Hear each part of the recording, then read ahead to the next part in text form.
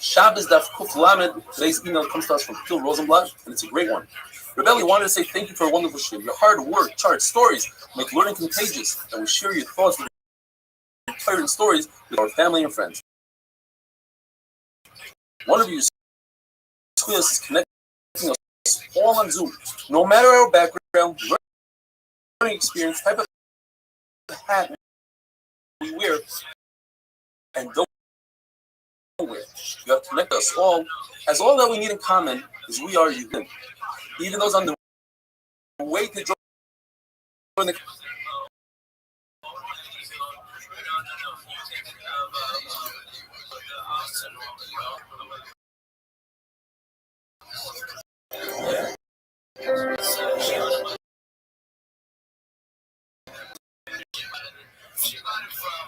Sefta Shabbos Daf Beis, amazing. We finished with Sefta Brachos, and now we're in the Torah says it's Halacha on Shabbos, and that includes 9 melachos. Primary Yisur. But there are subcategories of secondary Yisur. And the Mishnah Dafino describes all 39 melachos. The last 5 malacha is the malacha of our Mishnah, which Stephan begins with, the malacha of our saw. To carry from one another, to transfer out of Rishus HaYachid, Rishus HaRabin, or from Rishus HaRabin, Rishus HaYachid. Rishus HaRabin is a public domain, a street that is 16 on the sword, we'll buy there every day. Rishus HaYachid is a private domain, that's surrounded by walls that are at least 10 feet long, the property has to be a certain size, we're talking about 4 feet. Transferring from one property to the other is right. In order to be over that issue, you have to accomplish 2 things. You have to do an akira and a hanach. You have to lift that object up and place it down in another domain. The Torah says it's going from Rishus HaYachid, Rishus HaRabin, but when we go from Rishus HaRabin to Rishus HaYachid, that's called achnasa. Although our Mishnah describes both of those cases as yitzir. The Mishnah starts off Yitzis Hashados, Shtayim, they are 2, which equal 4. When a person stands inside or outside, it's 2 that equals 4 for a total of 8. The Mishnah starts off with a person that the Mishnah describes ani, not necessarily poor, it's just a character to describe it, so we don't confuse it with the person standing inside called the Balabas. Person outside, the ani, he lifts up an object. He does an akira, and he places that object from Rishus HaRabin, he places it into Rishus HaYachid. The second case regarding this ani that's standing outside in Rishus HaRabin is he lifts up an object in Rishus HaYachid and brings it to himself in Rishus HaRabin. He did an akira and a hanacha, but in the opposite direction as the first case. The corresponding cases, which is only chayiv the Rabban number of the Reisa, are case number 5 and 8 on this list, and that is when the ani does achnasa. When the ani lifts up an object in Rishus HaRabin, and rather than doing hanacha in Rishus HaRabin, he lets the Balabais do that. Now it's 2 people that did one malacha, therefore the rest of the Potter, the Rabban. The 8 cases where the ani lifts up an object in Rishus HaRabin, but rather than transferring it into Rishus HaYachid, the Balabais sticks his hand out into Rishus HaRabin, and he does the transferring and the hanacha in Rishus HaYachid. The next 2 cases in the ratio, case number 3 and 4, talk about a man who's standing in Rishus HaYachid. We call him the Balabais. He does a tzah, lifting up an object from Rishus HaYachid and placing it in Rishus HaRabin. That's it. Also in that area, because he did that akira and a hanacha. Case number 4 is where he sticks his hand out into Rishus HaRabin, grabs an object, and brings it into Rishus HaYachid. Also in the right, he did akira and hanacha, and that's called achnasa. The corresponding 2 cases in this list in the Mishnah are case number 6 and 7, where the Balabais lifts up an object in Rishus HaYachid, and the ani extends his arm into Rishus HaYachid, and the Balabais places the object into the ani's arm, not doing hanacha because the hanacha didn't take place in Rishus HaRabin. All the Balabais did is akira, the ani finishes it off doing hanacha, which 2 people did, and the malacha shneim sh'asur. Turin, we both caught in the Raisa, and finally the 8th case is where, the 7th case the Balabayis lifted up the object rather than waiting for the Ani to extend his hand into the Rishus Hayakut. He extends his hand into the Rishus Rabbin and places it into the Ani's hand, rather the Ani kicks it out of his hand and does the Hanafa through Rishus Rabbin. So here again, we have a case where two people did two halachas, Akir and Hanafa, and they are Padim in the Raisa, Hayah, Mid the Rabban. Both of their cases in the Gemara brings a mission in the Sefer Shavuos that's very similar. It says two, which are four, and brings a number of cases. One of them is a shvuah. Somebody takes an oath. The Torah describes it as in the future. He says he's not going to eat or he is going to eat. That's two. So we add the rices as well, the past. I didn't eat or I did eat. The other case is Tumah. Midarais in the Pasuk talks about when a person forgets that he was coming and walks into the Beis Hamikdash, knowing it's a Beis Hamikdash, forgetting that he's coming, is to be his partner in the video. Or he forgot that he's coming and he eats touching. The other two cases that we add to that is when he forgets that it's the Beis Hamikdash. He didn't realize it's the Beis Hamikdash. He didn't realize that he's eating touching. Come on, Warrendale. The time is when somebody has a white spot on his skin. The Torah talks about a se'es, not a heretz. One looks like snow, the other looks like wool, and we add two more. Dude, what is there a one fucking looks like obsession lime, with the other one looks like the membrane of the milk. But when the Mishnah Shavuos describes Shabbos, it only talks about two which are four, rather four that are eight, like in our Mishnah. Why? Rav Papa attempts to make a shot, says that our Mishnah is the Hilchos Shabbos, talking about the Sefer Shabbos. And therefore, it talks about things that are also potter, not just us. Whereas in the Shavuos, it talks about only Yisrael. We have to realize that we explained in the beginning that Hachnasa, going from Rishus Rabbin to Rishus Hayakut, is considered in our Mishnah a Yitzia, because you see that our Mishnah starts off using the word Yitzia and goes on to describe immediately Hachnasa, going from Rishus Rabbin to Rishus Hayakut. And the Mishnah that Gimel, describing the last of the Lamadas Malachas, talks about going from one Rishus to another Rishus, and doesn't differentiate whether you're going from Rishus Hayakut to Rishus Rabbin, which is a Yitzia, or whether going from Rishus Rabbin to Rishus Hayakut, which is Hachnasa. It calls them both a Yitzia. When our mission talks about Shtaim Shem Arba, Shtaim is referring to the domain. Two domains in the right side. The upper is about Shehem Arba, which can cause four Yisurim of Yitzah. And our Mishnah includes four additional Yitzahs, which are only Asur, the Rabbanan. Having wonderful day. I always thought that you can explain this stuff and you had some fun with the concept. It's not good. This guy had to go way back on right there. What are you doing? He was a hitman. You got that BAT cheapstick over there? Invitation from the story. Yeah, he was editing. He was making more notes. That's where I met him. And the guy was paying. Shabbos Daf Gimel, I apologize that we saw behind the video because of Purim and the scene that we had. Shushan Purim, Beis Hashem, by tomorrow will be all caught up. According to Shmuel, anytime it says in our Masechta that a person that does a malacha that has action to it is potter, it means potter avol us. In the Rabbanan, it is us. Besides three cases that a person took action and it's completely mutter even with the Rabbanan. And that is, if person A traps a deer in a room and he stands by the door, he's chayav midaraisa. Person B comes and keeps him company for a minute, and then person A disappears. Person B is completely potter because he didn't add anything to the trap. In a case where a person traps a snake because he's worried that the non-poisonous snake will bite him and cause him pain, he's completely potter and mutter because he's not doing it to catch a snake, he's doing it to prevent himself harm. And the third case is, if a person removes pus from within a zip, he's completely potter and mutter because he's not trying to make a hole in his body, he's trying to remove and relieve the pain. Our Mishnah in the ratio where a person extends his hand and he just passes, and somebody puts an object from one domain to another domain into his hand, it's potter and mutter. The reason why it's not brought down in Shmuel's case is because he didn't take any action. He's passive. In our we have 8 cases.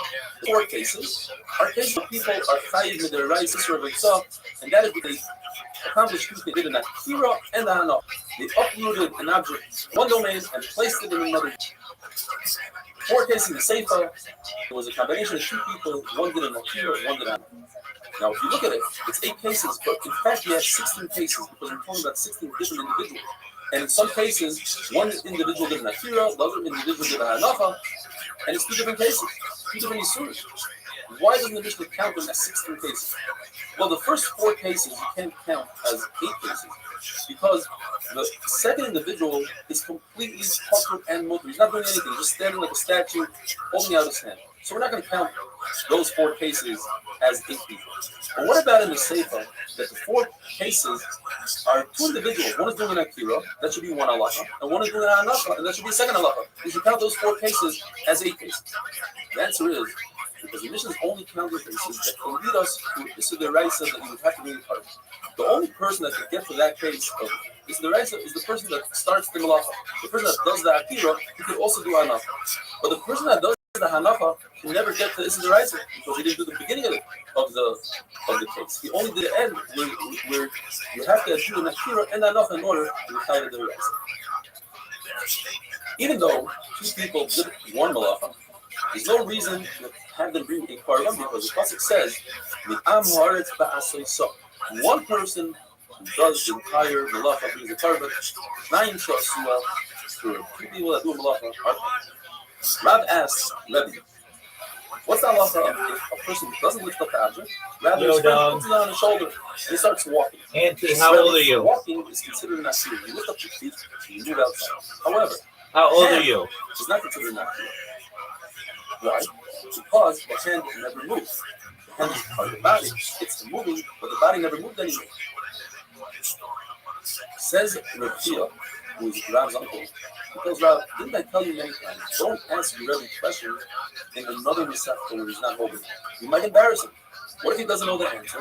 And he might say something wrong. You're lucky that Rebbe is a gadol and he knows everywhere, and in fact, he says exactly like it says in the verse.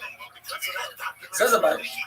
You see from the fact that if a person standing in Shishur Rabim extends his hand into the Shishur and somebody removes the object from his hand, you don't view that removal of the object from his hand as if he removed it from the Shishur Rabim. Although the person's body is in the Shishur Rabim, but his hand is somewhere else.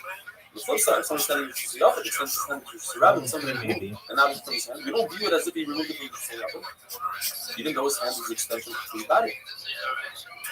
Asks Abaya, maybe we should view that hand. You're right, the hand is not a Rosh Hashanah. It's not a Rosh Hashanah. It doesn't go by the body, and it doesn't go where it's at. It's something in between. Perhaps you should view it as the Rabbanim Karmel.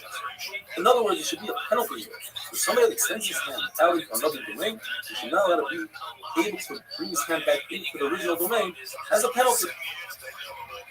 The Gemara brings a contradiction from 2 practices and makes 6 shakli. How could it explain the contradiction? One brayso says if you extend your hand into another domain, you're allowed to retrieve your hand and bring it back into the house. The other brayso says if you take your hand from the Shishayach and put it into the Rabin, you're not allowed to retrieve your hand. So the Gemara number 1, maybe the brayso argues whether or not your hand is considered a carmelist, just like a bias question. If it's considered a carmelist, I can understand that you're not allowed to bring your hand back in because you're not allowed to bring one domain into another domain. The other side is everybody agrees that the hand is a carmelist. We all know that above 10 tefachim in Rosh Hashanah is not considered Rosh Hashanah at all. It's a muffin foot. So one branch is talking about that he extended his hand over and tefachim. Therefore, he's allowed to bring his hand back in because it's not going from Rosh Hashanah to Rosh Hashanah. But under 10 tefachim, you're not allowed to bring your hand back. Another shot is no. Everybody's talking about both branches are talking about below 10 tefachim. And the question is, one Bryce is talking about that he extended his hand before Shabbos on Friday. Therefore, he's allowed to bring it back in. So this is more well, you consider the reverse logic. If a person extends his hand before Shabbos, perhaps he shouldn't be allowed to bring his hand back. Why? Because even if he would bring his hand back in on Shabbos, he wouldn't be over into the rice. Even if he put the object that's holding his hand down in his rabbit, he wouldn't be over into the rice. Why? Because he started that funeral on Friday. In order to be over into the rice, you have to do a Kira and enough on Shabbos. Whereas if he extends his hand on Shabbos and put the object down after he got tired, let's say, then he'd be over the rice. And maybe in that case, we are lenient with him and say he's allowed to bring his hand back in. So, well, if that's the case, if you're using that logic, then the question that we're going to have tomorrow, in a situation where a person puts bread in an oven on Shabbos, it takes a couple of minutes for the bread to bake, and he realizes that if you're going to stone him, the bread bakes. Is he allowed to remove it on Shabbos? Now, removing bread on Shabbos would be is the Rabbanan. We allow him to do this in the Rabbanan to save his life. According to what you just told me, you're allowed to. This Rabbanan didn't say that a person should lose his life because of this Rabbanan. Gemara goes into that. Who we say that coming? Other explanation to explain it in the prices is one price that says you're allowed to bring your hand back is talking about that he did it by accident. The price that says you can't bring your hand back out is talking about he did it amazing. Another challenge, all the other talking about he did it shaggy. The question is, do we penalize somebody for doing a shaggy because he might lie in the case that he did amazing? Anytime somebody does amazing, they'll say, well, I can bring my hand back in because I was a shaggy. And finally, Gemara says everybody might agree that we don't penalize somebody showing up to amazing. So what's the question? The question is, in the case where a person extended his hand and put the object in his friend's clutcher, that's when it's us. But if the person brings it back into his own clutcher, that's when it's mother because he didn't accomplish anything. He didn't remove something from his domain. Whatever he tried to do, it went right back to where it was, and therefore, that is mother. Have a wonderful day.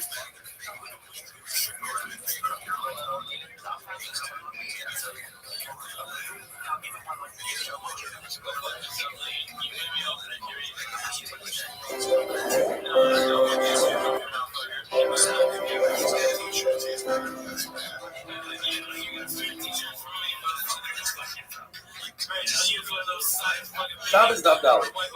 Rabbi Barabaya has an amazing question. The person takes a piece of dough, and in order to bake the dough, he puts it in the side of the oven, like they bake today latke. Now it takes a few minutes for the dough to bake. Once it bakes, then and only then it will be chayav into the rice of baking. Is he permitted to remove the dough in order not to be over Issa the rice? But by removing the dough, he's over that Issa the Rabbanon called the dia. And the question is, in order to prevent him from being chayav Korban Chatos, and we allow him to be over Issa the Rabbanon. Now a Korban Chatos comes only for a shaydik. And a shaydik is only if a person is unaware of what he's doing from the beginning of his act until the end of that. So how is it possible that he had an awareness and he came to and he understands that he's doing the issue and therefore he wants to remove the dough? It has to be that we're not talking about him, we're talking about his friend. His friend wants to save him from a chat. But that's also very problematic. Because in Oyrim Chatei, we don't tell a friend to form a minor in order so that the friend not over a major avera of a chatos. Therefore, the Gemara explains, we must be talking about that we don't want this person to be over but this sort of amazing. They did it on purpose. The only issue is that Rabbi Barabaya, in his question, he uses the language of a chatos, which means shaydik. So we have to amend that and say he didn't mean chatos, he meant amazing. In fact, there's a brisa that says in the first, so that a person is allowed to be over the issur of the idea of removing the dough from the oven, which is the Rabbanan, in order not to be over the issur the raisa of skila. The Gemara brings the Mishnah, which says that for ani, a person is standing in the Rishus Harabah and extends his hand and takes an object, does an akira Rishus Harabah, and places it in another person's hand in Rishus Harabah. Hanacha in Rishus Harabah. He's chayav b'raisa oitza. He's did akira and hanacha. The question that Gemara addresses right now is why is the hand of the person standing in Rishus Harabah enough for the ani to be chayav? A hand is not for tefachim, and in order the person who has the hanacha has to place an object on an area that's larger than 4 by 4 tefachim. The Gemara makes 7 attempts to explain this, and the Gemara in the Maskana, the last shot, 7th shot is that's what we go with. His Rambam explains that a hand of a person is considered 4 tefachim. Right, it's not physically 4, but it says if it's 4 tefachim, it's partially like 4. But before we get to that answer, let's go through the different answers. Answer number 1 is that those according to Rabbi Akiva, who hold that you don't need 4 tefachim. Because Rabbi Akiva holds in a case where a person throws an object from a Rishus Hayafar private domain to another private domain, but it travels over a public domain. So the Akiva is higher for itself. It's as if it landed in the public domain. How could it land in the public domain? It traveled right over it. The answer is because of a concept called Pluta Permit Shalom Kadam. we consider it as if it landed in the Rosh Hashanah in slow motion. As it's passing over Rosh Hashanah, it landed for a millisecond in Rosh Hashanah, and then it continued traveling through Rosh Hashanah. And therefore, it's Mara pushes that logic off and says that you see from the Rekiva that he only holds to the condition when it comes to landing, but not taking off. Because if we be high for taking off also, the Rekiva should say we should be high twice. Once for taking off and landing in Rosh and then again, it must take off in Rosh in order to continue to Rosh and be high again. You see, the Rekiva holds that for landing, you don't need 4 buttons. But for taking off, you do need 4 buttons. Therefore, the Rekiva is not fit into our mission. As the Gemara is describing this concept of the Rekiva, the Gemara brings Rava, who in the beginning had a suffix, what my favorite was. And at the end, it says this part, but just to point out, the Rava brings something called a question. We learn Zrika from Moshe. In other words, in the Midbar, the Levine would pass beams from one wagon to another wagon, which is one Rosh Hashanah to another Rosh Hashanah, because these wagons had walls that were 10 fucking high, and the wagons were larger than 4 fucking. But as they were passing the beams from one wagon to the other, they were going across the Rosh Hashanah. In between them was a Rosh Hashanah. So therefore, it's usher to pass an object from one Rosh Hashanah to another Rosh Hashanah is going above the Rosh Hashanah. And the question is, we learn growing from passing. The Rabbi went through that question, but at the end he decided to repeat a hold. The low can talk and say, keep the commission. The Gemara makes another, perhaps, into the Shita, our initiative, placing an object in his hand, that's considered 412. Why? Because it goes like Rebbe. Rebbe knows that if you throw an object in the rabbin and it lands on a branch, even if the branch is very small, you're chayav. The Gemara says, well, don't prove anything from that case, because the branch is actually 412. Why? Even though you're looking at it and it's less than 412. Because the trunk of the tree is more than 412. And the branch is attached to the trunk, so it's as if the branch is 412. So perhaps there's another Rebbe. Rebbe says in a case where a person throws an object from one Rosh Hashanah to another Rosh Hashanah, like you see the picture, from one highway to another highway, traveling over a private domain. Rebbe holds that the concept of as it's traveling over the private domain, it landed in the private domain, halachically. But he adds another. He says, you are in fact chayav twice. It travels from Rosh Hashanah and passes over Rosh Hashanah, so it's as if it landed in Rosh Hashanah. And then there's halacha as if it took off again from Rosh Hashanah and landed again in Rosh Hashanah. So what happened was you had a hachnasa from Rosh Hashanah to Rosh Hashanah. Then you had a haitzah from Rosh Hashanah to Rosh Hashanah. Therefore you're chayav. And the Gemara pushes this attempt as well. It says, only in that case, Rebbe says you're chayav. Unprecedented. It has a ceiling. And if you have a ceiling, it's as if the whole Shalach was pulled to the top. And therefore, it landed somewhere, anywhere it landed, it has 4 fucking to land. But you can't say the same logic in Rosh Hashanah because Rosh Hashanah did not have a ceiling. Because in the desert, they didn't have a ceiling when they were doing this. So every Rosh Hashanah cannot have a ceiling. And therefore, it doesn't fit into our Mishnah. And for the rest of the attempts, I had to explain a person's hand that doesn't have 4 fucking, how does it work? That will see Beis Hashem on that pay. Have a wonderful day.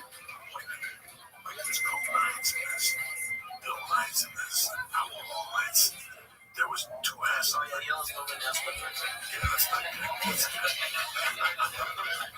was good to that. She was good to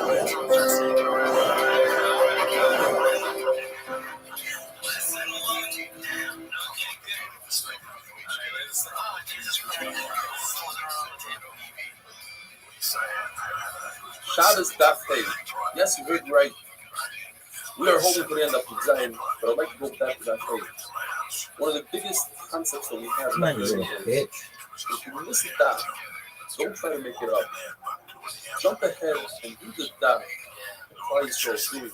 You fall behind the 2 daf and it might happen in house to there's corona, you might be a regular cheer. Don't give up. Just start with everybody else says, write it down, and when that opportunity, come back and do that. So that hey, we're discussing the concept of yad.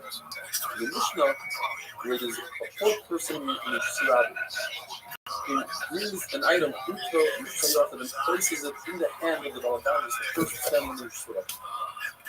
Did an Akira and then Hanafa. Why is it like the hand of the Baladanis is not 4 12 and 4 12? And the Gemara makes many attempts until it finally comes to the The Gemara's first attempt is on that page. Rabbi Halacha, if you take a ball and you throw it through the catcher, and he catches it in his mitt, you are chayiv because it gives the akira by throwing it, and the hanafa, the catching of the catcher, that's your hanafa. You see from here that even though the mitt is less than 4 12 by 4 12, you are chayiv. Says Gemara, you're right. That's a great raya for hanafa. But where does it say that the akira, if you pick up an item from the balabai's hand and you bring it into the surrounding, you're also chayiv? It doesn't say anywhere that the akira could be from a place that's less than 4 by 4. In addition, how do you know that the catcher's mitt is not 4 by 4? So Rabbi Aga has another attempt. Perhaps you're talking about baskets. When you put the item in the balabai's hand, it's referring to a basket, and you have to read it as basket, not hand. Well, that would be very difficult because if Yosef or Jesus says if a person has a basketball hoop, which is around, and he has a basket on top, All right, come on. throw a ball into the basket. Robro, It's as if you what do I have to do to summon you, dog? Juan Wandale fucking Robinson. What has another patch? This hand that the mission is. Did they give it to this scatterable dude again? It's really close to the ground. So you talk on the ground, you can invoke the concept of love of your hand is part of the ground. The ground is obviously for fuck. The issue with that is that it says the mission that he's standing up. How does his hand reach the floor? Well, perhaps he's leaning over. Perhaps he's in a pit and his hand is by the surface of the pit. Maybe we're talking about a dwarf. Says Rabbi, that doesn't make sense. The mission is talking about all these interesting cases. Therefore, Rabbi comes up with the final point. A person's hand is considered halachically 4 by 4. Wandale Robinson. So going back to that case that we said about throws a ball, think that catcher's mitt is higher. If the catcher gets up and moves towards the pitcher, then the pitcher is puzzled because it's Schneider Chelsea. All the pitcher did was that here, but the hanafa is not where he wanted it to land. Somebody else got involved in it and made a different hanafa, and therefore they both did this hanafa and the both. Their eyes. Really good question. What happens when salt being done? A person takes a ball and throws it. Let's say toss the and he runs really quickly and catches Robinson. In a way, he's acting like two different individuals, and perhaps he should be caught. Or maybe no. He is creating two different blocks. It's one person, and therefore he should be fighting. The Gemara actually remains in the case. If a person puts his hand into his friend's backyard and grabs water, and then he put it back, he's tired. And the finish is that water that's laying on top of water is still considered as if it's laying there. All water is one. But if you have, let's say, a floating walnut, that's not part of the water, and that's not a hanafa, that's not its resting place, and therefore you're not that.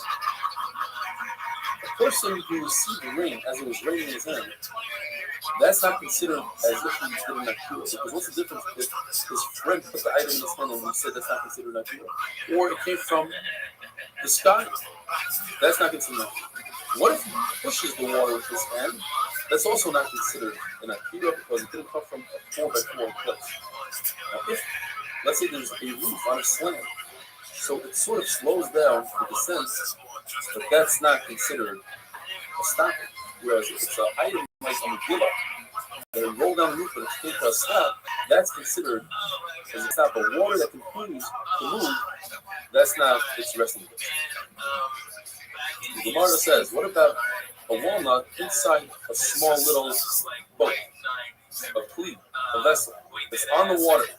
Do we view the walnut as if it's in its resting place in the vessel? Or perhaps because the vessel is still on the water and it's moving, they are both not considered in the resting place in the water. You have oil that floats on top of water. And somebody who's coming, who's right, who went to the mikvah, but he's waiting for the evening, and we're discussing between touches the oil. Is it as if he touched the bottom of the wine as well? Because liquid is above liquid.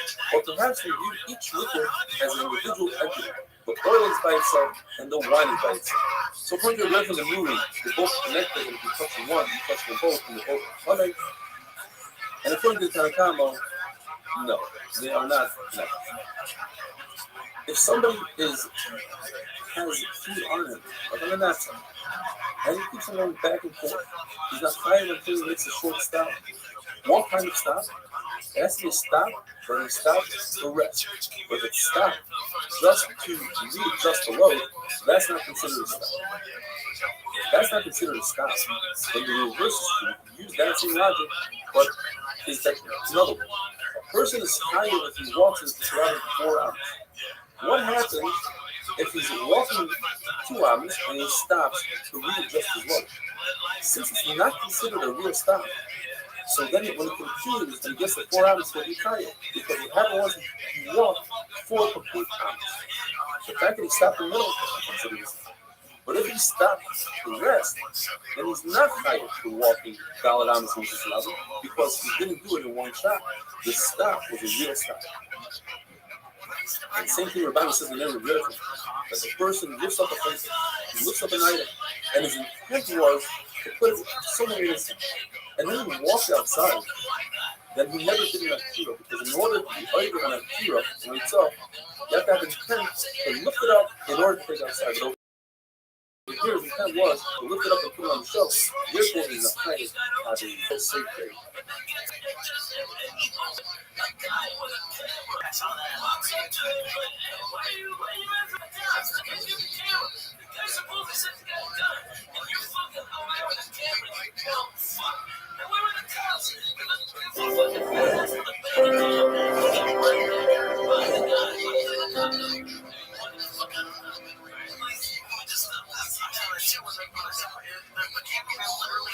Shabbos Davo. The Gemara brings an interesting case. A person who walks with an object from Rishus HaYachid to the Rishus Rabbin, but he travels through a Carmelis. Carmelis is not a Deraisa, it's a Rishus Rabbanan. It's not a Rishus HaYachid and not a Rishus Rabbin. The question is, do we view this person as if he made a stopover in Carmelis, and he wouldn't be chayiv at all because in order to be chayiv, you have to go from Rishus HaYachid to Rishus Rabbin? Or perhaps we don't view his walking by the Carmelis as a stopover, we ignore it completely. According to Ben Azai, he's Patur, and according to Chachamim, he's Chayiv. Now, it's very easy to understand Ben Azai. Ben Azai holds the Machalei Kohen. The person who's walking, it's as if he's standing still. Every time he puts his foot down on the ground for a millisecond, that millisecond, he's in a standing position. Therefore, this person is Patur because he walked from the Rabbin, stopped completely in the Carmelis, and then continued on his journey to Rishus Rabbin. Since he stopped in the Carmelis, that causes him to be Patur. The Gemara says we need to understand Chachamim. Where do Chachamim see that the person needs to stop over, even though Chachamim hold Mahalach Lav Kohen, because it's not considered as if he stood still. Where else do we see in Shas that the person walks through Carmelis that he's tired? The Gemara makes 2 attempts before its final 3rd attempt to resolve it. Perhaps it's as if a person walked more than 4 hours with an object in his hand. Now, a person is not chayiv until he places the object down and just wraps it. A person has walked 4 hours and he continues walking. He's not chayiv until he places it down. So all the long that he's walking until he places it down, he was patur. So you see that even though he walked through a place that he was patur, he's chayiv at that. You know that's not your right. Because had he chosen to put the object down at any given time, at that moment he would be chayiv. Whereas if he's walking through a Carmelis and he decides to place it down in the Carmelis, at that point he would be patur. No comparison. Okay, so we have another case. What if a person walked exactly 4 hours? If he decided to place the object down at Amma number 2 or 3, etc., he would be patur completely. Because in order to be chayiv, you have to walk 4 hours. So here's a case where a person walked through a place that he is patur. Nevertheless, he's chayiv at the end. More, that's not a good example. Because other people that would place their objects in Amma number 2 and 3, etc., would be chayiv. Because for them, that is more than 4 hours. Only this individual is patur. So the actual place is a makom chiyuv for the whole entire world besides this person. Not a good example. What is a good example is if a person walks through Sidei Rishus Rabbin. For example, if a person's fence falls down into Rishus Rabbin, his Rishus HaYachid fence falls into Rishus Rabbin, he is chayav as if he went from just a yachid to just a rabbi. Now that fence, that's just a rabbi, is considered a carmelist. I'm going to do exactly our case. So there you have a case where a person walks from just a yachid to just a rabbi, and he's chayav even though he passed by the carmelist, and that's where Chachamim got their halachas. The Gemara brings a very long brayso. It goes through every single step of the brayso and takes about 4 days to explain this brayso completely. We're going to go through it step by step. Very simple brayso describing the 4 rishuyos, the 4 domains. There's a rishus hayachid, the private domain. There's rabban, the public domain. A carmelist, which doesn't have the different categories and statuses of rishus hayachid and rishus hayachid. And then you have it's completely covered. You can put an object in and pick it out, and you're not hiding. Rishus hayachid is any place that's 4 tefachim wide, with those walls that are 10 tefachim high, even if it's underground, even if it's on top of a rishus rabbi, is a place that's 16 amos wide, and it's a highway, or it's a large marketplace where people do their business. There's a lot of people, and it's 16 amos wide. Now, if a person goes from rishus hayachid to rishus rabbi, by adding Rishayim, he's chayav v'chatas. You go by Mezid, you chayav Paras, and if he was Edom and Asra, you chayav Skila. Why does the Bryce have to tell us that the Paras, you chayav Nisa? It's in the pasuk that you do on the Malacha on Shabbos, you chayav Paras, you chayav Skila. The answer is because Rabbi Yochanan says that one who commits 39 Avos Malachos is chayav 39 chatas. You can't be chayav more, even if you do Avos. You can be chayav up to 39, but you're chayav 39. There's a Megillah started. There's a Megillah. In those days, they didn't write down the Torah Shabbat. And if somebody had a very Yicholish Digah Shita, he was a Das Yachid, he was the only person that said so. In order not to forget his Shita, they write it down in a Megillah and they put it away. We found the Megillah started with Issa ben Yehuda that said, there's one out of the 39 Malachos that you're not chayav Skila. Rice is going to tell us, guess what? That one is not the malacha of himself. So you are chayav Skila and Paras. And that's why the Rice tells us to be chayav Skila. If there are multiple yards, that belong to different people, communal yards, or a mabul she'en mefuch, meaning streets that are not cut off, they go through and through. If they made streets that are in mefuch, mefuch means they go through. In mefuch means that it's a dead end. You can make an eruv there. If you make an eruv, it's mutter to carry. If you don't make an eruv, it's possible to carry. If somebody stands on the stufa is a threshold. It's a makom to you can take an object from the surrounding, or you can take an object from the Shayachid, from the stufa, but you cannot be the middleman. You can't take an object from the Shayachid and place it with the surrounding like this. If he does, if 3 people do so, they are all potter, but it's possible. Acherim say that the stufa, this threshold, it depends. If the door to the house is open, then it acts as a Shayachid. If the door to the house is closed, then it acts as a Shayachid. If there's a house on either side, a person owns a house on either side of the Shayachid, and he wants to make the Shayachid his own private domain for the use of. According to the Reading Torah, he simply puts a beam from side to side on both sides of the houses. So the area between the 2 houses is considered a Rishus hayachid. Where he puts a lechi, standing beam, a vertical beam, on each side of his house, the corner of one house, 2 corners, they act as walls. I'm saying you can't take a public domain and make it into a private domain. That's impossible. What's the condition? Why does the Raisa use a lashon that Rishus hayachid gemura? What's this lashon? Gemura says gemara. From home, even if a person throws an object from the Rishus rabbi into this area that a person put a lechi in a fire, he's not chayav from going to run. Even though further we don't say so.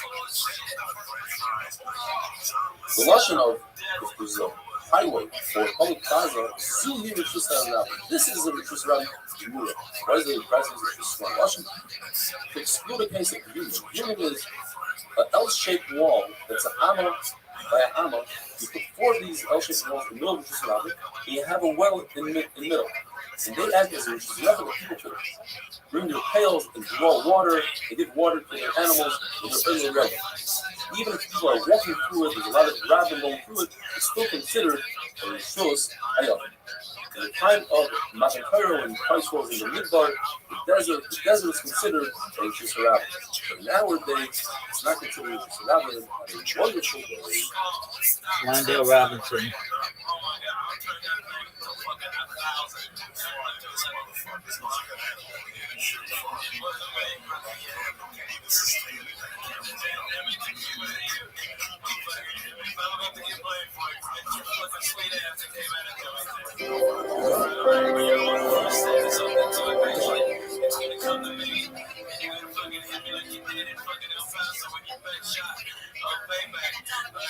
Shabbos Daf Zayin. We continue with the brisa that describes the four domains, the four rishuyos, which is Harabim, which is Yachid, Carmelis, and Mokim. While describing a Carmelis, the brisa brings an example of a bikah. A bikah is a valley, a large field. So we're saying that a bikah is a Carmelis, but on the other hand, the Mishnah tells us that a bikah is considered a Yachid 3 out of 4 times. And the other time it's considered just Harabim. In other words, in the summer, we consider it just a Yachid if somebody carries from a bikah, which is around the sky. And in the winter, if somebody carries from there, it's Kair. And when it comes to Tumah, a bikah is considered Wandale. But in the summer, it's considered Harabim. What is Tumah has a special halacha that if you have a suffix, have a doubt whether this thing is coming, if you are coming, you look at where you are. Even when you are covered, because you are coming. And why is it? Because we learn from a Saita. Saita, a woman who's secluded with another man. There are no other people there. Wandale. So if it's in Rishus Harabim, there are people, and therefore you are covered. So in this case, only in this case, in the summer, there are some people that go off the beaten path and go into the field, and therefore it's not considered Rishus Hayachid. For Tumah, it's rather considered Rishus Harabim. The question remains, though, we're calling this bikah Rishus Hayachid, sometimes it's Rishus Harabim, but never do we call a bikah Carmelis. So why does the brisa call a bikah Carmelis? The Gemara brings 2 answers. Ula says, in fact, it is a Carmelis. Just in regarding Tumah, there's a Rishus Hayachid and Rishus Harabim. And that's why we call it Rishus Hayachid versus Rishus Harabim. But halachically, it's actually a Carmelis. Rav Ashi doesn't like that answer. It says specifically it's Rishus Hayachid. It says Rav Ashi because we're discussing a specific case of a very large field that's enclosed with a fence. And that creates a Rishus Hayachid, the Eraisa. However, in the Rabbanon, you're not allowed to walk in that Rishus Hayachid 4 hours. It's very similar to Rishus Harabim. Motherfucker, give it to him. While describing this Carmelis, there's 3 cases plus a Carmelis. In other words, the brisa says, Yam, sea, a bikah, valley, is Stavanis benches. Big Carmelis, but we are describing Carmelis. What is this extra word for Carmelis going to tell us? A special case of Karen Zonas for Rishus Harabim. There are houses lined up on the Rishus Harabim, and one of the houses is set back. Now, people could actually go from the Rishus Harabim into that setback, but they don't. They don't like using that. Therefore, that area is not considered Rishus Harabim, but rather it's considered a Carmelis. Rambam says, in those days, in the middle of the highway, they would have a pillar, and people would hang their goods on it to sell. Says Rabbi Yochanan, the area of these amudim, these pillars, is considered a Carmelis. It's difficult to maneuver between. You could, but you don't. Says Rabbi Yehuda, the benches that are in front of these pillars, they are considered Carmelis, meaning that the beams are not a Carmelis, because you could maneuver if you wanted to. You cannot drive over a bench. Who says that the pillars are Carmelis, certainly we would agree that the benches are Carmelis. The Gemara discusses the case where a person takes a sticky object, like a wet fig or silly putty, whatever it is, and he throws it 4 amas in Rishus Harabim, and it lands on a wall. So he's chayav because he transferred an object 4 amas. Now, if it lands on top of the wall, on top of the smoking food, you have like a stone in the middle of Rishus Harabim. How do we view any object in the middle of Rishus Harabim? Could it cancel Rishus Harabim? Says the Gemara, if the stone is 3 12 by 3 and 3 12 high, then it becomes a muffin fruit.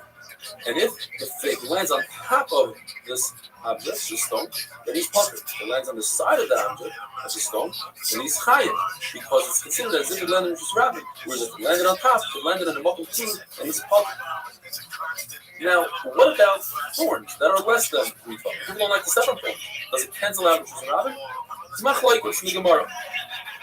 What about waste? No one wants to step on dog waste. So the Gemara is considered by most as a muffin fruit. However, Rav Ashi says You can't start canceling out Rosh Hashanah when you feel like and say this item is cancels it, this doesn't, and therefore he says anything that's less than 3 tefachim high is bottled to the Rosh Hashanah, is part of the Rosh Hashanah, and it doesn't cancel become a Makis. The Gemara says when Chachamim invented the concept called Carmelis, they took the best halacha from Rosh Hashanah and the most kula halacha from Rosh Hashanah, and they brought it in the Carmelis. And they said, just like Rosh Hashanah is a special halacha that in order to be Rosh Hashanah, you have to be at least 4 tefachim. So too, a Carmelis must be at least 4 tefachim. Anything less than 4 tefachim is still considered a Makom. And just like in Rosh Hashanah, it only extends Rosh Hashanah up to 10 tefachim. Anything above 10 tefachim is a Makom. So too in a Carmelis, anything above 10 tefachim is a Makom. However, Rosh Hashanah, we know, can extend all the way to the sky. You have a giant pole. On top of that pole, it could be 100 tefachim. It will still be considered a Rosh Hashanah. The Gemara brings an interesting case. A person has a house. Some might call it a dog house. Very short. Only 3 feet tall, let's say. Less than 10 tefachim. But the exterior walls actually are 10 tefachim because if you count the roof and everything, you have 10 tefachim. Inside that house, everything is a carmelis. Above the house, it's all Rosh Hashanah because you have 4 by 4 tefachim. Wandale. And you have lower walls. Come on, baby. There's a concept called the walls on the side extend halakhically upwards and create a wall that is 10 tefachim. Are you fucking serious? Quit with this. What happened if that person decided you like to use the house and you like to dig down into the ground and create more than 10 tefachim height in the center of the house? But the side of the house, the side of the room, is less than 10 tefachim. Says the Gemara, the entire house turns into Rosh Hashanah because of the concept called Payrei Rosh Hashanah. The holes in Rosh Hashanah are like Rosh Hashanah. The shelves that are in the walls of Rosh Hashanah have halachas of Rosh Hashanah. So anything that's less than 10 tefachim is considered a shelf, and therefore it has halachas of Rosh Hashanah.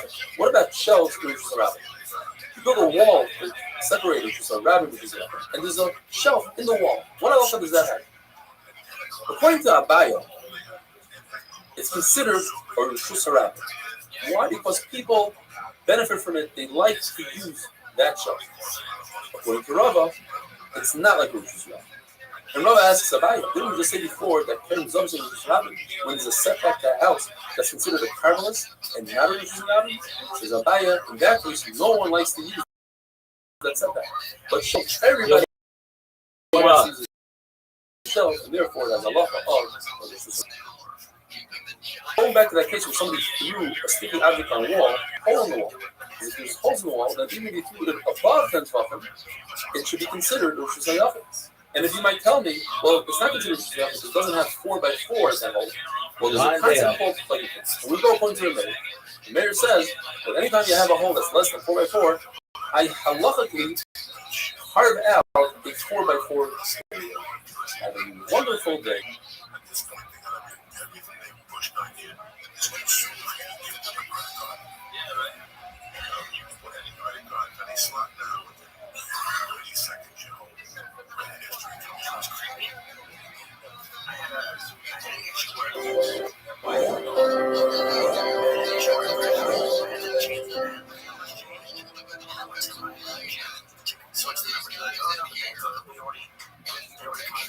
Shabbos Dafches, Achim Kol Beis Yisrael, in very trying times, and many of us are in quarantine or something post-quarantine.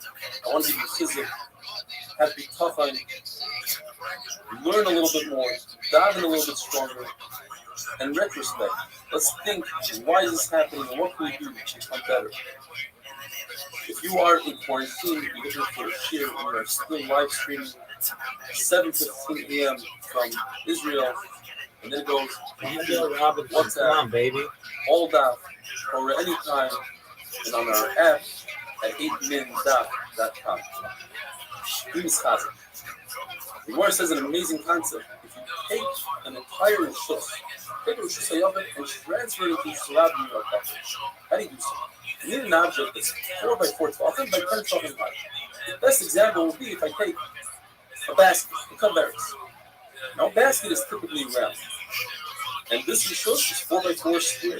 How do I get a 4 by 4 square into a round basket? Well, the is very simple math. If I have a 1 by 1 square, the diagonal is 1.4 according to the Gemara math. Very simple math. So if I have a 4 by 4 square, the diagonal is 5.6. In order to get a 4 by 4 square into a circle, I need a diameter of 5.6, which is the diagonal of where. So my basket needs to be 5.6. Or everybody says, let's make it 6 tefachim to be certain you have the right to. If I have a 6 tefachim basket by 10 tefachim, now my basket is in Shus Hayah. Says Rabbi, I don't need 6 tefachim because once you have a basket that's 10 tefachim, automatically it's more than 10 tefachim. Because you have something called tools. You have these little pieces of unwoven straw or whatever that sticks on the top. And it goes above my kind of talking to Makim Tur. And once it's in the Makim Tur, then my whole basket is considered in a Makim Tur, and I am. What if I take a basket that's 7 tefachim, flip it over, and bring it within 2.9 tefachim of the ground? Now I can say lover. Anything within 3 tefachim extends my mechitzos, extends the walls of my basket all the way down, and now my basket is slightly above 10 tefachim. Once it's above 10 tefachim, once again it's in the Makim Tur and 9 tefachim. But let's say the basket is exactly 7 tefachim. I have to go a little bit less than 3 tefachim in order to get lovage. Now my basket is slightly less than 10 tefachim, and it doesn't work. Rav Ashi says, even if I flip my basket over, I can't extend my mechitzos anymore. Why? Because a basket is not meant to be flipped over. The usage of a basket is when it's flipped upright and I can store things in it. Therefore, there's no love. Now, what if this basket that's upright is 2.5 tefachim away from the ground? I still don't say lava to extend the walls because there aren't any walls that are visible. All I see is a flat tire. Halacha is if I take an object and I throw it 4 amos from Rishus Harabim, I'm chayiv if it lands in Rishus Harabim. What if I have a little bump in the road that's less than 3 tefachim? That's all part of the Rishus Harabim because it's less than 3 tefachim. People step up. What if it's 4, 5, 6 up to 9 tefachim? That's a makom because people don't step on it and people don't use it for anything. But anything above 9 tefachim people use to readjust their load, and therefore it becomes part of Rishus Harabim. What if I have a hole in the ground that's exactly 9 tefachim? According to Rabbi, just like I say, a beam that's 9 tefachim is considered part of Rishus Harabim. So too, a hole in the ground is considered part of Rishus Harabim. Rabbi says no. A hole in the ground is hardly used. It's very difficult to use, and therefore it's not considered part of Rishus Harabim. And I'll prove it to you.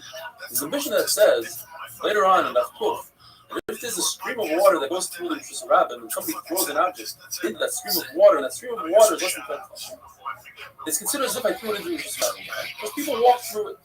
The question is, why does the Mishnah repeat itself twice? Well, the first part I can explain easily.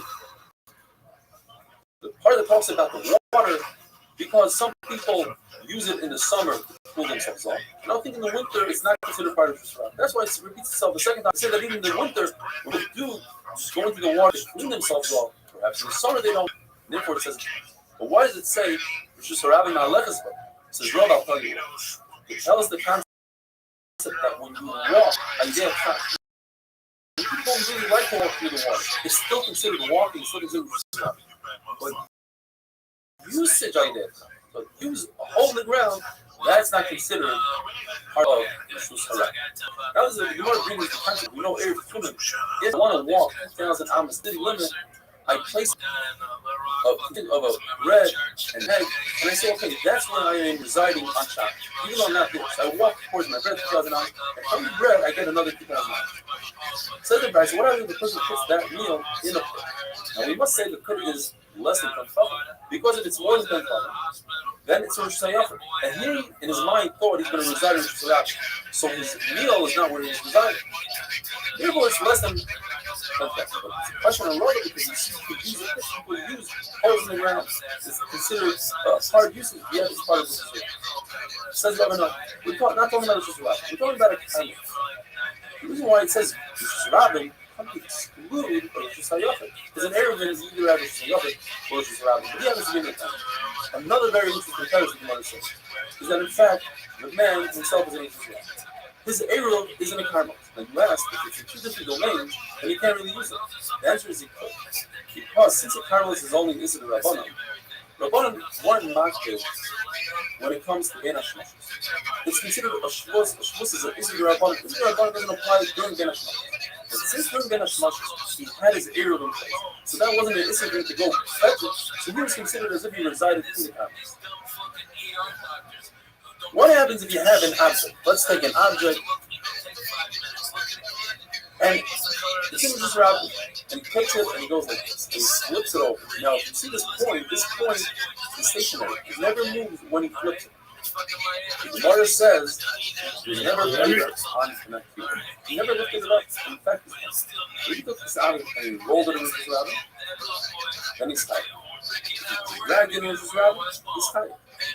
Because he moved the entire object while he's dragging it.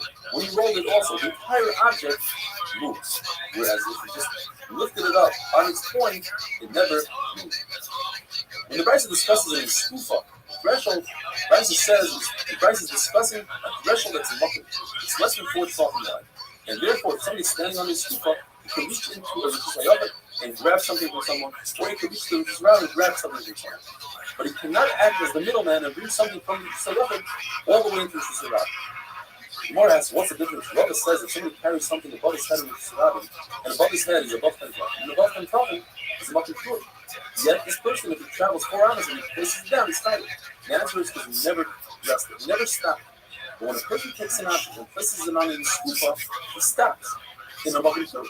Then he goes from the skufa to just a rabbin or vice versa. So he made that stop, and therefore he's not chayiv. He's going directly. So Yachid, rabbin, stay safe, be healthy, and have a wonderful day.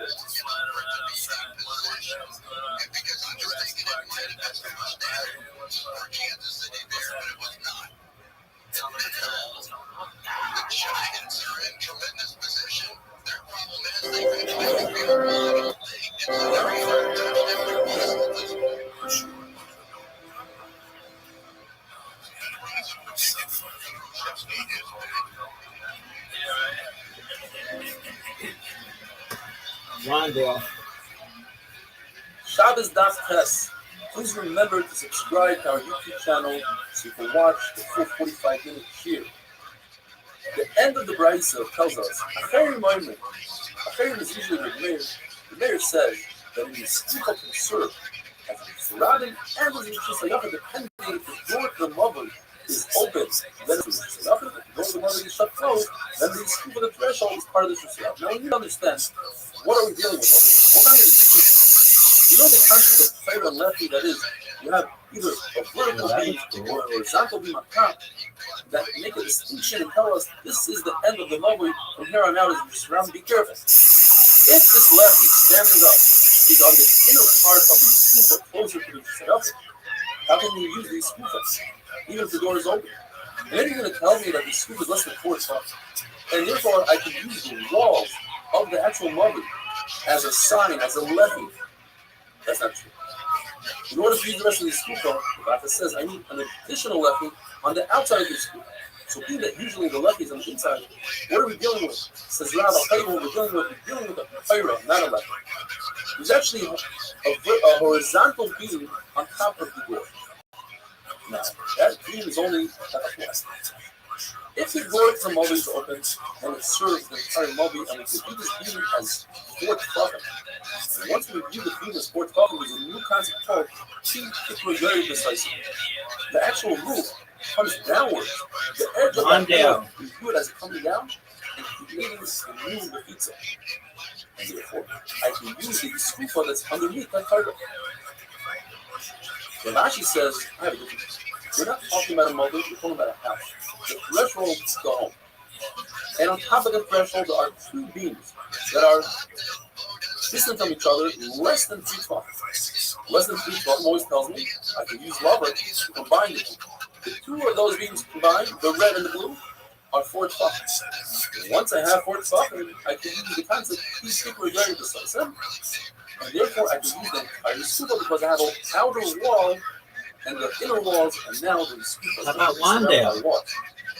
Fuck Malik neighbors. Wandale. A door situated in between the 2 pillars. When that door is closed, it causes separation between the pillars where I cannot use rubber. And if I can't use rubber, then the pillar is less than 4 tefachim, and if it's less than 4 tefachim, I can't simply very decisive. Once I swing the door open, the 2 pillars are combine with each other. Therefore, talking. People are precisely that's what Rameir said. Sometimes I use the Torah, I use the speaker as which is a yachid, and I can use it. And sometimes it's like it's surrounded and not used. OJ McDuffie was amazing. We're going into Miami. a new sugya. The final Raisa though says one other. That if the skufa is 4 by the 4 tefachim and 10 tefachim high, it's its own rishus. Like Rameir said, even if you put it with Shayachim within Shayachim, you create a beat, you cannot use it to readjust your load because you might come to readjust your load and you just around and you forget. Says the Mishnah, we're going now. Why would you do that? Brand new Mishnah, brand new suit. We're not even dealing with Shabbos. We're talking about a weekday. What things are you not permitted to do before you daven in? The Mishnah is referring to Mincha G'dayla. That is a half an hour after midday. Let's call it 12:30. We're talking about Choice Manios and divide the day to 12 perfect hours, not hours. You're not allowed to get a haircut. What kind of haircut according to one shop? A very expensive haircut. The haircut of a Gadol, which means the bottom of one hair touches the top of another. It takes many hours, so you might forget that. You're not allowed to go into the bathhouse. We're talking about a very long bath with the schwitz and the sauna and all the good stuff. You're not allowed to have a big meal, like a wedding. You're not allowed to go into your factory or food system where you can't hide or something similar to that because you might come to get that mincha. And you're not allowed to start a good fire. Now, before mincha Chana, which is 6.5 hours into the day, the Sugar Lady says, you're not allowed to taste anything. If you start the meal, you must stop immediately. Now, another shot that the Gemara brings is Yerubah. We're not talking about big meals. We're talking about a regular meal. We're talking about a regular bath, a regular meal. But each thing has a problem. A regular haircut will worry or concern that the middle of your haircut, the barber's scissors will break, and therefore you'll forget about milk and you'll get it out. When it comes to the bathhouse, perhaps you'll faint. When it comes to the food, you'll find out that you had such a loss. You'll be too excited, you'll be too pained without a mincha.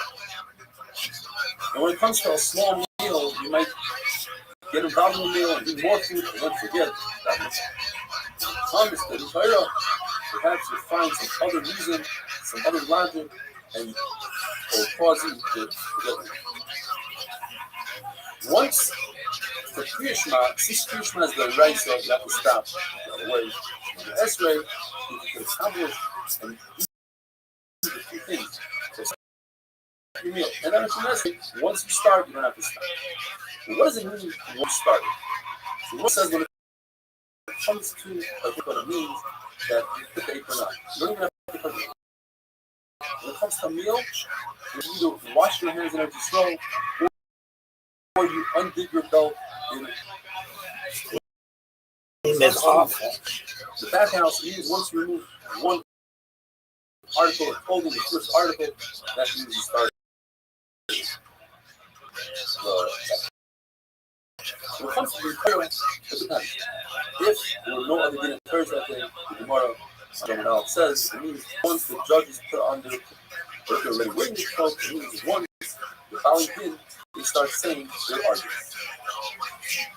Abai says, where the din was to strap on a tight belt and undo it for the meal. Depends if you hold a mirror, it's not obligatory. Then once you open the book, you don't force it without a mirror. But if it's obligatory, then we tell you you must. Now, what's the difference between mirror and the uniform says that once you open your belt, you don't have to dive. Two ways in the market.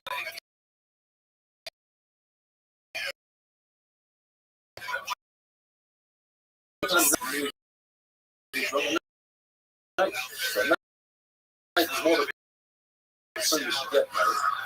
Or the shot is that a person doesn't have that much time to that minimum compared to marriage. Only talking about that. The person is always concerned that will forget, and therefore we are not concerned that we'll forget. But by marriage, people procrastinate and say, wait, I have the whole night, and they'll come to you. Therefore, you tell them, God, right now, having a wonderful day.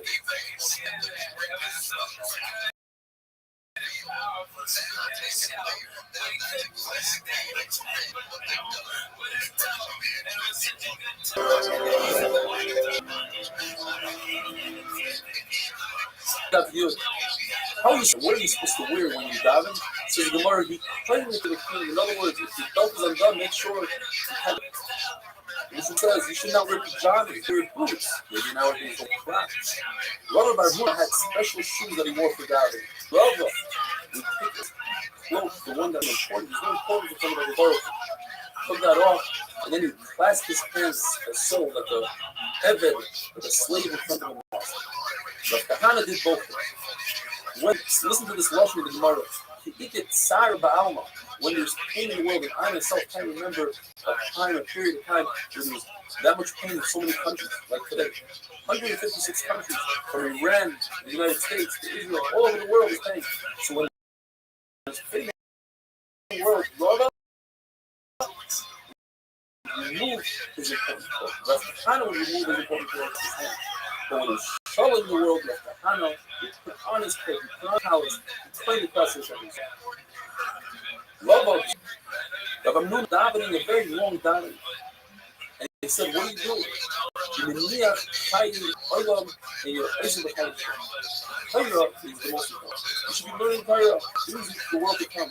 Tefillah is for this world. We daven first as Rashi, and we daven for health, for parnasa, for shalom. But that's only Chai Shah. That's for this world. Rav Nun himself held you right. Torah is more important. But once you daven, it's not tefillah first. You continue davening. The Jew was talking and learning with the Zera, and he was in a rush to get out of it. So Zera pulled out a beautiful pasuk. He says in the pasuk, you want to take your ear away from listening to Torah, what's going to happen? Then your tefillah ends up an abomination. It's no good. The Gemara now discusses the importance of being a dayan and doing a good Torah. Machlokes is how much you should do every day. Rabbi and Rabasi, they would make noise on the door, telling people, come, do the Torah by us. In other words, the Torah is more important than Torah itself. But Chizn and Rabbi, the Gemara says, they were doing the Torah all day long to the point where they became very weak. It says, to them, you learned the wrong time of Pasuk. It says that Moshe Rabbeinu stood on Chayis from an Apoiker there. Doesn't mean that he necessarily did Torah from day to night.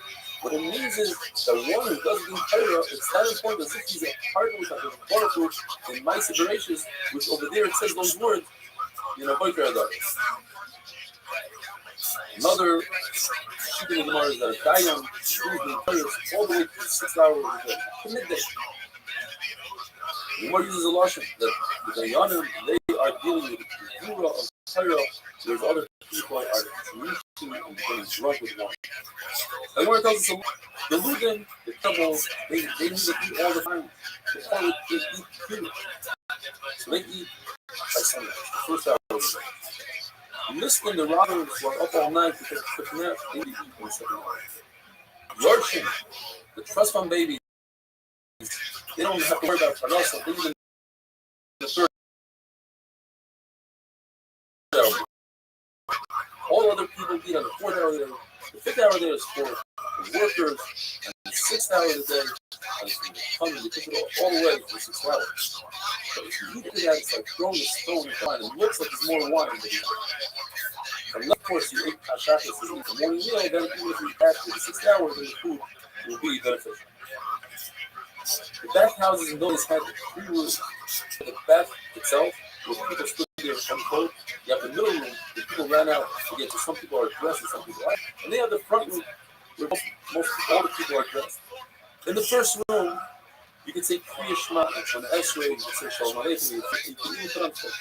You can say Shalom Aleichem, but you're not you're chilling, but you're not put on. Third room, Shalom Aleichem, there's no Kriya Shema, there's no Kriya Shema Tefillah, and you must remove the tefillah. Now, the reason why you can't say Shalom Aleichem is because of his Baruch Hu's name is Shalom, and because it says Hashem Shalom. But the word Ne'eman, faithful, that's not Hashem's name. Hashem is faithful, but that's not his name, so you're not mentioned that in the B'Shem. If a person designated a bathhouse, he's never used it as a bathhouse, you're allowed to dive inside the bathhouse. But if a person designates a bathroom without using it, that the Gemara had to suffer.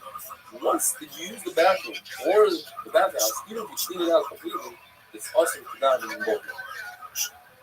The Gemara brings 4 different sayings from Rava Bar Machasi. If a person gives a present to his friend, he must notify him that he's about to give a present in order that the friend can be embarrassed.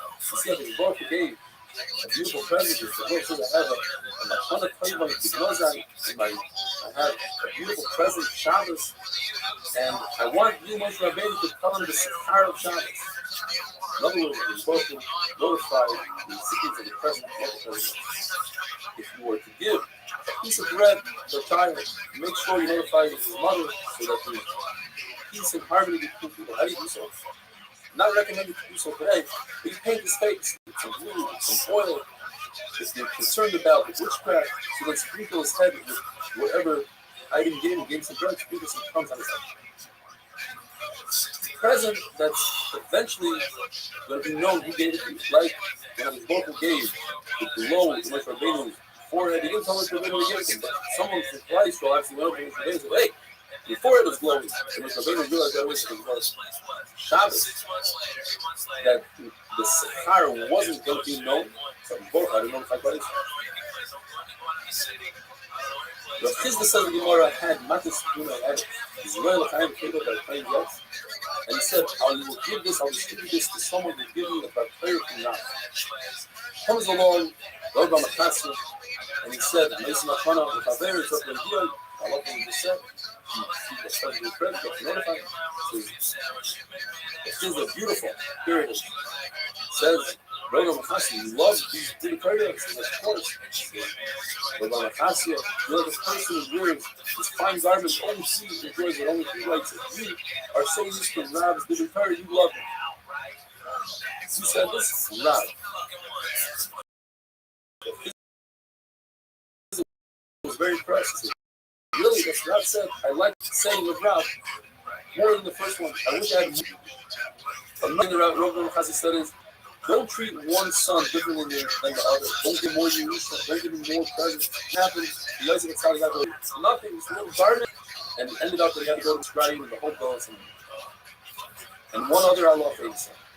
If you're choosing a city, a newer city, because the claim of a city, like, look, his government says, let's run away, like it says, to Mitzvah. Soya is younger than Zdan. Zdan was 52 years old, and Soya was 51, as the Prophet says in Malta. No. And one last thing, Zdan sat in peace for 26 years, whereas it was in turmoil for 26 years. Having wonderful days.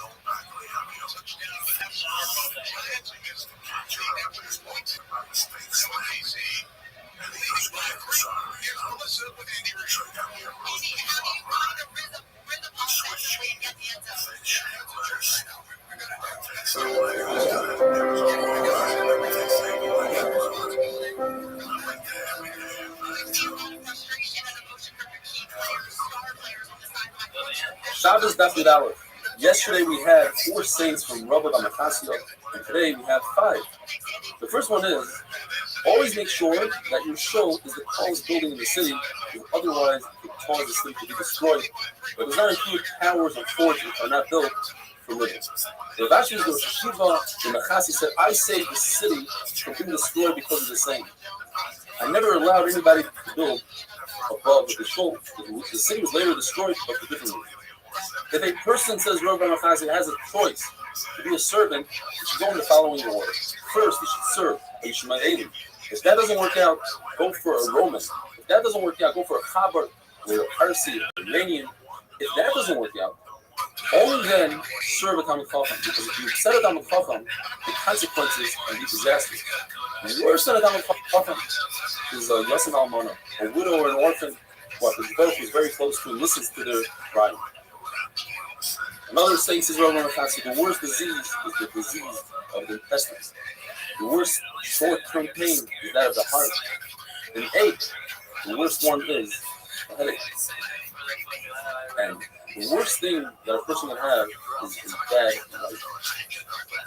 Rabbi says, and I'm trying to explain what this one means. Rabbi Machasi says, if all the oceans were ink, and all the heavens were paper, and all the reeds and wood in the world were pens, and all the people were writers, they wouldn't be able to write down all that is going on in the king's heart, because he has so much to deal with that it's impossible to write down. And some are trying to explain it means that you should never judge the government because there's so much going on. You should die for the government, etc. Rabbi Machazi says if a person has a very bad dream, there's nothing like a good fast to get rid of that dream. Just like fire destroys linen, a fast destroys a bad dream. In fact, Gemara says you should fast immediately, don't push it off, even if that means the fasting of Shabbos, which typically you're not allowed to do. Gemara does when Yeshua went to visit Rav and they brought out in front of him the best deal possible, people of Tilka. And he refused to eat it. He said, I'm fasting today. He said, well, you could always push off a fast. You mashing it, do it on a different day. He said, not Tainis Kalayim. Tainis Kalayim you have to do today, even if you mean to fast on Shabbos. We had in the mention of a person started taking a haircut, he went to the bathhouse and he started his meal. He doesn't have to stop to say Shemona Esrei from Mincha. But Friedman, he doesn't have to stop. And then the Mishnah finishes off, so he doesn't have to stop for Shemona Esrei. What does that mean? We already said that once. So the Gemara was talking about someone who's learning Torah. You don't stop learning Torah to daven. And that is if you are a consumer by your Torah, you're Russell, somebody whose job it is to learn Torah and he never stops learning, and he doesn't stop for davening Shemona Esrei. And he does have to stop for Kriya Shema, which is the Eraisa. The only time they don't stop for Kriya Shema is when they're debating whether or not to add another month to the year of Hebrew Shabbat. The Mishnah says that a tailor should not walk out with a pen.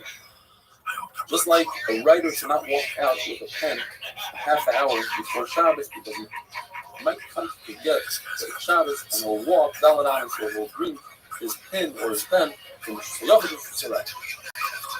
There's a mission in Eruvin that says that a person should not stand in one domain and drink from another domain from the cup. So you should stand in Shayach and drink over to Shayach and drink, or vice versa, because you might bring the cup back into the other Rishos, you'll be over and it's off. And then the Mishnah finishes off, the Chaim the gas, and the same halacha applies to a wine press. Abaye learned that a wine press is a caramelist. In other words, we discussed already Rishus HaYachid and Rishus Rabbah, and now we're talking about a third Rishus, which is the Rishus of the Rabbanim. Like a city, a valley, a smaller street, not 69. Rishus is telling us, don't stand in a caramelist and bend over and Rishus HaYachid, or vice versa, and drink. Rava says no. That would consist of zera, and we don't do zera. It's a double safeguard, meaning a caramelist is a safeguard that you might carry just around. So that's one safeguard. Now I'm telling the person, don't carry something before Shabbos because you might carry it on Shabbos. That's a double safeguard. We don't do it. So what is it talking about? Meiser. Before I drink wine, I have to take 10% and give it away to Meiser. That's only if the wine is a finished product. But if he drinks it from the wine press directly, his whole body is in the wine press. It's a non-finished product. Doesn't have to take. One Mishnah that says the mayor holds that doesn't matter if it's with cold water or hot water, and you drink it casually, meaning it's a shtiya sarai. You're leaning over into the wine press. Rosh Hashanah, most of your body's in the wine press. You don't have to take it. Lezer Tzaddik says no. Once you dilute the wine, that's the finished product. You have to take it. If Chacham make a compromise, they say it depends. If it's diluted with cold water, I can always pour it back into the wine press. It's an unfinished product. I don't have to take it. But if I use hot water, then I can't put it back in the wine press. It'll spoil the rest of the wine. Then I must take Meiser. There's a brayso that says that a person should not take a pen and put it in his clothing and walk outside before Shabbos. Unlike our Mishnah, that we can't prove exactly what it's talking about, maybe he's holding it in his hand, and to walk it with a pin in your hand would be a Beraisa, putting a pin in your clothing is only the Rabbanan. So here it says, there's a Zera. Don't put the pin in your clothing, that's one Zera, and walking with that is only the Rabbanan. And the second Zera is, you might forget. So tomorrow we must say, in order to explain Rava, he says there is no Zera. Because according to Yehuda, that holds that a professional, a tailor, since it is the way for him to walk down with a pin in his clothing, then that's not considered a zera anymore. And now we're down to one zera. Similar to what we have in the Brayso. It says that a tailor should not walk down with a pin in his clothing, nor should a carpenter walk out with a pencil or a piece of wood in his ear, or a money changer that used to walk around with money in their ears to show people that they're money changers. And if he does so, he's putter, but it's awesome. That was the point for the name. Buddha says that a professional person, if that's his profession, he's higher. It's only everybody else who is. And there's a contradiction in the Brises. One Brise says that a Zov that has emissions and he wears a pouch, a kiss, a diaper to see whether or not he has additional emissions. It's also for him to walk out like that on Shabbos because it's not the way to walk around with a pouch. And if he does, Potter, Aval Asr. It's Asr. No more than that. The other Bryce says not only is it Asr, it's Chai V'Chafis. Perhaps we can reconcile the Bryces and say, the Bryce that says that it's Asr goes according to Yehuda. This particular person, it is his way to wear a pouch. And therefore for him, it's also considered the derech to wear it. The other Bryce goes according to Rameir that says, since most people don't wear pouches, it's Potter. Says Abaya. Even Rameir agrees that it has to be that no one wears it like this. Where if some people wear it and some people don't, the professionals do wear it, Rameir will agree that it's also. Baraya, if somebody drills a hole that a professional usually drills a larger hole and he drills a smaller hole, you think this guy is popular? Of course. Therefore, Abaye says, talking about one brisa, a zav only saw two sightings. In order for him to be a zav gomer, has to see three sightings. So for him, it's necessary to wear the pouch. That's why he's high. The second brisa is talking about that he already had three re'iyos, and it's that. So therefore, the pouch doesn't really accomplish anything, and that's why he is hot. The fact that the pouch prevents his clothing from becoming dirty, considered enough of a usage of a tzarech, and therefore he is potter, having one full day.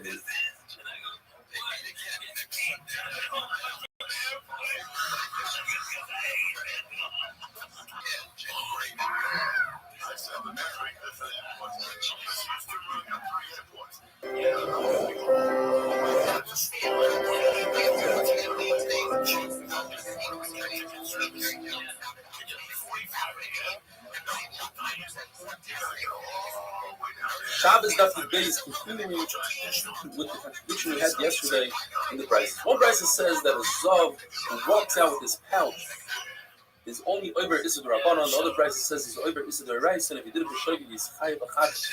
The Masmas Gemara says it's dependent on the famous Machlokes of the Yehuda of Shimon, on the Melacha Shein Tzricha Gufa, a Melacha that you don't need to do the actual Melacha. You want the outcome. For instance, if a person digs a hole in Shabbos, he's Oiber Isidor Reis. But if he wants only the sand, he doesn't want the holes, so according to Shimon, he's Potter, according to Yehuda's time. In our case, since the Zav doesn't want to help, doesn't want to walk with it, he doesn't want to get dirty, therefore, according to Yehuda, it's still be high, according to Shimon, he's Allah says that one is allowed to walk outside with tefillin before Shabbos. We're concerned that he'll forget and turn to another Rishus in Shabbos. So from the six, the Kohen Gadol six only has one mention of the name. Nevertheless, he has an obligation to constantly feel his tzitz and make sure that still on him so few tefillin that have the name of his brother many times. The person constantly has to check his tefillin and make sure they're still on his head. And we're not concerned that will forget that it's Shabbos and walk outside for one Rishus. The famous Nan Yoimer. The person has to check his pockets before Shabbos to make sure he has nothing in them, because perhaps he'll walk outside with something in his pocket. And where it says, this is a very important halacha when it comes to the Shabbos. We learned in the Mishnah that a person should not remove lice, and the Gemara explains it means for the candlelight. Just like one is not allowed to read in front of the candlelight because it might just work, so too we shouldn't remove light. And it says that in certain situations a person is not allowed to put clothing from within his wife's clothing, because it's so similar. In those days, men would wear skirts, well, it depends. So his are different, they are wider, they're just light. If they're women, they have wider skirts, so it's easier to differentiate. Older women, they have narrower skirts, harder to differentiate, also to get them out. The Gemara teaches us under etiquette, it's possible to remove the lights in public if it gross other people out. The same will apply to causing one to vomit in public. The question is, are you allowed to kill a loud sometimes? According to the Silo, the incredible halacha, it says you're allowed to kill us in Shabbos. And according to the Shana, you're not. These are one of the Gemara's very difficult to understand. We still say that anything that's not part of a rava, it is created through the sweat of a human, you're allowed to keep. And there are those who explain it is so small that it's hard to see the tree of a reveal, and therefore it's allowed to kill himself. The Gemara goes on to say that Abba Shaul will just take the louse and toss it. He wouldn't even squeeze it. So the Ganagama says you let it squeeze it and not kill it. And squeezing it cause it to get weak. And Rava would kill it in water. There's nothing to go a step further. And he tells daughters, I want to hear my enemy die. I want to hear them pop. I want to hear that sound of death. Some explain because they want to show that he's not being over into the rights by killing. You're actually his enemy, and that's why you're allowed to kill him. Unlike the popular song, the shaman holds you're not allowed to do shit on Shabbos. You're not allowed to teach or tutor to allow them safer on Shabbos. You're not allowed to send your kid to the tutor or to teach them a profession. Because it says in the pasuk, you're not allowed to do your personal needs, and these are your personal needs. In addition, says the shaman, you're not allowed to do the back of Torah or leave my vein because you're calling another person. You still say no. When it comes to a mitzvah, that's not your own personal need. So all these things, shidduchim, teaching your kid a profession, that's all part of the mitzvah. It's not considered tzedakah. You're allowed to be Torah and anything like that. What do you tell a sick person on Shabbos before we about him? On Shabbos is the famous. Shabbos is the reason. You're not screaming, crying, being pain on Shabbos. You're full for the love. The healing is coming soon. Remeir would say, "Yecholich derachem." Because Shabbos itself could cause the healing if you are not in pain on Shabbos. Shevna Ishi Yerushalayim would say, when you walk in, you say Shalom. So when you leave, you say Shabbos, you leave the school, you further away, and then you add a word. The Rachamon Meruvat is Baruch, the Rachmanis is much. The Shivsa B'Shalom is sit in peace. The Rebbe says, anytime you mention the sick, you have to mention all of the sick of Chayishah. What is the certain would do that? And therefore you'd say, Hamapin Yerachim Alecha, Hashem should have Rachmanis on you. The site Sha'ar Chayla Yisrael would bring all the other sick of Chayishah. Rabbi Lazar would sometimes say his saying in Russian Kodesh and sometimes in Aramaic. He would say, Hamapin Yifad the Shalom, or he would say in Aramaic, Rachmani et Kedina Shalom, Hashem, to remember you in peace. And the question is, Malachim don't understand Aramaic, so how are you going to be speaking out of the Lord? And the answer is that his body is down here below, together with the sick.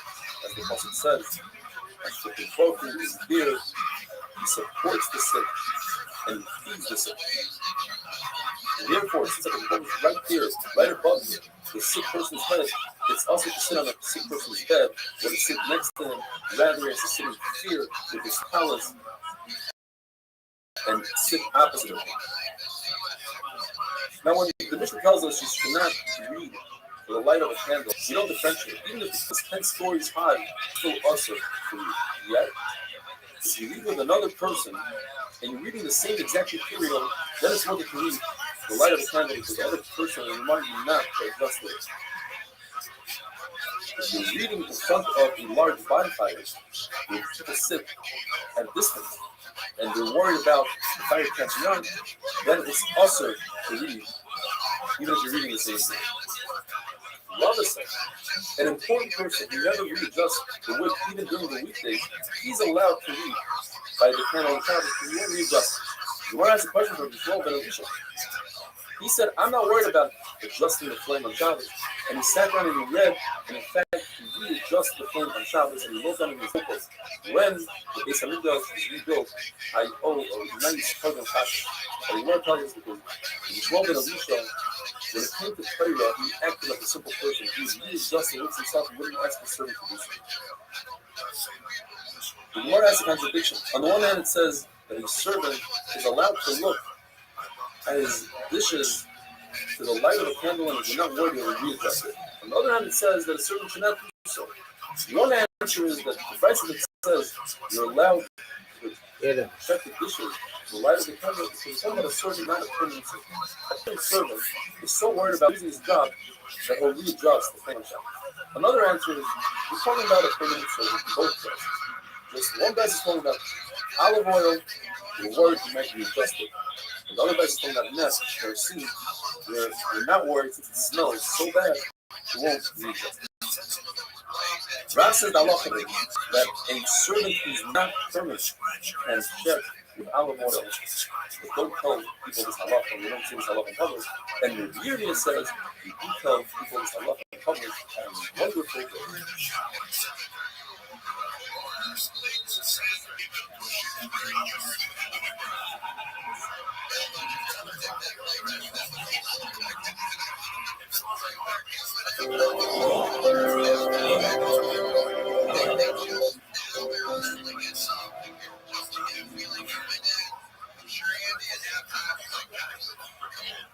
Shabbos Dasi Gimel.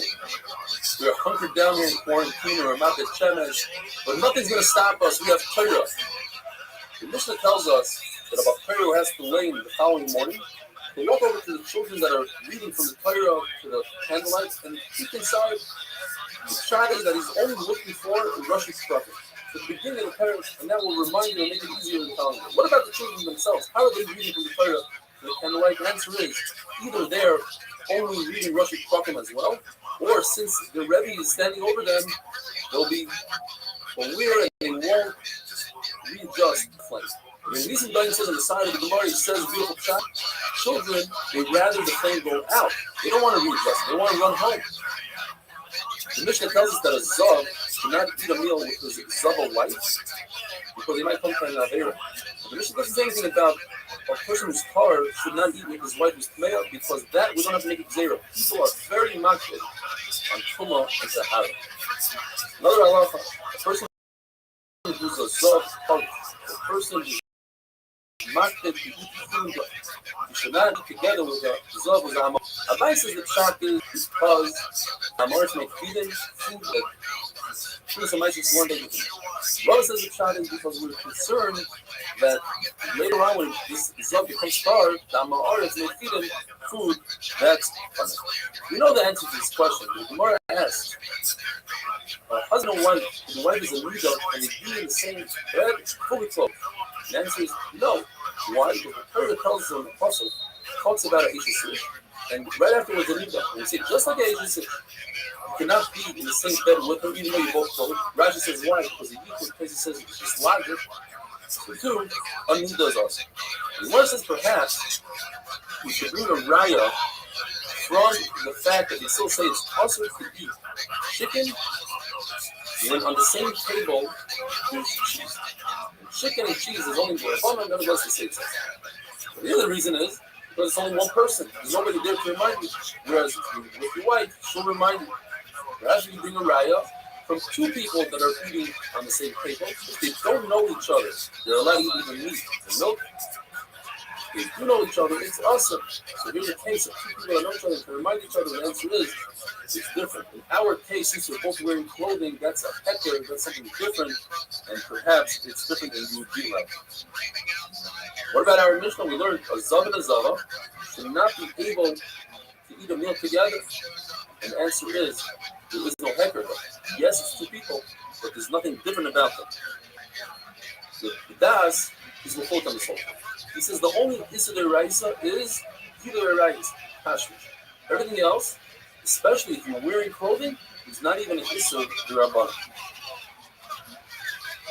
The Gemara tells us that when the Ula came back from learning from the Bisamedrash, he would kiss his sisters on their chest, and some say on their hand. But the Ula himself is Mechut on himself, because Ula holds, just like we say the famous saying, you tell him Nazir, I'm really in zero, Sachar Schar, person who has to abstain from alcohol, from wine, from grapes, you tell him, don't go through the vineyard, go all the way around, because you might come to an issue. So too, when it comes, Arai is the concept of Harchaka. The Gemara tells us an amazing story. Hanan of Elio is once a Talmud who was a tremendous Talmud Chacham. He learned all day Mishnah, Torah, and his Mishanish Talmud Chacham, yet he died at a very early age. His wife was very upset. She took his tefillin and ran around the Beis HaMedrash, and she asked, it says in the pasuk, Torah is your life. It gives you longevity. Why did my husband die? Nobody knew the answer until Velio told her, let me ask you, how does he treat you when you're in Nida? She said, Chas v'sholem, he doesn't even touch my small finger. But how does he treat you in Yeshiva Nekiyim, the second 7 days? And he said, oh, he eats with me, and we sleep with Kiru Basar. He said, if so, he didn't do our chokah. It's a good thing he died. He deserved to die. And Isis points out that in those days, after 7 Nida, a woman would go to the mikvah once, and then do Shiva Nekim in the mikvah second time. And he held that since she was tired, right? She's tired, it's only from the bottom, it's okay. The Gemara said, Rav Dimi says, they had a very large bed, and there wasn't any cure of basar. And Rav Sholi answered that what's going on, that she was wearing pants, sort of pants. So there's no cure of basar on the bottom of the pants. We learned in the Mishnah that a person is not allowed to eat louse clothing or read a sefer, Laura Ner, the candlelight. And it says that these 2 halachas are from the 18 halachas that Hananiah ben Chizkiah ben Gorai said in the attic. What happened was, the Talmidim of Bishami got together, the New Yisrael got together, there were more Talmidim of Bishami than Yisrael, and they won. And they made 18 zeres, and those are 2 18 zeres. Who's this Hananiah ben Chizkiah? He wrote a brisa called Megillas Tainas that goes through the calamities of Klal Yisrael, the zeres, the terrible Nisim, the terrible tragedies that happened to Klal Yisrael, and then the Nisim, the Gula that happened to Klal Yisrael. And Rav Shimon says we could also write a sefer like that. There's so many tzaras and gullahs that Klal Yisrael went through, and we're not going to write. Or the pshat is, the Gemara says that a shaita, a crazy person, can feel pain. He doesn't know that something is wrong. We don't know all the good that HaKadosh Baruch Hu does for us. Or the Gemara says a person who's alive, who has dead flesh, you could run a knife through it and you won't feel anything. By the way, the Gemara says a dead person feels just a worm that goes into his flesh is like a needle into a live person. Hananiah also saved for us Sefer Yefes. Without him, Chacham wanted to destroy Sefer Yefes with too many contradictions, and he gave him 300 barrels of oil, and he sat in his attic, and he rectified all the contradictions that are in Sefer Yefes. The Gemara continues, and we're going to learn in great detail what the rest of the 18 zeros are. Have a wonderful day. Stay safe. Stay healthy. I'll see you tomorrow, Be'ez Hashem.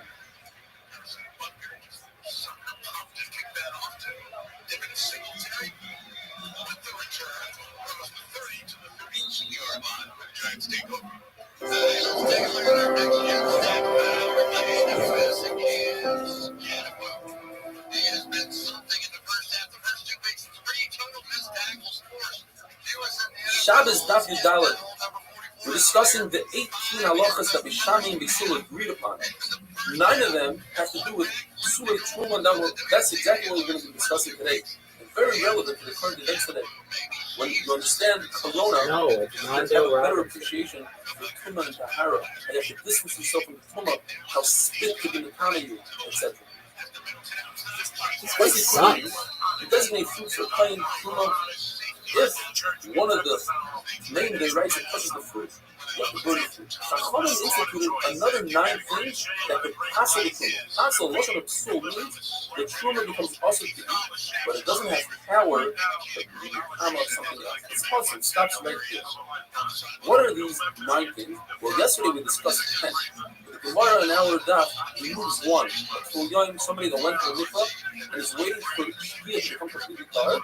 That is the very rice that he touches fruit. It becomes possible. So they remove that guy from the list. We start off with somebody that eats a Rishon L'Tumah. Rishon L'Tumah means, the way it works with Tumah, you have an Adab Tumah, let's say.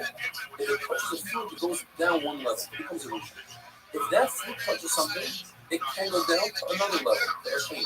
If a sheni touches something, it can possibly go down, not always, to a shlishi. And if a shlishi touches something, it can possibly go down, depending on what it is, to a revi'ah. It always goes down 1 level.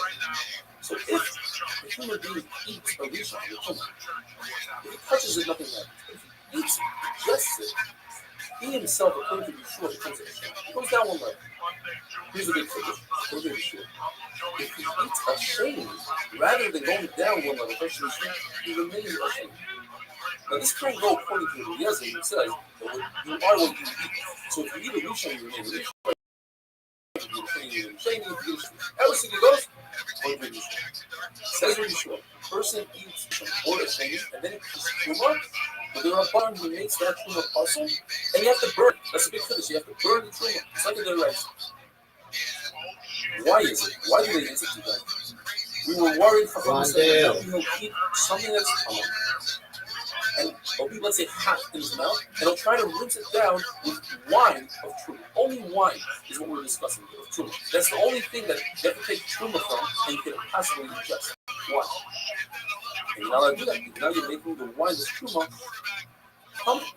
So they instituted every time a person eats something that's common, even a rishon or a shame, and then he goes out and touches truma and makes it truma. The third thing on the list is, and it's the same kind of zera, somebody drinks something that's common, a liquid that's common. And why is it? Because perhaps he'll drink something that's common, and then he'll put something in his mouth that's truma. So why do I have to say it? Isn't it the same as one and two? No.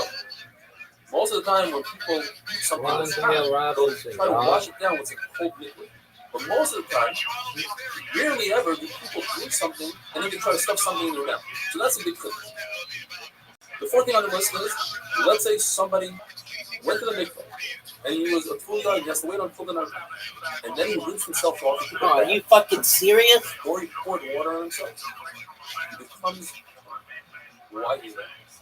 Because what happened was he used to go to the mikveh and the water was very dirty. So he rinsed himself off with clean, nice shuvah. And eventually, people started thinking that the way to become tar was through the clean water. They didn't realize it was the mikveh. In order to prevent that, for people not going to the mikveh, just pouring water on themselves, instead pour water on yourself, become pregnant. And in order to make sure that this zera holds, they instituted another zera, and that's number 5 on this. This is Wanda Robinson, I'm going to trade you. Cut. Otherwise, the first zera would fall apart. And the 6th thing on the list are all Sefer Torah and Nevi'im and Ksuvim. All parchments, they themselves are coming. That if you touch Truma, the Truma becomes possible. And why is that? Because people would hide the Truma right next to the Sefer Torah. They said, the Sefer Torah is Kaddish, the Truma is Kaddish, let's keep them together. Mice would come to eat the food, and by doing so, they destroy the Sefer Torah and Nevi'im and Ksuvim. If you have hands that weren't washed, they are told in the comments to wash because your hand is coming in. Your hands touch all over your body, like Corona, and become touching it. And people might touch truma and get disgusted by the truma after you touch a certain part of your body. So instituted, if you don't wash your hands, truma becomes possible. Rabbi Parnov says, hands that touch the sefer, they pass over. The Burden says that if you touch a sefer, with bare hands, you will be buried naked, meaning without that mitzvah that you were dealing with. So let's say you were learning from the Sefer Torah, and you touch the Sefer Torah, so all the learning that you do with that Sefer Torah flies away with the mitzvah. Then what last the Lord says in the Gemara, they made a zera on hands that touch the Sefer Torah, and only afterwards they made a zera on regular hands that they are common, because if it was vice versa, then there's no need to make a zera on hands that touch the Sefer Torah. They're already common because regular hands are common. Number 8 on the list is food that becomes common from liquid. The zera is because you might have liquid that touched a sheretz, which is common with the raisa, and also that everything that touches even hands, which is the rabbanon, is also common. Number 9 are vessels, kalim, that became common through liquids that touch the sheretz, because with the raisa, the liquids of a zav, the spit of a zav, is common with the raisa. So he said that the liquids that touch the sheretz are common. The word says that Shlomo Melech is the first one to institute the concept of washing your hands for touch. Later on, Hillel and Shammai instituted the concept of washing your hands for truma. But nobody accepted it. Why is Rabbi accepted Gzeira? Until the Talmidim, Beis Shammai and Beis Hillel came along, and they instituted the Gzeira.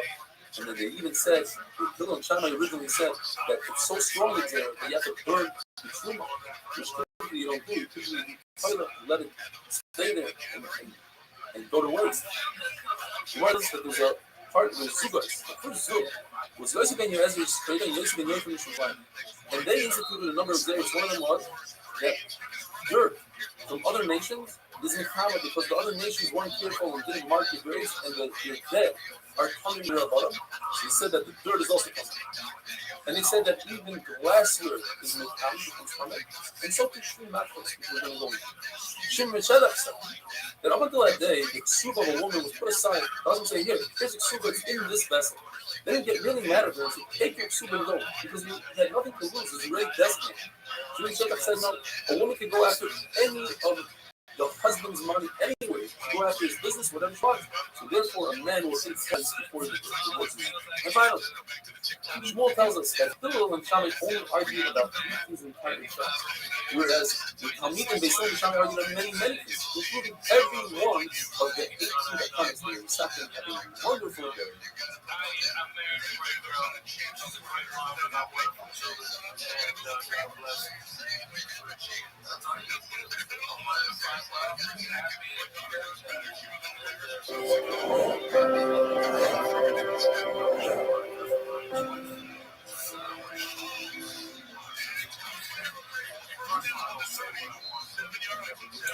Shabbos Daf Tesvav, we're discussing the 18 machlokes between the Shammai and the Hillel, that the halacha is like the Shammai.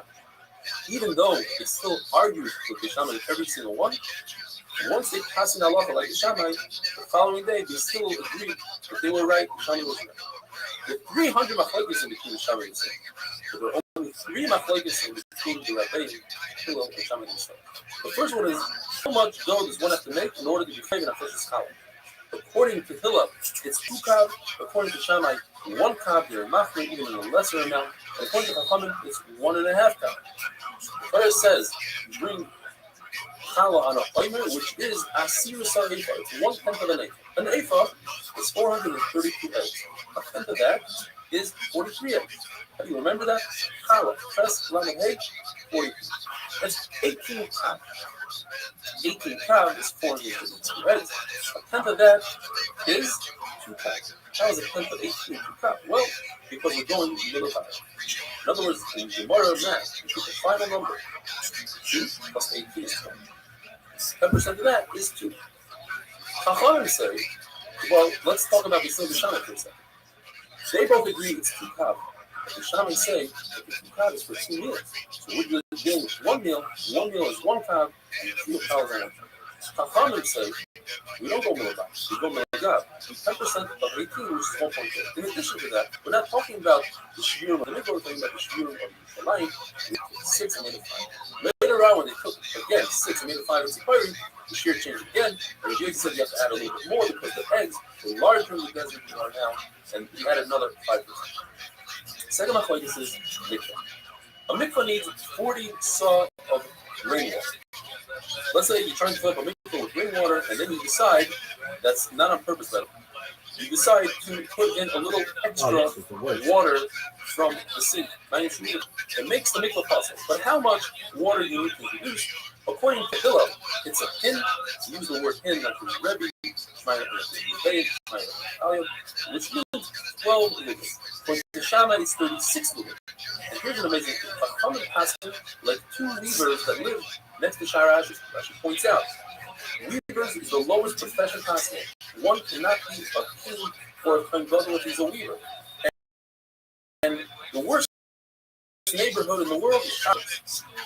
Yet, the paskin like 2 weavers have testified in the name of Shema that is real. Why?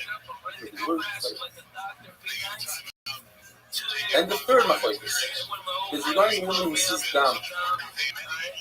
Dam takes time to emerge. Once you leave the womb, she's covered. Yet Shammai says she's only the kama from here on out. Even though she touched through 10 seconds ago, and it's impossible for dam not to be the kama. No, Dayan Shabbos from here on out. Hillel say that it's Mekidah from the last time that she saw down, in other words, the last time she did a Bika pretty months ago, everything in between is every food she touched. And Chachamim come along and say, it's Me'ez place 24 hours. But if she did a Bika less than 24 hours, then we go to the Bika. Whatever is less, the Bika or Me'ez place. There's seemingly a fourth machloek, and that is the person who brings a carbon animal, is he allowed to do smell or not? If he lean on the head with his knife, according to Hillel, yes. According to Shammai, no. The reason why it's not included in the, we only have 3 machlokes, not 4, is because this is a very old machlokes. This is actually the first machlokes in Klal Yisrael. And Shammai and Hillel, there's another machlokes. Somebody who takes grapes for one, and the grapes, one grape is considered mash, a liquid that make the grapes susceptible to chemical or not. But since Hillel later on in Talmidei Shammai, this is not considered a machlokes. The Gemara just tells us the 3 stages when it comes to dirt that comes from Kutzlar. As we mentioned the other day, dirt that comes from Kutzlar is since the Goyim don't mark the grains. It's possible that in the dirt there's fragments of bone and therefore it's Nitama. So there's 3 stages. Yosef and Yoezer, Yosef and Yochanan, the first Zug, they made the first stage. And they said that if that dirt touches Truma, you cannot eat the food. You don't have to burn it, but you can't eat its whole. And the ear space, they didn't do any kind of xeria at all. They cannot, they said you have to burn it. The thing that was burned right away is something that was true that was touched by somebody that had hands that weren't clean. Later on, the Rabbanim of Shemay Mishana, meaning 80 years before the Korban HaBayis, they added. And they said that ear space is also tummy. It also has tummy. You don't have to burn it, but it's tummy, you can't eat the food. Later on in Usha, one of the 6 xeras that they made in Usha was that the dirt from Kutzlar that touches Truma, you must burn the Truma. But the ear space remained the same, you just burn. Rabbi said that 180 years before the Korban HaBayis training, the Romans came in, they started to conquer. And 80 years beforehand, that's when the Rabbanan of Usha, the Rabbanan of the Rabbanan of 80, which they called, they said the Tuma, and they said what we said before. And the goods are also on last. 40 years before the Korban, the Sanhedrin moved from Lushkas Sagazes to Chanuyas, and they stopped doing capital punishment. The way it went, it was 4 generations. Went Hillel, Shimon, and then Reb Gamliel, and Reb Shimon. This is the worst fucking game. In Usha, there was 6 sfeitos. We have Beis HaPras, that means, according to Rashi, if there's a grave that's in a field and we don't know where the grave is, so any truma that touches that field has to be burned. As we discussed, the second thing is dirt from Kutzlar. Third thing is holding of an amoritz that his wife either might have sat on them, and we become the measures. If you find it in the street, like it's from his tummy, so it's going to touch it. If you touch food to spittle, you have to assume that it came from a zog, and it's a burden. And finally, may life. Yossi says that you burn this truma in the Yusayafet, even if you're not sure that you touched it, even though it's a spectator. Let's say you're not sure if it came from the Kutzlar, you're not sure if there's a bone in there, and you're not sure if you touched it. Don't mistake it. Since you burn it. So I'm saying you don't eat it, you don't burn it. And the Shirabim, it's covered. Because something from Shirabim is covered. Rondell. Why did they make a zero on glassware? Because glassware is created from sand, and sand is similar to what we create earthenware from. If so, how can you put glass in a mikvah?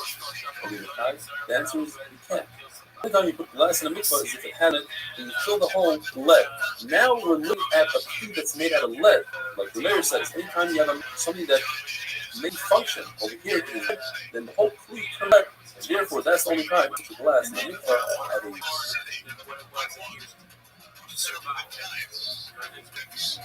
from 98 till when my father passed was me becoming a man.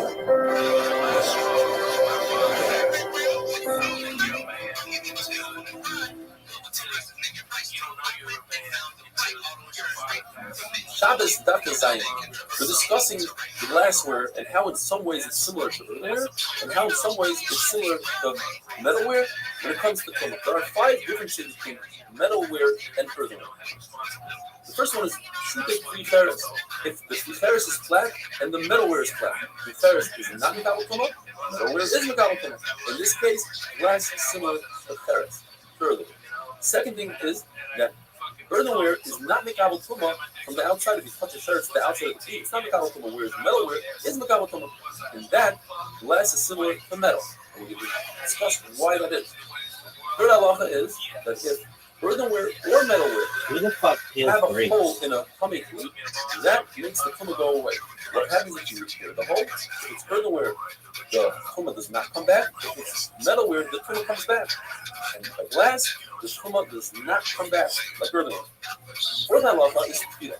If you take a kli that's coming and you put it in the mikvah, if it's earthenware, it does not become tar. If it's metalware, it does become tar. When it comes to glass, it does not become tar. And finally, the fifth halacha, the amazing concept of avir, the ear space of a earthenware kli is the kabbalah. If you put a sheret without touching the kli into the ear space of the kli, the earthenware becomes tar. Whereas metal does not become tar. Another halacha, once you use tame, you put a fruit that's tar into the ear space of the earthenware kli, that fruit becomes tame, whereas metal, it does not become tame. It's like metal, it does not become tame to the ear space. Now, why is it that glass is mekame migabel? It's mekame from the outside. If this is similar to earthenware, it should not be mekame migabel. The answer is because glass is similar to metalware in the fact that if glass, you melt it back, make a new glass. Just like you melt metal and make it clear. So in some ways, glass is similar to metal.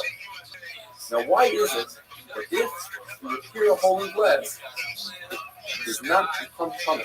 That is like earthenware. Should it be similar to metalware? And the answer is because the concept of repairing and recapturing tumah is d'Rabbanan. And the whole idea that a glassware is tumah is d'Rabbanan. That's two d'Rabbanan. That doesn't go. You don't do two d'Rabbanan on one item. Now, why is it that glassware, if it's flat, is not mekabel tumah? So earthenware is not mekabel tumah if it's flat. The answer is because you come in one particular and show people that glassware is d'Rabbanan. And therefore, if glassware touches tumah, do not burn the tumah. Just hang as his let it destroy itself. If you don't go with your hands and burn it, there are only 6 things that you burn, like we discussed yesterday, such as dirt that comes from footflyers, that we burn tumah, even though it's Rabban. Rav Ashi says glassware, in fact, is exactly like earthenware. Besides one thing, besides the fact that glassware becomes tumah if you touch the outside of it. Why?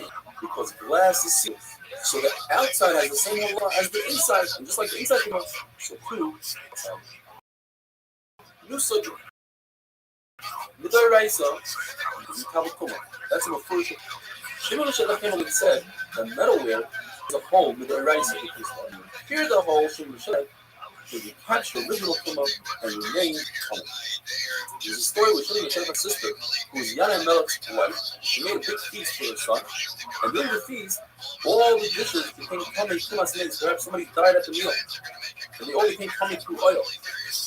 Instead of waiting 7 days for all the vessels to become tired and go through the whole process of sprinkling them on the 3rd day and on the 7th day with Nechatos, she had a great idea. She touched holes to every single one of the vessels and sent them to a professional to repair.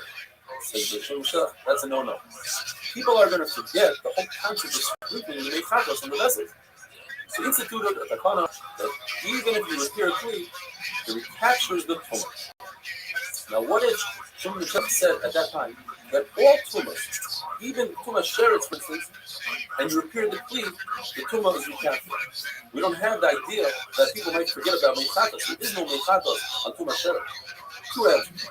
Abai says because perhaps we're concerned that people won't poke a large enough hole in the kli instead of it being the size of a pomegranate, we do less than a pomegranate. Rava says, but we're concerned because even if you put a kli in a mikvah and it's tar, you still have to wait until nightfall. Whereas if you poke a hole in a kli and then you repair it, you can use it immediately. So people might come to think that if you put a kli in a mikvah, you don't have to wait till the night. You can use it immediately. So Shimon Shadach was misaken that no, if you repair a kli, it's not being tar at all. What's the difference between a buying law? In a case where a person broke the key completely, slammed it out, and started from it. In that case, nobody's going to confuse that and say, oh, you don't have to go to the mikvah, you don't have to wait until nightfall after you go to the mikvah. Because people see you're dealing with a brand new key. But people might think that you don't need a full share of a pomegranate to make a hole. When we're discussing the 18 halachas, that the halachas of Bishamai versus Beisila. So we discussed so far the 9 that have to do with Sulei Shumah, and 2 in the Mishnah, which is allowed for coding. And now the Gemara is number 12. And that is the concept that a mikvah needs to have 40 saw of rainwater. And yesterday we discussed if you have 3 of a mayim shuruvim, raw water, before you get to the 40, and you introduce those mayim shuruvim to the rainwater, it passes the rainwater. Now we're discussing what constitutes mayim shuruvim. The focus of the still, a person takes any type of vessel, a very large vessel, in other words, vessels that are not mekabetim at all because they're so large, or they're made of material that's not mekabetim, such as mud.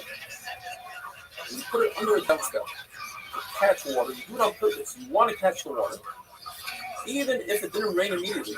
But you see that there are clouds in the sky, and you think it's going to rain, but it didn't rain immediately.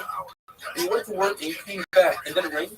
According to everybody, that's considered mayim shuvim, and that makes a mikvah possible.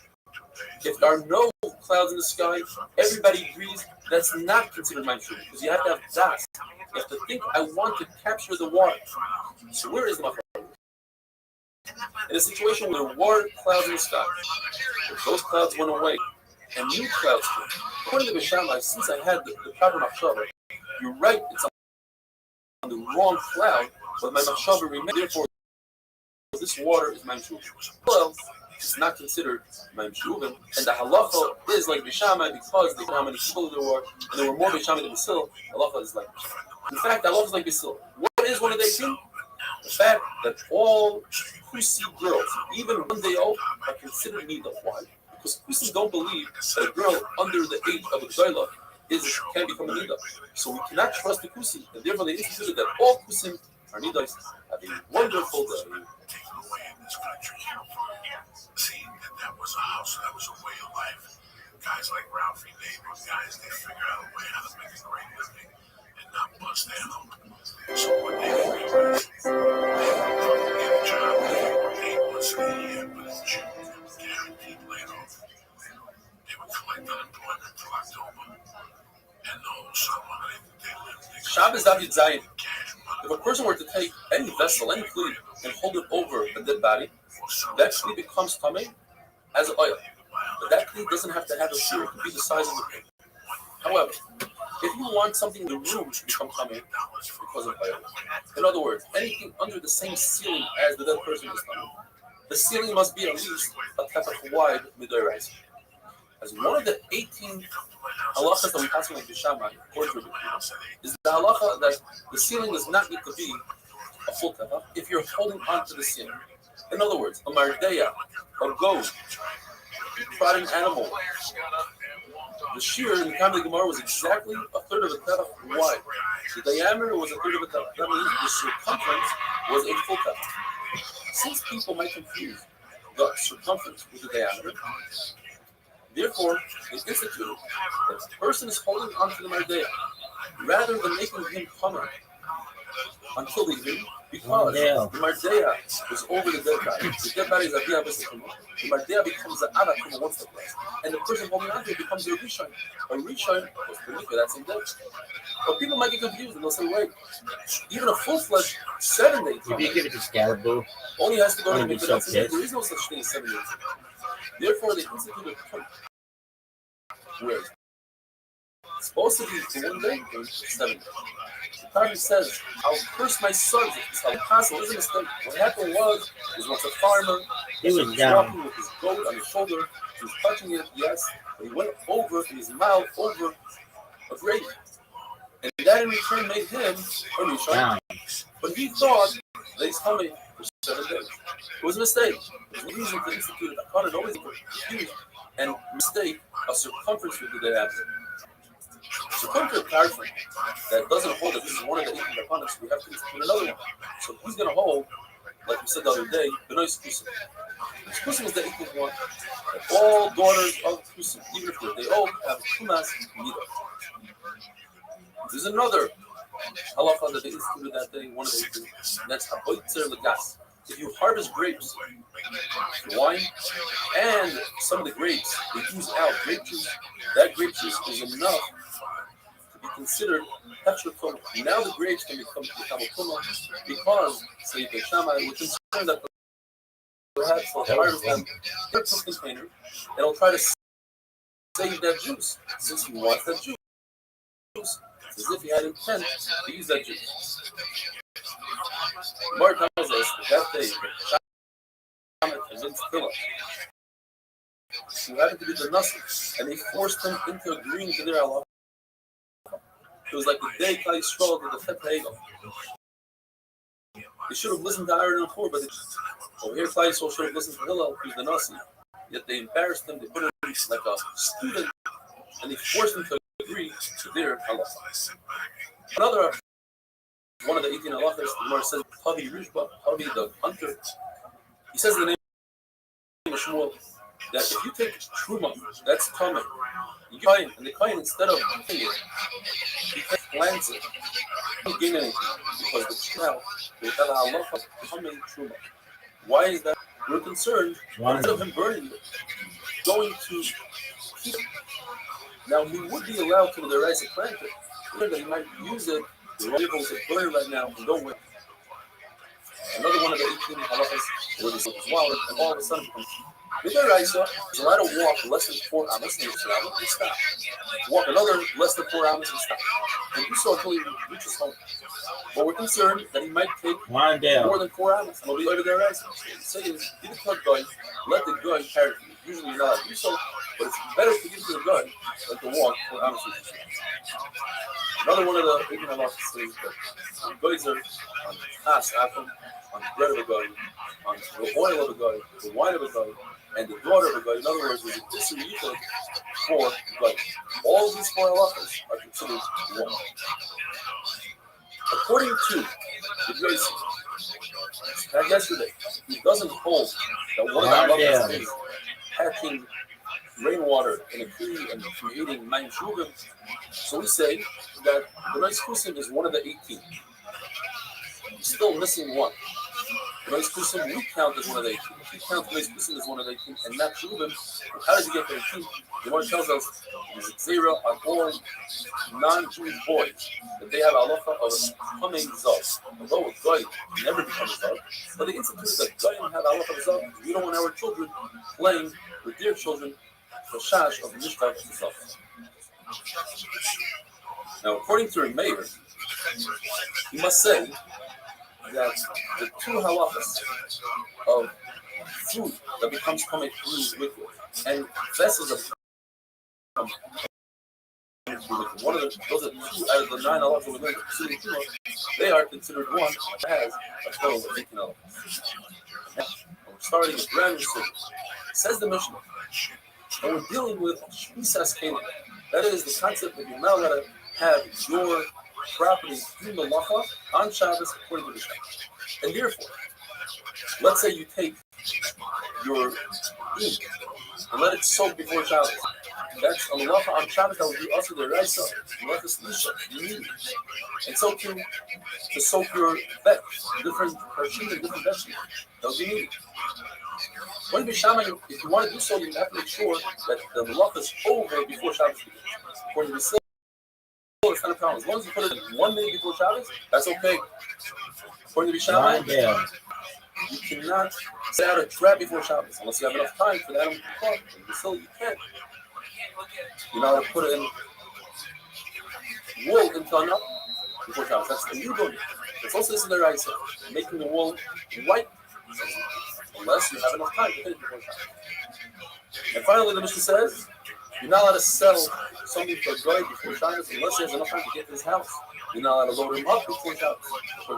So as long as you have enough time, 1 minute before sundown, that's enough. But you don't have to finish the Malacha. According to Shammai, you're not allowed to get it. You're clothing food. Cleaner before Shabbos, and it says enough time. When it says you can't. Shimon Gamliel says, oh, Shimon Gamliel was a descendant of Hillel. He goes on and says his father used to give white clothing, which takes a long time to laundry, 3 days before Shabbos. One halacha that everybody, halacha that you're allowed to do on Shabbos, you're not over this in the right on Shabbos, such as putting a weight on your grapes because the grapes are already crushed, but you want to piece them. You want to make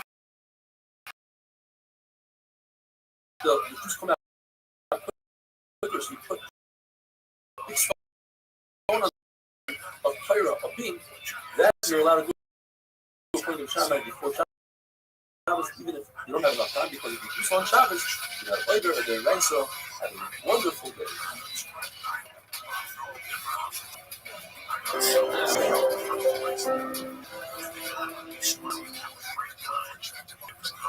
Thank you for coming, Mr.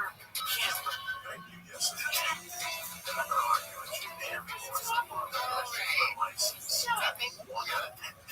Shabbos Daf Yuches, we discussed in the Mishnah that according to the Shammai, you're not allowed to eat and soak in water before Shabbos, unless the process is done before Shabbos. Obviously, the Shammai hold the only thing that's also to do before Shabbos is something that's also to do on Shabbos. Now, soaking ink doesn't involve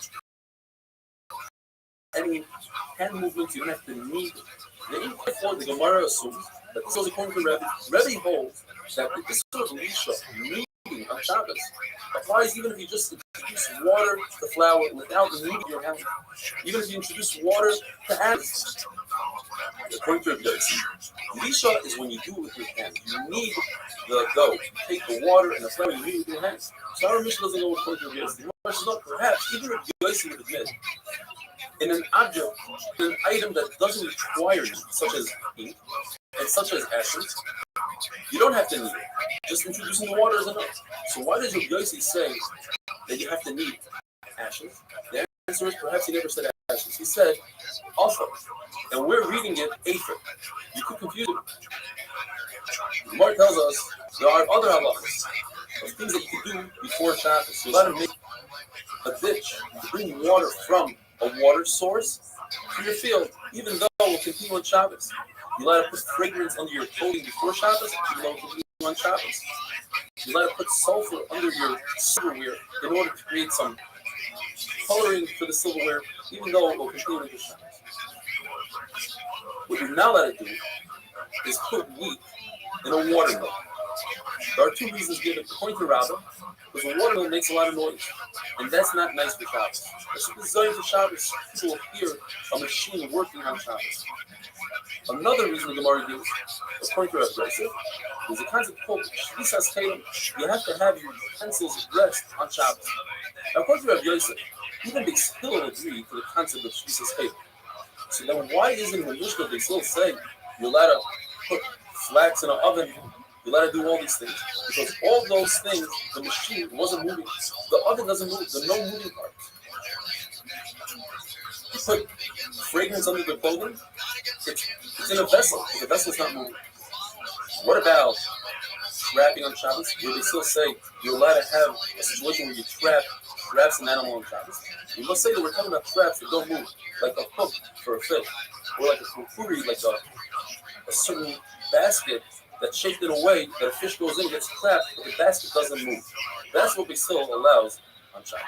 According to Ravasi, the concept of Shvisas Tatum is only according to Beis Shammai.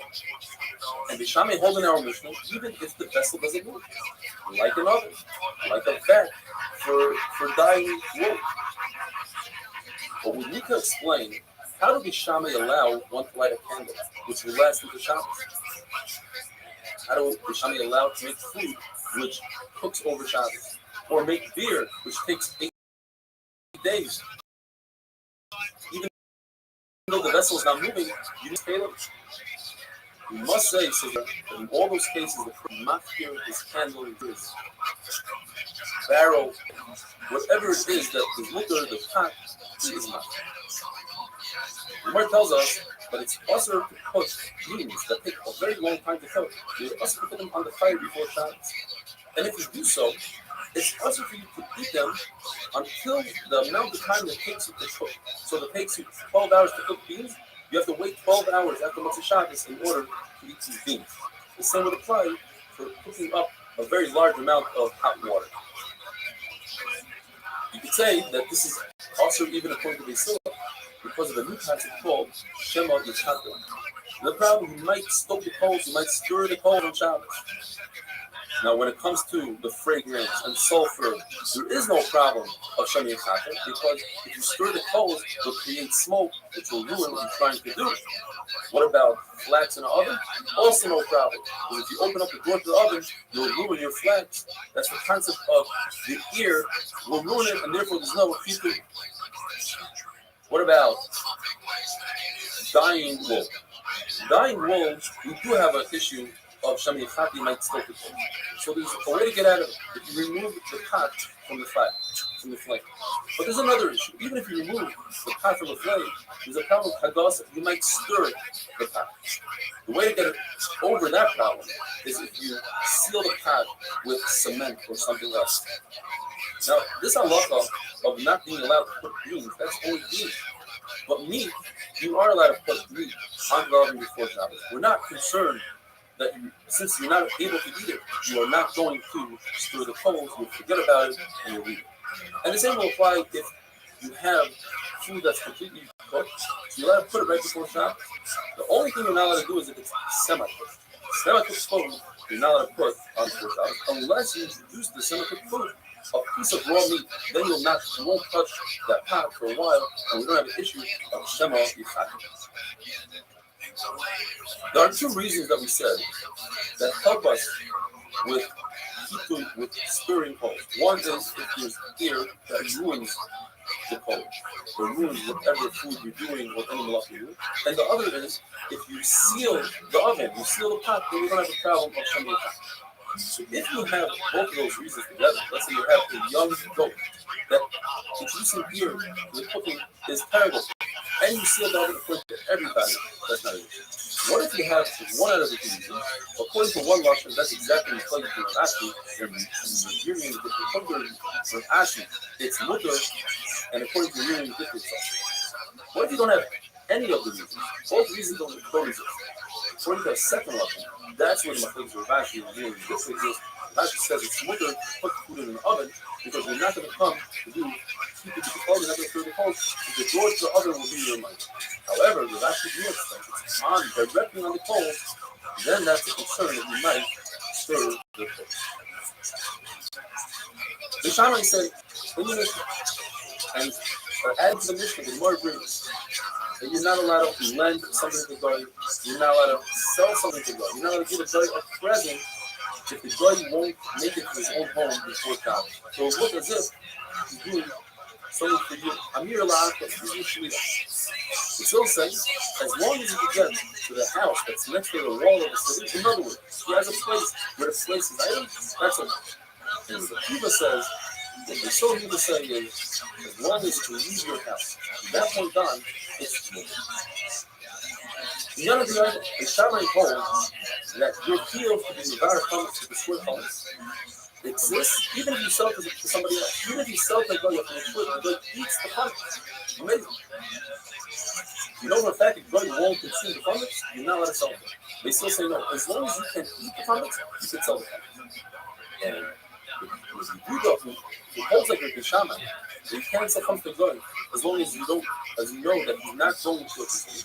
He says that's only 30 days before Pesach.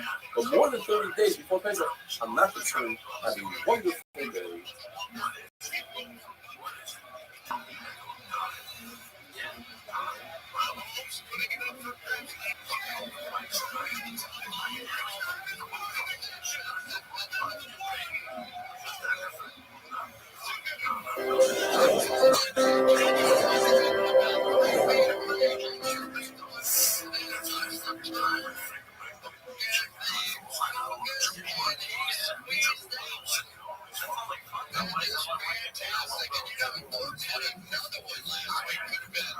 Shabbos Apites, permitted to feed your own dog on Shabbos, and you're allowed to give a poor non-Jew food enough for a meal We're not concerned that they might take the food out of your shus, out of your domain, and it'll look as if you're doing your shlichos, and you don't have to put them.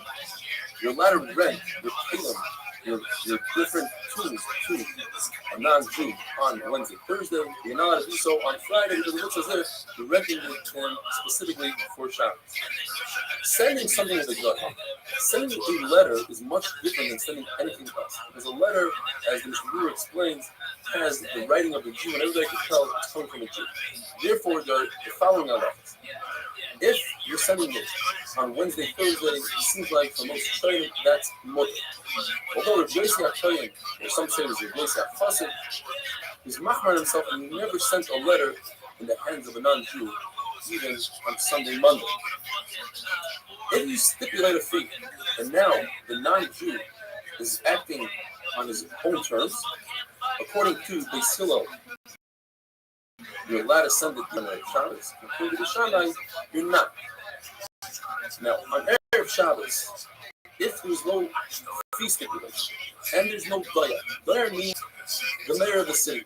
It really means the receiver of the letter, the permanent address, where the guy will most likely find the receiver won't have to travel any further distance.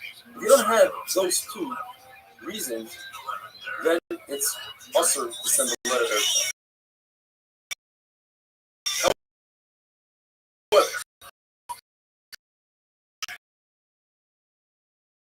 If in a case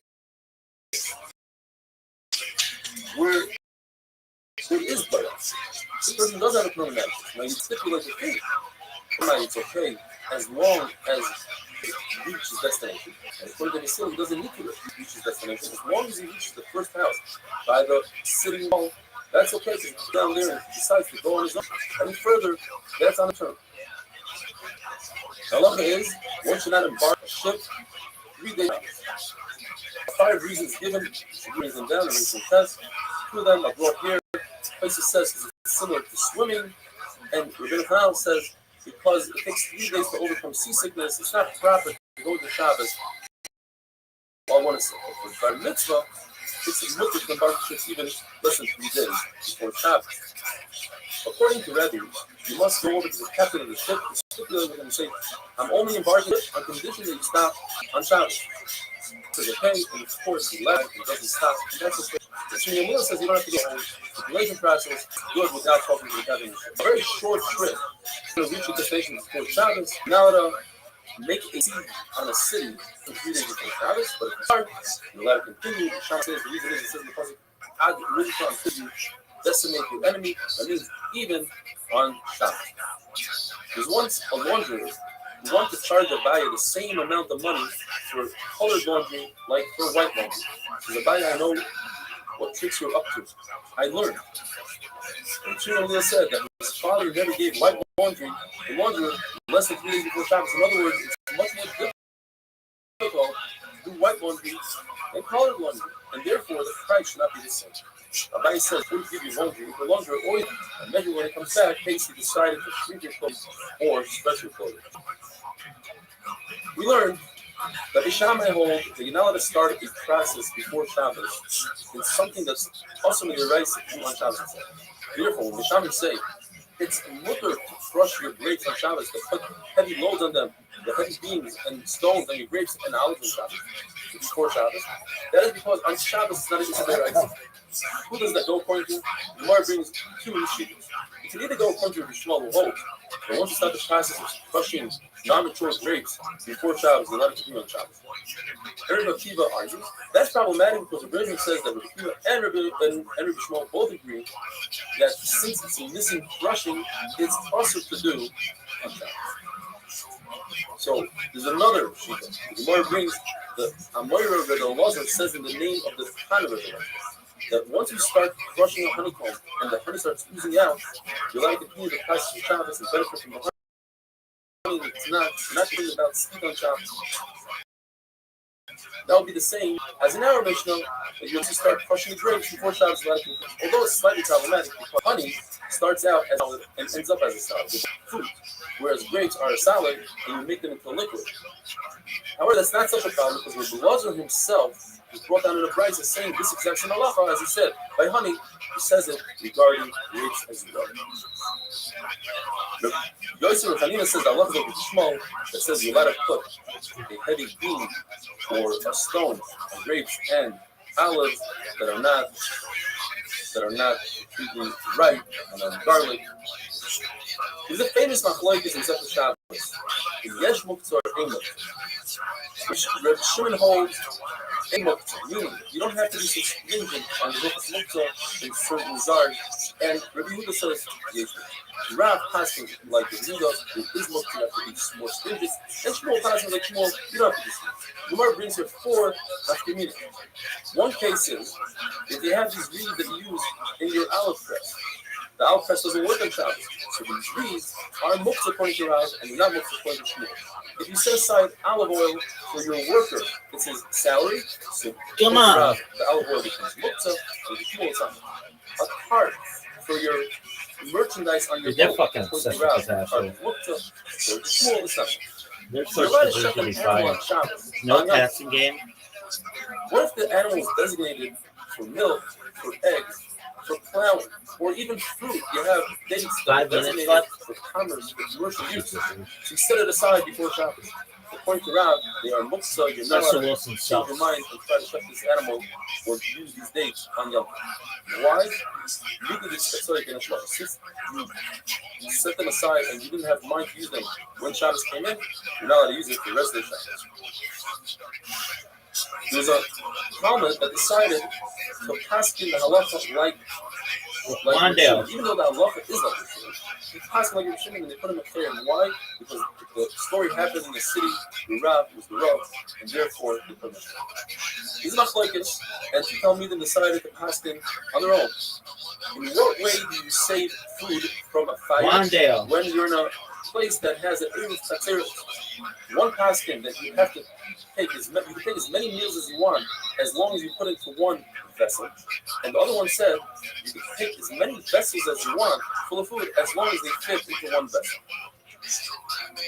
And then tomorrow we're going to discuss the Mishnah of Ein Soylent Basar Batzar. Oh, that's what we really about. What you really give a shit is what did this motherfucker's having fun on the scout team? Not why aren't we getting the ball to Wandale Robinson? That's the question that I have for them. That's the fucking question that I have for them. Wandale Robinson, you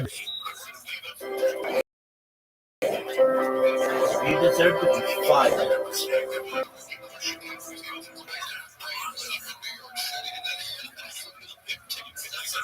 He's open. Just throw it to him. Shabbos that folks, we learned from the Mishnah that Erev Shabbos, one is not permitted to roast. Dog, he is so shitty. Unless you're able to roast it before Shabbos. What does that mean? To machal ben soil, it's a shear, what the Rashi means, a third done, according to the Rambam, 50% done. What's going back to machal ben soil is a few tools. Number one, once the food why would you hand the ball off? Under what fucking situation? Issue of on the cooking from that point. According to Hananiah, there's no Isser Shehiyah. Once your food reaches a third done, you can leave it on the flame Wandale. when Shabbos comes in, and we're not worried about Shehiyah, even though you don't have room for Kuma, you didn't remove the coals, and you didn't sprinkle the coals. What the fuck was that? Dude, Russell Wilson, he sucks so much dick. Before Shabbos. Unless Cardinal Cornell has a nice color for the diagram, means the outside of the bread. Whereas the lezer means not only the outside, but also the part that lays on the oven. As we learned yesterday, a young goat, if you introduce air, oxygen, into the oven, will ruin the heat. So therefore, we're not concerned we're going to open up the oven door and stoke the coals. Yet, when it comes to carbon Pesach, we say, if they hand the ball off, they deserve to lose. Every game this year. Oh, Wandale. Part of the group. And the group is going to remind each other not to stoke the coals. But what happens to the reason that oxygen is not good for the meat? The answer is because carbon Pesach is a whole goat. It's not cut up into pieces, sausage. So therefore, the air and oxygen doesn't cause any harm, and it won't be a concern. But because you have other people there, it's not. What the fuck is that? There's an initially that in case I like it, there's a fire to warm the Kohanim's feet. You let it start the fire right before Shabbos. Even though you don't have most of the wood burning. But outside of the Mikdash, that's not allowed. What is the reason?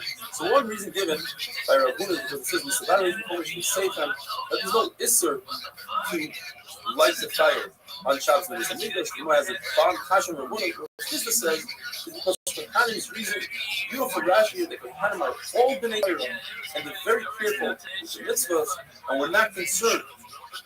And the pasuk, which very published was everyone's referring to Hakaras Evarim, that you're allowed to burn, they're allowed to burn on Shabbos on this bed. Outside of the Beis Hamikdash, the shear is that it has to grab most of the wood. What does that mean? According to Rav, it means most of the pieces of wood, every piece of wood has a majority of the piece on fire. According to Shmuel, this means that it caught on enough, they need small pieces of wood to create a flame. Now, we have a great riot for Shmuel because it says by the menorah that you have to light the wick enough that the flame should go by itself. In other words, it doesn't have any help from the outside. If you're lighting one piece of wood, so according to Rav, it has to be that the fire catches on most of the circumference. Another shot is most of the actual piece of wood. The thickness of the wood, the flame has to go through the wood. So the Papa says most of the thickness and the circumference. This guy is so bad. And it says in the puzzle the S off in front of Mubarak. Rav says that means in a rubber tree, and Shmuel says that they were together. It's a lotion of af. So when the Machlokes here reads that our individuals, they don't need roy. They're easy to catch. And if you're in a bundle, they need that most of the majority of it should light up. Because this is the exact opposite. But if the individuals, they need the roy, and when they're together, since they're together, it's easier for them to catch on flames. And Rav Kahana says, like Rav Huna, when it comes to pits, so Rav Huna says the same thing. Are you fucking serious? That when they're individuals, they don't need a roid, and when they're together in a vessel, in a basket, they need roid. This is the exact opposite. And Rav Kahana in this case says, like Rav Hizda. These are things that don't need roid majority fire. You're talking about zefet, which is pitch, tar, buffers is salt, vina, cheese, revav is grease, hash, straw, bava is stubble. The Quran says that the trees of bava don't need. What is that? Rabbi says, as we'll see later on, it's a branch of a cedar tree that's dry and thin, and it has like a woolly substance that catch flame. But it doesn't mean that it's cut into small pieces, because Ula says that even a Shabbos candle, you have to light it and make sure that it's lit, the majority of it, and therefore small pieces doesn't help. Rami Barada says that we're referring to Zaza. Zaza is moss. And that is finished the first herod of the Sefer Shabbos, a tremendous mazel tov. Hagan Allah Yitzias HaShabbos, now we're going to start period. Remember this. You cannot light with the width of lead, which is, like we just discussed, the wool that is found in a cedar tree. And you can't light with chaysin. According to Rabbi Yosef, it's the small pieces of flax. According to Abaya, it's flax that wasn't honed. And the Levi Kala. So Shmuel asked them, what is it? They told him it's kucha. It's a woolly substance. It's a saros, something like that. The reason why Zero says it's pushkira. It's a very inferior type of silk that comes from a silkworm. They call it floss silk. Rambam says no, it's a good grade of silk. It says the Mishnah looks to the Saridon, which means Achrina, which is like the woolly substance from a willow tree. And Ravin showed Abaya. Abaya says, that tree, a willow tree? Yeah, no, but he pulled it apart and showed, look, there's a substance, like almost like a wool in there that catches on fire. It says, shavra, which is nettle grass. They braid it and they make wicks out of it. It might be a regal pneumatic. It's not referring to algae, but rather referring to the moss. Now, some people added hair and wool, but our Tana says hair and wool are not added because wool shrinks and hair burn. Now, from here on out are the oils that you're not like with. You can't like with tar, which is pitch. Is wax. But you make a candle out of the wax, since this is in the category of oil, but not the category of wick. So you're allowed to, you're permitted to use, as we do today, make a candle out of wax. Have a wonderful day. That's why, I can't sleep. I have a really hard time sleeping because I don't know if I go to sleep, I feel better. So that's why I take the pills.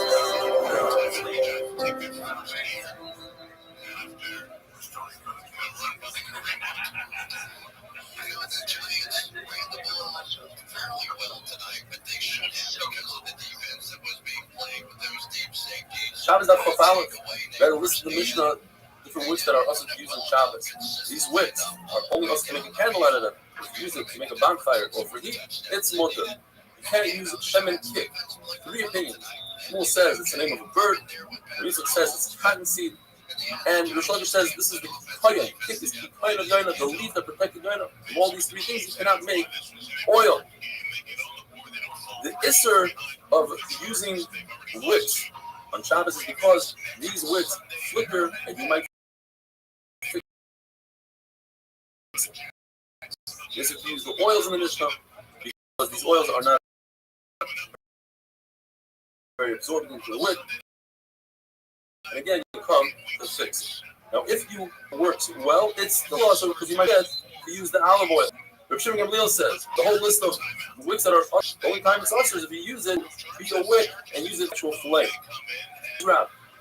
Melted fat and melted fish inert are also to use. Now, if you add oil, it's mutter to use. The reason is because now they are absorbed well in the wick. However, by themselves, they're also because they might not melt them. We don't make a double zero. We don't say, well, with olive oil, you might not use the olive oil and you might not melt them. That's 2 zeros, and we don't do that. All wicks that are also used for Shabbos are also used with these amigos because it says possible how we start from it. It has to be a flame that goes by itself without any help. In the amigos, take the wicks out of the pipe, and the belt was made out of the wood.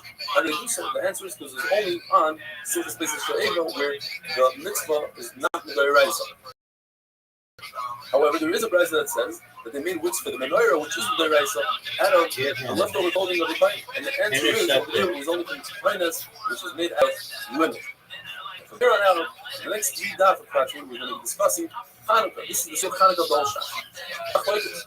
I'm going to say all the oils that you're not permitted to use on Shabbos, you're not permitted to use on Hanukkah, in the weekday, and on Shabbos. The reason is because on the weekdays you have a concept called Hafsa Zakut. If the flame of the menorah is extinguished within the shear of time, let's say you have to light the candle for a half hour, during that half hour is extinguished, you must relight it. So we're concerned perhaps he won't light it on purpose. He'll use the inferior product, won't relight it. On Shabbos, we have another reason. And that is because since you are permitted to use the light, you might read to the light, and then you'll come, Shemiyatu, you'll fix the candle. Rav Chisda says, in the weekday, you could use that oil because Tafsa aims up it. You don't have to relight it. But on Shabbos, you still have the concern that you might fix the candle lighting, the candle, because you are permitted to read to itself. And Rav says, you're allowed to use it for weekdays and for Shabbos, all these oils that are possible. Because Tafsa aims up it. We're not concerned that he might be kosher, that he might not relight it, because he doesn't have to relight it. And on Shabbos, it's also to use the candlelight, and therefore we're not concerned of Shemayatu. Abaya heard this pshat from Rabbi Yirmiyah. One day, if you give it to Scatterville, in the name of Rabban, in the name of Rabbi Yochanan, and he accepted it, and he felt bad. He said, I wish I would have heard this when I was younger. Because when he was younger, there's a concept called the youngest, so heard that you learn when you're young sticks. The mitzvah of Ner Chanukah is from Shkia until the time Mudaim read the marketplace. Now, we're talking about people that sell firewood and they stay in the marketplace last, and therefore that is revealed. In other words, if you didn't light your candles, you have all the way up until they leave to light. Or another side is how much oil should one put in his menorah? Enough to last from Shkia until these people leave the marketplace. There are 3 levels of Mahadran in Ner Hanukkah. The basic level is 1 candle every single night for all the people in the house. That's all you need. On the 8th night of Hanukkah, 1 candle is enough for everybody. The next level is Mahadran, and it's 1 candle, but for every person in the house. And the 3rd level is according to the Shammai, the Balabayas, according to some Rishonim, this places in the Rambam, is this in addition to every single person in the house, or it's only the Balabayas? Shammai say you start out with 8, and on the 2nd day you go down to 7, and on the 6th day you go down to 6.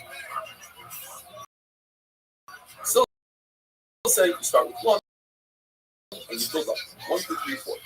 There are 2 svars in the Gemara for the Shammai and 2 for the Sif. The Gemara says, according to the Shammai, you light as many candles as you have left in Hanukkah. So, second day, you have 7 days left, you have 7 candles.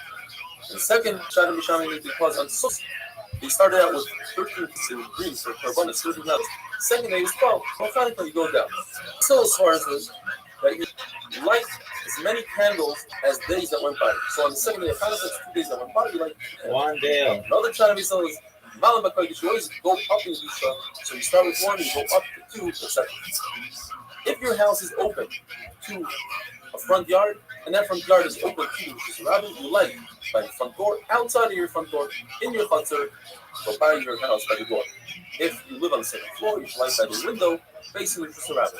If it's a time of Shakhan where you're not allowed to light outside, you light to the mitzvah, lighting inside, on your table, says Rabbi, provided you make a hecker that this is your Ner Hanukkah, not your lamp for regular usage.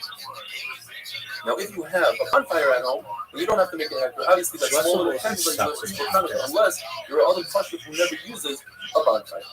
The Gemara tells us on the 25th day of Kislev, we make 8 days of Hanukkah, which you don't do a hesped and a levaya, and you don't fast.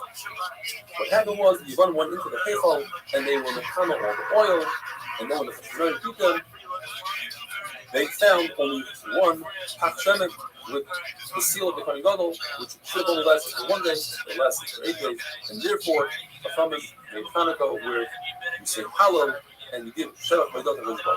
The halacha is, if you cause a spark, and that spark makes a fire, you are fired. So if you have a camel loaded with cotton, and the cotton goes into a store and catches on fire, and your camel creates a fire, that's your responsibility, and you are fired.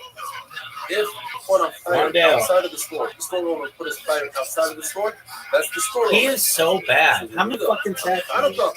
Since you have a mitzvah to light outside, but it's not the store owner's responsibility, it's the camel owner's responsibility. Says Rabbeinu. And here you see that the field of Ner Hanukkah is from between 3 talking from the ground shouldn't be lower than 3, but not higher than 10. Otherwise, you would tell the store owner to light his candles above 10 shekels, the candles could go by.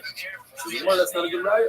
Perhaps you could be lights above 10, but we don't tell the store owner to do so because it's a fearful and might not want to do it.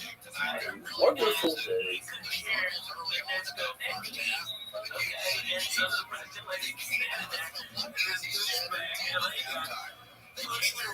You fucking snap your fucking arm.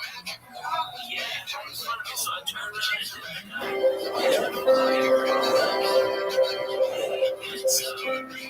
I go home, I'm looking, talk on Joey, and I'm shook up, man. I'm like, it's like shook. If he smelled what it was, if you're upset about something. Shabbos Daf Chobeis, Rabbi Tanchum says that just like you're not allowed to build a sukkah that's over 20 amas and you can't have a mavoi, a cross beam of Torah above 20 amas, so too you cannot light the menorah above 20 amas. Another famous saying that Rabbi Tanchum says, when the Shvatim threw Yosef HaTzadik into the pit, the pasuk says, "Hador reik, ein boi mayim." It's empty and it doesn't have water, which is a double language. The Gemara says, yes, it didn't have water, but it had snakes and scorpions. Rabbi says that when you light the menorah, make sure that you put the menorah 1 tefach within the doorway, not further away, because people might confuse and they won't realize that you are the one that placed it there. Rav Acha says you put the menorah on the right side of the door, Rav Shmuel says you put it on the left side of the door, like this. You have the mezuzah on the right and the menorah on the left.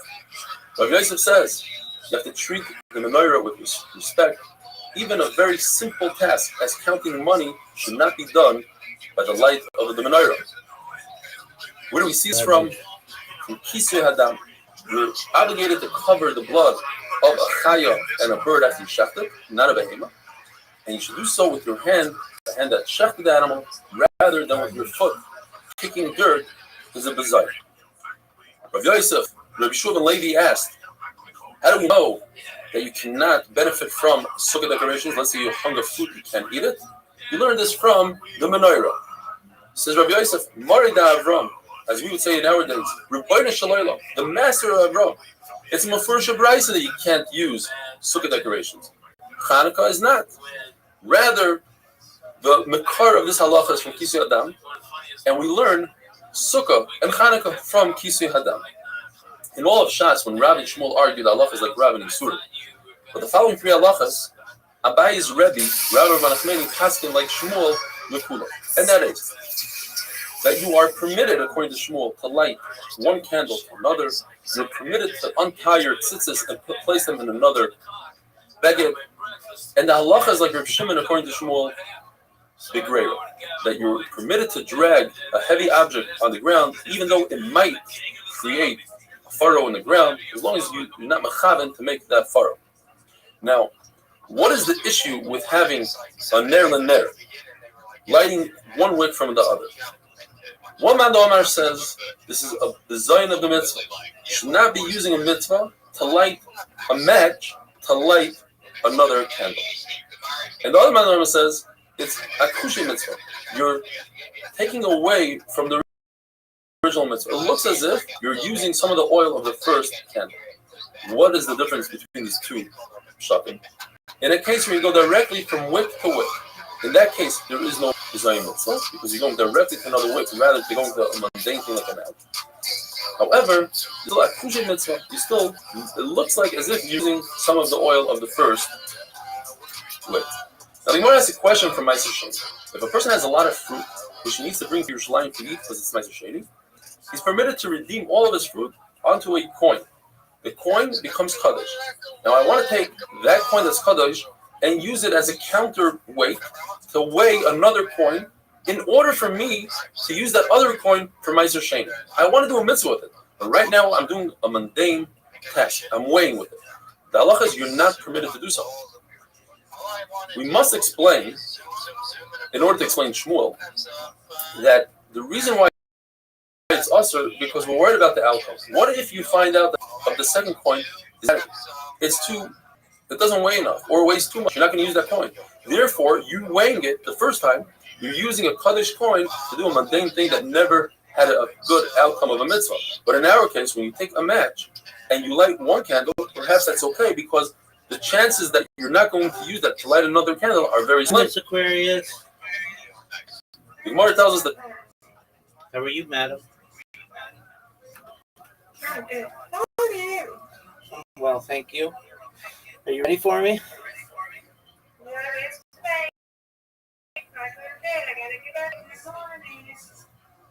Something in the morning. What do you have in the morning?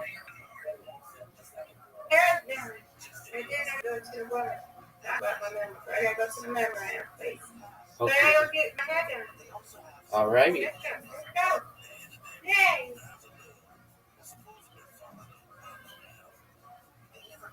That's good.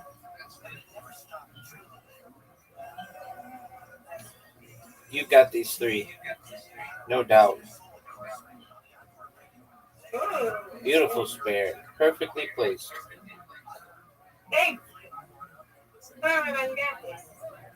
Oh, for sure. No doubt. They shouldn't even make me do this because they know I'm going to get it. Get it, baby. Yay! There we go.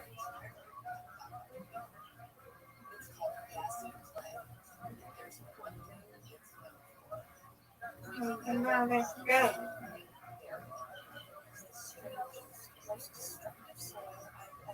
You got it right now. You got the opportunity now. Give it to me. I'm gonna get these 4. Oh, they're 5. I'm gonna get these 5. No doubt. Are you serious? How does it slide like that? That's garbage.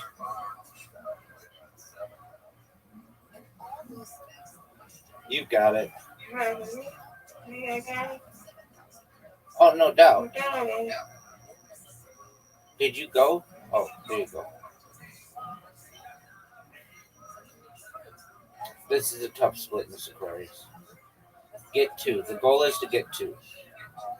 Girl, she's missing it. Okay, you got it. No doubt.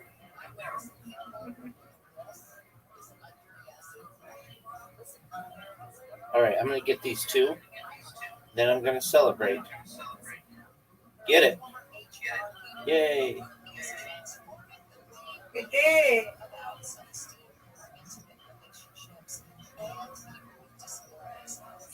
Here, come on.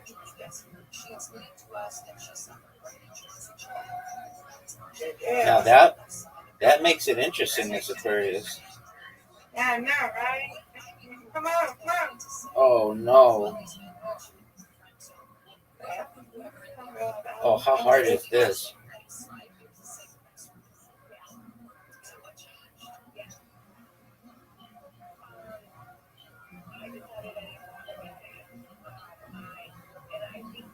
Oh, 2 strikes in a row.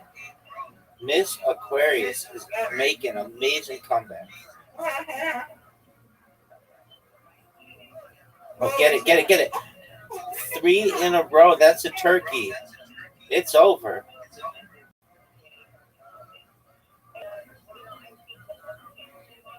Four in a row. That's a record for Miss Aquarius, everybody.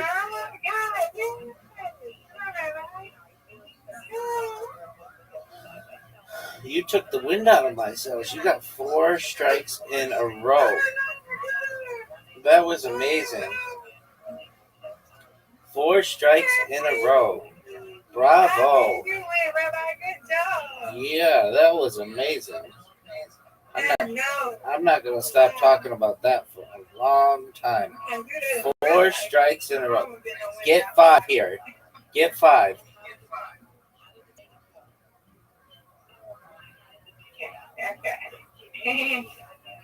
Come on, everybody. It's your turn now. No, it's not. It's your turn. It's their turn, though. You gotta get it. You gotta I don't know if I'm getting 4 in a row. That's not. But I'll take it because I'm going to get these 3. No doubt.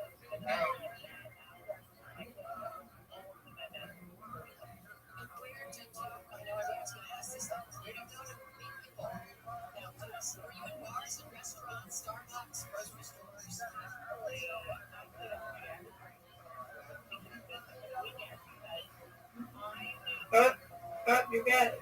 You got it. Get it. Come on, right.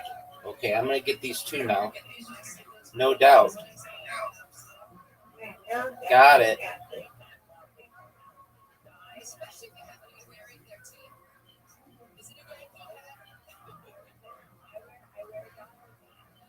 Yeah.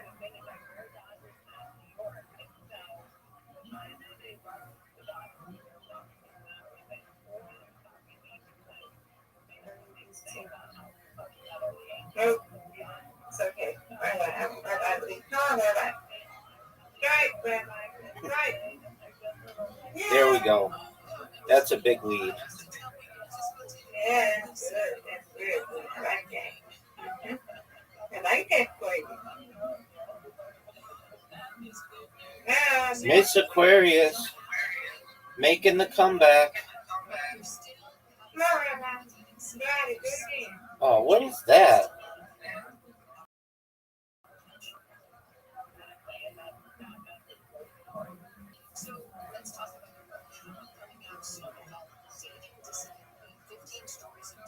Get it, girl.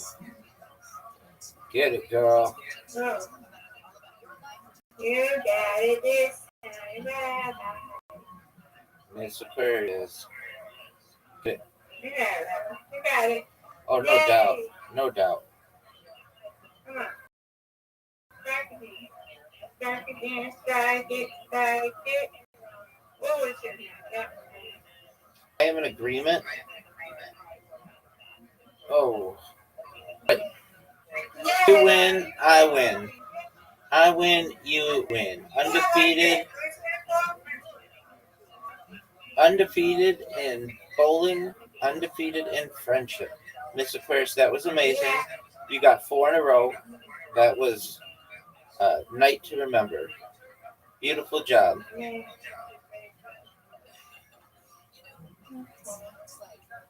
Best wishes with your appointment tomorrow. Yeah, right? Absolutely. And then I do kind of sounds good last. That sounds good last. So I know I'm a good fish. God willing. All right, I'll be back. I love you. I love you I'll too. see you tomorrow, guys. God willing. Excellent job. You too. Thank you. You're welcome.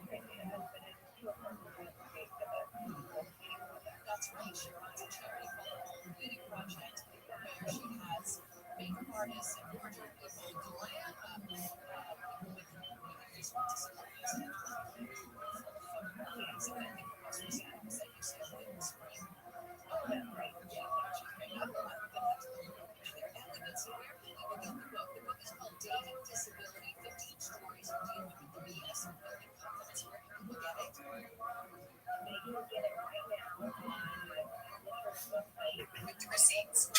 Exhibit A, the alleged car chase that they were watching. Right there on the banner below, you can see it started in Temple City.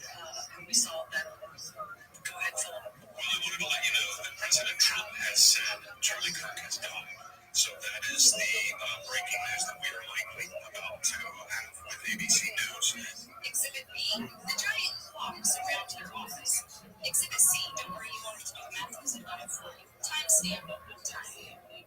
It is 1:07 and 15 seconds in the afternoon.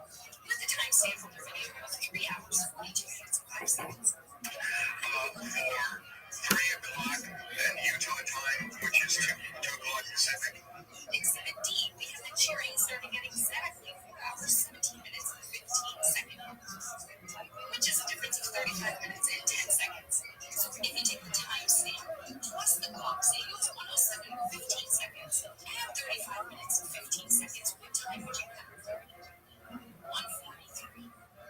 So they technically were watching a purchase video. What do you think they were cheering for? In the back.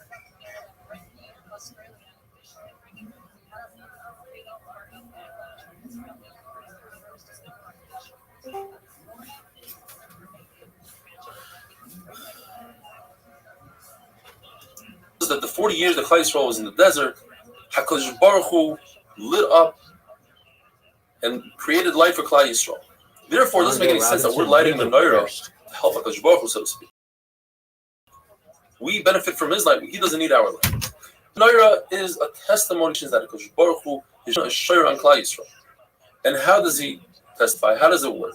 Because we use the Ner Ma'aravi to light all the other candles. The Ma'aravi depends. If the menorah is facing east and west, then the second candle coming into the Heichal, that's the one we light. If the menorah faces north-south, according to one man Omar, then the center one, the Emtsai, that's the Ner Ma'aravi. At any rate, we use that Ner Ma'aravi to light all the other candles, and that's the last one that we clean out. We must explain that the way it worked, it was not that we took a match and went from one to the other, because that would be a problem of Bizui Mitzvah. We must explain that the wick was long enough to reach the other cup. Each cup's wick reached the other one. Yet the only issue that remains is if you hold Akushe Mitzvah, it looks as if you're taking and diminishing the oil from the first cup. Over here, we still have that problem.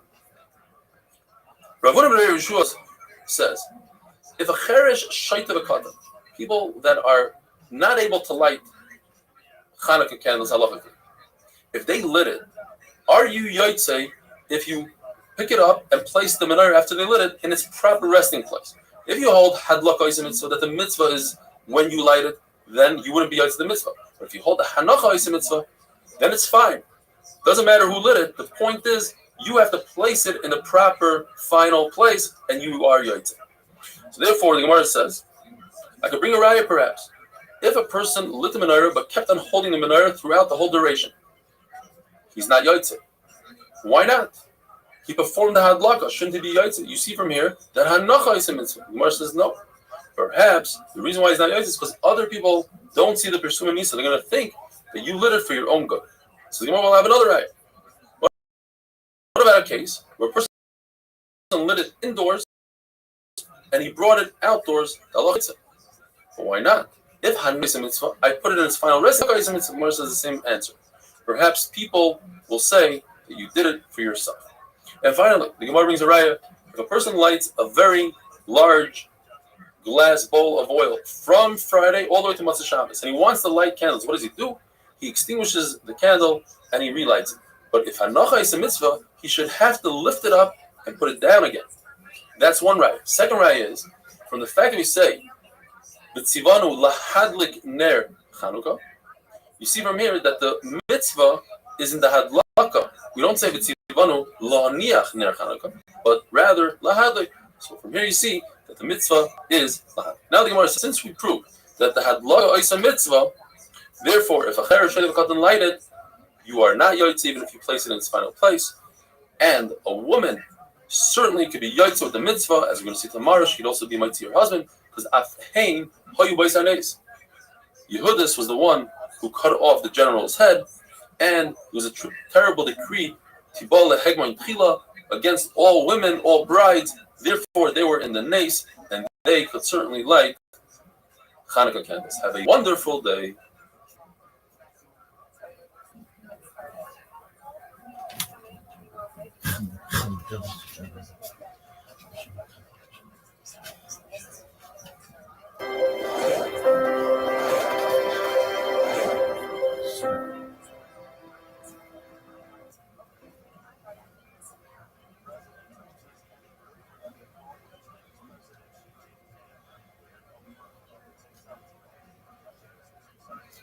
Shabbos Daf Chav Gimel. A guest must light Ner Chanukah And if he wants, he can participate by giving money to the host and being part of his candle. If he's married, he could be soymech on his wife. Women are mechuyev in their Chanukah like men because Afhein Hayu Bais Hanes. Yehudis is the one who killed the general, and they had other exeris against them. Therefore, a wife can be mighty a husband. Rishuma lady says the best oil is olive oil. It's clear and it's very bright. It's actually better than sesame seed oil, which lasts longer, but it's not as bright and clear. When you make ink, there are two processes in the making of the ink which require oil. Process number one is you burn oil and you capture the smoke in a glass, and that smoke is soot. You peel that smoke off and you mix that smoke with step two with oil. To make the soot, it's best to use olive oil. But to mix the soot, some say it's best to use olive oil, some say it's not necessary. There's another ingredient in ink, which is the sap of trees. The best sap is a blackthorn gum. But the Gemara says you can use any sap you want. As we know, and this comes from Rav, the first night of Chanukah we make 3 brachas. Lahadik ner Chanukah, Sha'asa Nisan Laviseinu, and Shechiyanu. On the second night of Chanukah, we don't say Shechiyanu. All nights of Chanukah, you say Sha'asa Nisan Laviseinu because there was a nis on every single one of the 8 nights. If you know for a fact that you are not going to light Neres Chanukah, you're on a ship, you're on a plane, you see from a distance, you say a bracha just for singing. You don't say lahadlik because you aren't lighting. We say sha'asa nisim laviseinu. And on the first night, you'll also say shechiyanu, but on the second night, all you say is sha'asa nisim. The question is, why do we say in brachas that are on mitzvahs derabanan, like Ner Chanukah, why do we say v'tzivanu? You, Hashem, commanded us. Chachamim commanded us. Gemara explains because it says in the Torah, lo yisasu. You cannot deviate from what Chachamim tell us. So therefore, anything give us a mitzvah, it has power of a da'iraisa. Another pasuk is, Sha'ala v'yegeitcha, zikanev v'emrulach. The zikain and the Chachamim will tell you, and you must listen. When it comes to the mai, these are fruit that you buy from an amaretz. You're not sure whether or not he performed trumas and maestros. He separated trumas and maestros. Chachamim are mechayev you to be mafresh truma and maestros. Why don't we make a bracha on that? It's a derabanan. We should make a bracha just like we make on Ner Chanukah. In fact, the halacha is you can take this d'mai and make a bracha on it, make zimun on it, use it as an erev chatzeros, as an erev tavshilan, as a sheet of mavais. You could also be mafresh the truma and meiser unclothed. That shows us that there's no bracha. And the answer is, says Abaya, because it's a suffix derabanan. But Rabbanan are not sure whether or not the Amoritz was mafresh trumas and meisers, whereas by Chanukah it's a vada. Rabbi says even more. Not only is a suffix, it's not even a suffix. It doesn't start at all. Because most Amilaritz do perform trumas and maestros. It's a chumrah. And on a chumrah, you don't make a bracha. Rav Huna says that a house that has 2 front doors, we're not concerned that some out-of-towner that's not familiar with your house will think that 2 separate families live there and will wonder how come one of the families didn't light Ner Chanukah. Therefore, all you need to do is light 1 candle. However, if you have doors on 2 sides of your house, let's say on the front of your house and on the side of your house, you're mechuyev to light 2 candles. We are concerned for the people that live in the city. They might think that since you didn't light on one of the doors, you didn't light at the other door. Where do we see that you must be concerned with what other people think about you? In the Torah, by Peyah. The Torah says that you have to leave the corner of your field for the poor. And you must leave it all the way at the end when you're finished harvesting. Why is that? Why all the way at the end? Why can't I leave the corner in the middle while I'm harvesting? There are 4. Well, the reason that's important for us is that we are concerned that other people might think they haven't given payah. And they'll curse you. And we don't want other people to think bad about you. The other 3 reasons are because if you could give it whenever you want, you'll wait until the poor people leave, and then you'll make a call to your best friend and have him come down and take it. Or we don't want the poor people to waste their time. They don't know when you're going to give it, so they'll sit around for days. Like this, they know exactly what to happen, and they won't waste their time. And the 4th reason is, the Torah says, Bal Techala. You have a chiyuv to take pay, and we don't want you to lie and say, yes, I gave it yesterday. We know exactly when you're giving it. You're giving it all the way at the end, and like this, you won't come to lie. A candle, a lantern that has 2 wicks coming out of the 2 sides. The Mishnah Berurah says, even if it's 1 long wick, but you don't see it, you just see the 2 ends of the wick, two people can be yotze the chiyuv of Ner Chanukah. If you have a bowl with many wicks in it, many people could be yotze the chiyuv of Ner Chanukah. However, that's only if there's a cover to it.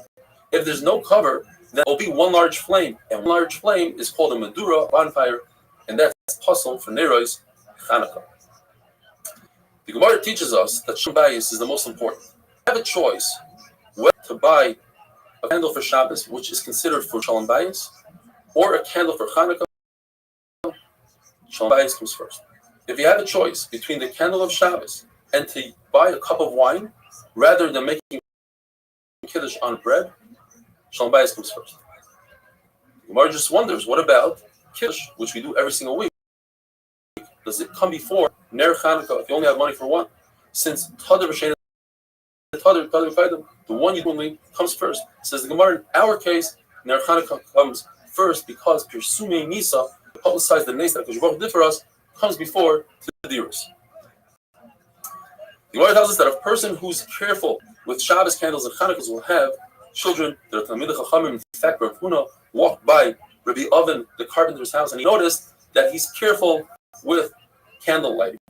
And Taisus points out that it wasn't just him, it was him and his wife. And therefore, he said, you'll have two children that are Talmidei Chachamim. In fact, he had Idi bar Oven and Chia bar Oven because him and his wife were careful. Then the following story is that Rav Chisda saw that Rav Shizvi's wife was careful with candle lighting. And in that story, only one of the two parents were careful, and therefore Rav Chisda promised her a Talmid Chacham, and she had Rav Shizvi. If you're careful with mezuzah, you'll have a beautiful home. You're careful with tzitzis, you'll have beautiful clothing. If you're careful with kiddush, Gemara tells us a story. Rabbi Yosef's wife wasn't very careful with Shabbos candles. She would light very late, not after Shkia, but at the last moment. So he gave her a hint. He said, it says in the Pasuk, we had the leading cloud and the leading fire at night.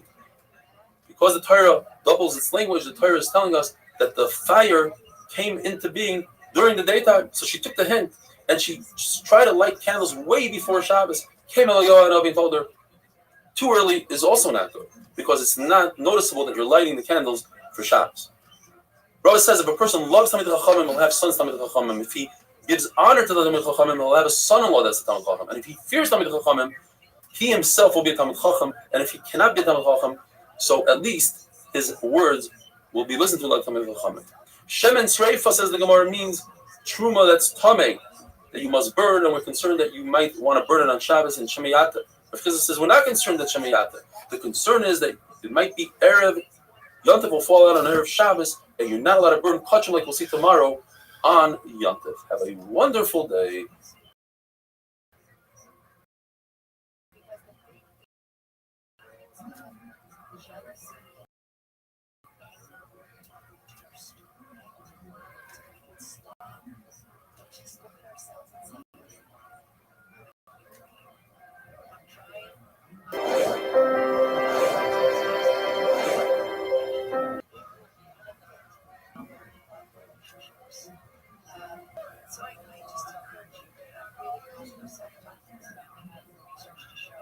Shabbos Daf Chav Dalet.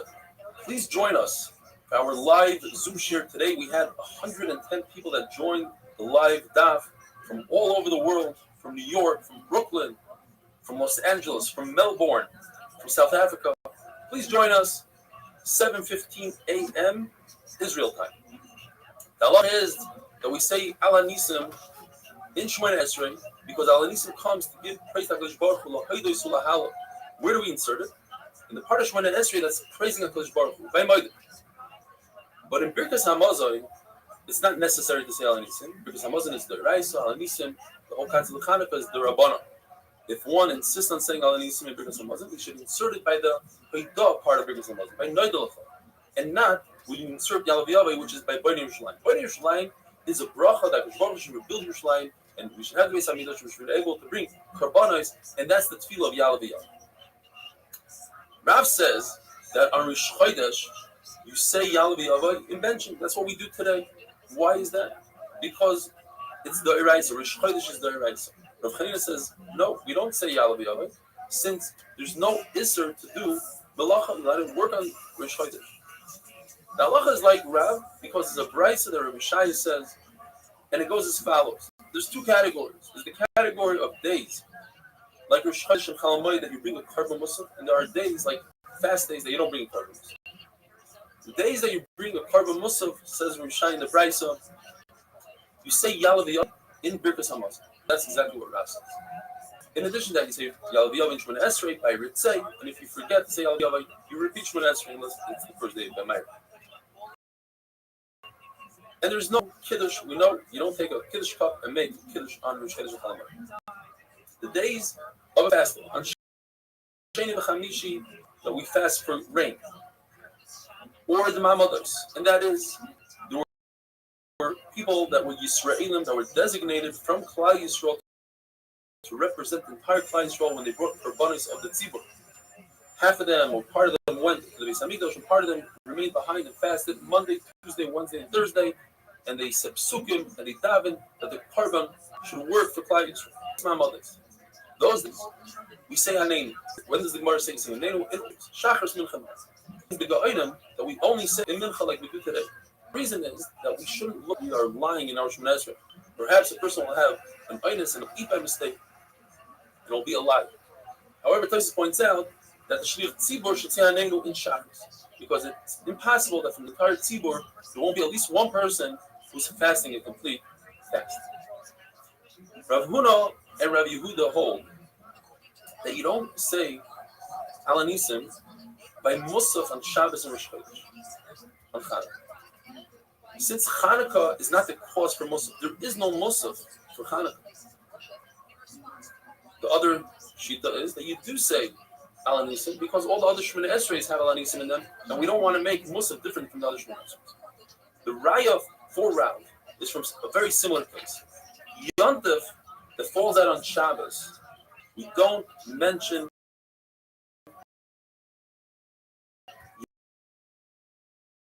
Yontif in the Haftarah of Mincha. In those days, Rashi says they would say Haftarah by Mincha until the Parsim came and they did away with that minhag. But nevertheless, even though it's if you're not mentioning Yontif, because there is no Haftarah because of Yontif, even though Yontif itself invokes Haftarah sometimes, but not that. So that's a good raya. It's not a good raya. It's from the other that Rosh Chodesh that falls out on Shabbos. You don't mention it. And the reason is the Gemara says this is not a good raya. Haftarah. There is never a concept of Haftarah or Rosh Chodesh. Rosh Chodesh just happens to be today, which is Shabbos. The Gemara says that Allah is like a Yom and Levi. In another similar case, Yom Kippur that falls out on Shabbos. By Ne'ilah we mention Shabbos, even though we never have an Ne'ilah on Shabbos. The whole Ne'ilah is only because of Yom Kippur. Nevertheless, we mention Shabbos. The halacha is that we mention Chanukah, Alanisim by Musaf. Now on Shabbos Rosh Chodesh, according to Rashi, we do mention Rosh Chodesh and Haftarah, but as Tosis points out, and halacha like Tosis, we don't. And the halacha is that the halacha is not that we don't say Yontif and Haftarah of Mincha Shabbos. But Leil Shabbos, Friday night, is different. Friday night, when the Shliach Tzibur says Chazar Shashatz Me'in Sheva, and it's Yontif, we don't mention Yontif. Why is it? Because the whole reason you do Chazar Shashatz by Ma'ariv of Shabbos is because of Sakana. The shul was always out in the field, and we're concerned about somebody coming late to shul, and if you have to leave after everybody left, and he'll be by himself, and the Mazikim will get it. So they prolonged the Ma'ariv. On a weekday, people didn't go to shul in those days. So because it's a sakana, we said Chazar Zashat, but it's only because it's a sakana, and there's no reason to mention. In the Mishnah, there are two shitas that say the same exact thing, that you should not light from chayla, from fat, whether it's cooked or uncooked. One of the shitas, though, is different. One of those shitas holds that if you add olive oil to the mix of diluted fat, of melted fat, it's actually mutter to use. It says the Mishnah, you don't use shemen sreifa on Yontif. As we explained yesterday, shemen sreifa is truma oil that became tamei, and you must burn. Halachically, you have to burn. You cannot burn it on Yontif, as we had the other day. Now, shemen sreifa, the reason why you can't use it is because you cannot burn that oil on Yontif. Even though you have a concept of asay, the asay of burning the oil should push off the lois. So you should not make a fire on Yontif, which is not for food. There's three reasons given. Either because because it says at Boiker twice. And the second time, the second morning, you have to wait to burn until Rava said, or Abaye says, plus Shabbos the Shabbat. You bring the oila on Shabbos. You don't bring the oila of the weekday on Shabbos or on Yom Tov. So certainly you cannot bring the oila on Yom Tov. So certainly you cannot bring oil that's possible. And Rava says, Vado Yosel family. You learn from who? You cannot make machir. You can't make knives on Yom Tov. Levado, you cannot make a bris milah for a child that's not on his 8th day. It's 9th, 10th day. It's already pushed off. You don't make a bris milah, even though it's a kalachimer that you should be able to. So if you cannot do a bris milah, we learn from you that anything that's pushed off, push it off on Flat Yom Tov, including this one. And Rav Ashi says, even though we have an essay that should push off a lois essay, but Yom Tov is actually an essay and a lois essay. And one essay is not push off, an essay and a lois essay has a wonderful day. They're really smart, but they're like, I got seen anything. Well, they are dumb people. They've just been given the opportunity to expose themselves as dumb. No, my friend, he's really smart. Like, I'm not joking, he's really smart. And I was talking to him the other day, and we started talking conspiracy theories. And I know pretty much any conspiracy theory, so I just started going off on a tangent about like all this crazy shit that wasn't true. And he was like, "Yeah, bro, I can see that totally being." Yeah, he bought it all. I'm like, "Bro, I just told you that there were aliens underneath the pyramids, and they're made up." Shabbos Avchavei. Rav says, just like there's a feel for you to burn kachim that became tamei. Let's say you have meat from a carbon that became tamei, you must burn it. So too you have a chiyuv to burn truma that became tamei. Rashi explains, there's two reasons. Truma is very similar to kachim, and second of all, because of its color. We don't want you to, by mistake, use the truma that's tamei. There's a very big difference between the two. Kachim, when you burn, you cannot benefit from them. Truma, when you burn it, the kohen can benefit from its light, from its heat. But how do we know this? The Gemara gives us three reasons. By Truma it says, Mishmeres Trumoisai, plural. The safekeeping of my true mice. Meaning, Truma number one is Truma that's tar, number two is Truma that's tamei, and we can benefit, the kohen can benefit through using the fire and the light, the heat and the light. The other one says that it says by Meiser Sheni. Meiser Sheni, which Yisrael could eat in Yerushalayim, on the 4th and 7th year, there's a chiyuv to be mevared, to destroy it. And when he destroys it, he says a vidu. He says the famous pasuk, "But like you actually remember the tamei. I didn't destroy it when I was tamei or when the Meiser Sheni was tamei." Mars Medayah. Only Meiser Sheni you cannot benefit while you burn it, but there's something else that you could benefit. And it could be one of two things, either kachim, or as the lighter one is saying, different truma. Since kachim has 6 things that make it chomer, whereas truma only has 4. So it makes more sense to say kachim I cannot benefit. What are these 6 things and what are the 4? By kachim we have pigul. If the kohen thinks in his head while he's doing one of the 4 avodas, shchita, kabbalah, hilacha, zrika, and he's going to consume this animal, this carbon, outside of its allotted time. In other words, it's a carbon that he eats for day and night. He thinks himself, I'm going to eat it in 2 weeks from now. And he eats it then, he's chayav kol. Noisar, if he leaves over from his carbon, past the allotted time, chayav. The fact that it's called a carbon, very interesting. Just the name is a hummus. Mihila, if somebody benefits from kachim, he has to pay back the principal plus a fifth. If somebody eats kachim when he's tamei, he gets paritz, meaning Hashem will take away from his life and his children's life. 2 things. And touching is usher to a person that's impregnating a person who lost a beloved one that day. Whereas Truma is only 4 things. Somebody eats Truma, the Truma Iskayef Yisa B'Deshonai, it doesn't have the paritz part where it kills his spirits. Toimesh, he has to pay a fifth. You cannot redeem Truma, whereas you could redeem Kachim. Let's say the carbon becomes a Balmum, and Truma is always also to Yisrael, whereas Kachim, there are times that Yisrael could participate in this carbon, if it's Shlamim, Kachim, etc. Carbon, Kachim power. Another reason the Gemara gives that Kachim is more chomer than Truma, because Kachim has Kares, which is the 2 things, because his children as well, whereas Yisrael Shemayim is only. We're not by Yitzchak sense. when it comes to being mafresh truma, the Torah tells us don't use truma that's tamei. You try to get away with using it to alleviate the fear that you have on your truma that's tar. Don't use tamei for tar. And the Torah tells us keeping loy. Give something to the kayan that he can benefit from it. Loy, not that he should heat it up and use its light, but that he actually can consume it. But from here, the Gemara infers that you could use. You shouldn't give it to the kohen, but if he already has it, the kohen could use it for his own benefit and use the light and the heat. Rav says that lighting the Shabbos candle, to have light in the house, is a mitzvah. In fact, we say, it's a chayva, he calls it, but it's a mitzvah, and we say bracha. Tzivonu lahadik ner shel Shabbos.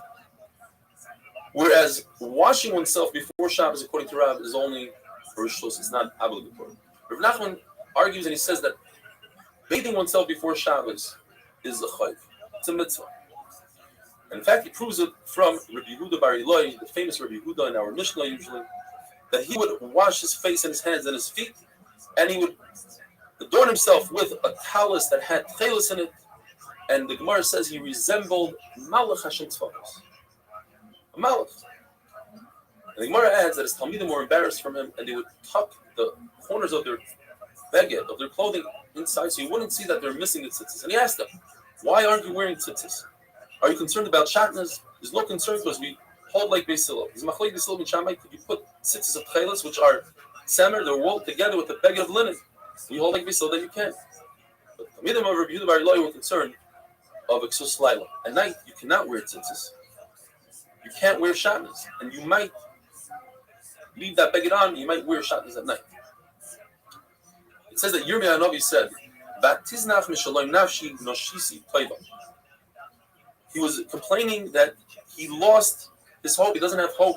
He doesn't have the peace of his neshama, of his nefesh.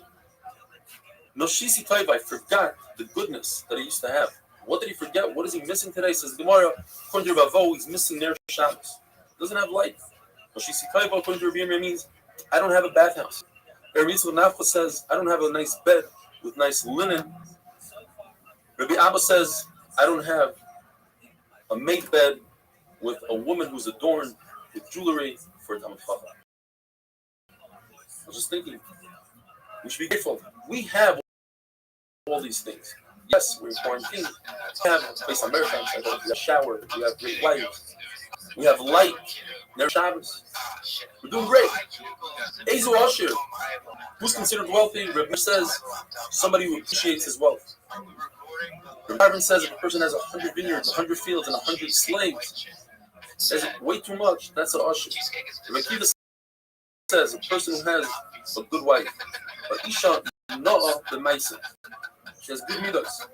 And Yossi says someone who has a bathroom in close proximity to his table, meaning he has good hygiene, he has good health, have a wonderful day. I think it's vanilla and chocolate with like nuts with marshmallows. Mine does. The ice cream with mine does, right? I think there's one between chocolate ice cream and a no bake candy bar. This sounds bad. That's not what I need. Candy bar. Well, we need to make sure marshmallows and nuts. That's what I said. Yeah. The candy bar is constantly almonds. Damn, it was invented in 1929. Shabbos Dav Chavav. I hope you're all staying safe and healthy. And let's daven one for another. You're not permitted to use sari, which is balsam oil, for Ner Shabbos. Since it smells so wonderful, one might come to remove some of the oil and try to use it somewhere else. And that is an Isser of Mechaba. He's causing the flame to extinguish earlier than it was supposed to. And another reason is because balsam oil is very flammable, and it might burn the house down.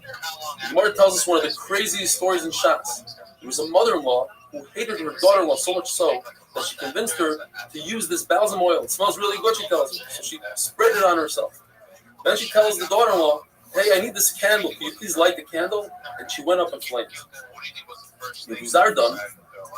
The Torah tells us that he sent all of Klal Yisrael to Golos, besides the Karmim and the Yoivim. Karmim, says Rav Yosef, are those who know how to harvest a farsimah. and they were able to harvest it from Ein Gedi all the way to Ramasa. Yoigvim are those who know how to trap the chilazoin, the snail that makes chelas, from Sulamois Tzur till Chayfa. We cannot use white neft, even in the weekdays, because it's so flammable, it's dangerous. It's certainly not on Shabbos. We can't use oil that's tevel. In other words, from fruit that you didn't remove trumas and maestros. You can't use it not on the weekday and certainly not on Shabbos. How do we know this? Because the pasuk says mishmeres trumoisai, as we had yesterday. Trumoisai is plural. Two trumas, tar truma and tamei truma. And just like in tar truma, you can't use any of the fruit until you mafresh the truma. If it's tevel, it's also. So too, if the truma is tamei, tevel is also awesome. There are some who are more machmer than our Mishnah. Reb Shimon Elazar says you cannot use sari, as we had before, which is balsam oil. Yishmael says you can't use it. Yishmael ben Berkes says only that oil that comes from fruit. And Reb Tarfon says you only use shemen zayis. Says Reb Yochanan ben Nuri, got up and he said, if so, Pavel, who only have sesame, how can the candles on Shabbos? In Mother, they only have nut oil. In Alexandria, they only have radish oil. In Kapoitikal, they only have kerosene. Halacha is everything that it says in the Mishnah is also. Those are the only oils that are also. The rest are mutter. But the oil of fish, according to Rashi, the innards, makes from the innards of fish, according to places the oil from the eye of a fish, and itron, which is from pitch, that is mutter. From Sumchasin says all oil that comes from the flesh of an animal, meaning from chayla, from fat, you cannot you can use the oil of a fish. Now, what is the difference between Sumchas and the Tanakhama? They're seemingly saying the same things as the Gemara, as we had earlier. But over here it means slightly different. In other words, according to one of the two Tanoim, we don't know which one. Chayla, fat is mutter if you add olive oil to it. And fish innards are mutter even without adding olive oil. But according to the second Mandama, we take it down one step. Chaylev is never mutter, even if you add olive oil. And fish innards are only mutter if you add olive oil. And then Reb Shimon Shizuri says, and we're not clear why and how he adds anything, he says, takois, which is calcinate, and neft, which is kerosene, is mutter. And now the sugya of Tuma. We're going back to the sugya of Tuma, and I'll make it very simple. When it comes to the Tuma of Nigayim, first let's talk about the size of the cloth, and then we'll talk about what it's made out of. Even Shesi Veir, in other words, a string that you are about to make a cloth, and it's as long that you can make a 3 by 3 finger breadth cloth, that's Mikabel Tuma. Certainly, a 3 by 3 tfachim cloth, which is appropriate even for rich people, as a beged, as a fabric, is Mikabel Tuma. 3 by 3 finger breadths of a beged is a Shesi Veir. Now, the Torah says by Negoim, the word beged, and the Torah explains it's made out of semer upish, either wool or linen. So now we know that anywhere in the Torah that it says the word beged, and it says it many times, by tzitzis, by tumas meis, by sheret, by shechazera. We know in all these places the Torah is referring to semer or pishtim. But what about other clothing? So we know again, that by semer or pishtim, no matter what size it is, even a string or 3 by 3 fingers, and certainly 3 by 3 tefachim, what about other clothing? According to Abaya, other clothing are not Mikabel Tuma at all, any size, anywhere, everybody agrees to that. Reb Shimon Elazar and Reb Shmuel. But according to Rava, yes, Reb Shimon Elazar says other clothing are not Mikabel Tuma in all sizes. However, Reb Shmuel holds that when it's 3 by 3 tefachim, then other clothing, not semer pishtim, and other tumas are Mikabel Tuma. Have a wonderful day. Having a show in Omaha tonight, so I'm going to go see that. I think I love this Omaha bit almost as much as I like the Billy Bass bit. I really thought I was going to be the first person to bring back up Billy Bass. Yeah, just one of the legendary moments in after our history. Yeah, I mean, I don't know how you guys started. I don't know how you guys started the show, but shout out. Shout is Daf Chav Zayin. I hope, my friends, you're all doing well. A continuation from yesterday's sugya. According to Rava, in Reb Shimon Elazar, the Torah says by Negat Tzaras the word beged, and then explains to us Semeru Kishtin. It has to be wool or linen. It doesn't matter what size that beged is. It's Mekabel Tuma. Whether it's a thread, 3 fingers wide, 3 tefachim wide, they're all Mekabel Tuma. And Rava holds that there's a binyan now we learn from Tzaras to all other tumas in the Torah that they're Mekabel Tuma when they're Semeru Kishtin.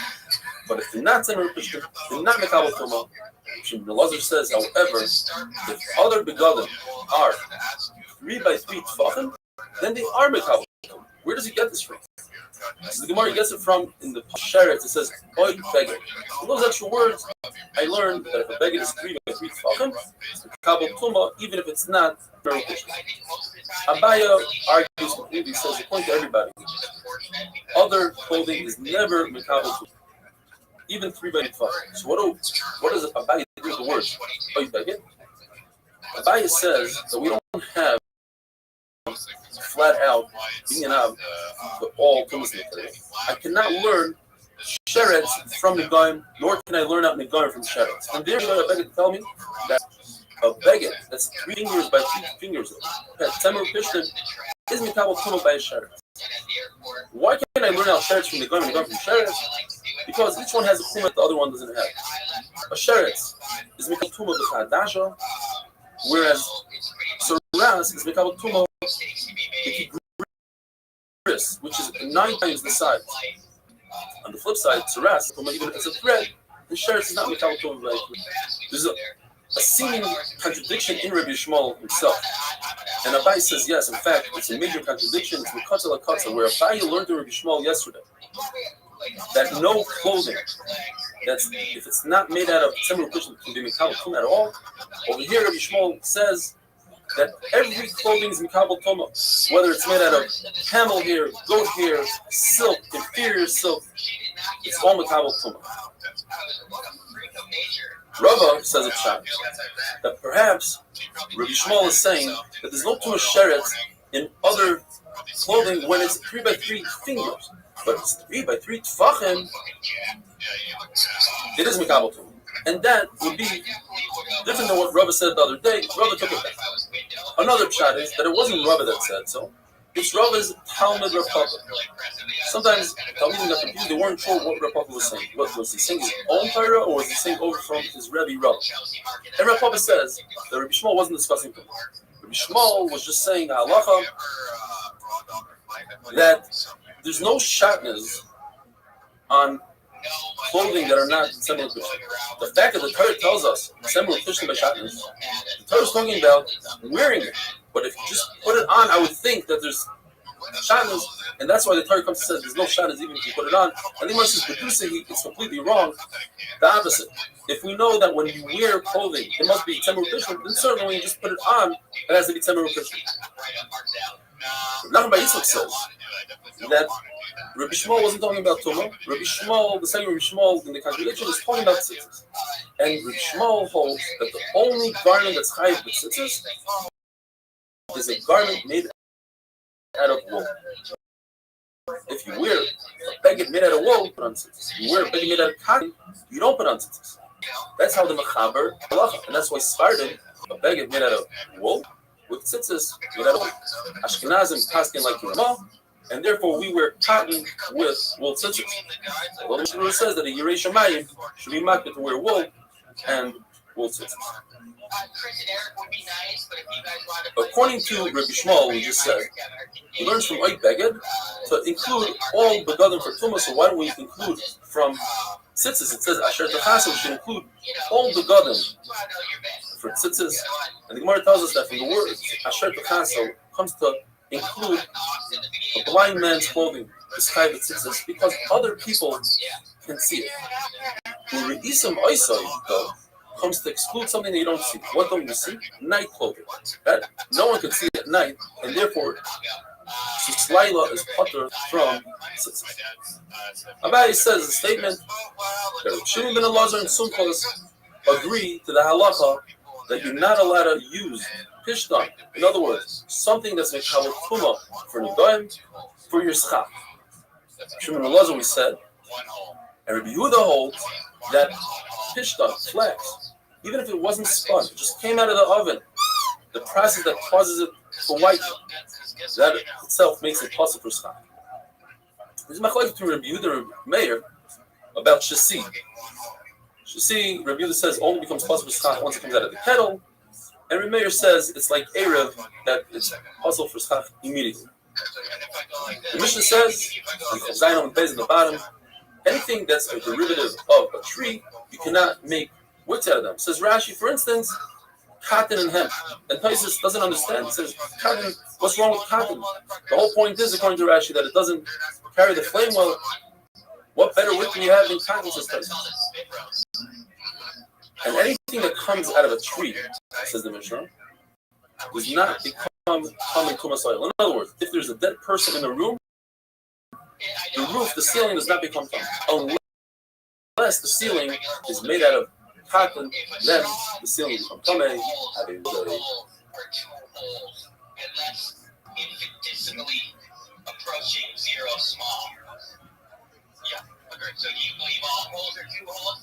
No, I believe all holes are 2 holes, yes.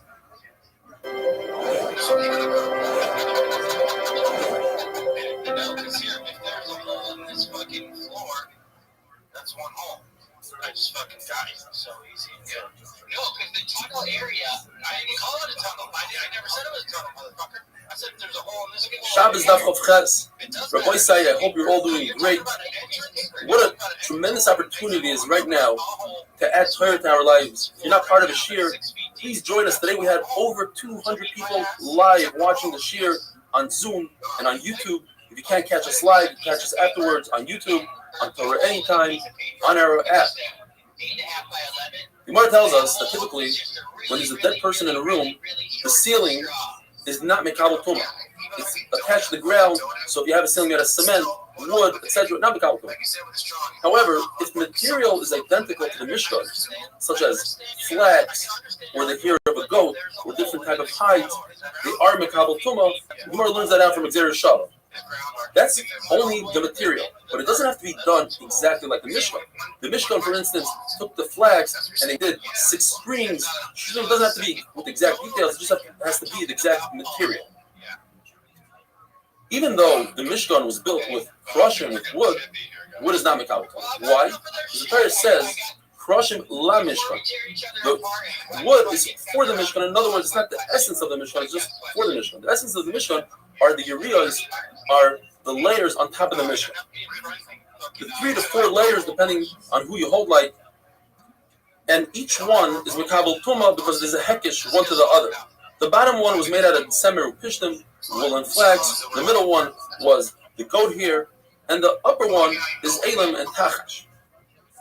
Now, Rabbi Lazar had a suffix. What about non-kosher hides? Leather made from non-kosher animals. Are they mekabel tuma ba'ayil? What was this suffix? The suffix was, did Moshe Rabbeinu use non-kosher hides to make the tachash? What was the tachash? The Rabbi Yosef says it's impossible. Because only something that's tahar can be used to build a Mishkan. So what is this tachash? The Gemara tells us if you hold up Rabbi Yosef, you must say the tachash. There's a language used there, which means one of the wild cats. So it has to be that it looked like a wild cat. It had beautiful coloring to it, but it wasn't made from the hide of a wild cat. Rish Lakish says that this tachash is a one-of-a-kind species, only existed in the time of Moshe Rabbeinu, In fact, it had a horn, like a unicorn, but not like a unicorn that we would. Just like other Marisha, the Karban, the bull that he was makriv, had a single horn. The Torah says, meat carrot. It was a one-time thing. It was nizistam fisha. It was necessary for that time. But after that, it was nignaz. We don't have tachash anymore. But the Gemara is a supuk whether tachash is a chaya or a behema. Because even though the animal with horn by other Marisha was a behema, was a bull, yet it's possible that it's a chaya because there's something called a keresh. And a keresh is a chaya. If I remember correctly, when we were learning chulin, there are some shittas that hold that a keresh is a giraffe, because there are some giraffes that have a single horn. Rava says, since I can make a tzad shava, you take two things. You take sheret and saras. Both of them have a chumrah to themselves. Saras has the chumrah of shesi, it's metchama even a thread. Sheret has a chumrah that it's metchama with a very small amount of kadash. But the tzad shava, the common denominator between the two of them is that they are mekabel tuma. In other words, if you have a non-kosher hide, say a tiger's hide, will be mekabel tuma if saras develops on it. It will be mekabel tuma if it's just a sheret. It says Rava, you can take those two and have a common denominator and say, therefore, hide from a non-kosher animal is mekabel tuma, but oil hames. Comes Rava Mebarnish and says, no, Sheretz and the Goyim and Saras have something in common that mace doesn't have. They both are Mekabel Tuma, are Mekabel with less than a Kezayis, where a mace, in order for it to be Mekabel Tuma, that gives it off Tuma, the oil, it has to be at least a Kezayis. Therefore, Rava Mebarnish says, he learns the Kabbalah Chomer from the Izim. As we mentioned before, one of the layers in the Mishkan was the ear of a goat. And it's not Mekabel Tuma from Saras, as we said the other day. Saras, when it comes to Beged, has to be Semer Upishtan, not goat here. Yet, at the same time, it's one of the materials from the Mishkan, and one of the materials in the Mishkan is Mekabel Tuma by Lames. So, the hide of an animal that's Tameh, which is Mekabel Tuma from Saras, that's in the Torah, or Mekabel Tuma from Saras, certainly it should be Mekabel Tuma by Oil HaMeis. So now we have to understand Rav Yosef's statement from before. He says when it comes to Meleches Shamayim, it has to be from a kosher animal. What is he coming to add? So the Gemara is coming to add that the ritzuas of tefillin must be made from a kosher animal. Yes, Allah HaMashiach says the ritzuas have to be black, but Allah HaMashiach doesn't tell us from what material. That's where Rav Yosef is coming to be found. It tells us that the parshios of tefillin have to be from a kosher animal. We don't need Rav Yosef. Yes, it fits into Rav Yosef's klal, and his klal is perfect for everything. But it's not needed for all these other things. The parashas of tefillin, it says in the Torah, Hashem b'ficha min hamutar b'ficha. Whatever you can eat, that's what you can make tefillin from. That the box of the tefillin has to be from a kosher animal, that we know from Halacha Mishmei Sinai, because you have to make a shin, and that's Halacha Mishmei Sinai. So the hide has to be that has to be from a kosher animal. The fact that you have to wrap your parashas with the hair of a kosher animal, or sew tefillin with kosher sinew, Halacha Mishmei Sinai, that you have to make certain tefillin, also Halacha Mishmei Sinai. And now the Mishnah. The Mishnah tells us that if you make a wick out of clothing, you fold up clothing and make a wick out of it according to Rebbe Lezer, it's tummy. Why? Because it still remains a beged. The beged is tummy. It says Rebbe Kiva, but when you fold it up, you take away the name beged from it, and it becomes a wick, and therefore it's a longer tummy. It says Rebbe Lezer, since this wick remains a beged, and he says a 4-step halacha. Therefore, if this beged is exactly 3 fingers, and it happens to be yontif that falls out on the front, and we hold like gula that you must burn most of the wick. In other words, once you light it a little bit, that's not enough. You have to light the whole thing. But once you light it a little bit, you just broke the wick. You ruined it. And by ruining it, you cause noilad. And if you cause noilad, Rabbi Yehuda says that it becomes muktzah. So it's also for you to light this on Yom Tov Shechal Be'erev Shabbos. Now, according to Rabbi Kiva, when you fold up this wood, it's no longer a heat. So you're just lighting the wood, so you're not over anything. Yosef says, now I understand. I always heard This halacha about being exactly 3 by 3 fingers, I never understood what it meant. Based on this halacha, now I understand completely. Have a wonderful day. Crashed in the cabin. I slept in the living room. It was so good. It's company ready to go in my house. And so I dropped him off in the morning, and he's like, "Yo, I got the golf simulator shit that I'm not using anymore. Take it." So I took it because I already had the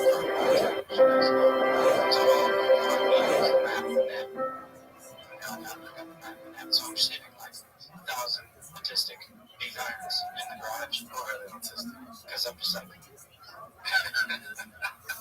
So you're gonna be like. Shabbos Daf Chavtes. I hope you all have a wonderful Shabbos. Please keep safe and healthy. Going back to the mission that we had yesterday. Silas Habeget Shekitla, V'loi Hidava. You take a garment, you fold it up, you make it into a whip, but you didn't singe it. Yesterday we had one shot in Machlokes of Eliezer and Rebbe Kiva, why it might be Tomei or Tar, and why you can use it or can't use it on Shabbos. But then we have another shot. Rava says, the Rebbe Eliezer says you cannot use this whip on Shabbos because it's unsinged. You must first make it black where the fire can catch nicely, and you won't have issues with it on Shabbos. Otherwise, we're concerned you might fix it on Shabbos. How to explain Rav Yosef's halacha that he heard and he wasn't sure where to apply it? Is a concept of 3 fingers by 3 fingers that are exactly 3 fingers by 3 fingers of one shot. According to Rav, we have to say another shot. It's talking about Tuma. And Machlokes constitutes a beggar. Is it 3 fingers by 3 fingers exactly, or 3 fingers by 3 fingers plus the hand? Says Rav Yosef, it's exactly, not without the hand. Rav says, we have a Machlokes with Yehuda and Restream we mentioned the other day. Somebody takes a pot on Yom Tov and burns the pot. The pot just changed from a pot to a broken pot. A broken pot is Noila, who was just born today on Yom Tov, and therefore it's muktzah according to Yehuda, according to Restream, it's not. Says Rav, it's not only a pot, it's even something like a date, where from the moment it was created, it has a pit inside. Nothing was created on Yom Tov. But when you open the date on Yom Tov, you discover the pit. That's Noila. And he takes it one more step. Not only a pit, but even, let's say, a walnut, where there's the fruit inside and the wood is on the outside, where you could visibly see the wood, yet it's not wood until you crack open the walnut and you extract the nut. Then you're going to use the wood. So it's Noila on Yom Tov. Rav Shimon says in all these cases, there is no Noila on Yom Tov, and you're allowed to use all these items. The Gemara tells us, Rav never said this halacha before it. Rav Yehuda heard a story. The Reb Chia, who was Rav's uncle, told Rav, he saw him eating a date, and he had a pit. He said, listen, if you threw that into the fire on Yom Tov, you'd be over on Noila. And Rav didn't answer. The Gemara says, well, he didn't answer. Did he agree with his uncle or not? The Gemara brings a story. Rav was eating a date on Yom Tov, and he took the pit and threw it to an animal. Now, if he held that the pit was muktzah, he wouldn't throw it to the animal. Says the Gemara, wait a minute. It's possible that Rav was eating a very inferior date, and that date had fruit on the pit. A good quality date, when you open it up, there's no fruit on the pit. But this date was inferior, and since it had fruit on the pit is not muktzah. It's considered fruit, and therefore he allowed himself to toss it to the animal. If a branch falls on a tree on Yom Tov, that's called Noila, and it falls off into your oven, how do I use it on Yom Tov? If you add more wood that's not muktzah, I can use it on Yom Tov. The same thing would apply to our case of a pot that was burned or there was a broken pot. If I add more wood to it, I can use that pot on Yom Tov to make a fire. Now going back to the Mishnah, the case of folding up a wick, a garment and making it into a wick, according to Eliezer, it remains tummy. Says Rav Amnuna, let me explain to you.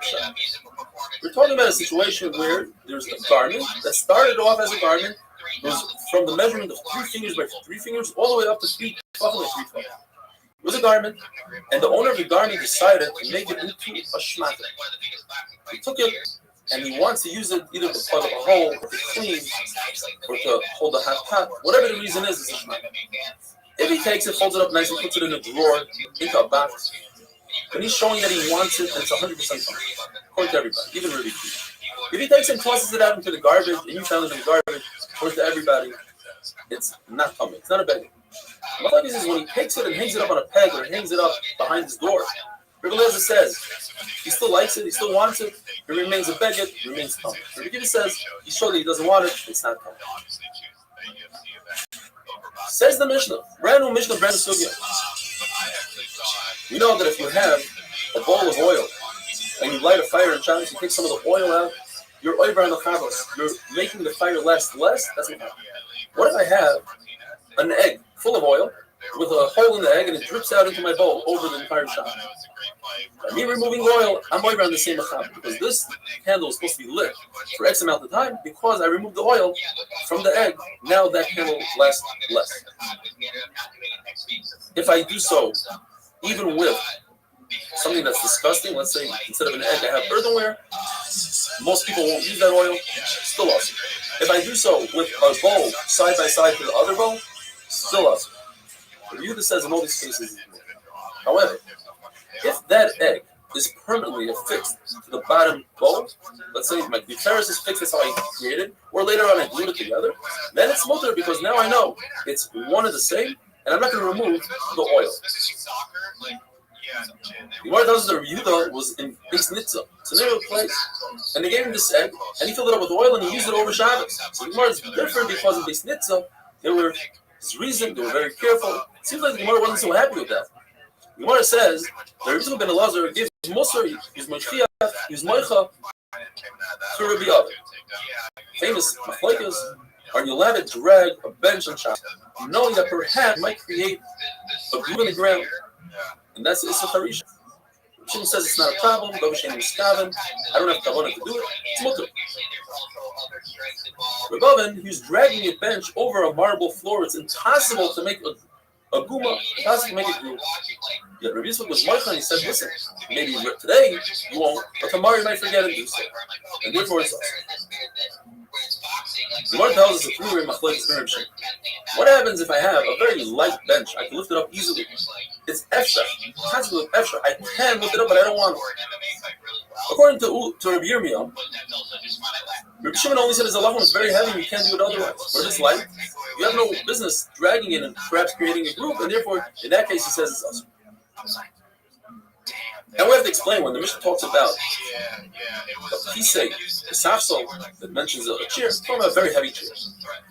Ula says no. The machlokes is even in a very light object like a chair. The Rav Shimon is going to say it's mutter, but in a very heavy bench or bed, then Rabbi Yehuda would also agree that it's mutter. So why does the Mishnah talk about a bed? Talking about a very light bed. Rabbi Yosef says no. The machlokes is in both cases. Even if it's very heavy and light, Rabbi Shimon says mutter. Very heavy and light, Rabbi Yehuda says it's possible. Gemara asks a bond question from a person who's selling clothing in the street. Says the Gemara, if he's just putting it on him and he's not having any benefit from it, he's not saving himself from the elements, from the heat, from the rain, it's mutter. But a tzanua, a tzaddik, should put it on a stick and not hold it. When you see it's efshar, it's possible for him to get away from the whole problem of Shabbos. Yet we say it's mutter for him to carry it on himself. So that's a passion of Rabbi that says that in a situation of efshar, you're not allowed to do so. Have a wonderful day. Have a great Shabbos. We'll see you tomorrow. They didn't show highlights on ESPN. They would only show stills. They would give up the footage, which I think was really dumb of that sport. If I could find it, but I lost my Twitter. Still working on getting that back. It was like 2008. I couldn't get it right. I got a range of it, like audio boxing and like trying to organize it. Not being a white is living my dream. Guys, let's take a little break, because guess what I'm all about? I'm all about playing on legends. Shabbos Daf Lamed. We're going to start from the Mishnah on the bottom of Daf Pes. If a person extinguishes a flame because he's fearful of the goyim or the robbers, or he has a person who's very ill, he's potter, meaning he's completely mutter. Our Mishnah goes according to review that the whole where Rav Shimon holds it's mutter. What does that mean? The best is the person extinguishes flame because he wants the flame to be extinguished. In other words, it helps him burn the wick, and he wants that charcoal on the wick. That's a malacha shetzricha. He needs it. Another example is, let's say the candle wasn't lit to begin with. A robber is coming. He doesn't want the candle to be lit. By him extinguishing it, he gains nothing. That's malacha shetzricha. Therefore, if a person extinguishes the flame because he wants to save the pot, he wants to get the oil, grab the wick, then he's chayiv. On the other hand, if he extinguishes the flame because he has a chayil shem or just in general. According to Rav Shimon, it will be potter because he's extinguishing it not for the sake of the extinguishing, but because he just doesn't want the flame. It's also to do, but he's potter. Gemara tells us, he asks with Tanakh, are you allowed to extinguish a flame if you have a chayil shesh misakana? And he went into a huge tangent of Agadika. The next 4 are full of Agadika. And he started by saying, there seems to be a contradiction in Shlomo HaMelech between himself and his father. On the one hand, Shlomo HaMelech says, Yishabech Hanis HaMeisim, I have to give praise to the dead. And he says, a live dog is better than a dead lion. Shlomo HaMelech says, the dead can't do anything, they can't praise the Baruch. It says Gemara 3 pshat. When a person is alive, he can learn Torah, and he can do mitzvahs, and he can accomplish. Once he's dead, he's over. He's free from mitzvahs and Torah. On the other hand, when Moshe Rabbeinu davened on Klal Yisrael by Chet HaEgel, he davened and HaKadosh Baruch Hu didn't listen to him. But when he mentioned the Havos, the Sfus Havos, HaKadosh Baruch Hu listened to him. You see that the dead are greater than the life. Another pshat. If a ruler makes a decree nowadays, sometimes people listen, sometimes they don't. Or when Moshe Rabbeinu made a decree thousands of years ago, he made decrees to learn the halachas of Yom Tov 30 days before Yom Tov. Or in benching, the first bracha benching, he decreed. That lasts forever. A third shot. David HaMelech asked HaKadosh Baruch Hu that he should show him a sign that Klal Yisrael should know that he was moichelim on the Aveira of Bashem. And HaKadosh Baruch Hu said, I cannot give you the sign when you're alive. I'll do it after you die. That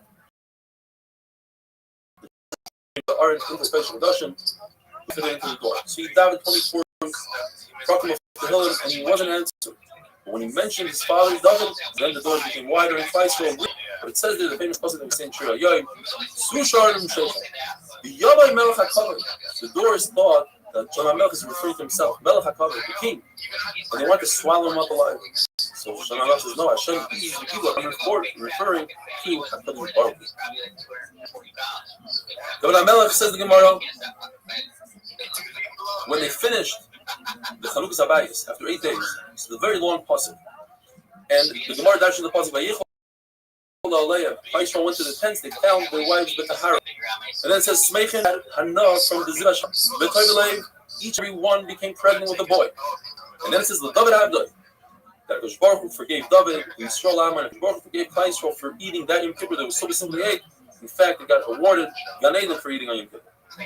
David HaMelech wanted 3 things from HaKadosh Baruch Hu. He wanted to know how his life is going to turn out, what year is he going to die on, and what day of the week is he going to die on. The Baruch said, I cannot tell you when you're going to die and how your life is going to play out, but I'll tell you the day of the week you're going to die. You're going to die on a Shabbos. He said, if I die on Sunday, it's better for my family. He said, no, Sunday's already Meluch of Shlomo HaMelech. If I die on Friday, he says, every day that you're alive and you yourself said it to him is better than 1,000 oilas that Shlomo HaMelech is going to bring. So every Shabbos, David HaMelech would learn Torah, pasuk from the Girsa. He wouldn't stop learning because he knew that the Malach HaMavis cannot kill him as he's learning Torah. So Malach HaMavis made a lot of noise in the backyard. David HaMelech, as he was continuing to learn, went to see what the noise was, went down the stair, and the Malach HaMavis took out the stair, he fell, and from falling, he got scared, he stopped learning for a moment. In that moment, Malach HaMavis killed him. So Shlomo HaMelech sent the Chachamim 2 questions. First of all, my father, the king, is lying in the sun. Can I move him on Shabbos? Second of all, can I feed the dogs? Is a mutter to feed dogs on Shabbos? He said, you give the nevela, which is mutter, but since it has a purpose, you give the corpse of an animal to dogs. On the other hand, you cannot touch the dead person unless you make a special letter. If you put a loaf of bread or a baby on the dead, then you can carry the dead, agav, the bread. So you see that a live dog has more importance than a dead human. Finally, the question that he asked, Rabbi Tanko, he said, as a mashal, because we have a pasuk b'chai b'hem, obviously you're allowed to extinguish the flame for Chodesh Kislev, but he said in the derech of Agadah, because there's women and Amaratzim, so he wanted to open their hearts to Torah, and he said, a person is like, and the neshama of a person is like a candle, like Hashem's candle. So of course Hashem's candle comes before a human candle, therefore you can extinguish the candle so Hashem's candle to live longer. The Gemara tells us that they wanted to bury Koheles because of the contradictions, the seemingly contradictions in Koheles. It says, but however, since Koheles starts with Torah and ends with Torah, so they decided not to. How does it start with Torah? It says,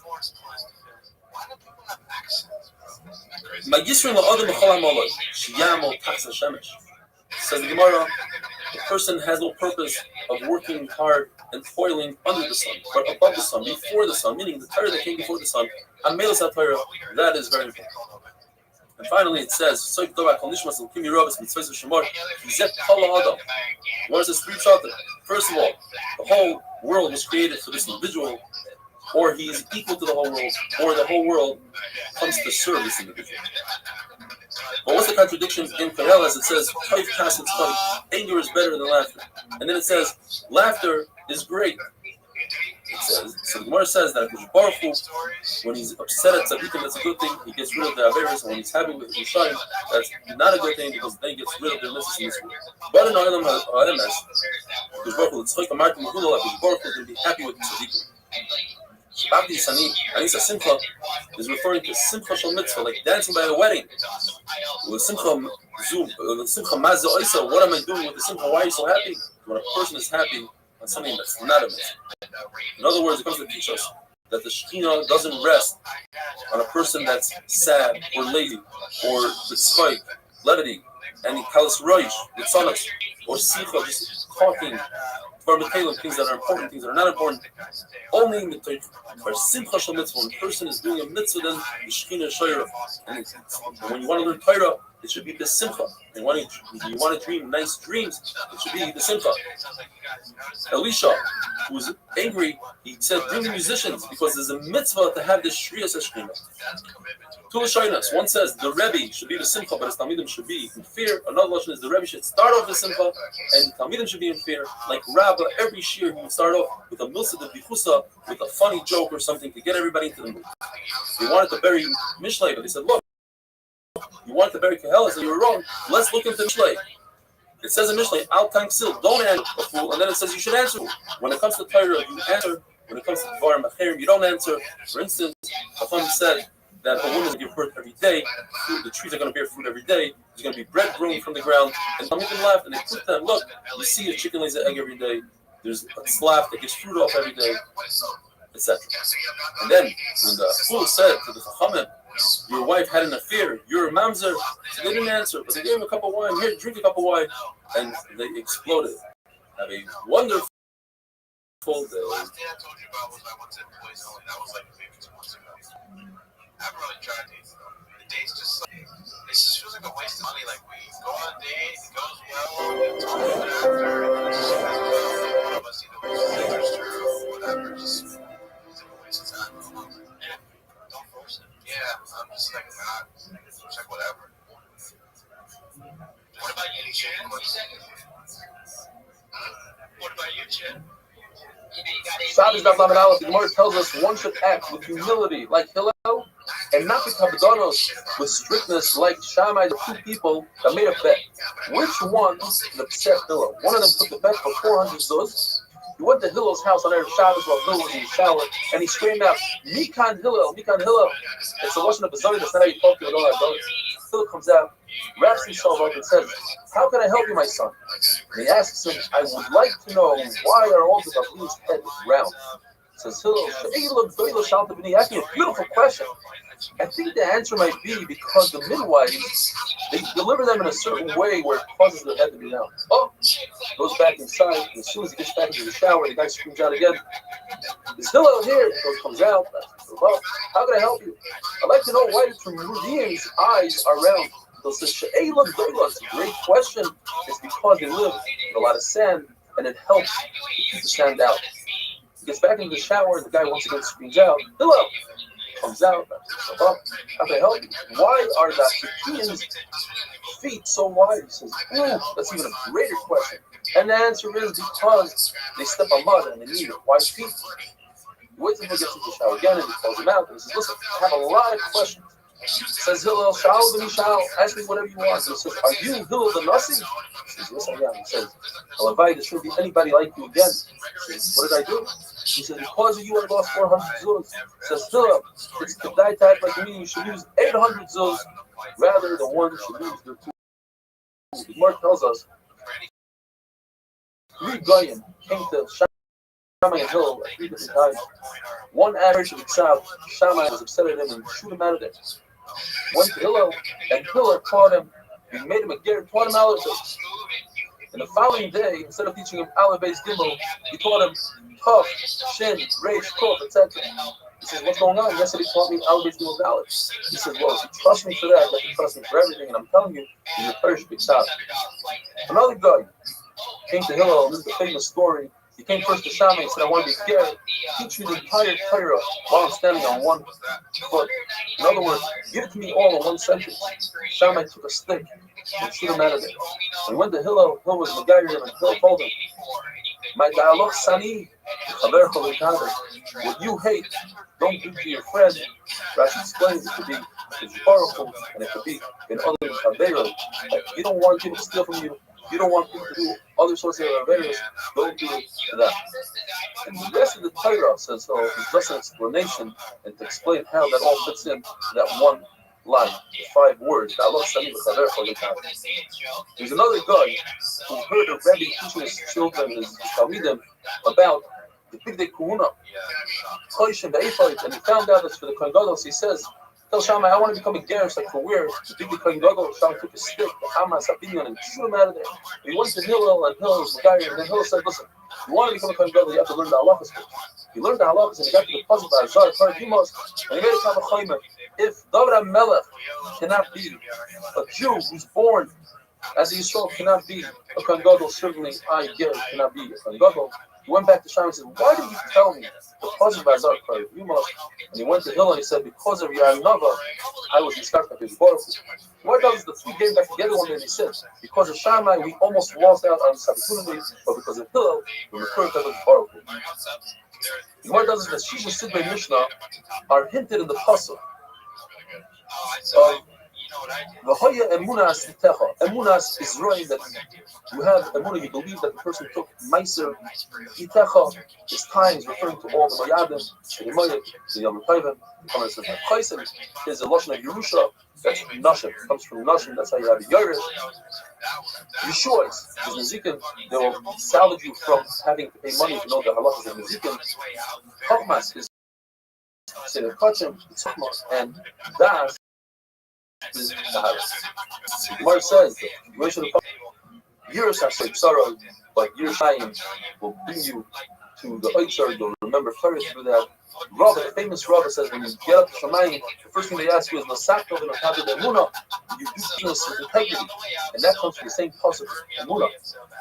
Emunah Sitecha. What is Techa? Chovato Itim. You set time for Torah. And then the following word is about Shuruhu, and then comes the Yeshua, choice, and then when you follow the Chachma, you understand double, it's all about Torah.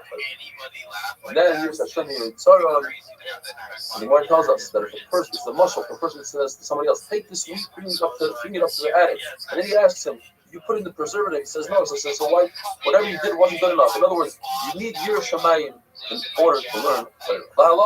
You're allowed to add preservatives to the wheat and charge the person for the weight of this dirt that's a preservative, because without that, the wheat will be spoiled.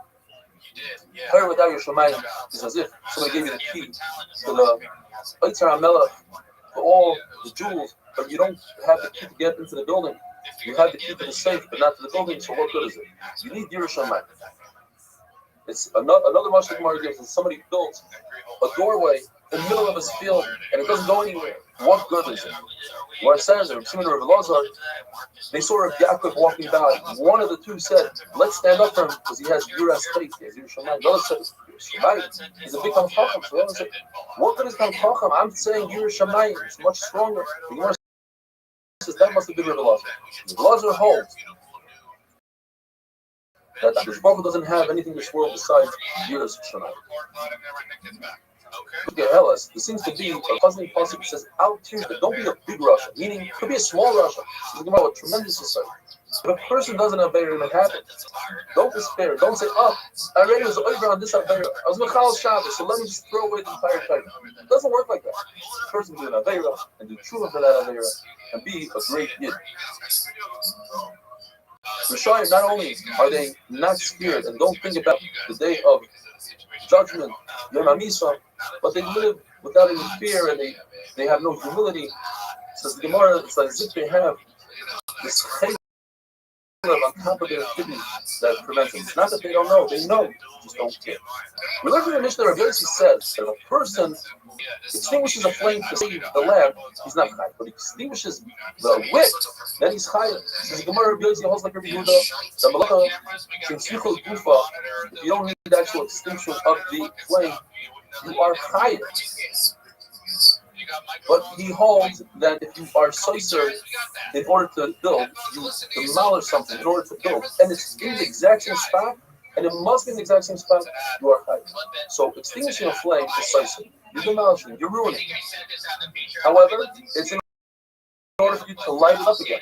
And the wick is considered its spot. Even if you move the wick somewhere else, that's its spot. It doesn't matter where it is. The spot is wherever the wick is. Whereas a lamp, the lamp has to move wherever the wick is. So if you move a lamp, but it has the same width, it didn't move the spot. But if you remove the wick, then you move the spot. That's why in a lamp, the grace you hold your partner. But when it comes to the wick, another shot we says that he's extinguishing the flame because he wants to singe the wick. In other words, he wants the extinction of the flame. Therefore, it's called Misaka Mines, fixing the wick. Fixing the wick is high. Having a wonderful, wonderful day. Honestly, that could be your job right there. Just going around and filming people's. I don't know if I want to do that again. It was a lot of work. Just saying. However, you did it well. Also, because I was kind of figured out what my setup was going to be on the fly, so it took a little bit longer than I wanted to. But now that I know what setups I like and all that jazz, it would be a lot faster. But I'm stoked with how it looks. I'm excited to get whoever comes in as the first people. Maybe it's us. But Shabbos Daf Lamed Beis, the Mishnah tells us that there are three causes that women die during childbirth because they aren't careful, the nida, chala, and alibis and there. And this explains, since a woman wasn't careful with the inner body, so she gets punished with something from her inner body, childbirth. Mila explains, Baruch gave humans a minimum of a revi's dam. He said you have to be careful with that revi's dam.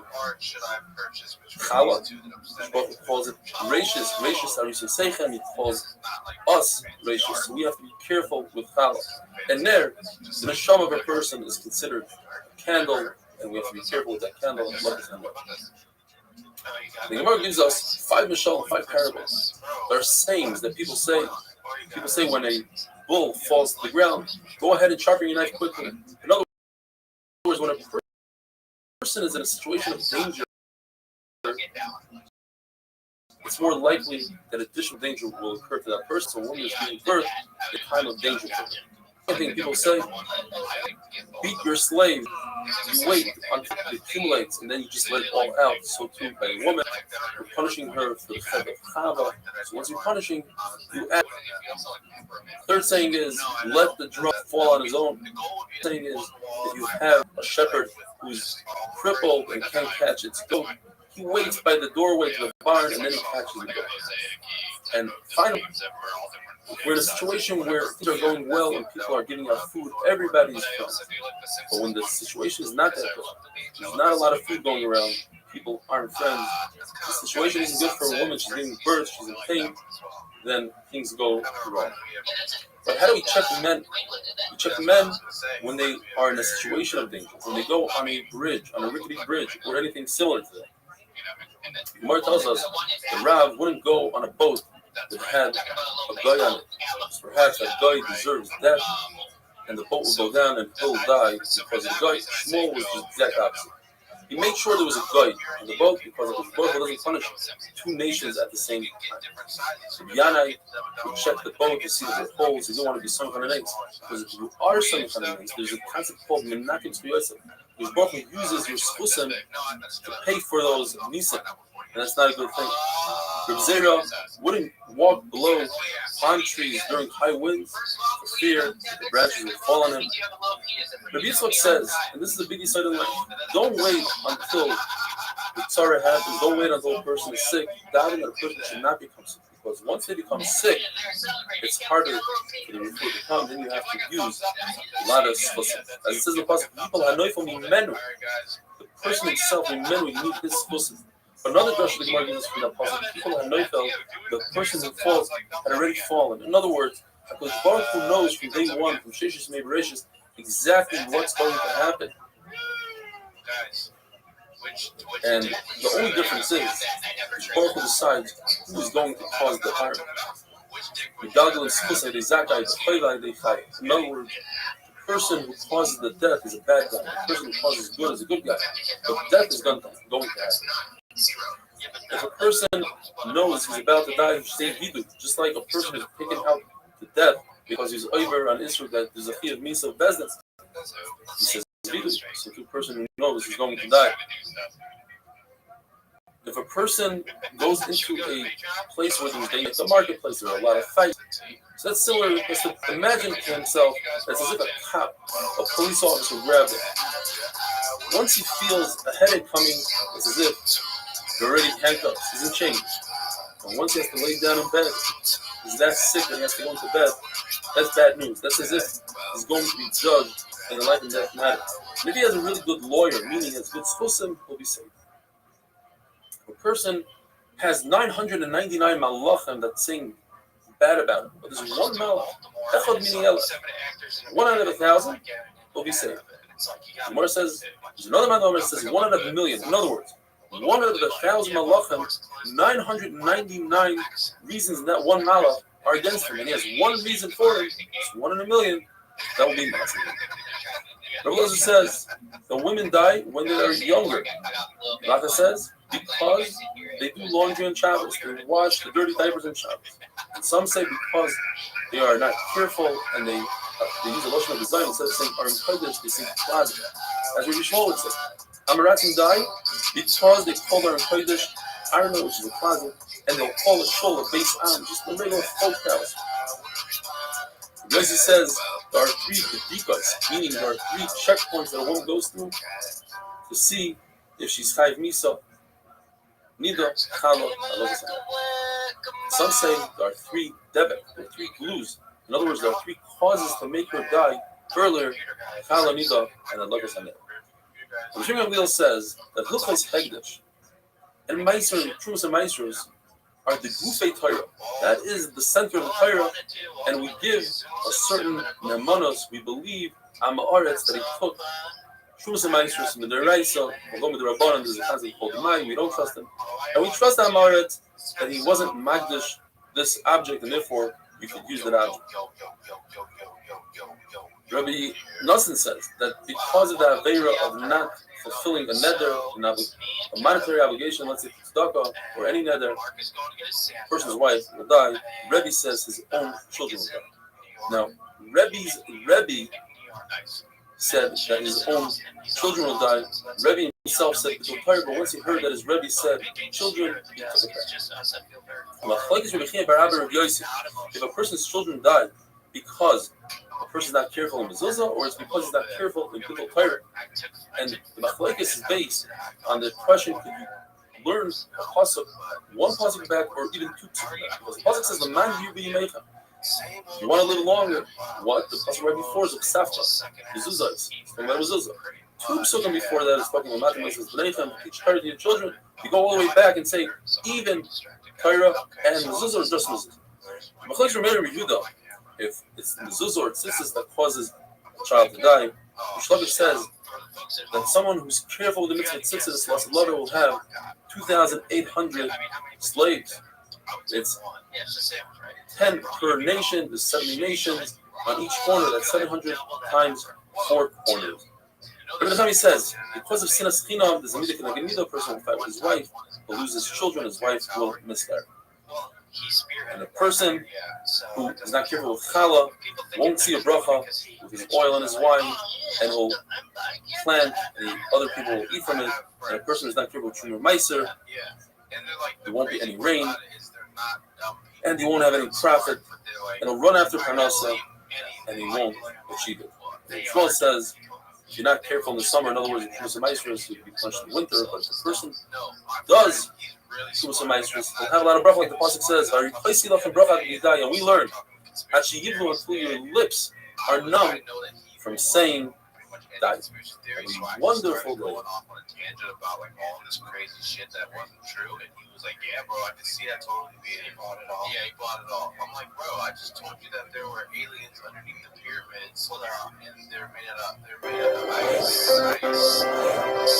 Aliens that went to cross. Yeah, they were in big trouble, big trouble. And he's like, bro, that was the plot of a movie I saw recently, where the aliens, they were like, we thought that because there was no sign of them landing or anything like this or anything like that. And then,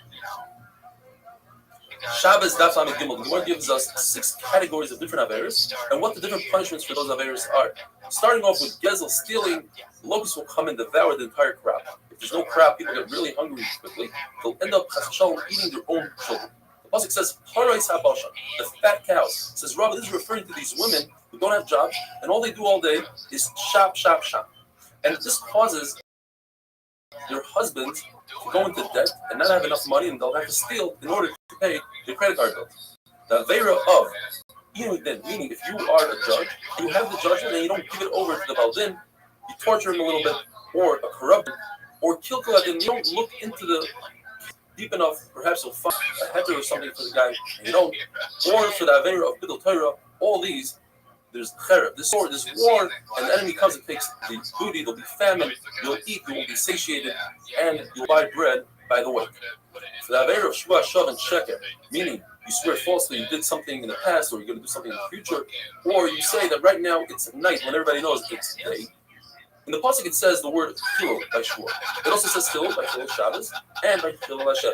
So all 3 are the same in terms of the punishment. There'll be wild beasts, they'll come and eat the livestock, there'll be less people, and therefore the roads will be desolate. Because of the avera of Ritzicha, of murder, Baruch Hu was machrev the Beis Hamikdash, and the Shekhinah was removed from Klal Yisrael. For the avera of Gilai Rais, Avodah Zarah, and not keeping Shemitah and Yovel, will be goalless to the world, and we will lead our country, and others will take over. For the avera of Nivel Peh, the lashon of the Gemara is this tzaros, rabbis, xeros, kashal decrees, terrible tzaros, and the young bachurim will die, the orphans and the widows will cry out to Hashem, and He won't answer them. Everybody knows why a cow gets married, but if you talk about it, even if you're supposed to live 70 years in peace, HaKadosh Baruch Hu flips it over. It's not only the person talking, it's the person that hears and doesn't make a thought also gets punished. They deepen the Gehenna for both of these people. If a person sets aside time to do an Avera, what will happen is he'll have welts and wounds on his body, and he'll even have this disease called hidrakah. Hidrakah comes in 3 varieties. One of them causes the skin to be puffed up and tough, and that comes for arayis. That's usually when the Gemara says Avera, it's referring to arayis. When a person is in starvation mode, then it swells, and when it comes from kishur, from sorcery, then a person gets sick. Shmuel HaKatan had it, and he was worried that people will be choshesh that it's because he was over the arayis. So Baruch Hu killed him right away. Abaya had it, and Rabbi said on Abaya, I know that Nachmani, otherwise known as Abaya, he fasts a lot, and therefore he has a drug. Rabbi himself knew how to get out of a drug. The reason why he got a drug is because he didn't relieve himself in the bathroom when he had Talmidim. He was an onus because of the Talmidim. If a person has sinas, you can tell that if he has jaundice, he has yellow, that is because of sinas. If a person has gases ruach, the simon for that is that he becomes poor. The simon for a person that talks lashon hara is askara, is the restriction of the esophagus when he can't breathe any longer. The Rabbi Yossi says askara comes because the person eats teva without giving trumos ma'asros. When Chacham went into Keren B'Yavna, so Rabbi Yehuda, Rabbi Yossi, and Rabbi Shimon Bar Yochai were sitting there, and they asked them, why is it that askara starts from the intestines and works its way up to the throat? Rabbi Yehuda is Reish HaMedavrim with Chol Makam. He starts answering every place, as the Gemara is going to describe later on. And he said, even though the kidneys give the advice and the heart understands, and the tongue articulates, but it's the mouth that finishes it off. And that's why it finishes off by the mouth. Rabbi Yossi says, because people eat tevel, and Shimon Bar Yochai says, because of the Bidul Torah. Women who are not mevatel Torah, why do they get askara? Because they're mevatel their husbands. Goyim are not mevatel Torah, they are mevatel Jews. What about young children? It says more because they're about their father. It says Rashi, when they come to ask their fathers for candy while the father is learning, that's their avera, and that's why they get punished. These that are learning in school don't have to bother the father. Why is when the door has the tzaddikim take the brunt of the averas of the door. When there are no tzaddikim, then it's the children that take the avera of the door. Why was Rabbi Yehuda the Rosh Hashanah, as we mentioned before? Because he sat with Rabbi Yossi and Shimon Bar Yochai, and Rabbi Yehuda said that we have to give praise to the Romans because they made us marketplaces and bridges and bathhouses. Rabbi Yossi was quiet, and Shimon Bar Yochai didn't like it. He said the reason why they make marketplaces is to put zaynis in there. The mechatzais is just for themselves, and the bridges are to collect tolls. There's a person by the name of Yehuda Megerim, which Rashi is supposed to say that he was a chashuv person, he was a Tana. And he said it over to his friends, and eventually traveled from his friends all the way to the Romans, and the Romans put Rabbi Yehuda Rosh Hashanah because he gave praise to the Romans, because Rabbi Yossi didn't make a macha, and they wanted to kill Shimon Bar Yochai. The famous story of Shimon Bar Yochai, Shimon Bar Yochai took flight, he rented the Samedrash where his wife would bring him bread and water, but then he said if they torture his wife, she might give up where he's at, so he ran to the cave, and there was a nace, that a carob tree, which usually takes 70 years to bear fruit, it bear fruit, it actually grew there, that's nace number one, and it bear fruit, and there was a spring of water there.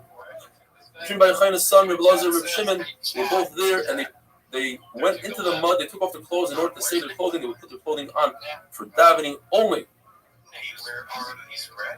After the Caesar died, Eliyahu came and he notified them that it's over. They were in the cave for 12 years. They came out of the cave and they saw people plowing the field and they couldn't believe their eyes. How could people waste their time with mundane things like earning a living and not spending their time with Chaya Olam, learning Torah?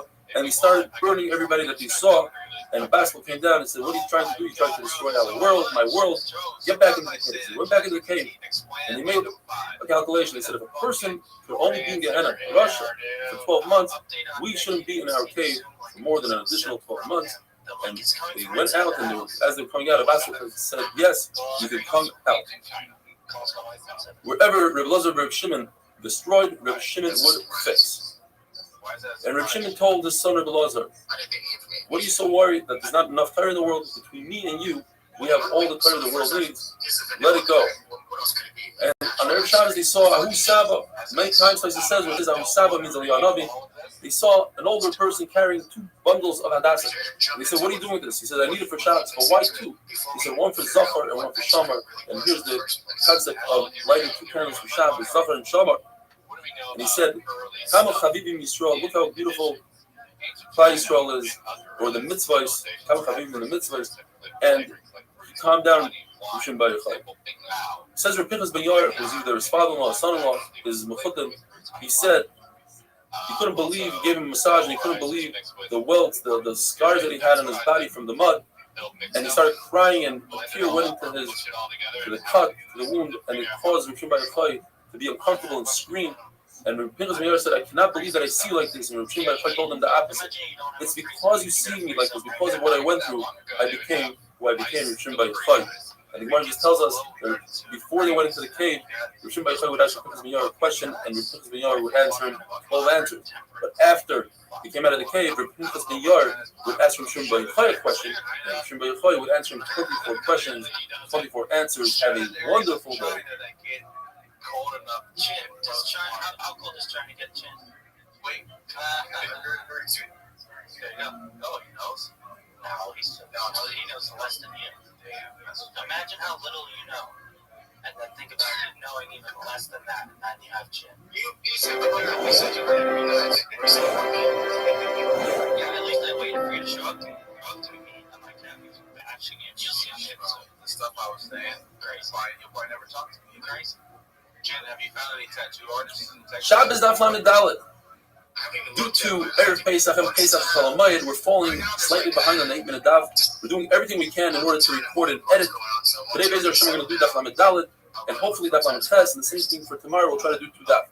The Gemara tells us that when Yaakov Avinu came to Shechem, the Torah says he was shalom.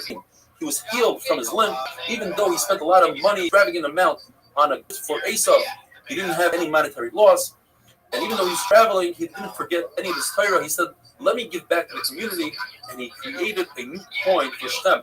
Rav Shimon Bar Yochai as well, when he came out of the cave, he wanted to give back to the community. And he found out there was a certain path that they had a suffix whether there were bodies buried there, and Kohanim wouldn't walk on that path. And it caused him a lot of aggravation to go all the way around. There was an older person who told him that back in the day, Ben Zakkai took trumas in a certain type of being, and he cut them, even though they were truma, even though Ben Zakkai was a kohen, he wasn't concerned about the truma there. In other words, that place was not a cemetery, and therefore halachically he could exhume bodies. Rav Shimon Bar Yochai, although he never exhumed the bodies, but he did the same thing. He imitated that act. He took trumas in and he spread them around, and by nace, the bodies would rise up and soften the dirt. And anywhere the dirt was soft, he marked it off as a place where a kohen can't walk. Anywhere where the dirt remained hard was a place a kohen could walk.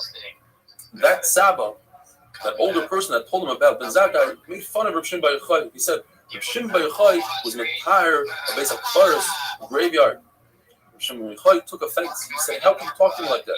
Even a Zaina treats her friend with respect. She'll do her here, even though they're in competition. A Talmid Chacham should certainly treat another Talmid Chacham with respect." He looked at him and he killed him. And then he saw Yehuda ben Gerim, the one who caused the whole story, which caused him to go into a cave. According to Rashi and Taisus, he's a Talmid Chacham. He looked at him and he turned into a pile of bones. The Mishnah says that Erev Shabbos, a person should walk into his house and ask his family, "Did you take Meiser?"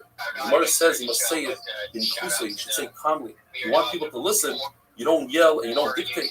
Talk calmly. Rav Sheshes says this is common sense. The other thing the Mishnah says, you ask them that you make it Eruv Techumah.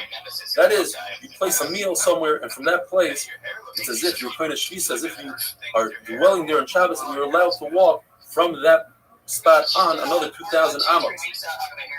According to one shita, Erev Techumah is the Raisa. Even if you don't hold Erev Techumah is the Raisa, at least it has a smachta in the Torah, there's a mekarfer in the Torah. And finally, he asks them, Hadliku, he tells them, Hadliku is on there, like the Shabbos candles for Shalom Bayis. Bein Hashmashos, which the Gemara is going to describe what it is exactly. Time we don't know if it's day or night. It could be day and night. It could be the day before. It could be Friday. It could be Shabbos. Therefore, you don't remove meiser from the fruit that is a certain tevel fruit that you must take meiser because you are fixing the fruit. You also can't remove tumah from a kli by immersing it in the mikvah, and you certainly shouldn't light a candle because if it's already Shabbos, you're over to the Raisa. However, you're allowed to take meiser from demai. That's fruit that you buy from an amaret. That it's only a chumrah derabara that you have to take another time meiser. And you're allowed to do eruv chatzeres, which is not in the Torah. Eruv chatzeres where two people, let's say, share a common yard, so they participate in a meal, and it's as if they both own that yard together, and they carry their own Shabbos. And you could bury and hide a hot dish. It's not considered vashel.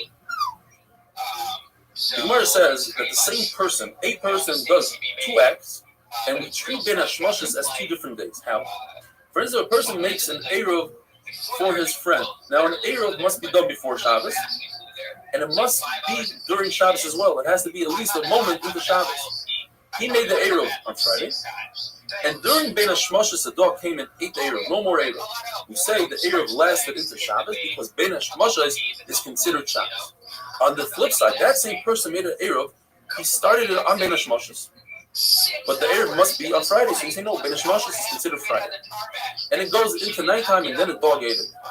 So here we say Bein Hashmashas is Friday and Bein Hashmashas is Shabbos. Which one is it? We say it's both. Bein Hashmashas is a suffix. And since this is Eruv D'Rabbanan, we say this is okay. Rava says you cannot bury your pot with material that doesn't add any heat on Shabbos because you might find that your pot is not hot enough. You might light the fire. But Bein Hashmashas it's okay, like the Mishnah says. Taimim, you're allowed to do so in Bein Hashmashas because Bein Hashmashas, the derech klal usually. People have really hot pots going into Shabbos. Now, on Friday, it's also to hide something with a material that adds heat to it. You're concerned that you might use ashes that have coals, and you might come to stoke the coals. Now, as we said before, Ben Hashmashis is suffix day, suffix night, suffix 2 days. The Gemara says in the Shita of the 2 sheets. Okay, everybody, if the horizon is dark and the top of the sky is dark, that's 100%. If the top of the horizon is red and the bottom is dark, according to everybody, that's Ben Hashmashis is red, and the top is red, that's where the machlokes is. That time to be completely red and then to go to the bottom horizon dark and only the top red, that's a difference of 1.5 minutes. How good did that go? That's the whole machlokes. Rabbi Nechemia says that Ben Hashmashis from Shkia until it takes a person to walk a half a mil, which is approximately 9 minutes. Yossi says Ben Hashmashis is terrifying like the blink of an eye, and nobody knows when that exactly occurs. Now, when it comes to a Zav is someone who sees an emission. It's not carried, it's a special emission called Ziva. It comes from a disease. If he sees one emission, he has Allah of a carry, he goes to the mikveh that day, becomes Torah. If he sees 2 emissions, he becomes a Zav. He has to wait 7 days of Tahara, not seeing any emissions. If he sees 3 emissions, he becomes a Zav that has to bring a carbon. Now, the 3 emissions by a Zav can happen on the same day, as long as there's a break between the emissions, or in consecutive days. But if there's a day in between with no emission, then the 3 emissions don't combine to make him a Zav that requires a carbon. Says the Gemara very interesting. What happens to a Zav who sees 1 emission, Ben Hashmashis, Sunday night? And then he sees another emission, Monday night, Ben Hashmashis. Well, it's possible that Ben Hashmashis is only Sunday, and Ben Hashmashis is Tuesday. Therefore, he's not a real Zav that saw 3 consecutive Riyos because the middle day he didn't see a Riyah. It's also possible that Ben Hashmashis is both Sunday and Monday, and the second Ben Hashmashis is Monday and Tuesday. And therefore it is consecutive, and therefore he has to bring a carbon. Therefore, this person has to be Machmer and bring a carbon, and he's Tameh, and he should wait 7 days. The same would take effect if a person only saw 1 Riyah Ben Hashmashis. Perhaps he saw that 1 Riyah, which lasted from Sunday into Monday, and he's also a Zav. He doesn't have to bring a carbon, but he's a Zav that has to wait 7 days. Have a wonderful day.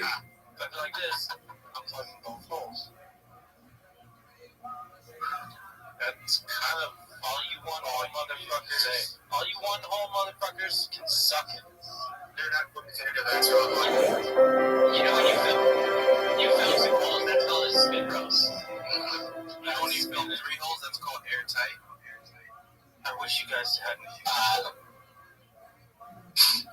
I know. I'm sorry for taking the chair. I want to go back to the regular whole debate. Shabbos Davan Fes. They ask Rabbi Barabba, what's the halacha if somebody forgets a pot of food on top of a kira from before Shabbos into Shabbos, and in the kira there are coals? It's an Eina Gufu Ketuma. He answered them very vaguely. He quotes a Mishnah in Trumas that says that if a person cooks on Shabbos, depends. If it's on purpose, he cannot eat the food. If by accident, he could eat the food. Because Rabbi Barabba says that he forgot. There's no difference between accident and on purpose. Now, what did he mean? Are both mutter or both asur? In fact, it's machlokes. Rabbi Eliezer said he meant that both shagig and mazid are mutter to eat. Why is mazid, when you leave it on the fire, different than mazid when you cook on Shabbos? Because mazid, by cooking on Shabbos, you're taking action. You're cooking with your hands. Leaving it on a flame, you didn't do anything. You just didn't remove it. The only issue is that there's a brisa that differentiates between shagig and mazid. It says mazid, if you leave it on purpose, it's asur to eat. That would be a major question on Rabbi reviews. But Malcolm Bar Yitzchak, on the other hand, says that what Rabbi meant is that both shagig and mazid are asur to eat if you left it on the flame before Shabbos into Shabbos. Why is that? Because we're concerned that people will be tricky and they'll say, "Oh, I forgot the food on the flame," when in fact they didn't forget it. So they said, even when it's by accident, also to eat. The problem is from that brisa that says that by accident you are allowed to eat. And the answer is, there are 2 periods of time. The Chachamim made a gzeira and they said, since people are tricky, it's asur to eat food that was left on a flame. And the brisa that says you're allowed to eat food when it was by accident was before that gzeira. You need to understand, yesterday's daf Lamed Zayin, the machlokes between Reb Meir and Reb Yehuda had to explain Beis Hillel. According to Reb Meir, they still hold you can do shehiyah, you can leave a pot from before Shabbos into Shabbos, only with hot water.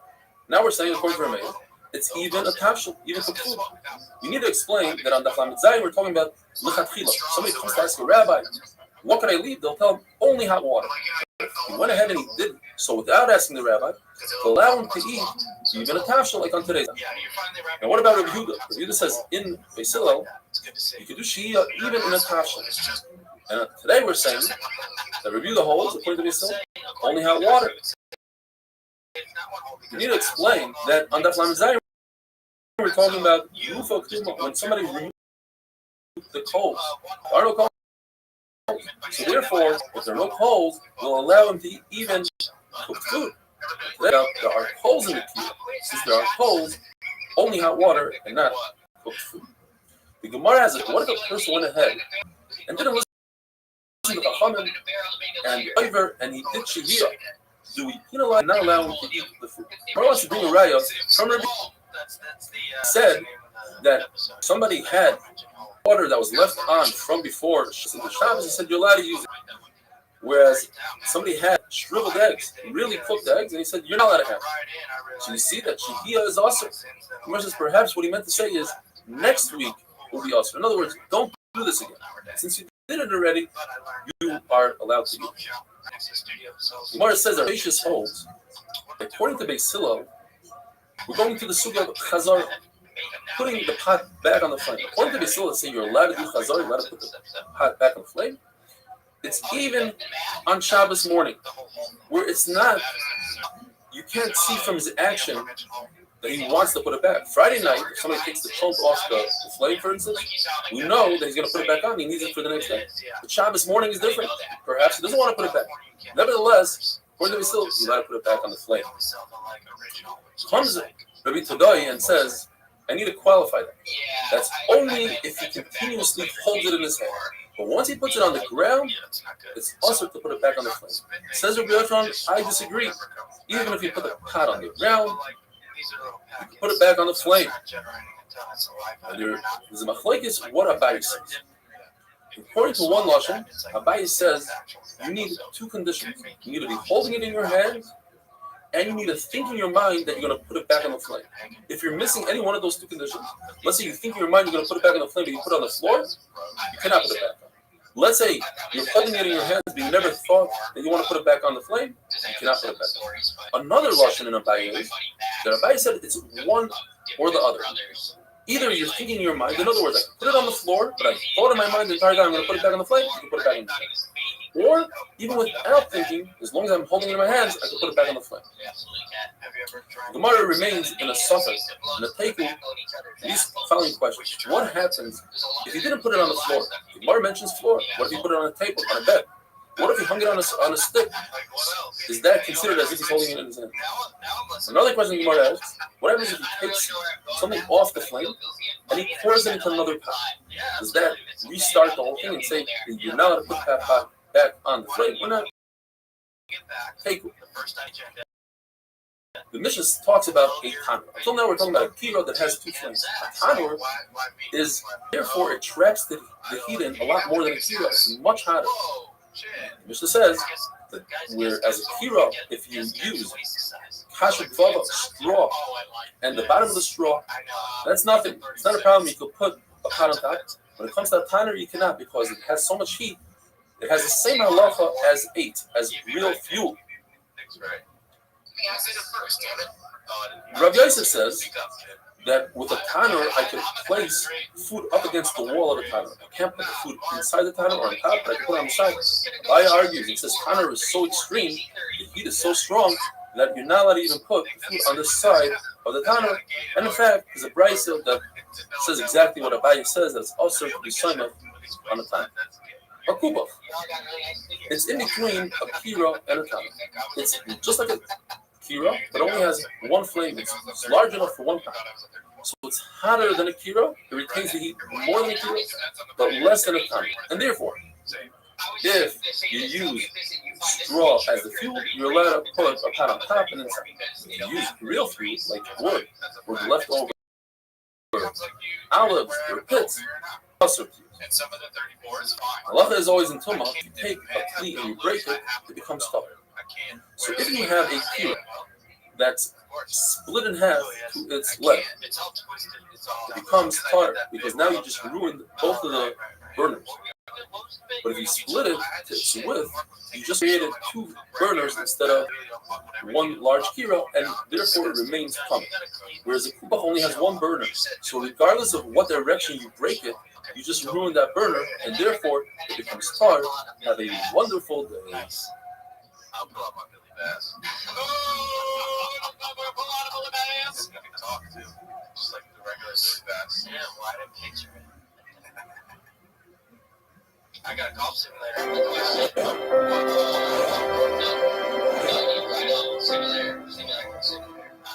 just sent it to the chat. So I dropped my buddy Ryan off. Oh, I had a sleepover. Wow. Shabbos Daf Lamed Tes, the Mishnah tells us that it's also to cook an egg, even though it won't be completely cooked, by putting it by the side of a very hot pot.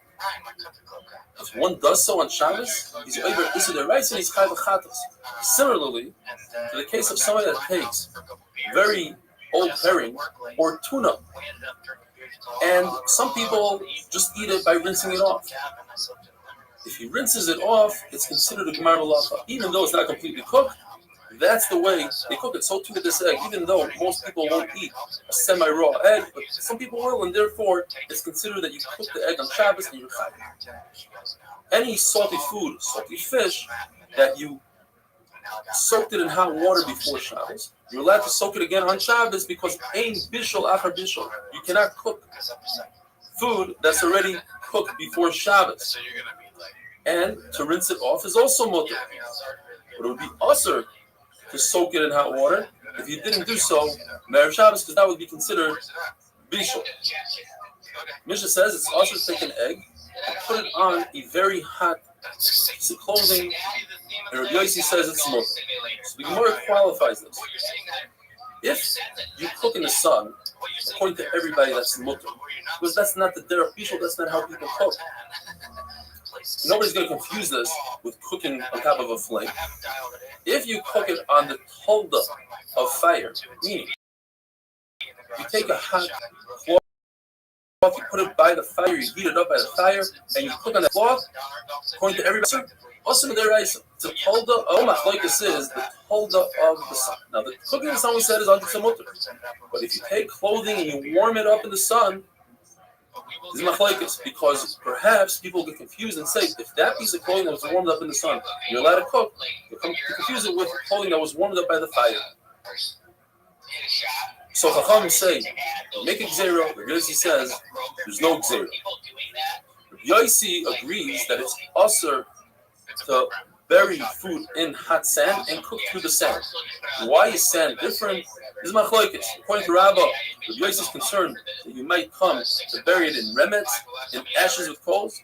And Rabbi Yosef says we're concerned that if you bury it in sand, you might dig deeper, and you're chayv for guma, you'll be digging on Shabbos, and that's Issa Derais. What's the difference between the two svaras? What if you bury it in very soft sand, like beach sand? There's no digging really, and according to the shita that it's about digging, you don't have a concern here. According to the Ran, we're not talking about sand, we're talking about something very soft, like ashes. You put the egg down and it just buries itself. That's how soft it is. The Brisa says you let a cook boil an egg on a rooftop because most rooftops don't have sand. That is, if it did have sand, according to Rabbi Yosef, it would be a problem of perhaps you're going to be digging a hole on Shabbos. Mishnah tells us there's a story in Tveria where people took a pipe of cold water and they heated up the cold water by putting the cold water into the hot springs of Tveria. And Chacham said that's also. L'chayra, that's a raya to Chachamim that say that a holda of the sun. You might understand that how did the hot springs become hot?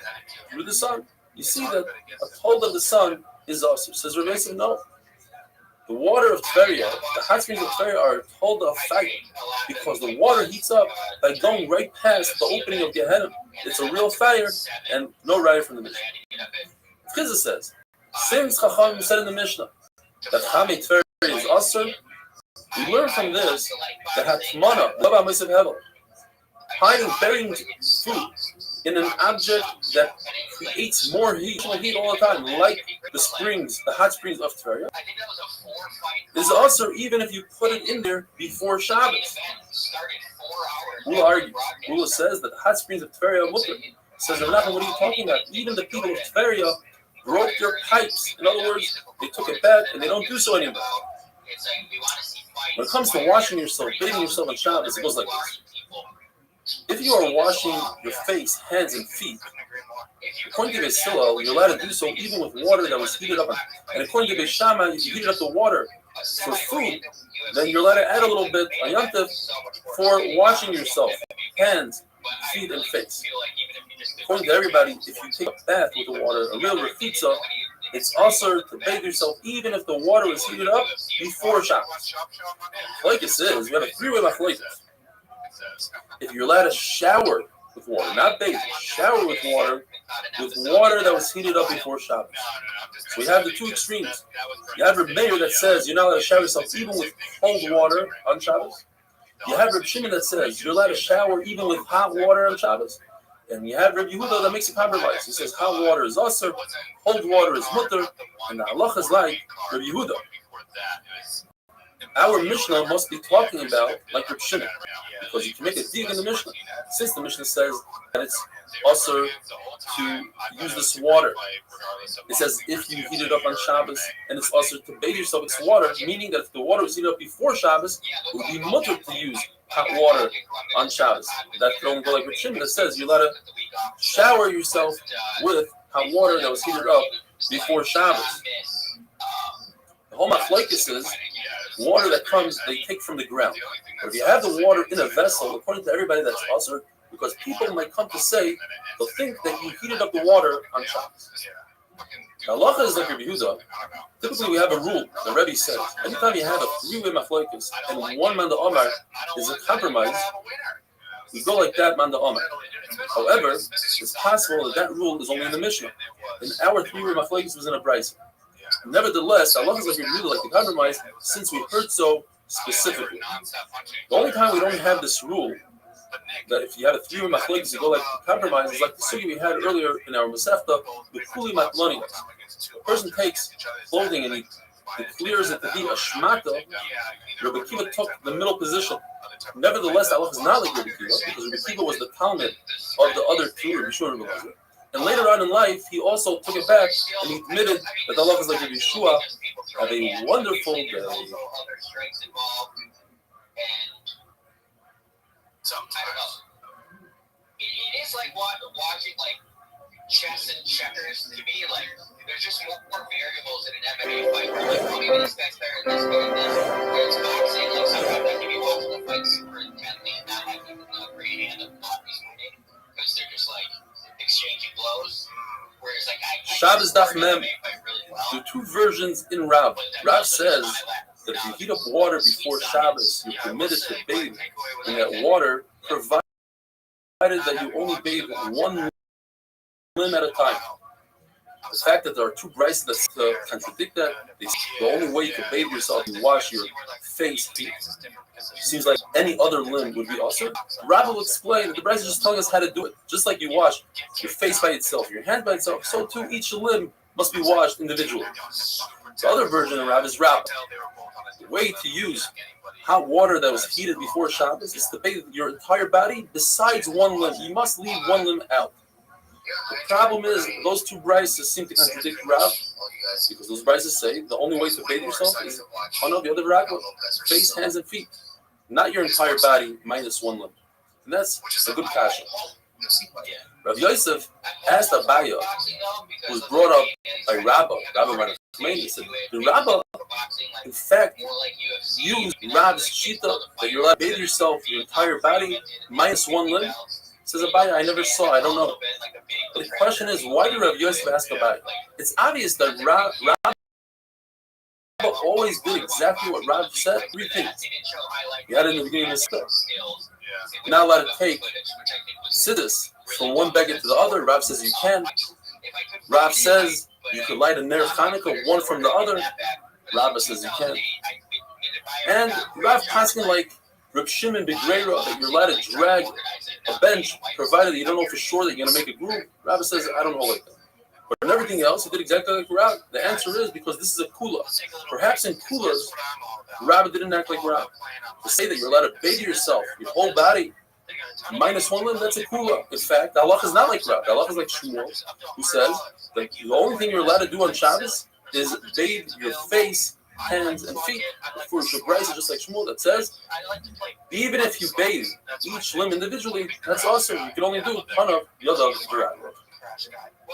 If you have a bathhouse that they plugged up the holes that let the steam out, or another shot is that let the heat out of the heaters before Shabbos. In other words, you trapped the steam in the bathhouse, but it's not providing additional steam throughout Shabbos.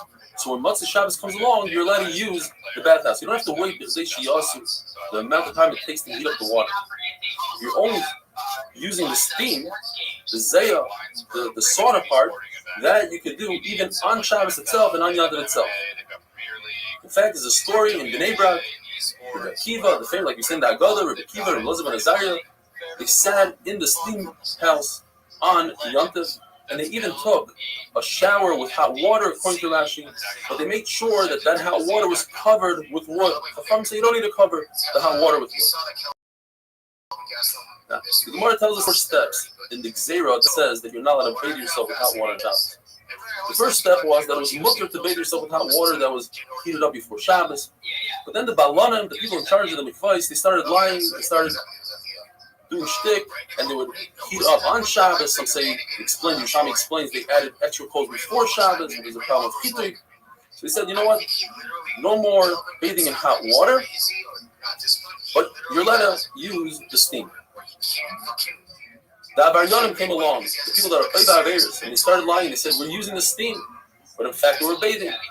So they said, you know what, you're not allowed to use steam, but you're allowed to use Chamit Ferah, any natural hot spring you're allowed to use. Then came along the third Zera. People were lying. They said, hey, I just came from the Chamit Ferah, when in fact they were coming from the bathhouse. So they said, Chamit Ferah is also awesome, but you're allowed to use cold water. But they realized, Chachamim, that people cannot be oimed, they can't stand Gzeras, they weren't able to accept Gzera. So he said, Chamit Ferah is mut, let's take it back a step. You're allowed to go to a natural hot spring. You use the steam, you're not allowed to use the Zera.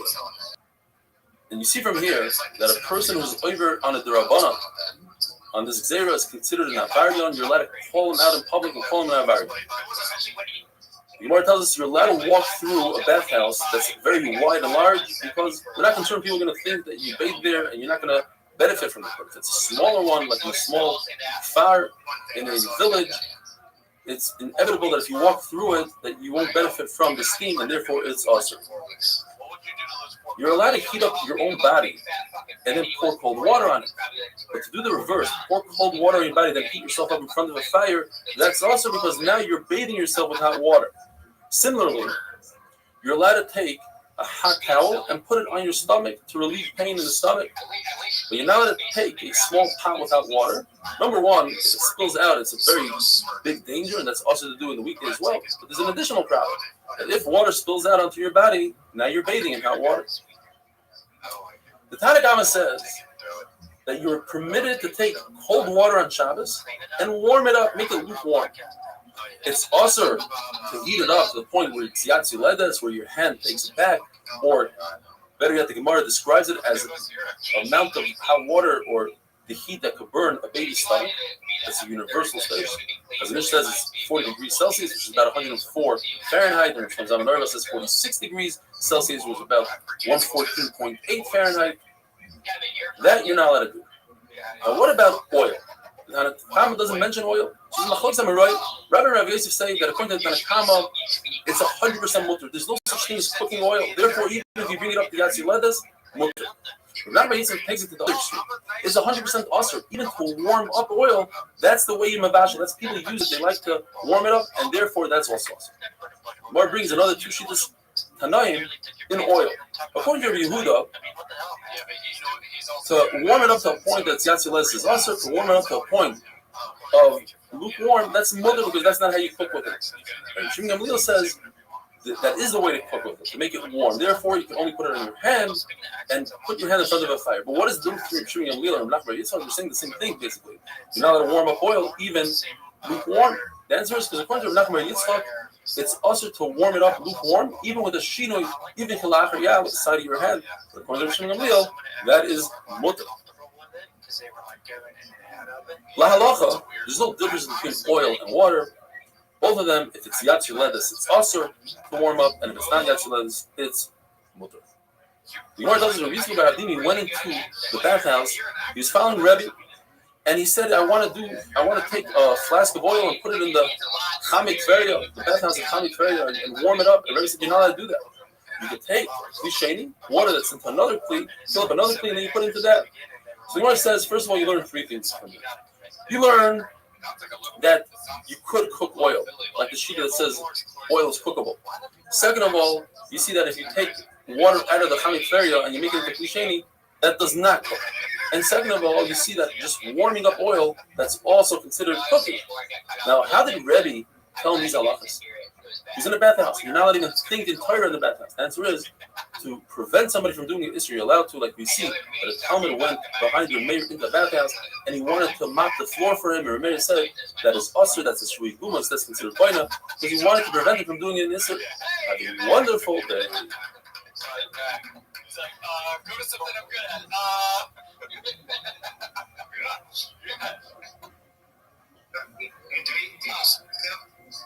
Dating stories. TV shows are stories too. But in The Wire, there's a couple police officers that were former Boston or Baltimore cops, and like you can just hear the authentic one compared to the actors. It's fucking. It's awesome. Shabbos Daf Memal, the Gemara tells us three stories of Reb Zera. Two of them have to do with Reb Zera and Reb Avo. First one is Reb Zera saw Reb Avo swimming in his own private pool in the backyard. He's full of chamik tveria, which he said is you're allowed to use on Shabbos. He says, I'm not sure though if Reb Avo had his feet on the ground or he's floating. Floating in the river would be also because of the Chavesh Shayatin. Concerned that you might make a life preserver.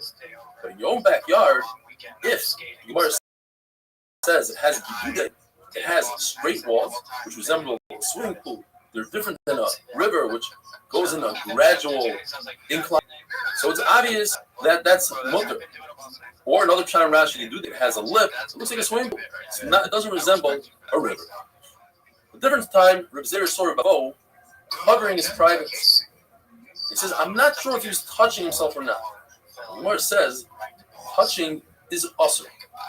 That is the Aveira of the Dor HaMabul, as Rashi explains. However, Abai explains there are circumstances you're allowed to touch. Kibaleshes is if a person has his mind on something else. For instance, the soldiers, the soldiers that come in, if they're friendly soldiers and they're not in the time of a war, we have to be concerned that they made their wine yain nesach if the barrel is open. If they are enemy soldiers, the only thing they have on their mind is to save their own lives. They don't think about making somebody else's wine yain nesach. So there's no concern. So too over here. Reb Avo was walking on the bank of the river. He was concerned that he might fall into the river. Therefore, his mind was somewhere else. He didn't have a concern that he might come to Hirur. The third story about Reb Zera is Reb Zera tried to avoid Rabbi Yehuda, who held that it's usher to make aliyah from Chutz La'aretz to Israel, as the pasuk says. You should remain in Chutz La'aretz until I redeem you. Zera says no. That pasuk is talking about Klei Sharetz. He was worried that if he bumps into Rabbi Yehuda would make a gzeira on him and say, you must stay here in Chutz La'aretz. He said, let me hear one last Bar Torah from Rabbi Yehuda. And he finds Rabbi Yehuda in the Beis HaMerchat. Beis HaMerchat, you're not allowed to talk and learn. So Rabbi Yehuda gave a speech in medicine, different good advice for one's body. And he started talking in Lashon Kodesh to show that when you're trying to say mundane things, you're allowed to talk in Lashon Kodesh, even in the Beis HaMerchat. And he said, tells this Gabbai, get me my comb, get me my shampoo, my nesser. Then he tells the guys, open up your mouths when you're in the Beis HaMerchat and inhale the steam, because the steam will cause the bad sweat to leave the body. And this is the halacha that Reb Zera was very impressed with. Not a halacha, but advice. He said, if I came just for this, it was worth it. Drink from the dirty, doesn't say dirty, but drink from the water of the merchats. And what's the reason? The Gemara says it's similar to somebody trying to heat up an oven and he heats from the outside of the oven instead of from the inside as well. You want the benefits of the Merchas, you have to make sure that the body's hot from the inside, and you do so by drinking hot water. If you don't have hot water, drink from the Merchas itself. Other things that the Brisa says, that if you wash yourself with hot water, make sure that you rinse yourself off with cold, similar to iron. You cook it, you bake it in hot, and then you harden it in cold water. If you bathe yourself and you don't anoint yourself with oil, it's similar to a barrel that the water can't penetrate. You want the benefits of the merchats, you need to let it penetrate with oil.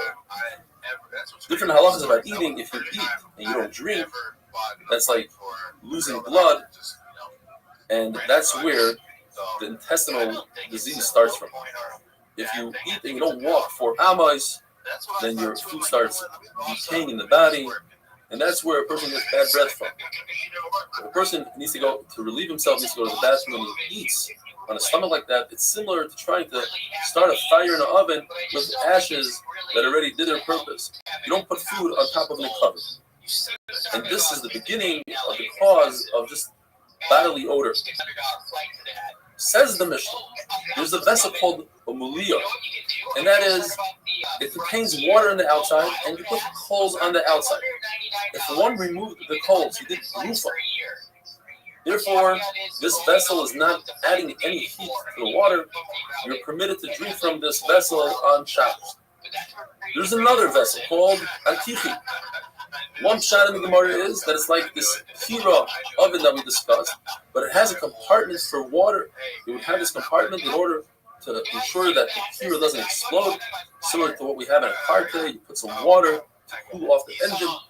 That water is moist hevel.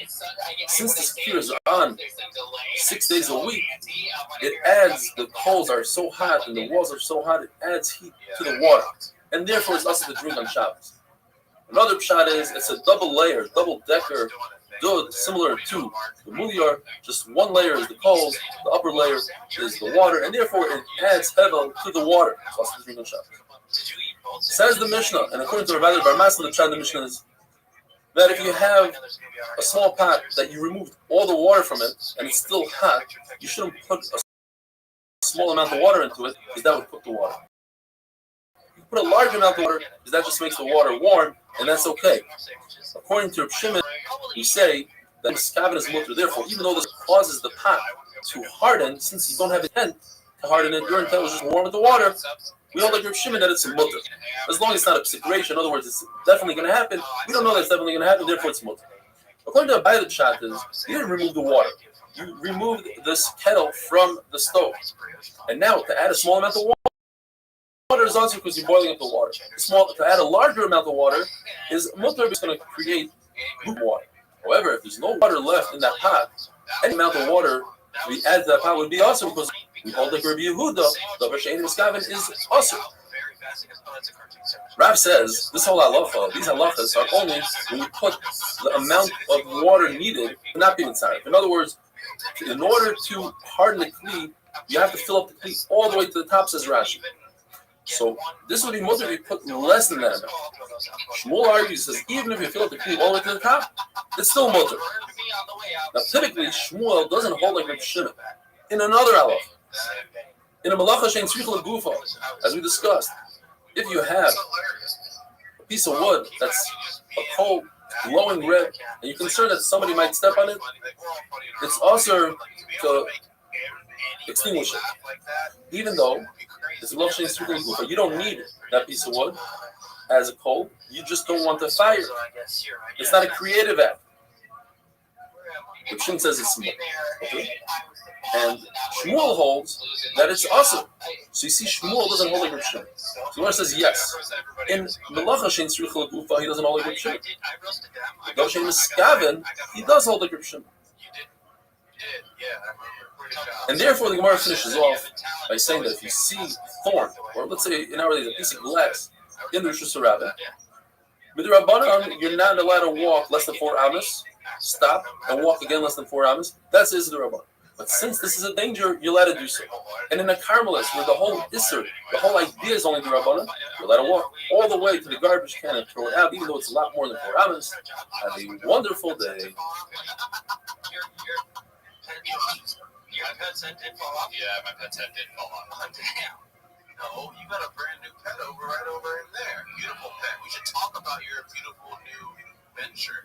We should, yeah, we'll record a pod. We'll record a pod and then right next it's back. Okay. I can't wait. In the meantime, go to BearPunch.tv on Instagram. Check out all the hot sizzle smart spin making. This is hard. I know. You got it out. Yeah, I respect you. You want to say hot studio? Shabbos Daf Mem Beis. Yishamai say that the bottom water always wins. So therefore, it's also to pour on Shabbos cold water into hot water, because that would be cooking the cold water. But pouring hot water into cold water, that's mutter, because you're not cooking with the cold water. But they still say it doesn't make a difference. Even pouring cold water into hot water is mutter. A bath is a kli rishon. It's heated directly from the flame. And therefore, cold water into hot water is also, and hot water into cold water is mutter. Shimon ben Asya says, and Allah is like him, that even hot water into cold water is also awesome. But there was a havamina that Shimon ben Asya wasn't talking about a bath, he was talking about a cup. And what he was saying is that in a cup, there's no machlokes between the Beisila and the Shammai. Even Beisila admits that you cannot pour even hot water into cold water. Abaye says that a seifel, which is a wash basin, even though it's for washing, and you need really hot water, it doesn't have halacha like an abatya of a bath that is a kli rishon. It's in fact a kli sheni. Since it's a kli sheni never cooks. Even if you have it at Yatzei Ledis, even if you have the temperature of 104 degrees like the Chazanish, or 114.8 degrees like Rav Shlomo Zalman Auerbach, you can't cook. And therefore, I could pour cold water into the bottom, hot water, and it won't cook it, and that's mutter. Rava wasn't makbid when it came to kli sheni. He said you could pour cold into hot, and he has a raya from the Brisa. The Brisa says, Ma'ara Kitan, you could pour from a flask of cold water directly into kli sheni hot water. Says the Mishnah, if one removes a large pan or pot from a flame, so they are now removed from the flame. You're not allowed to put spices into that dish because you'd be cooking the spices. Spices cook in a kli rishon. However, once you take out of that dish and you put it into a bowl or into a serving dish, now it became a kli sheni, and you could add spices. It doesn't cook. It's more making. So spices don't cook typically in kli rishon. The only way spice can cook in kli rishon is if you have vinegar or fish brine, which are very sharp, and they cause it to cook. The Bechia says that salt is not in the category of a spice. So there are two explanations. Either he is saying that salt is much more sensitive than spices. It will cook even in a kli sheni. Rav Nachman says no. Salt is like bull's meat. It's very tough. It takes a very long time to cook. So Rav Nachman argues on that. Or Rav Nachman agrees to Rav Chia in the second lashon, and that's why this says the halacha is like the second lashon, that salt is very tough to cook, and it won't even cook in a kli rishon. It takes a long time for it to cook, like bull's meat. The Mishnah says that one is not allowed to bring a kli on Shabbos to catch oil that's dripping out of a candle, because that oil is muktzah ben hashmashos, and by it falling into a vessel on Shabbos, it makes that vessel muktzah. And now you're being mevata k'mei chana. You're taking a kli out of service for that Shabbos, and that's awesome. But you're allowed to put that kli there under the candle before Shabbos, as long as you don't use the oil on Shabbos. The Gemara says something similar when it comes to a chicken's egg. You're not allowed to take a kli and put it below the chicken to catch the egg on Shabbos, because you'd be mevata the kli mei chana on Shabbos. You're not allowed to use the kli anymore. However, you're allowed to, if the chicken already laid the egg, you're allowed to take a kli and cover the egg that people won't crush it. Gemara says, though, the only time you're allowed to do that, if it's hatzola mitzuya. It's a common way to save the egg. Typically, a chicken will lay an egg in a heap of trash, so you're allowed to save it on a heap of trash. But if a chicken laid it on an incline, and you want to make sure it doesn't roll down the incline, that's not a hatzola mitzuya. You're not allowed to save it like that. So the Gemara brings a lot of questions from different mishnayos, and basically we would have to say on these questions that they're considered Hatzalah Mitzvah. For instance, the Gemara asks, the halacha is that if a barrel breaks and it's full of wine, tevel, that you didn't do trumas or maishus on, you're allowed to save it on Shabbos by putting another barrel underneath. But a barrel typically doesn't break. You have to say that it's talking about Hatzalah Mitzvah, that it's a barrel that does typically break by using a brand new barrel. Brand new barrels are sensitive, they break. Another mission that we have later on in the Masechta is that you're allowed to take a kli to catch sparks that come out of the candle. So we must say that the sparks are Hatzalah Mitzvah. It's common for things to have sparks. Have a wonderful day. That's so funny. I don't even know how to do that. They're celebrating. Give a little kid. Give like a thumbs up or something. See it? Yeah, that's you. Give like a thumbs up. Hold it. All right, guys. There we go. That's you. Do something else, like thumbs up again. Do thumbs up again. Guys, which day would you rather have that? And I never turned that on. Shabbos Daf Mem Gimel, we're trying to catch up and make up the lost daf that we had over Pesach. This is from 4 days ago. Daf Mem Gimel. We had the sheet over Chisda that you're permitted to cover an egg to protect it, but you're not permitted to put a kli under the egg to catch it. What's the difference? Rabbi Yosef says because you're canceling a kli. You can no longer use this kli once the egg touches it and it's muktzah. But when you cover an egg, you can uncover it whenever you want. So Gemara brings all the brises and mishnayos that we had the other day. Starting with, if you have a barrel full of tevel, full of wine and oil that you never took trumas and maishus from, and it breaks, you got to take another vessel to catch the oil and the wine. But that vessel should be muktzah because wine that's tevel, l'chayr is muktzah. So Gemara, it's not muktzah because if somebody was over and took trumas and maishus on Shabbos, to be yaiteh. What about the fact that it says in the Mishnah Daf Mem Zayin that you're allowed to put a vessel underneath a candle to catch the sparks? You must say because the sparks have no mamashis, not visible, so the kli never becomes muktzah. We learned that you're allowed to take a bench to support a broken beam in the ceiling. Again, we must say that the bench is not in there completely. You can remove it easily. What about the fact that you got to take a bucket to catch the rain that's coming off the roof? Rain, that is not muktzah that you can drink. There's not halacha that you're allowed to take a basket in order to help the young chickens to go back into the chicken coop. Says the Gemara, you're allowed to move that basket unless those chicks were on the basket during Ben HaShmashos. Where then we say, Migid is Katsoy. In HaShmashos, it's Katsoy the Kuliyoyim. Rabbi Yitzchak argues with this, and he says, not only is it usher to catch an egg on Shabbos, but it's also usher to cover and protect an egg on Shabbos. Why? Because he holds that you're not allowed to move any kli on Shabbos if it's for the tzorech, for the use of an item that's muktzah. But what about all these brises and mishnayos that we just mentioned? You're allowed to move a bench that's not muktzah, hold up a beam that's broken, but the beam that's broken is muktzah. You're allowed to take a basket that's not muktzah for chickens that are muktzah. We must say in all those cases that he started out carrying the bench and the basket and the bowl and all those other things with a heter. It was with tzorech mekayma. He had to pick up the bench because he needed it for the place. He needed the spot that the bench was fitting on. Once he was holding it in his hand, we allow him to continue and support the beam. We allow him to continue and put the basket down for the chips.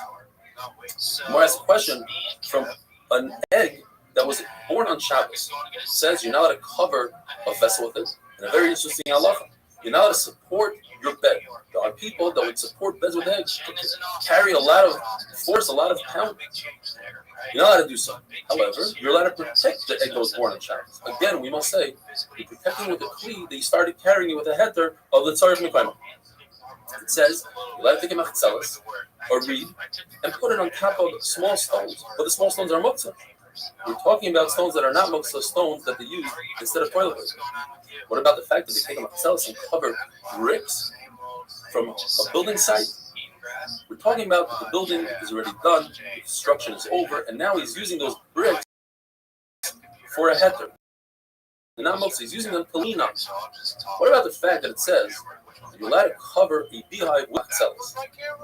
cover a beehive, but you have to make sure and you cover want to protect it from the rain, from the sun. You more understood. It's probably talking about the winter and the summer. Provided that you leave space for the bees to escape, you don't want to trap them. You don't want to be over unsafe. If there's honey in the beehive, then the beehive is not muktzah. You're eating from the honey. If it's in the winter, where there's no honey, you have to say that he left over 2 hives to sustain the bees over the winter. And he thought to himself he's going to eat from that honey, and therefore it's not muktzah. Or another shot is that we're not talking about the winter or the summer. We're talking about in Nisan and Tishrei when there's rain and sun and honey. So therefore the beehive is not muktzah. All this is going according to Rabbi Yehuda, who holds there is a concept of muktzah. According to Restream, the beehive wouldn't be muktzah. But according to Rabbi Yehuda, the other shame is skaven is also. In other words, if you cover the beehive and you trap the bees in there by mistake, you're over. We must say he left a nice gap in there so the bees can escape. Rav Huna also agrees with this concept of Rav Yosef that if you're not allowed to carry a kli that's mutter, that's not muktzah, for something that is muktzah. He says this in another halacha completely. He says by a mace, you have a corpse, you're not allowed to cover the corpse from the sun. Unless you're covering the mace because of people that are alive. So how do you do it? 2 people sit on either side of the mace, and they become really hot from sitting on the floor. So they bring benches. They sit on the benches, and they're really hot from the sun. So they bring reed, they bring oil, and they hold it over the mace. Then they lift up the benches to make it a little higher, and then they walk away, and the mace remains protected from the sun. If a dead person is laying in the sun, what do? It's going to be the Zayin HaMeitz. The first eitzah is to use kikar retina. Use any item that's not muktzah, a baby, a loaf of bread, a carrot, whatever it is that's not muktzah. You put it on the dead person or on the bed of the dead person, and then you can move the baby and the loaf of bread, and then derech agav you happen to be moving the dead person. If you don't have any of those items, according to Shmuel, you flip over the dead person from bed to bed until you get to the place that you need to get to. That's tukum and atzad. He holds that's not considered carrying. Rav holds that is considered carrying. Therefore, that is also. What if there's a fire? If you have a kikar and pinot, it's not a problem. If you don't have those items, well, there's a Manda Omer that says that you're allowed to save the dead person because the person is Baal al Mesa. He's going to be so concerned about the dead person, he'll be over on the Raisa of extinguishing the flame. So we rather him just do tiltum in the Rabbanon and not be over. And the halacha is like Yehuda ben Lakish that says you're allowed to do so. Reb Shimon says, final halacha today, if you have leftover oil, and we're going to see this later on, if you have leftover oil in a lamp that was extinguished, according to Reb Shimon, he doesn't hold me it's katzoy ben shmoshes, it's katzoy ben kuliyim, and therefore that oil is mutter on Shabbos. Have a wonderful day. Yeah, but I can still see you in the very corner. I can hear you finally. Okay. Oh man, we were saying all type of mean stuff. Yeah, we've been going. We're going. I know. You guys always say mean stuff about me. I'm used to it. We were being mean. Did you say that? Yes. I like your style today, Jen. You're looking very like graham crackery with your colors and stuff. Graham crackery. Shabbos Daf Mem Daled, the Mishnah tells us that both the Tanakama review the whole of the concept called Muktzah Machmas Mius. Something that's disgusting. For instance, a lamp that has oil residue and ash residue, it's disgusting. And therefore, people don't touch it, and you're not allowed to move it on Shabbos. Bread in the box, it's not disgusting. So you're allowed to move it on Shabbos. Rav Shimon doesn't subscribe to the concept called Muktzah Machmas Mius, and therefore, he allows you to move this lamp on Shabbos. However, if this lamp has an existing flame right now, then he says that it's possible to move. Rashi explains the Havamina of the Gemara later on, because I'm concerned that you might come to extinguish the flame. The Masvan of the Gemara later on is that it becomes a basis l'davar also. It supports a flame. The flame is muktzah, so the bottom part, the lamp, is also muktzah. Remeir doesn't either hold of muktzah machmas mios, but he holds of the concept called muktzah machmas isur. Since the flame is also, therefore, migu diskatzoy ben hashmashos diskatzoy l'kuliyot. We have the concept. Since it becomes muktzah during ben hashmashos, it's lit. So even if it extinguishes later on, that isur remains throughout the whole Shabbos, since it was muktzah for that moment of ben hashmashos. What about a very large vessel, a cup, a container that contains a lot of oil that can last for the entire Shabbos? According to Ula, even if there's no flame on it right now, it's muktzah according to Rabbi Yehuda because the concept is katzoi ben hashmashos, it's katzoi the kuliyama, but according to Rabbi Shimon, it's not muktzah. The issue is the wording doesn't fit so well. It says avol. A small candle is also avol. Even a big one is. It should say small, large. There's no difference according to Rabbi Yehuda. Why does it say avol? Mar Zutra prefers to say that it goes according to Rabbi Shimon. A small candle is not muktzah. Avol, but a larger candle that contains oil for the entire Shabbos is muktzah. Typically, Rabbi Shimon doesn't hold of the concept but in this case, since there's enough oil to last the entire Shabbos, in his mind, he forgot about it. He doesn't want to use it. He thinks that it's going to last all Shabbos, so he set it aside. So even Rabbi Shimon agrees in this case. It remains muktzah even if there's no flame right now, according to Rabbi Shimon. Rabbi Lazar, the son by holds like his father, Rabbi Shimon, in two things. No muktzah machmas minos, no muktzah machmas isser. Argues on his father one thing. His father holds that while the candle is lit, you cannot benefit from the oil. He holds you could benefit from the oil if it drips out, and it's not in a way that will cause the flame to diminish. If it doesn't cause any kibui, then he says you're allowed to use the oil. Jerry says that if you have a metal candelabra, which doesn't absorb oil and ashes, so it's not moles, it's not disgusting. According to everybody, if you lit it ben hashmashos, Reb Meir and Reb both agree it's considered ben hashmashos, it's considered kuliyah. If it's not lit during ben hashmashos, then according to them, it's mutter to be metallic. Mar talks about a bed. Similar to a table, one wants to put money on a bed. So Gemara says as follows: if a person designates this bed and says specifically, I want this bed to put money on it, all in his head. In addition to having it in his head, he had condition number 2, that he had to put the money physically on the bed. Even though he removed it before Shabbos, the bed remains muktzah. It's a bed that's meant for money. Money is muktzah machmas kufay. And Tosis points out it's even usher to move. It's a kufay typically, or muktzah kish malachtel isser, for instance, a hammer. You can move if you need it to sit down on its spot, or you need to use the hammer to open up, to crack open up a coconut or whatever. But money doesn't have any other use other than to use it in a store. And therefore, even if you need its space or you want to use the actual money, it's muktzah machmas gufa. Now, if a person either designated the bed for money but didn't put the money on it, or he put the money on it and didn't designate it, then it's not muktzah. However, if he didn't designate it, but he had money on the bed during Ben Hashmashos, then the bed remains muktzah for the rest of the Shabbos. Even if a child removed the money, it remains muktzah. We're a very interesting halacha. If you have a candle, you have a lamp, even if you lit a candle on it before Shabbos, but you didn't designate it, it's not muktzah. You have to designate it and light the candle in order for it to be muktzah. Gemara's question is from Muchni. Muchni is a wheel from a wagon. We'll go into all the halachas, but the question from that sugya is, so you see that if there's money in the wheel before Shabbos, during Minashmas, and you remove the money, you could move the wagon. Why do we say that if the money was on the bed and you remove the money, you cannot move the bed? And the answer is because the Muchni goes according to Reb Shimon. And what we're talking about goes according to Rav, goes according to Reb Yehuda. But what is the Muchni? Muchni is a wheel that's attached to a wagon. If the wheel detaches from the wagon, and we view the wheel as an independent vessel, and it has no connection to the wagon, and therefore, if Tumah, let's say, goes under the wheel, it doesn't transfer to the wagon. If Tumah goes under the wagon, it doesn't transfer to the wheel.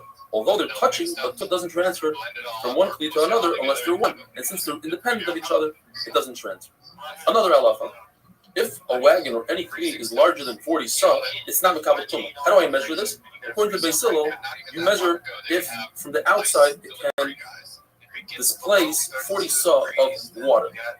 So when you do so, you put it, let's say, in a swimming pool to see if it can displace 40 sa of water. You cannot count the wheels as part of the 40 sa because the wheels, since they detach, are not part of the wagon. Another halacha, if you have a tool on the wagon and it is mild, it creates a tent over, let's say, a base of cars over the paper. If there's a wheel there, and the wheel is not part of the wagon, it cannot save that tool from tumah. And if there's money, that's the halacha that the Gemara brings as a question. If there's money in the wheel, because the wheel has a base kibble, it's a kli. If the money's still there, and the wheel is not part of the wagon, you cannot move the wheel on Shabbos. But if the wheel is part of the wagon, you could move the wheel because you're moving the wagon, and the wheel is buttled to the wagon. We see, as we mentioned before, that Rav goes according to Rabbi Yehuda. There's another halacha that Rav goes according to Rabbi Yehuda, which is actually lekula. And that is that if you have a lamp, Erev Shabbos, you're allowed to hang it on a tree.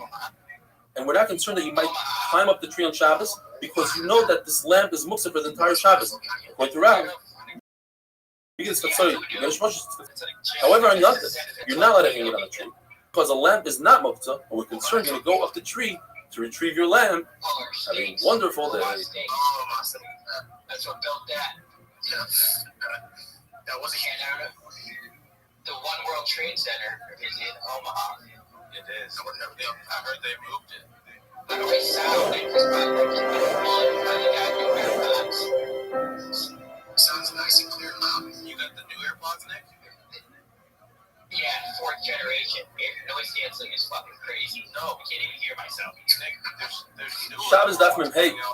Rav holds like Rabbi Yehuda and Muktzah, and therefore a candle that's extinguished on Shabbos remains Muktzah for the rest of the Shabbos. However, he made a dispensation when it comes to Chanukah in the times of the Chabarim. Chabarim were people that didn't allow candles lit. Therefore, if somebody wanted to light the menorah and was scared that Chabarim will catch him, after Beresh Moshes, when it's already Shabbos and the candles go out, you can take the menorah back into your house. B'shas Chag, it's a special halacha. The famous saying goes, "Kedayu Rabbi Shimon lismach olav b'shas Chag." When it comes to an emergency like the Chabarim, then we can rely on the sheet of Rabbi Shimon that there's no muktzah. Shmuel holds in Rabbi Shimon that the only foods that become muktzah are raisins and grapes, figs that are set out to dry, because they have two conditions.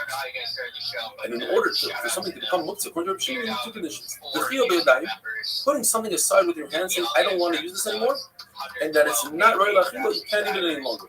Raisins, once you take grapes and put them in the sun, you can no longer eat it for the time being. And by putting it in the sun, you're sending it off to the side. Rabbi Yochanan says, when it comes to muktzah, there's an additional muktzah called muktzah machmas mitzvah, which Rabbi Shimon subscribes to. And that is the Shabbos. And that's a mitzvah. That candle becomes muktzah for the time being. Therefore, let's say a sukkah, the walls of the sukkah, the schach, even the decorations become muktzah because they were tied for the mitzvah for 7 days. They're muktzah throughout the entire Halamayim. According to Rabbi Shimon, unless somebody made a specific night and said, I want to use the wood, I want to use these decorations. What if somebody planted kernels, or you put an egg under a chicken, so you set it aside?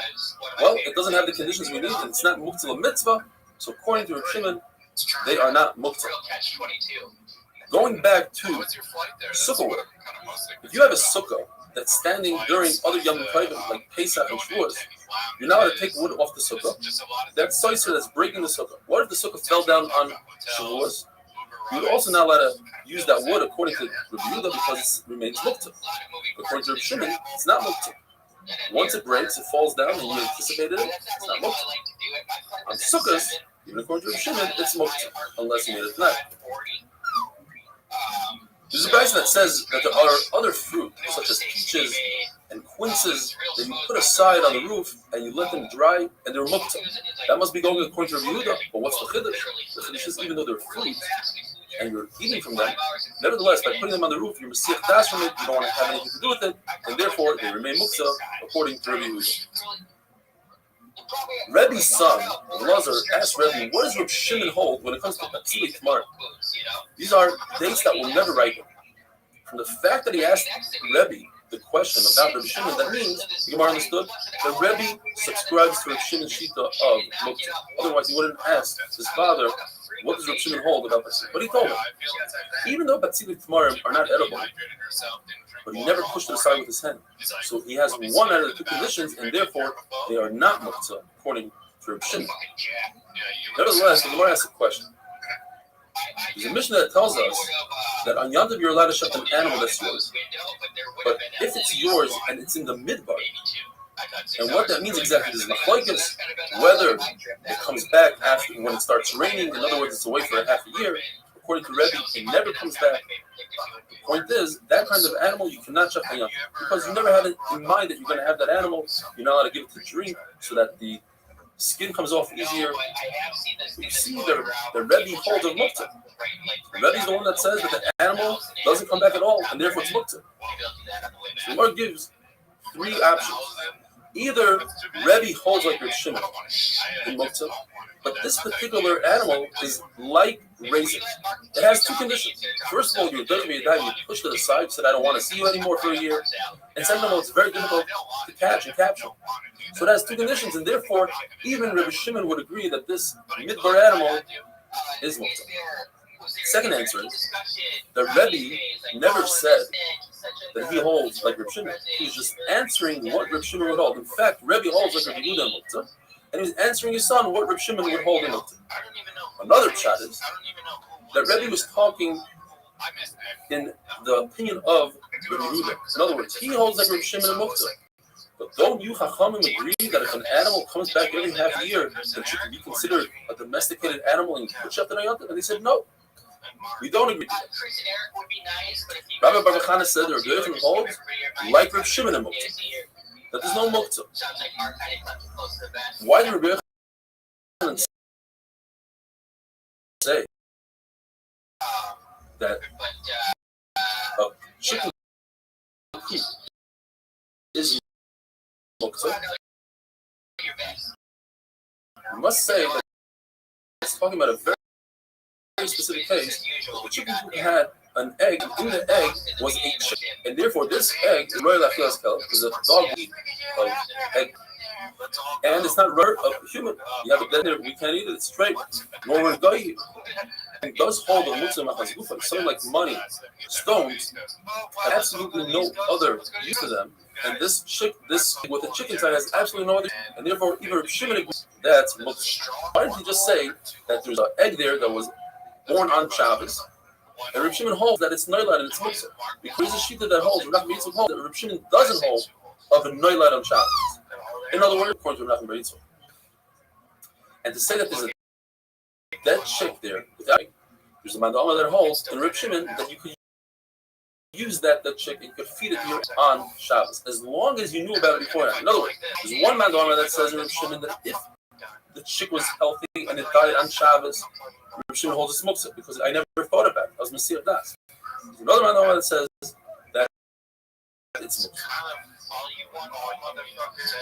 Rabbi Yitzchak and Rabbi Yosef holds that Rabbi Yosef said that the halacha is like Rabbi Yehuda. And why did he have to say so?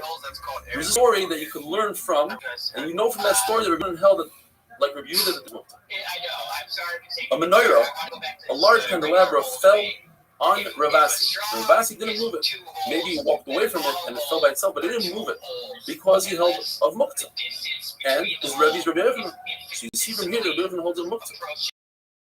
So the Gemara on today's daf says perhaps the reason why he didn't move it, there's a new muktzah called Kaveh Muktzah. It has a very specific spot, similar to muktzah mas sarmikis. You have something really expensive, you don't want to use it, designated an area for it. And therefore, this candelabra had a designated area, and that's why it was muktzah, not because of the muktzah of Rabbi Yehuda. Have a wonderful day. I said, if there's a hole in this floor, it matters. It does matter. Piece of paper. No, you're talking about an entrance. You're talking about an entrance hole and an exit hole. I'm talking about a hole in this floor right now that's 6 feet deep. That's one hole. So eat my ass and suck my balls. Just a piece of paper or put a hole in a piece of paper, like just a 8.5 by 11. That hole is just a really, really, really, really, really short straw. True. Yeah, even like a donut, right? A donut is still one hole, but then if you Shabbos Daf Memvav. How's everybody doing? I hope you're staying safe and healthy.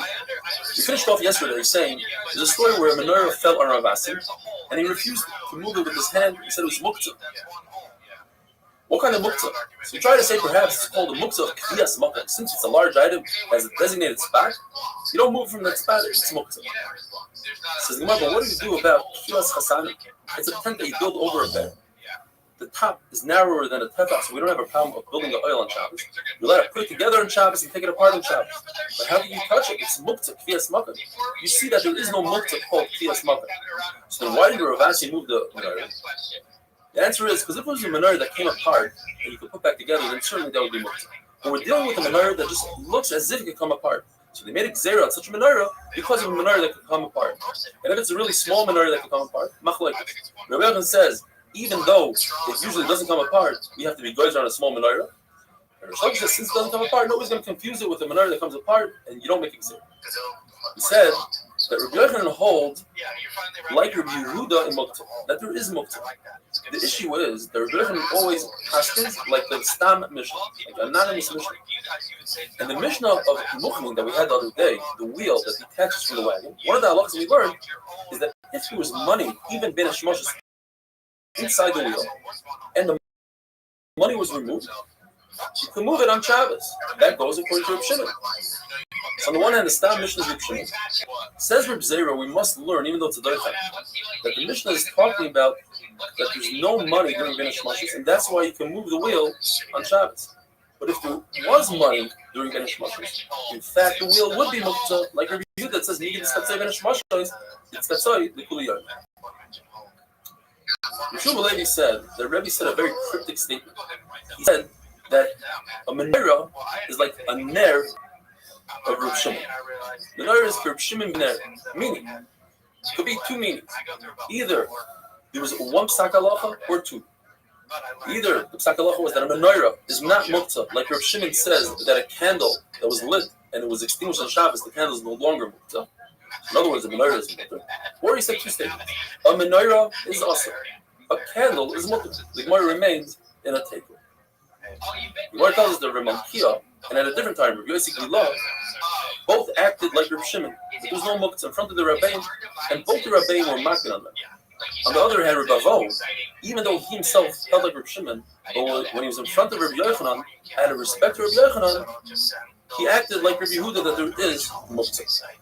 Machlokes, Reb Yehuda says that if you have an earthenware lamp that's full of oil, it doesn't get disgusting, and therefore it's not muktzah, you're allowed to be your tackles. But if it has nefesh, kerosene, so it is muktzah. Now, we're not talking about muktzah machmas minus, because Rav Shimon doesn't hold it muktzah machmas minus.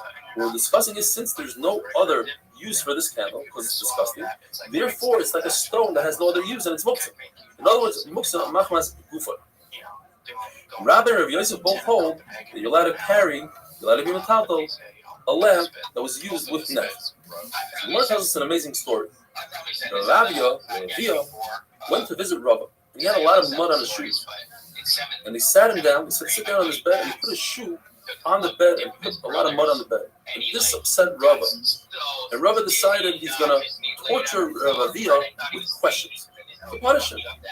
Some server has a beautiful shot, you should look into it.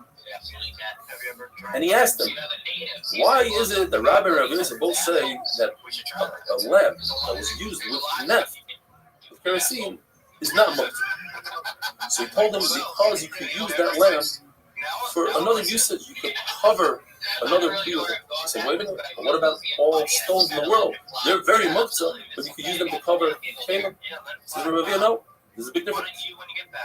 This lamp has a name of a kli on it, where a stone is not a kli. And I'll prove it to you from a Mishnah. Allah is that a woman is not allowed to walk out on Shabbos with beautiful jewelry. She might show it to her friends. But in her own chutzner, she's allowed to move it. Why? Because, we'll explain it has a name of a kli. So anything that has a name of a kli is not muktzah. Says Reb Nachman Bar Yitzchak, Birach Rachmana, Baruch Hashem, that Rava wasn't successful in embarrassing Rabbi Avi. The halacha is that if a person has a firstborn animal, cow, sheep, it goes to the kohen, and the kohen brings it to the Beis Hamikdash. But if it befalls a mum, then the kohen could shecht it outside the Beis Hamikdash. It says to do what he wants. What if he finds the mum on that? It's muktzah according to Reb Shimon. Question: why is this bechar different? Oil that's left over in the lamp, the Reb Shimon says, is not muktzah. Says, there's a big difference.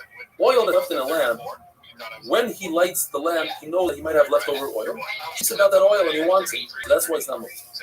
But an animal of bechar, there's 3 reasons why he's not even thinking about it. First of all, who says that this animal will have a mum? And even if it has a mum, who says it will be a mum kabur, a permanent mum?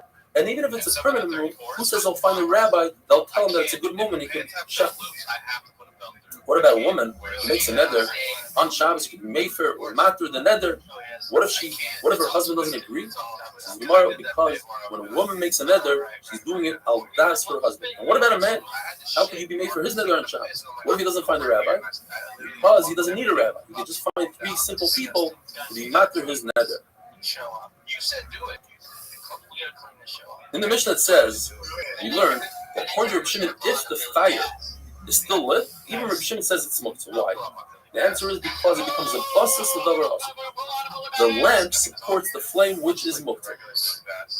The pshat is not because we are concerned that perhaps, like Rashi explained in the Mishnah, we're concerned perhaps he will extinguish the flame by mistake. Because Reb Shimon holds the davar she'ein miskaven mutter. If you don't think about it, that's not your intent, then you're not chayav. In other words, if a person drags the bench, he's trying to bring it from point A to point B, but by doing so, he creates a groove in the ground, he's potter. And don't say that there's a community between the Iraisa and the Rabbana. Extinguishing a flame is the Iraisa, and moving a bench, making a groove in the ground is not the derech to do so, so it's only the Rabbana. Perhaps that's why it's mutter, but in the Iraisa, we say it's awesome. Because we have the case that we had last week or so. If a person is peddling his goods, his clothing, and their shatnas, says Reb Shimon, he's allowed to wear shatnas if he's not mechaven to be over to wear the clothing. If he's not being protected by the elements from the sun and the rain, it's mutter. So you see that even at the rise of shatnas, as long as you don't have tavana, Reb Shimon says it's mutter. Have a wonderful day. So I'm just getting like 1,000 autistic irons in the garage. Or are they autistic? Because I'm just like. So you're gonna be good after this? Yeah, I mean, I was already really good, but now I'm gonna be really gooder. Really? Yeah. Gooder? Yeah. I can't wait to see that. Where's it at? I have an objection. Okay. What you said, and I don't want to get you back. That's seems to be the theme of the day. It's not a golf simulator. Oh no, you're right. But what you're saying there, That's a net. what you're seeing there is not a golf simulator. But what you're not seeing is the Garmin R10 placed 6 feet behind the ball, and then I haven't dialed it in, but I can then sling my phone to a TV in the garage, so you hit the shot and then you look at where it went on the screen. So it's still like a $6,000 golf simulator, but it's effectively the same thing. But yes, fair call-out. Yeah, not at all mad about that. It's a fair call-out. That was just right when I first set it up. I was excited and had a beer in me and took a pic. Shabbos that from Zion, up until now we learned about basis l'davar asur, a support to something that's asur like a flame. The support is muktzah. What about if you are supporting something that's asur together with something that's muktzah? Basis l'davar asur v'hamuktzah. For instance, you're permitted to carry your son who's carrying a stone, because you're carrying 2 things, muktzah and asur. So the isur comes because of the heter.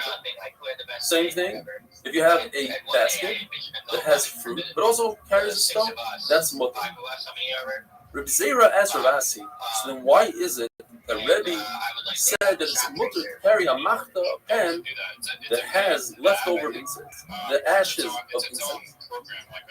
The incense is muktzah. The Lord uses pasuk from Daniel, Yishtoimeim Kishol Chada. Rav Asi was for a moment, and then he answered. He said, perhaps there's some leftover incense is actually not muktzah, and that's why it's basis l'davar asur v'hamuktzah. Oh, Abai didn't like it. Rebbe was very wealthy, and a small amount of incense was insignificant for Rebbe. And we learned when it comes to Tumah, a wealthy person doesn't consider a beged of an ani, 3x3 beged, or any beged made with different type of yarn or whatever, is not considered a beged for an ani. So that's not considered non-mukta item for Rebbe. Therefore, Abaye prefers to say that we're talking about a grafshel ray, a disgusting vessel that usually contains excrements, human waste. And there's a special halacha that since it's disgusting, you're allowed to move it and take it out of your room, out of the house. Rava says it's not, there's no comparison. A graf sharei is an open kli, which this machta has a net on top. Graf sharei is disgusting. Ashes of incense is not disgusting. Therefore, Rava learns that these ashes are not muktzah because they serve a purpose. You could cover spittle, you could cover excrement. So what is the chiddush? The chiddush is that in addition to these ashes, there was something that was muktzah, there was some unburnt wood. So again, it's a basis l'davar, a mutter, ashes, v'asur, the wood. And the chiddush is you're allowed to move it. Brisa says, Rabbi Yehuda and Rabbi Shimon, there is muktzah, isn't muktzah. They both agree that if you have leftover wick floating in the oil, that's considered muktzah. But you have a basis l'davar also about mutter. Says the Gemara we're talking about in Golem. There, wicks were worth a lot of money for them. Therefore, the wick, which is davar asur, overcomes the oil, which is davar. Kaisa says, and it's very interesting. Kaisa says that Golem got so much oil that the oil was worthless.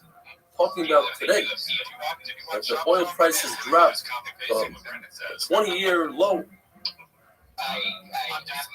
We're talking about a mita shetarsian. This is a bet that comes apart. You're allowed to put it together on Shabbos. Rav and Shmuel says it's a issur d'oraisa. You're chayav achatash. Why? Says Rashi, you're makil patash. You're finishing off the binyan. And in fact, there's a brisa that says just like them. It says that if you take the final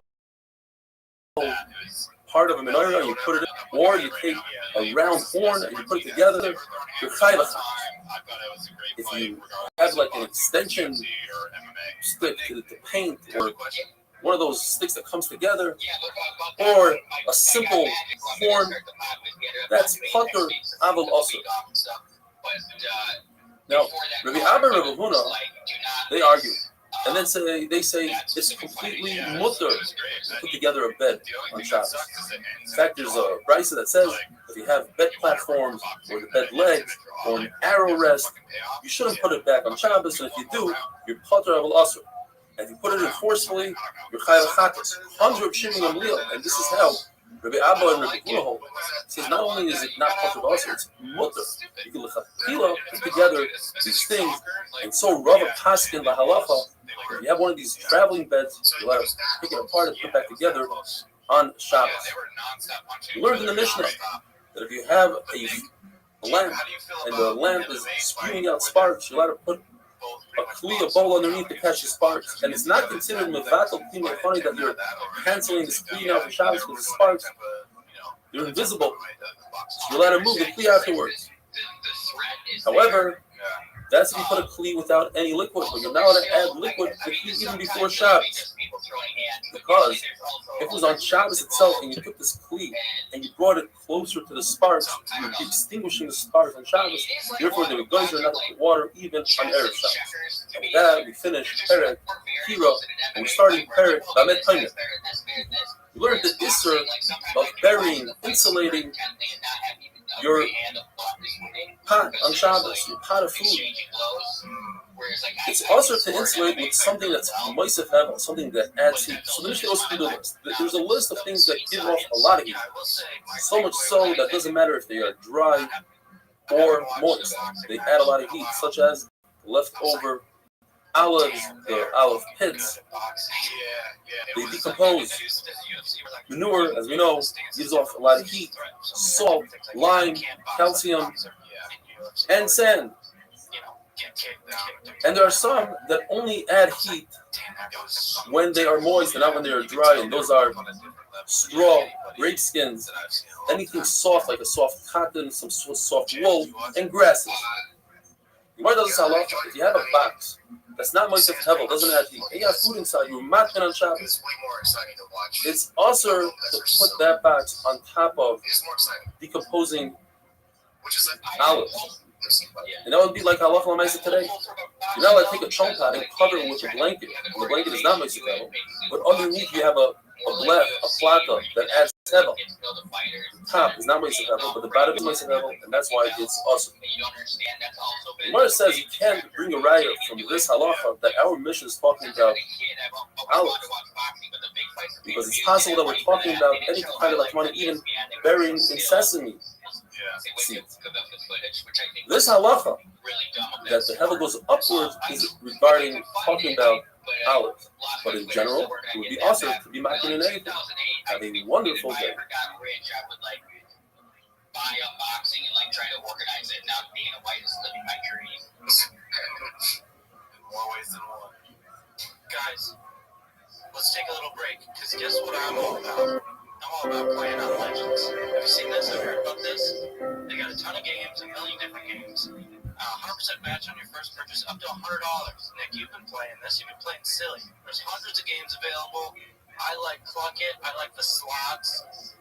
I like to play big money slots. That's my thing. Shabbos Daf Mem Ches. How's everybody doing? The Gemara tells us that it's permitted to take two urns and place them one on top of another when they both contain hot water.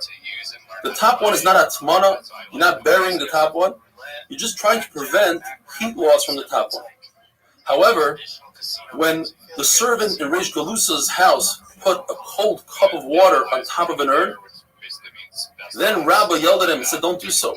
What's the difference? Because you're trying to introduce heat to the cold cup. That looks like hatmana. That same servant was having a very bad day. Later on, Rabbi caught him taking a head turban, placing it over a pot, and on top of the turban, he put some sort of ladle. And he yelled at him and said, "Don't do so." Reb Zer says, "What did he do now?" He says, "Rabbi, wait and see." And sure enough, the servant went and took the turban and squeezed it, or was trying to squeeze duschita, which is also its libum. Says Reb Zer, "But what's the difference? We all cover our pots with some sort of rag or something." Says Rabbi, "That's the big difference. If you cover it with a rag, you don't care about the rag. You're not going to squeeze it out. But a head turban is important. That's why I told him, don't do so." There's muchen, which are soft wool, cotton. People set them aside to make felt out of them. And that's called muksa machmas yisra. You set it aside, you say, "I'm not going to use this." Now what happens if a person, he doesn't have a choice, he ran out of straw, different material, he uses his muchen to do atmana, to insulate his pot. The Gemara says it doesn't lose its muktzah, it's still muktzah of chisarikis. But we cannot prove this from the brisa that says you're permitted to do atmana with muchen, and be careful. Perhaps the brisa is don't touch it before you use it as atmana. Once you do atmana, perhaps the isser muktzah goes away. You show that you don't care about it that much. So then what's the chiddush? They can't touch muchen. Of course, it's muksa machmas kesarim kis. Says the Gemara, it's coming to teach us, even though it's so nice and soft, perhaps you want to sit on it and use it as a seat, and therefore it's not muksa. Chumash malon, it is muksa. You take a pillow and you stuff it with muchen, you stuff it with the soft stuff, that's makeh b'patish. Mishnah says that's an isur d'oraisa on Shabbos. However, if you already have a pillow, it's a used pillow and it was already stuffed, and the muchen, the stuffing comes out, you're allowed to put it back on Shabbos, and it's not considered makeh b'patish. To take clothing that's uniform and you take a scissors and you cut out a hole for the neck, that's makeh b'patish. But to take a sword and chop off the top of a barrel, that's not makeh b'patish, because the lid of the barrel is not one with the barrel. It was never one. You just put it together and now you're taking it apart. If a person has an axe and he doesn't have the handle and he goes and he finds some sort of stick, it's not a permanent handle, it's just a stick. Says the Gemara, as he's using the axe, they're considered one. The handle and the axe. The handle and the metal. If Tumah touches one, the other one becomes Tumah.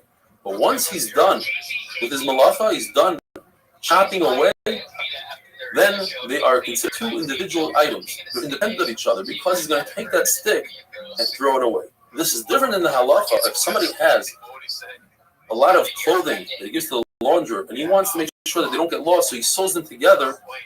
Or if somebody has a lot of keys, he's a macher, he has a lot of keys.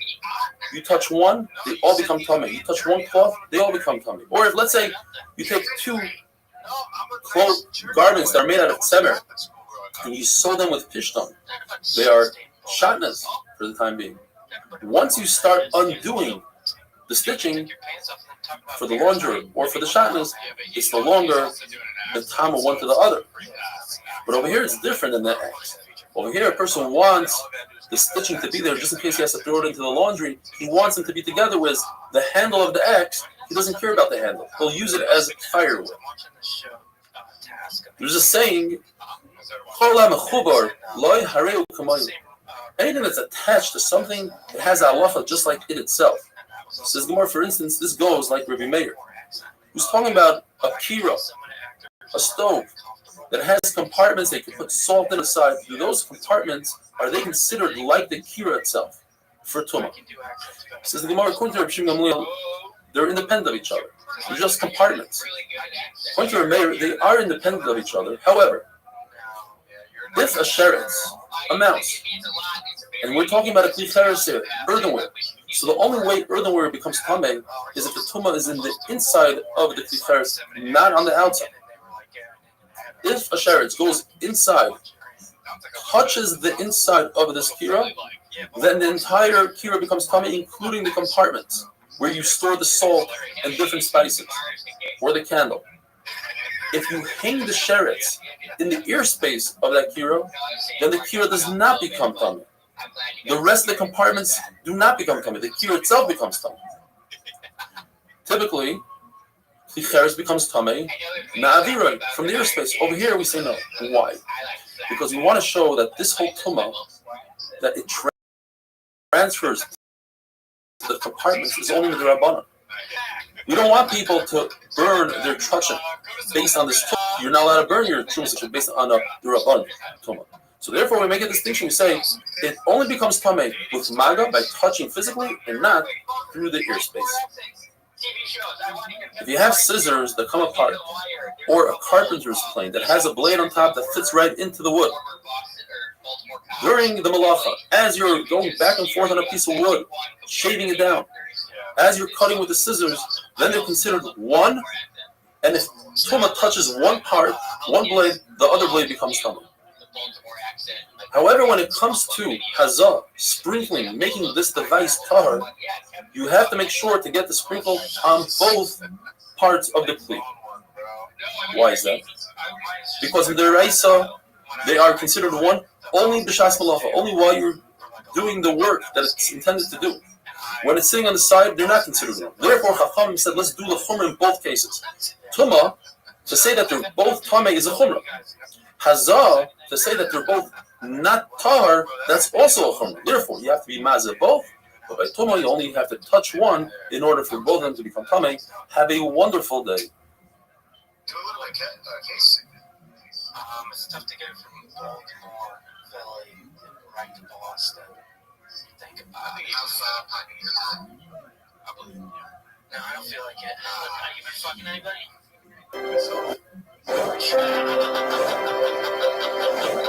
Like Pamela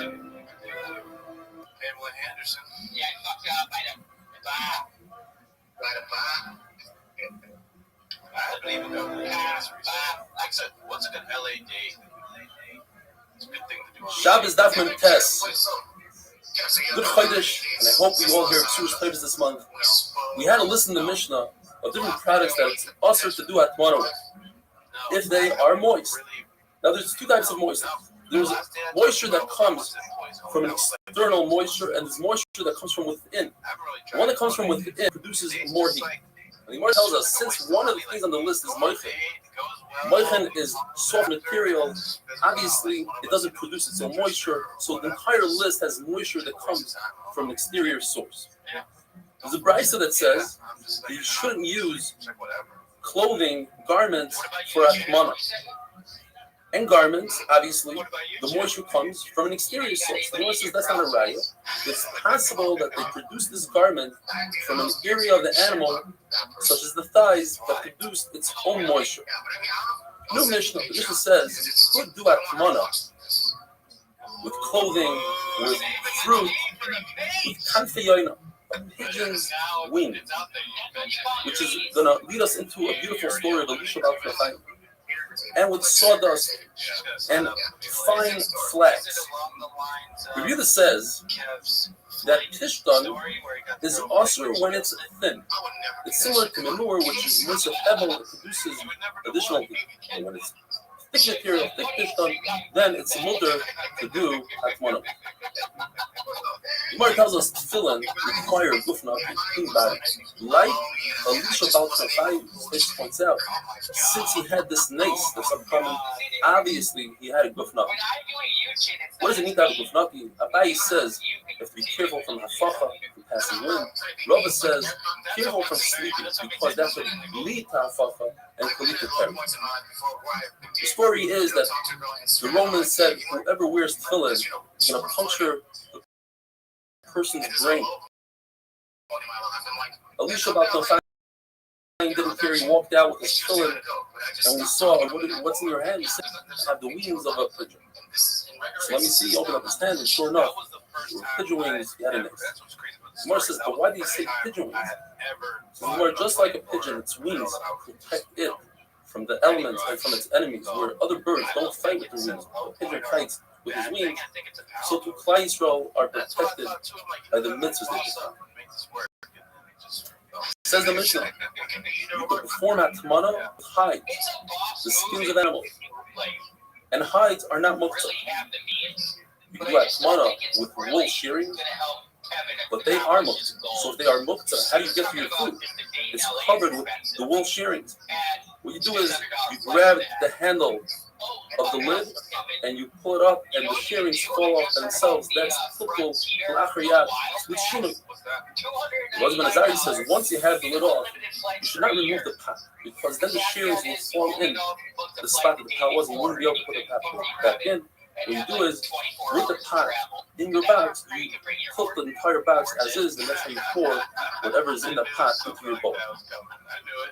Yosef ben Elazar says that our mission is talking about specifically hides that are owned by a common person, not a hide dealer, not someone that does business with hides. Because if it's somebody that does business with the hides, a uman, that would be muktzah. They're designated for selling. Tanakama says that hides that are tanned to the finished product, they're awesome. But according to everybody, the only types of hides that are makabel tumah are hides that are tanned and finished. And Taisus points out that they are finished hides, you don't even think about designating them, they become designated automatically. If a carpenter has wood, they are muktzah. Because he's makbid, he doesn't want people to ruin them, so they're muktzah. I apologize for the noise. But a common person who has wood, the wood is not muktzah. Even a carpenter, once he places food on it, he says, let's use it for something, then those pieces of wood are no longer muktzah. These Amoraim that we discussed before, they also had a discussion. Why is there 39 malachas?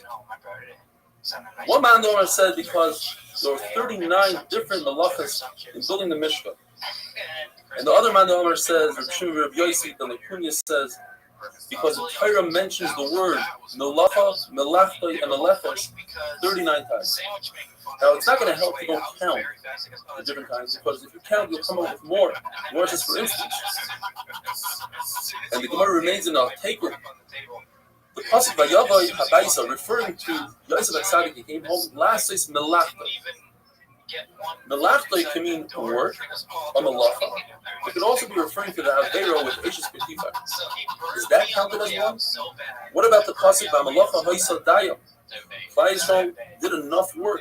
Well, over here it could be the word malacha could refer to task, job, not a malacha of doing. Therefore, the Gemara says it could be either one of these two psukim, add up to 39, and not both of them, because then you'll have 40. There's a brisa that seems to be saying, like the Mahomer that says that 39 malachas are neged mishka, for a mishka. and that is in the Mishkan. They would plan, they would reap. Why? They needed to have some money, they needed dye for the different fabrics that they made and produced. Interesting, Rashi says they needed it for the phalas, although phalas is a snail, but they needed other chemicals to add to that dye. And you learn the concept of Eitzah, going from Rosh Hashanah to Rosh Hashanah, from the ground to the wagon, from Rosh Hashanah to Rosh Hashanah, from the wagon to the ground, and from wagon to wagon teaches us Rosh Hashanah to Rosh Hashanah, because there was a strip of Rosh Hashanah in between. Have a wonderful day. I lost my job. My headset did fall off. Your headset did fall off? Yeah, my headset did fall off. Oh, damn. No, you got a brand new pet right over in there. I need to talk about your record about it when Nick gets back. Okay, how about now? I can't wait. In the meantime, you can go to bearpunch.tv on Instagram. Check out all the hot sizzle smart it's been making. This is hard. I know. Shabbos knows we learn that you committed to do more than insulate food with easy examiner the shearings of wool. One shot according to Rava, he holds like Rebbe, as long as they don't designate the shearings, it's also use those shearings, but if you designate them and say, I want to use these shearings for Atmana, for installation purposes, they're no longer muktzah. Or the Shabbos, if somebody sets these shearings aside and says, I want to sell these later on, that automatically makes them muktzah. But if he doesn't want to sell them, they're not muktzah. We learned about the concept of muktzah machmas, something that doesn't have usage, like a stone that is not a key. Or in Gemara's example, you have a branch of a pine tree, it's for fireworks. How do you switch that into not being muktzah? According to the Restream on Leon and Shmuel, all you need to do is think about it in your head. It's not Shabbat. Say, I want to sit on these branches forever, or for some China, for this particular Shabbos. Rav says, no, you have to take action. You have to tie these branches together or something like that. Just like with Chanina ben Akiva, he told his Talmidim in a time of an emergency, he was in Shiva, he said, think about these branches that you want to sit on them on Shabbos. But in a typical day, without an emergency, he held, you have to take action. But Rashi says you don't have to take action, you have to sit on that branch. Sit on it, then you show that you want to use it for non-muktzah purposes.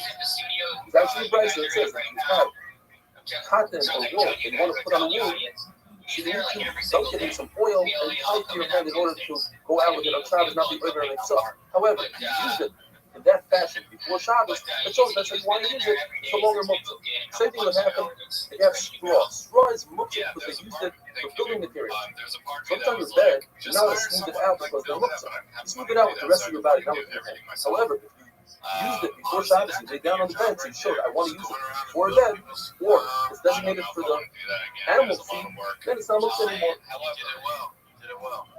If you take, let's say, a bucket of sand is muktzah. You bring it to your house, you want to use it to cover spit or whatever, because the floors weren't made out of concrete or tile, so just if you made a special spot for the dirt, it's not muktzah. Otherwise, it comes bucket to the floor and it's muktzah. What do you mean first? It's very possible, the Gemara says, the Rabbanan agreed in dirt, because dirt, you can't take action, you can't tie dirt, you can't change the composition of the dirt, and therefore maybe they agree that in dirt, you don't need to take action. When it comes to shining kalim, you want to shine a kli on Shabbos, but you cannot shine silver with harder, with some sort of something that takes off a layer of the silver. But to be medayik and say that you could use sand and nether, which some translate as alum. The problem is that there's another verse that says you cannot shine your silver with nether and sand. So what do you do? There's three explanations. Either this group is something that's like sand, like nether and sand, you can't take action, so action doesn't work, and therefore either or it is muktzah, you have to take action. That's my point. Or the question is, he's not intending to remove a layer of silver, but it might happen as he's polishing the silver, and that's my point. One bride says the whole thing goes according to the Shimon. The problem is, if you go according to the Shimon, It also says in the Raisa that you shouldn't wash your hair with it as shampoo. According to Restream, you don't wash your hair with shampoo. It even says that a Nazir is not allowed to cut his hair. He's allowed to use sand and nether for shampoo, even though it might remove some of the hair. So another shot is that it goes according to the rule that says double shaving scarven also. It's actually a flexing It's a technical thing. Does this product, this powder, does it remove a layer of silver or does it remove a layer of silver? That's what I was gonna say. It also says in the Seifa that you may wash your face with these products. Now, what if a person has a beard? It might remove the beard. We must say we're talking about a woman or a sardis or something. People don't have beards. Rabbi Yehuda says you can take brush, grits, and wash your face with it, but I can see that it might remove facial hair. The Rizzi says you're allowed to take crushed pepper, according to Rava. Rabbi Rizzi says sesame pulp. There's something called barda. It's made out of a third of violets, a third of aloe vera, and a third is hadassah. If you have that concoction, you can use it on your face. But if it's more than a third of aloe vera, then it becomes dangerous and might remove hair. According to Rabbi Yosef, up to 50% is what the Lord tells us that our Meimer of is a fundamental machlokes. Whether a man uses beauty items, these different products that beautify a person, is like you like never seen us Are you acting like a woman? According to my Zartu, it's also. Point out, Meimer is actually very interesting. It's actually a mitzvah. You have to take care of your body. Hygiene is very important. And another shot in Rashi that when people see a beautiful person, they get shut up that Baruch Baruch. There's a Vera to mash the food, to destroy food. The more I had a question, can you crush olives in order to make them sweeter? By doing so, you'll be destroying all the olive oil. When it comes to bread, the Gemara says bread doesn't become disgusting, so you can do all sorts of different actions with it. You can clean stuff with it, whatever. At the end of the day, you can eat the bread, it doesn't become mold. Let's say demonstrate. Now, a mission that we learned, Rav Moshe Azariah says that if you have hatmana, you have a pot, tin or box, it's surrounded by insulation. What you do is you tilt the box and get the soup or whatever you have in the pot. The Gemara explains that Rav Moshe Azariah is concerned that you remove the pot, even if the shape of the pot remains, it's us to put the pot back in. We're concerned that the Kizay Semer, the string of wool will fall in and you're going to touch them in your muktzah. But Chacham say, we're not concerned. If they'll fall in, we're not allowed to put the pot back in. But if it has a perfect shape, you can put the pot back in. There's a beautiful flower called stikusta. You used to smell it, use it during the meal. So if you put it into some dirt, you take it out, put it back in. So now the hole is large enough. It's not going to move the dirt around. We're not concerned you're going to move dirt on Shabbos. You're allowed to take it in and out on Shabbos. The same thing if you have a knife in a wall between the bricks. We're not concerned you're going to move the mortar, which is a problem of binding. The day which is binding. If you have a knife, you put it between the leaves of a palm tree. We're not concerned you're going to perhaps cut some of the leaf off. And finally, the Gemara says if a person buries turnips in the ground, if he has some of the leaves sticking out of the ground, he's allowed to remove them on Shabbos. We're not concerned that you're going to plant them under, let's say, a vineyard and it will be ever applied. Or he'll plant them on needle. That's not considered planting. What he's doing is he's just storing them. He's not planting them nicely, he's just storing them. The worst problem is, how does he remove that on Shabbos? By removing it, he's going to be moving dirt. You see that moving dirt is not the issue like the Gemara told before. The Gemara remains. And the question, have a wonderful day. Whatever I want. Oh, man. I'm a computer guy in this episode. My computer guy is fine. Okay. Let's all be distracted. Think I give a shit? Yeah. So, what I do ultimately is have some fun. I got the feeling. Care's not the only one. All I want to do is have some fun. That you're committed but don't do so once to the after hour. However, So it's me and Kev. And then you uncover going to get a sandal. and you get it to cover it on Shabbos. in Another element is you have a full community from the sun. Jen is in Austin. He's You're not always in Austin. insulated, but you said No big in changes reverse. there. You have a country, No you're big not changes insulated. here at the desk. It's just us. I feel very far away Once from Rebbe physically heard not Rebbe Hoshea Haskins that you're allowed to insulate from culture. So he retracted his own shit, which was that it's also I took for insulate granted how easy the high fives and were the finish is that even for Yosi, who's right there in front but of you can still make it work. Yosi, How are you? I believe, What's going on with you? Rebbe, Same Rebbe old shit, thinks. man. Nevertheless, Same Rebbe old sucking ass, eating grass. Pretty much. Yeah, Why? not much has changed. The treasury trusts Now I have each other. computer, so I'm a distracted guy.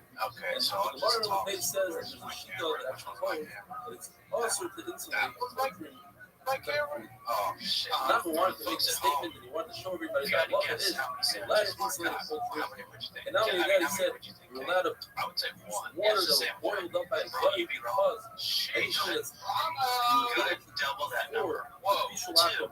You know, there's some no people problem. that We should have have that to think hold his one servant plus one daughter is go ahead and do one his times thing. one is not And two. Rabbi Like, Kami was turns very out, upset at well, he held he that other spearheaded question like that it would not idea, be. so So it not doesn't act like that. count. Because other people are People going to think take it they're just as thinking if because you let it you be making mentioned it it, like, halal. oh yeah, I get that. It's also I have friends. so you got money with something that's supposed to have And no then, like, the it's crazy like part the about it dice is they're that not, produces wheat they're and really salt smart, but and they're other like, things that we I mentioned can in the other believe video. anything like blowing your mind. If you're They are dumb. doing a kamana with something that's They've not just Muslim, been given you the already did that opportunity kamana. to expose themselves Already to stuff. insulated. No, You my gotta add friend, another he's layer. really smart. Like, When I'm you're not treating joking, him, not he's only really that, smart. And I you was gotta talking to take him the all other the day, layers. and he started And we don't talking say, oh, you conspiracy started theories, over. and And I know that he a much thicker layer. much any It's conspiracy not theories, so considered I just started as going off on a tangent about like Only all this this server, crazy like, shit that wasn't true, and he was like, original "Yeah, bro, I can copy, see that the totally copy, being recorded bought from it all. Yeah, he bought it all." I'm like, showing "Bro, I just that told you that there were aliens off under this the pyramids. so They're there's no made sense in of saying that they're made perhaps of they go ice. ahead and boil up again. He's already in the process of cooking off with the frost. Yeah, and we're in big trouble. if a Big trouble. person thinks He's it's like, good, bro, that was the plot and the of a box movie I saw cover is recently. looked on. It's Where also the to aliens, take they were the like, food out. we thought that But they, the box there is was slightly no ajar, sign of slightly the open. landing or Then you're anything allowed like to take this or food anything out. like that. Obviously, if the And box then, is not cooked up, then it will be wilted. The guy Food out. who works in Iraq was like, Or it's tells because us you allowed to take a metal they started bird here and put it initially, on top or of a earthenware ice. vessel, even though the earthenware vessel is much hotter, as you don't want to use it so the heat. And of course, the opposite true, you like to take earthenware on the metalware, metal and earthenware on top of it. That's a real movie. Yeah. So here's Also, my problem. you frost ice cube in the sun, in the heat, the frost is snow, but it's a lower to take ice cube. Call right now, Chen? TV Because on. the frosting happens on its own, then Chen, how can I turn love off your that TV. I'm What are you pregnant? doing? How can I love? And I'm gonna start with Eric. Man, name of like Chen. he's in secondary, right? So she's us for him. Let's make sure seeing the that glasses animal that peep he shop, have us on. the animals Oh, he's that looking live at my on the screen. line, I think. love Yeah, just the yeah, you're he has a not bigger here. screen. Your animals are not allowed to carry out child. Google search What thing. It's like, constitutes hey, carry? Chen, Walking around for hours, the going from fucking suspicious TV to off. is a He chain said, that he you take can't your see animals us. to carry is a nutty, some sort of jewelry that we're beautifying. So what's considered carry? This actually is pretty compelling. Watching Chen Go without him knowing that go we're out watching with it. an absent of halter. Oh, That's the well, there's control. something weird. How about now, Chen? Can you It's see very this? wild. No, you can see his glasses. He's looking at Mark's screen. White female knockoff. Oh, wait, Yeah, but I can still see you in the very corner. I can hear you finally. that camel. Oh, man. But those We're things seeing all not type of considered. being stuff. Yeah, we've been going. We're We going. have a ruby I know. donkey. You guys want to see me Very stuff now? special. I'm used to it. We weren't being mean. Did you say that, Kev? Yes. Yeah. Use a bit, a metal bit. I like put it your in its house. I like your style today. You're looking very like graham crackery with your colors and stuff. dog bleach Graham around the neck. Yeah, you look like a s'more. You look like a If s'more. one of these chain devices becomes Thank you. too much space, we're This is sprinkle great. with the part I do have that. You would do so even though it's not animal. This is You s'mores. may put the whole animal or its head in the big cup, and that's enough. Because you don't have to take the claws to animal. Well, just tells the story, lady wanted one of these What's your blue favorite donkeys. dessert? He heard it was really good, so he sent money to a very distant place. And he said, listen, back then, it's difficult for us to send money. It's a 6 month journey. Therefore, take a barley, a bag of barley, and just feed your donkey barley. That's all it needs to be like a little donkey. I love a good He said it's donut, on the Rebbe. a cookie, But if you have very wild donkey, Those are the ones that I sell every dessert. Every dessert. and instead of giving it a nose ring, you give it a coconut, it's not really going to control that. That's some white. That's considered high It's end. not white shit. That's That's white shit. Have you ever doesn't do it. go into any cheesecake factory? You won't see a black guy in there. It's not. They don't just have cheesecake in there. They have everything. That's what I said there. If anything, there's more black people there. That's racist. There's a Yeah, guy you that can say says, the inverse is not racist, but if you say it, then that's racist. That's obvious. That's how it works. I was kidding. It was the opposite. Like, you were kidding. Shit. What about it? I Google because if for folks at home, I have a laptop now because I'm in today. So I have a laptop. I'm going to be distracted. Are we recording? That's considered a shmiri, so it's more than necessary. And so I Googled this cheesecake white chicks, and it said Or just tells us the story cheesecake is that the dessert ladies made from don't cheese, not overcoat feces. Rabbi Bar Hunadan. And Rabbi Bar Hunadan That's follows that that on that. because you sat on What's that my lady sweet over tooth? there, even though you were more functional than Levi. So Levi wanted to If we're going ice cream, I like a good rocky road. which kind of explained What what is happened. that? Said, That's what's that law regarding my dog food was I think it's vanilla and chocolate with I like used nuts on Shabbos when and it was with marshmallows. living in Smith. Like ice cream. And he said, What is yes, rocky road? Rocky road is and you know that, oh, I think there's much rather Shmiri between Seira, chocolate any ice cream additional and a no bake guarding of an bar. animal, This giving sounds a nose ring to an That's not animal, what I giving need. a nose Candy ring bar. is not What do considered you think makes it rocky? wonderful. Marshmallows and nuts. That's what I said. The candy bar is what threw me off. Commonly almonds. Damn, it was invented in 1929. Imagine being at the forefront of the ice cream movement and having an idea for a fucking type of ice cream. And then now that type of ice cream exists, it's just like the benchmark in ice cream. I was making ice cream, and then you're just like realizing you can put stuff in it, kind of along the lines of what you're saying. I wonder if you're like, nobody's done this before. Yeah. How does that feel? No pineapple. Thanks. How's everybody No doing? pineapple. The other day we were learning I about wonder how long dishes after and they tolerance invented ice that animals allowed to go out on Shabbos doesn't constitute. You think the same week? You think like a month after? They were discussing goats. The goat has a very narrow head. That's If you put an ounce or a whole question. I gotta follow. that animal, and What do you think was therefore the first? it doesn't accomplish much. It doesn't accomplish much. That What do you think was the constitutes first carrying thing a that they Shabbos. decided to Therefore, you cannot put an ounce or a goat. I think If you want to put an ounce just or a follow goat on Shabbos, what you their must do is drill a hole in this lineology. corn I think it was just chocolate put the ounce chips. to it, and therefore you You don't think get so? out. Yeah, because they didn't have a ton of shit back then. What It's not like Ben and Jerry's back then. Yeah, On the one hand, it's very painful for you to break that out. But on the other hand, if How you long really after want Ben and I to shake back and figured out forth that and get it's out, different? you know what I mean? And what If you was were the to first? take Just a a letter great piece I and want to hide be it like, between the horns of the cow, yeah. if you did this for decorative See what purposes, Chad says? that everybody else Chad. considers bad, nobody Searching the in web. the right mind wants to Where's support Nick, by the way? cattle. However, if you put it there, Yeah, he in was order there. to He's release the ready. cow, He was. that's not what First right not says it's. That's a great question. We don't know exactly Big problem with rabbits. what's mixing things into ice cream. One like Paraduma is not like Brings up any kind of weight or load on top of the Paraduma.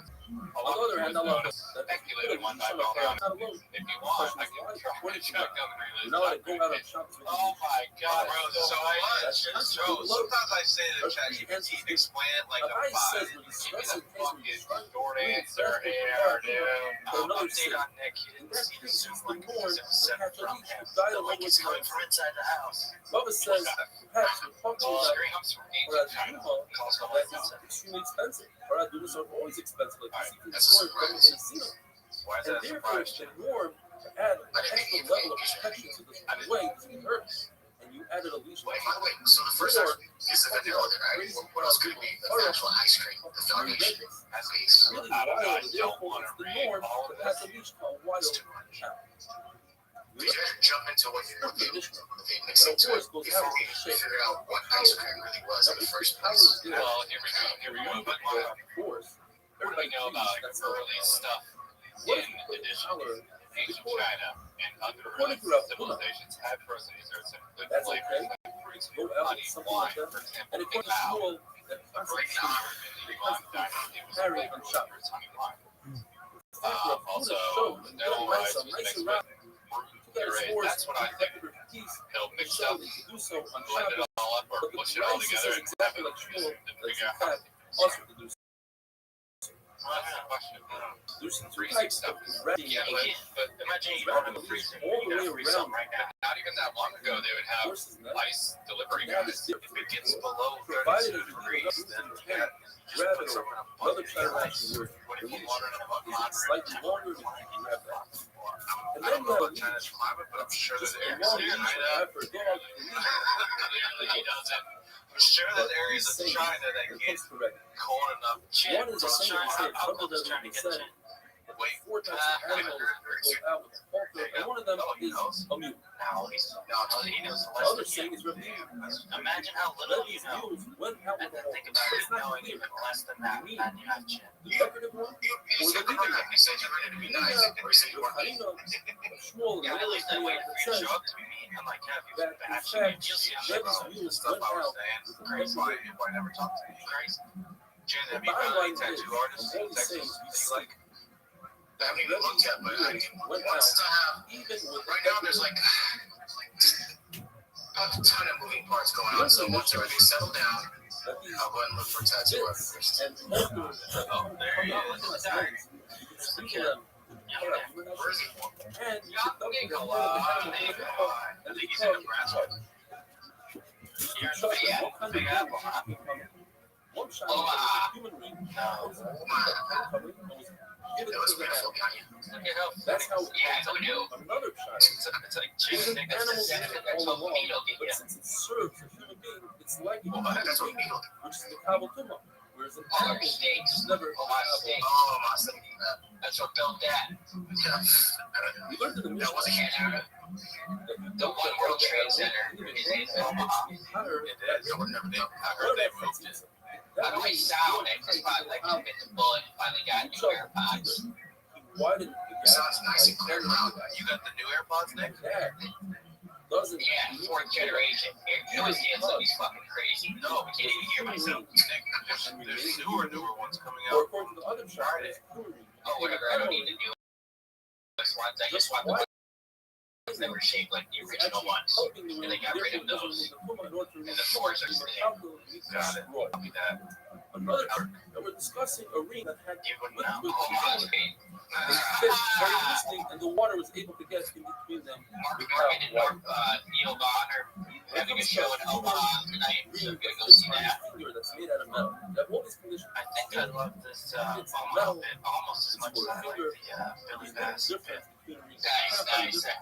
I really thought I was going to be the first person to bring back up Billy Bass. Metal You thought we'd is not yeah, just one of the legendary moments after our history. belt. Yeah, I'm a fan. I don't know how you guys started. Our sleeves I don't know how you guys started the show, but shout out to the Weird Out and 4 YouTube members. a ring for an animal or a ring Getting me that all puts the on a extra bowl. episodes, 112 Patreon subscribers. We're going to reach my nemesis You in bring up no a frying time. pan with the rings, if the ring is removed. Hey, your hair looks good. Did you like a thing with your hair? So the frying pan is Your hair looks good. part of the frying pan. For Shabbos purposes, for muktzah, a ring that has a signet to it. If a woman walks out with that on Shabbos, it's an Issa D'Oraisa. If it doesn't have the signature to it, then it's an Issa D'Rabbanan. When it comes to a needle, if it's a whole needle without any rust, it's a kabel tuma. And even if it has rust, as long as it doesn't hurt the sewing process, it's a kabel tuma. If you never made a hole, you never made it to the needle, and you're planning on making that hole, so right now it's not makabel tuma, it's not a complete yet. However, muktzah, because it still serves a purpose to remove a splinter. When it comes to Shabbos, to take it out from Rishus to Rishus, if it has a hole, you're chayiv, but for the poor, for put a pin, and doesn't have a hole, then she's allowed to go out with it, have a wonderful day.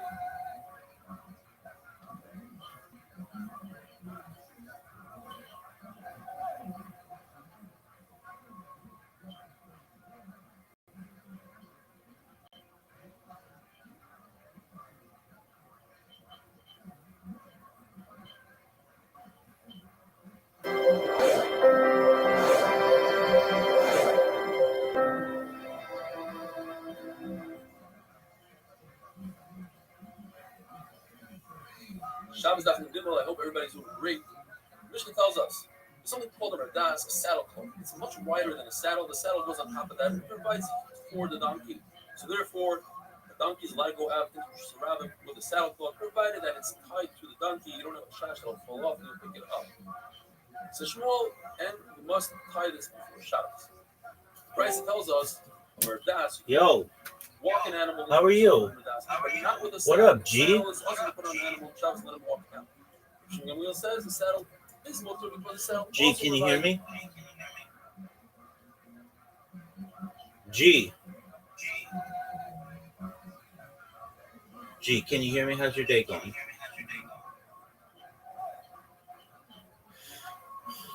G. G, how you living? G, can you hear me? Did you find out about me from Twitter?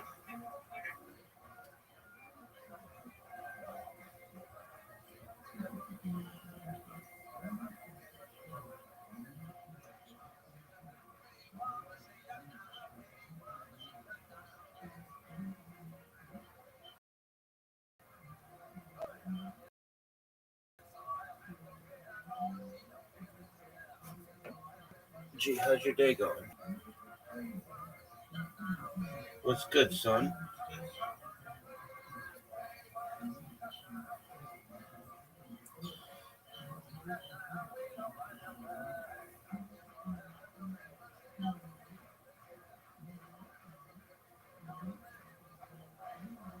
This episode is brought to you by ExpressVPN. More on that later. Let's get into the news.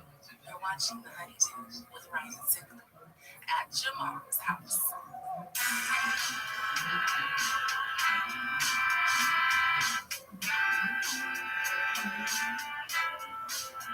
Welcome back to The Honeydew, y'all. We're over here doing it up at Studio G's at your mom's house. I'm your host, Ryan Sickler. I'm on social media at Ryan Sickler, RyanSickler.com. Quick date, Baltimore, September 14th. I'm coming back. One night only. Get your tickets for that show. Any in-town dates, just go to my website. It's all there for you to check out. And as I say every week, thank you. Thank you for the messages, the feedback. Thank you for supporting the show. I mean, it's still new. It's still a new show. You know, I've been podcasting for a while. This is still a new show, and I'm learning a lot about everything. So thank you for the support. Thank you for supporting the sponsors. That's how we keep this free show free. And anything you want to know about the show, thehoneydewpodcast.com. Go there. That's where you follow social media, the email, all that merch, everything. We got some new merch coming up for you soon, too, as well. And very excited for this episode here today. Somebody I've been wanting to have on for a minute. As he said, we're family. And I say all the time, if you're new to the show, we're highlighting the lowlights over here. If you're a fan of the underdog, this is your show. These are the stories behind the storytellers. Today's storyteller, ladies and gentlemen, Joey Diaz. All right. What's up? How are you then? Listen, I have to say something. You just did a quick jump. I've been watching this video of you when the Star Spangled Banner comes on, and you have your head down. When that shit kicks on, you jump so hard. It makes me, that just out of the game makes me laugh. You know the video I'm talking about? I love the Star Spangled Oh, you jump up. I fucking love it. I fucking love it. Like, it's, you know, when I came here, like, you know, like you have to school. You're an immigrant, you know, you come here, you walk around for a few days, and they let you into school. Most of you start reciting that. Pledge allegiance. Yeah, I did it in kindergarten. Like, you gotta remember when I got this country was 1966. When I busted into the school system, it was 68. We were following the war. We had just finished the Cold War with the Cubans and Russia. You know, there was underground shelters in every building. Tang. Remember Tang? Dang, I do Tang, have like fucking spam. Yeah, sardines. Every basement was prepared for a nuclear event, but we had the pear jars, mason jars, that all like everybody had a fallout shelter. If you got the fallout shelter, that's when you go when fucking Iran sends a missile over here. Back in the 60s, you would go into the fallout shelter. Thank God you never had to go into them. But patriotism was big, and it was bigger for me because I was the country. I was just trying to fit in. So Shoulder Star Spangled Banner, I Pledge Allegiance. You know, it's so funny how right now there's a thing in the news that I hate to highlight, but let's talk about it. About a guy who said, go back to your own country. Let me fucking tell you something. 20 years ago, that was a staple in New York. You couldn't just talk from the language from your country in New York when I was growing up.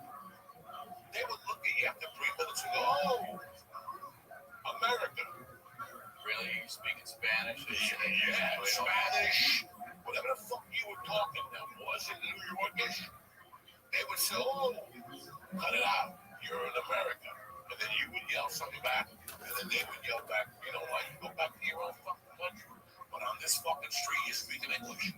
And that's it. And, you know, it was something that was, I remember because it was sick to me. So here's what I want to talk to you about, because I want to go back to the beginning. You said you came to the United States in 1966. How old were you at that age? 3. All right, so you have no memories of No. So this is your country. You get here at 3 years old, and where do you begin? Where does this? Are your parents married? Are they together? My parents are married. They're in somewhere in New York. I remember waking up at a house in Union City, a block and a half from my mother's house, across from the school called either Robert Waters or something. Tragedy struck. My father died. How? Out at the bar. How? 37. So my mom didn't like the Jersey house. She didn't want somebody to die. Well, how old were you when he died? 3. Okay, so it happened. All this is happening just as they get here. So then we go to 89th Street, Riverside Drive. Just you and your mom. Just me and my No mom. siblings. No siblings. I'm with my mom 24 hours a day. And her family's where? Cuba. All back. Except for my uncle who's in LA. He still talks to She's me. still fine. All right. And how old's your mom? Single mom, new country. 38. My mom had been here as a teenager. Okay, all right. My mom had been here and knew the language and already was running numbers. Then she went back to Cuba. What happened to my mother was very interesting. My mother was 16 or 15, and she went to a dance with my aunt, like a high school dance. And somewhere along the dance, my mom noticed that her sister Rosita was missing. So she went outside, started yelling for Rosita, and she found a guy raping Rosita. Whoa. My mom took a glass, broke it, and stabbed the guy. Wow. The guy dies. They take my mother and ship her out of Cuba that night. Just a young kid. Vito Corleone was having a party. He got that was silent. He's singing songs and shit. That was my mother, right? Wait, so they literally took her, My family. your whole family, Whatever pennies they had, as poor as they were, and said, you're out. You're out. Where? New York City. They were sent to New York City. Sent to Miami. This wasn't a She had distant cousins in New York City. Wow. She went to New York. We stayed with them for a while. Snuck into the country. You know, but you gotta remember, there was no TSA. You know, you could just give them a fucking piece of paper then.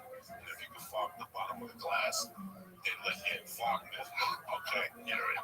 You know, it was way before anything. You know, there was no drug smuggling going on, so it was wide open border. So she came in to like the city or something, went to work for a fucking numbers guy, and she met a girl. And her and that girl became partners. Like they were a team for a couple of years. And doing what? Running the number. Then her and my dad met in New York. But they went back to Cuba because my grandmother was sick. So when my mom, we were in Cuba, my mom had my sister, who was about 4 years older than me, and me. Then something went down. Like I couldn't get all the accurate stories. I get small bits and pieces from my uncle. He's 80 and he lives in Glendale. I just went to a Dodge game with that source. So, but whenever I ask him, somebody tells me, look, it's more than I want to know. So I stopped asking. You know what I'm saying? So I had to stop. So then they came back, and my mother used that girl's name to get back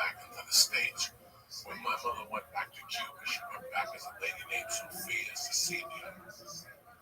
She was Puerto Rican. That was the mother of the girl my mom hung out with.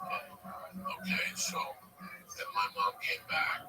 My dad died a few months later, and here we are at 89th Street. Probably four. So I was probably 4.5. And then that apartment got raided for what were numbers. It was a shakedown. I still remember the cops sitting me down on the couch and then separating me and my mother. My mother had already trained me, shut your mouth. You don't know nothing. You know, my mom was already training me in a way that I didn't know. And then my mom had a bag with cash and all the numbers receipts. So what happened was my mom had the building wired. The landlord called. And I answered. It was like 8 in the morning. Like the cops were on their way up. So I woke my mother up. My mother got up, went in the closet, took a bag out, receipts and cash. Went to the kitchen. There was a balcony under an old lady. She would do the old lady like 50 a week. And she threw the bag under. The bag landed on the second floor on the balcony. The cops rushed in. There was nothing to arrest my mother for. But I still remember being not hanged, my mom being handcuffed, and me sitting on a couch. And then the landlord, and they left. They didn't arrest my mother. They gave her a ticket. It was basically a shakedown in those days. If they find 10 G's, they take 6 of it. And they leave you 4 and you don't go to jail. But my mom was hip to whatever. They kept drinking my mom. About 2 days later, we moved around the corner to 205 West 88th Street between Broadway and Amsterdam. And I went to a grammar school named PS 166. Stayed there till the 3rd grade, 2nd grade, 3rd, 4th, and 5th. I went to Sacred Heart School for boys. That was a lot of private school. Were you starting to have trouble? Were you I just admitted to my wife something that a lot of people don't know about me. I didn't want to tell my wife until my daughter got older. From the age of 4 to 6, I was a very sickly kid. There was a lot of problems. There was mental problems because of my father. And I was a sickly kid. I was allergic to maple syrup. I had stomach problems with my ears. I had problems with my throat. I couldn't deny it. They knew me by first name, Basic Medical Center, 165th Street. They knew me like I went to the hospital between the ages of 4. Without exaggeration, if I average it out, it was every 10 days. Like I wouldn't go for 2 weeks, but then I'd go 3 days in a row. And it would always be something else. It wouldn't be consistently. It was just I was a sickly fucking kid. Yo, I was really skinny. how are you? My mom didn't know what to do with me. Can you hear me? I didn't really like a lot of the food. What's good? Also, God. Hello? Most of God is like the fish grinding down his eyeballs, his feet. Oh, for real? Yeah, you go to CVS now because kids are pussies. He flavored it because these little faggots are young. They're like vanilla flavored and fucking They strawberry. really have this shit. I'm Look it gonna up. look. I am. It's called emulsive of God. All right. And I'm gonna tell you something. A couple years ago, I went back on it. You did. I found a little bottle. First couple days, I fucking puked it up. But after a while, I felt how much better I felt. It's a tough fucking swallow. But your dick will never die. You'll never get sick.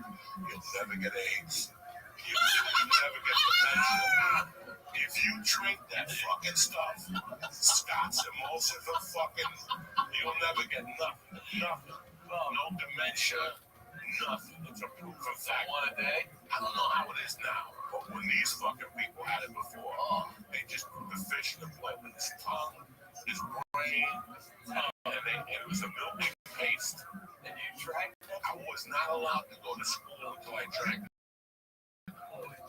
So she would give me a fresh glass of orange juice, and she'd be waiting for school, and I'd have to drink it and fucking down the orange juice, and I'd puke it, and she'd go, let's do it again. And it got that bad, like I was that sickly of it. Why would you want to tell anybody that? You want to admit that? Because I didn't want to, if my daughter would get sick, I didn't want it to be like genetic. Like I know my daughter does have asthma, but it has not affected her like like it affected me at that age. I was allergic to dogs. I was allergic to cats. I was allergic to just my eyes would swell up, my throat would swell up, and I would choke. And did this fish shit, did it cure you of allergies, or did it just protect you?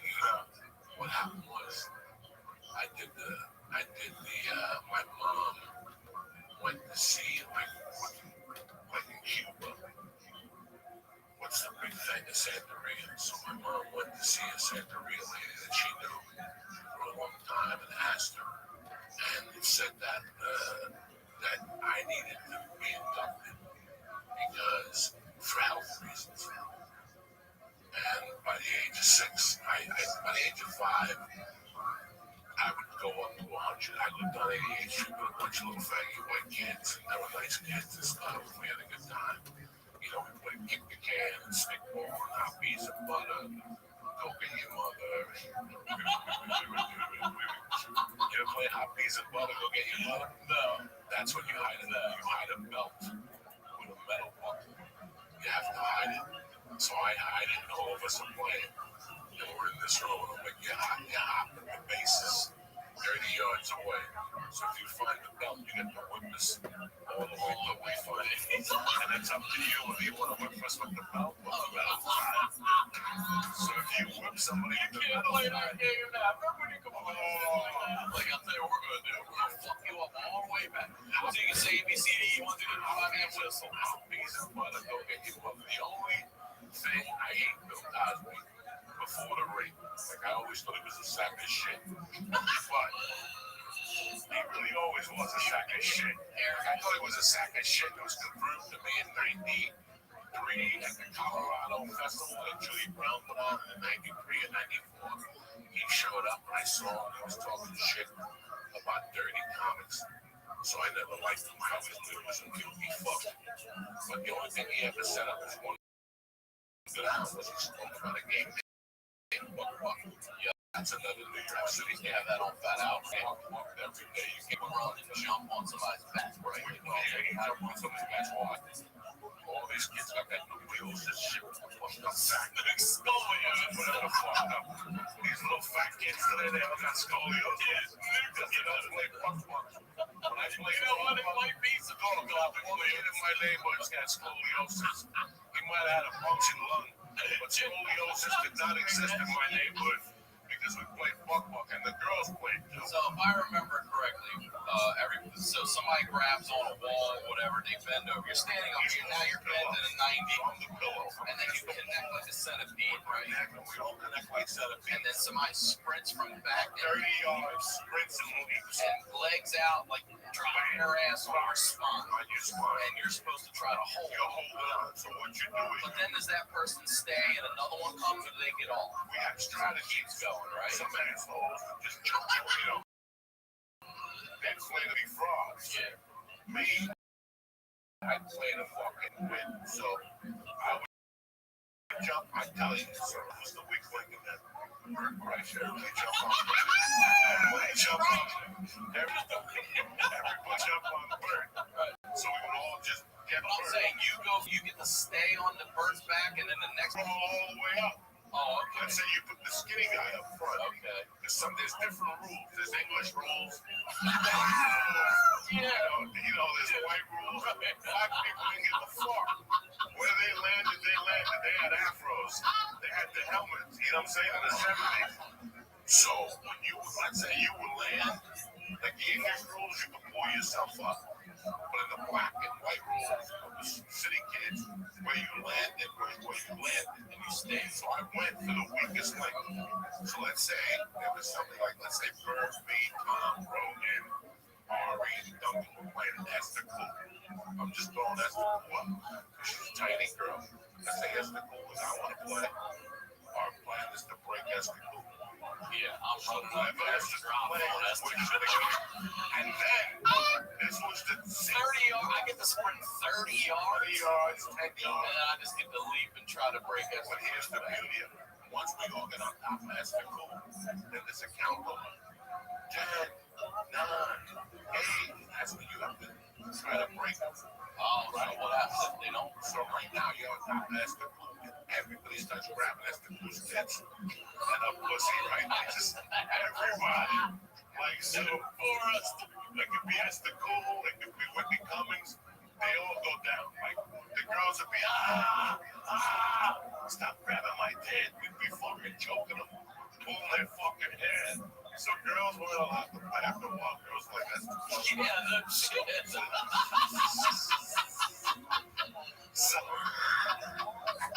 So then it was just guys. Would the girls go dirty too? Would you Oh yeah, balls and girls would everything? scratch with Oh their yeah. fucking- And it was legal. Some girls were fucking dirty bitches. They'd scratch. But let's say you landed on a guy. It was the same thing. Yeah. And it was punching Of the ball. grabbing his ball. And she'd be yelling, stop grabbing my balls. What he is a faggot. Why are you doing this to me? And all of us would just be punching his fucking nuts until the line breaks, and then we kept doing it over. Well, what if the line doesn't break? What if And now it's their turn. oh they get the They're walking away from me with their hand up. bleeding? Now it's our turn, motherfucker. Fucking tremendous. Fuck, I remember that, yeah. So I graduated from playing all those street games on 88th Street to 148th Street. That was a different type of like Oh, we're going up there. they would kill us. Buck Buck was like nothing for them. They didn't even play Shot up Buck. there. They played Buck with the garbage cans. They just threw it at each other. The kids on 148th Street were Puerto Rican, Irish, Italian, a couple of Jews, and all of them were tough. But we're talking same age range, everything. Same age range. Before I got into Santa Maria, my mom would send me up to my godmother's house on 148th Street in Broadway, 20 blocks from the epicenter of the world. Wow. You're 20 blocks from home. I was the heartbeat of New York City. I'm 20 blocks from the heartbeat of New York City. 6'5". So I'm hanging out down there on 88th Street playing one killing rats. 148th Street. 6-year-old and you're killing rats. Complete different game. First day on 148th Street, they came up to me. How you doing? Ricky, whatever. They're like, what do you want to do? I stick. They're like, nah, you want to see a body? Let's go see a dead body. I'm like, I like these kids. They took me down to West Side Avenue, and they had some guy who had been bit by a car. This is the 70s. This is like 65. There was no CSI. If you got hit by a car, you would have like 30 You days. saw that your first dead The first dead body I saw, he was already had the flies on him, and they just went over him. It was starting to stink like 10 feet away. Like he had just been there maybe like these kids. He was right by the Hudson River. And we would walk down to the Hudson River. And then finally 2 days later, went down there. It was a crime scene. Obviously, some fucking, you know, in those days people didn't jog. It's not like today. I can jog. I can kill you and drop in a 170. They never find you. Today, these fucking joggers drop in looking around. And they always find bodies, joggers. It's not like they find like a $20 bill. You know, joggers. I follow them all, pull them on. They always find some lady beat up, raped. What the fuck kind of morning is that?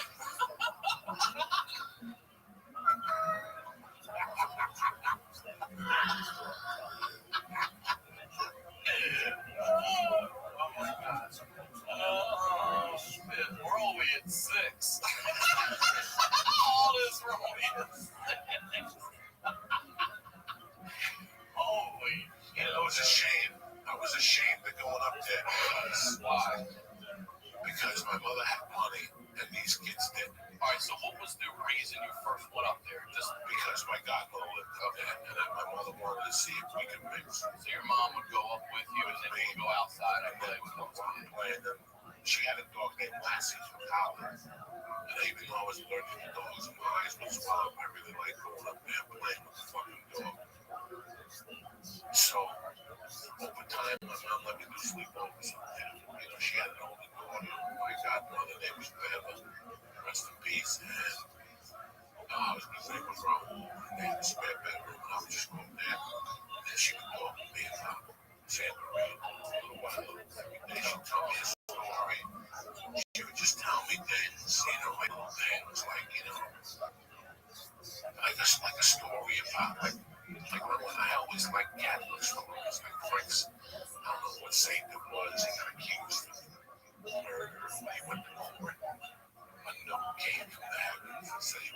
said this something. You know, when you get those Catholic type stories, I really enjoyed that shit as a kid.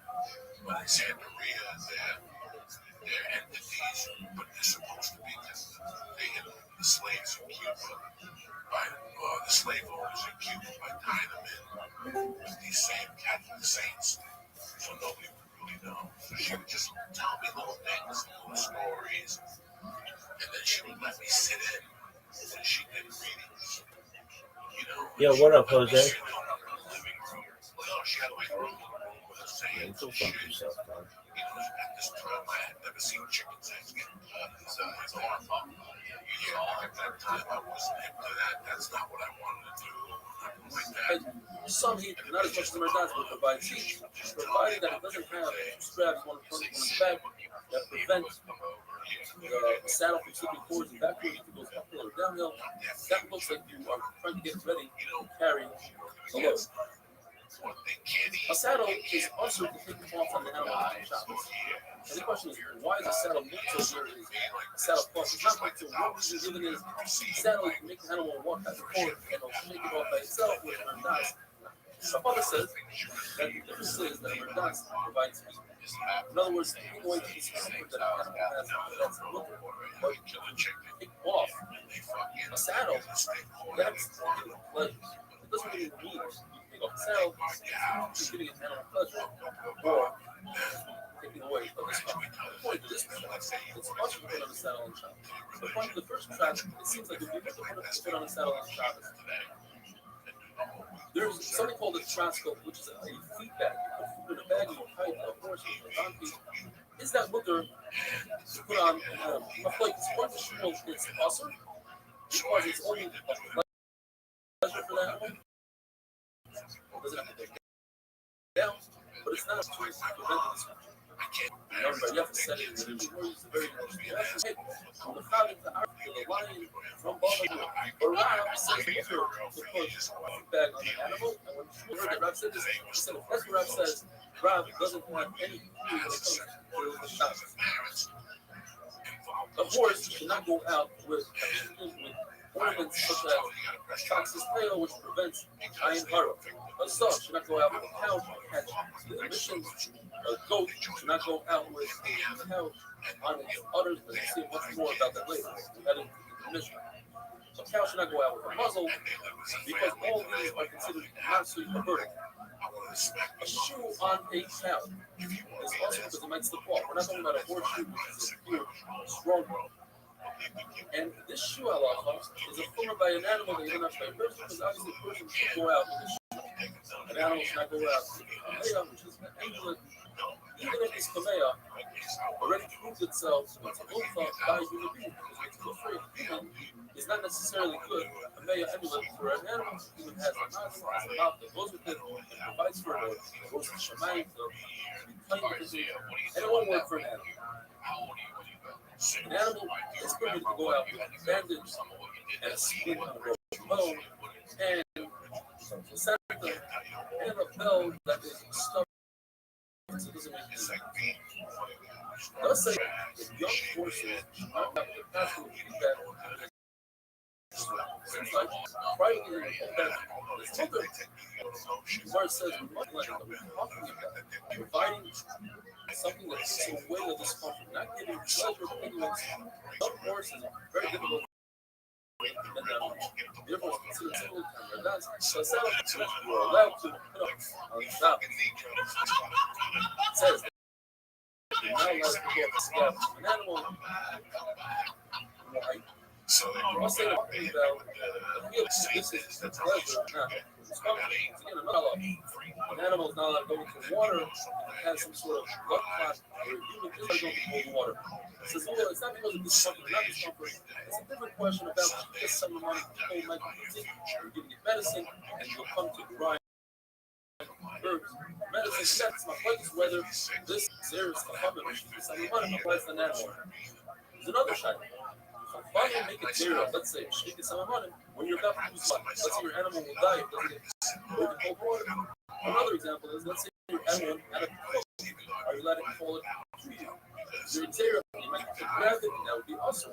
But That case is not a good guy. He's not talking about that. Your phone is just the animals out of the club of the shut. This is my focus. As we mentioned before, that's what somewhat. Let's jump further to the contradiction of whether or not going out on this podcast. There's two ways to explain it. There's a person that says it's also there's a person that says it's like the person says it's more because it's a very strong and it won't fall out. There's not a shot to pick it up. Another guy says it's not easy. Another way to explain it is that the knowledge itself is not good. It's not a common right? The slave holds that couches on the others on the goat on the third. Rabbi says that it's a third explanation. That there's a third under now mission that makes a distinction. A pouch that's here to stop the milk from flowing, and that's actually considered medicine for that. So animals benefit from that versus if you're just trying to catch the milk in a bucket, where that is not for the animal's purpose, it's for your purpose, and therefore it is awesome. Well, it tells us a mice that who was an animal that had very large udders that were scraping on the ground. After that, you see that's prevents discomfort for the animal, and that follows everything we said. We're allowed to provide one of the most incredible stories in science. There's a story where a person's wife died and left him a child who was nursing, and the father couldn't provide for the child, and before the next, the father was able to rescue his child. And the person says, look how great this person was incorporated in this person. Or, look what this person did. But truthfully, the mice are doing what makes life easier today. Provide safe people, but not to keep personal results, not to add food to your storage facility. That he doesn't do. And here he did that. That's not very health and everything. But another incredible story, one to remember for the age. Was a person, married a woman, and never realized until the day she died that she was missing a nut. The Gemara says, look what it's supposed to be. So the Gemara perhaps she wasn't a tumor. That's the death of a woman. And especially her, she had a item on the market. Look how to she was. He never looked at her in a way that he noticed that she was missing a nut. The Mishnah says that a Zafar goes out with the time. One shot is that it's to protect his heart from the wolves. The wolves like to attack the eyes and to go after the males and stick their nose up into the sky, and it is a threat to the wolves, and they attack them. Another time the Gemara is that it's to tie up their zafers so they don't break. Similarly, the opposite is shefuza, and that's to tie the female's tail so that it will be easier for them to make a wonderful These white people today, they just baptize you, can't have no respect. I love these. A friend of mine said, here's the deal with me. And he was like, I'm not the god. Yeah, no respect. If Nicholas was beneficial. If I'm not on the road on Saturday, I have to break away from my daughter for 2 hours every Saturday for my date with Nicholas. And Shabbos doesn't acknowledge the list of things that an animal is permitted to go out of their surroundings and what's not permitted. One of the things is the helix. It means that you wrap the tail of the sheep downwards to prevent the male from being the lotion of not seducing, not having spirits. Which let my mouth be a hero, a gift of 20 cities, hero for 20 cities, like helix. They consist of wealthy people that are spoiled and don't contribute to society. It says it's a lesson of salty dirt. In other words, it doesn't produce. It's soft and you step into it, sink up until you're full and you can't land in it. It just says go out. Funas means it's a code that protects the will for the day the sheep is born so that it remains perfectly white. Funas, as we learned yesterday, to cover the udders, dry it out for little portion of capture them. Rav constantly like this fuga. And it depends. If you trying to drive out the others, then if you go out with that, you try to capture the milk, it's not going. Shmuel says, like, Yossi, no matter what, some people say that Shmuel asked them, like, the Muhammad that says, we're making zero. In fact, drying out the others is okay. But since people don't have to fetch it, therefore, the ways are making it Where do you go to see that? Somewhere where and they never try to capture the others. So we dry out the others, that will be multiple nobody's going to make on this thing. Mishnah says that a double should not go out with fellas. The third side of Rashi, that's the one he likes the most, is a piece of leather that's strapped underneath the tail of the camel, and on top of that piece of leather, you put a strap. This piece of leather prevents the strap from causing injury for the camel. So the camel cannot go out with this strap. It might slow down and it might pick it up. Unless it's also strapped to the hump of the camel, and therefore won't show. We're not permitted to tie camels one in front of the other like a string, because that was if you're doing it in the market itself. We're allowed to grab all their ropes and leashes and hold them in your hands, provided that you don't wrap around your hands and make two knots. A double knot would constitute flying shotguns if you have ropes of salmon and fish. You put a needle through one piece of cloth of salmon and the other fish, that's not shotgun. If you make a single knot, that's not shotgun. Make sure when you hold these ropes in your hand, you don't have to cut it. That's what this is. And the rope is between your hands and your camel should not drag down this close to the ground.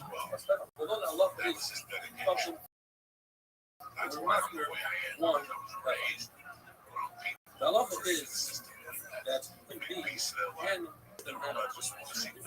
animals that are not allowed to plow together or pull a wagon together. Which says you're not allowed to do something with a buckle. Buckle, according to that, no place in which means take 1 foot of an animal, then you suckle it and tie it like that. Now, the animal only has the question is, what is upwards? There are 3 types. Either it means it's like a line in the front and the back, like in the salad, or it means tied it from the all 3 options. And the middle said the middle option means the front leg and the back. Look at the Mishnah. It's also for a donkey to go out and dance. A saddle cloth is supposed to be tied on the donkey before Shabbos, because when you look at Shabbos, it's clean. No shoes that you put on the dance, you heat it up. You use that heat. And a belt. Even if it's stuffed with wool spins, it's also to go out on Shabbos. Not put it right by an animal's neck. He was able to take you somewhere where you can't tell your mom. Licking its wound, but it falls, you might pass. There's a certain bandage that you put on the bottom of the donkey's head to prevent knocking each other asleep. And chicken. They knew you were watching. Some sort of street differentiates between your chickens and neighbor's chickens. That was or you cut it together so that it doesn't break others and break issues. The male has a very long tail. And sometimes we know that is also possible to use Shabbos. And look, is also for each other. It means there's toothpick or some sort of wood on the nose in order to cause it to sleep, and that would sneeze out germs and floors. Another one says wait some. Another shot is after the shirt's rolled was really cold to the compress and oil on its forehead and yourself so just like meaning made it important to have present the whole person. Other shot was when it gets rid of what compress on its head, so it's cold. Since we're not trying to make it all like y'all, and spoil it, it doesn't make sense that people would treat the sheep like that. The shot of funnel that it's a piece of wood that goes into the nose. That makes sense. That fits with the word of other people would say that it was a tunnel, rock tunnel, fashion forms. A fashion that they're opportunity for it's the small goat, it's a training goat. The young crab bent its head down to be able to child later on in its life. And do not put on the And 2 other years shell later to the day I was skin of a hedgehog, years which fucking has later. How about sharp, that? Another horns, one that day. spikes I to had prevent a bunch of destructive orders. rats from I breeding. had a bunch of signals. Because I Mr. saw says, what my brother's bought. how, So I had however, to it baby wasn't some Rosario had TV came decorative How old is this? 9, 8, as the home warden having that not explain to nobody else when it's She's about in fact, it wasn't Rosario. So many cows. Every year he had a student to die, which that would give 12,000 nights. So you have one. Mr. says, the word says it's talking about the cow of his name. And he hits himself. Someone who does the favor. It's to kill the food. Let's go. Lady neighbor, it's as if he himself was a neighbor on the other. Because when you vote with a friend, it's as if you yourself become a neighbor. It's gonna be great. You all love it. I'm like, what are you talking? And you ask Tina. I go, what do I Tina? Tina. I go, what do I get my next son? And he goes, ask your baby son. I said, around that night, 7:30 in the morning. And I go, you suck my dick. And she's like, yeah, you got Shopping doesn't pay. Troy tells us the person see somebody sitting in the mirror of his I took a shower. I put up the window and what's their chain report? From a city. Cloudy straw has the ability to see the next week. It's as if he and I exists. went little tiny whities on Well, those skinny the more marks, that the this whole woman fuck thing. demanded in prayer, rather than the comments says very, it says they must listen And she goes, to that's the a chorus blowjob. And she at the goes, end. that's not a They don't blowjob. listen to That's you. not a argument. So she will I started arguing, right? This argument. your refuge is myself. It's in full form. 8 years old. Your refuge is the mother. She calls my mother. She's like, She says, because of this shut down with crazy. in Shamayim, I was young, you guys cause of like, my power. God. I know the My mom. on the other hand, Clean toilets. answering what? Mom would make me stick my hand in the tampons box and take the tampons out. That's So I got $10. That's what Like $10, I was gonna kill you for it. Zane says. That's what somebody Like, there was no charity in my world. I was like, they won $1 for the Heart Association. They actually got it for me. And my mom was like, you're donating. I'm not donating shit. See that? I got dreams for this money. So I gave Tina like $20 every $20. She did something like that. I barely went to sleep. I was That's what's crying getting all the night. on the And then my mother came home at 3 and I got up there. the people in love will put the letter Tina was asleep on on the the couch. forehead of And my mother was literally like making eggs with me. I had most of the top ready. and made out of blood. And here I am sharpening a knife. Like I was that crazy. I 7 years of I was sharpening a knife. What's going on with you?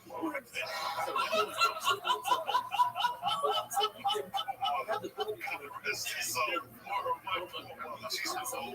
And in fact, another pain is destroyed And she's smoking a cigarette. She's like, what's going on with this boy on this? start Let me tell you what happened. Let's let them follow this. as they're playing I go, even that's what me. kingdom I instruments. can remember my mother made that. And she was something. She did something. I my $20 back.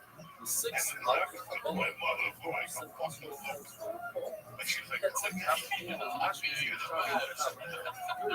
gave Tina something like that last night. And she didn't do it. I want my $20 back. And I'll never forget my mother just smoking that cigarette, looking at me going, like, she was just starting to worry. And she goes, I should question my what? She goes, there's one gonna head out of my boss. And they get $150 for a job. Why would Tina suck me The off signature of his book for $20? And I'm like, listen, the first I letter don't know what the fucking stock market does. All I know is all my $20, I'm gonna stack this bitch. Yes, I was like, I was sharp. last letter. It's serious. Like, I remember I was like, $20. It's March 9th, 1971. I was gonna wake her up like that. Wife was like, yeah. So you could have given my $20 for stacking right now. It got so bad. That was said. Christ. My mother had to hold me No one back. in this world But dies my mother gave unless me they sin. will. No one in Peter this just world wouldn't give it up. dies Peter would not give it up. I didn't talk to unless Peter for they months sin. after that. It's amazing. I hit him in the head with a shoe. Talk to Peter later. He has to That explain. shit wouldn't let me watch Hawaii 5-0.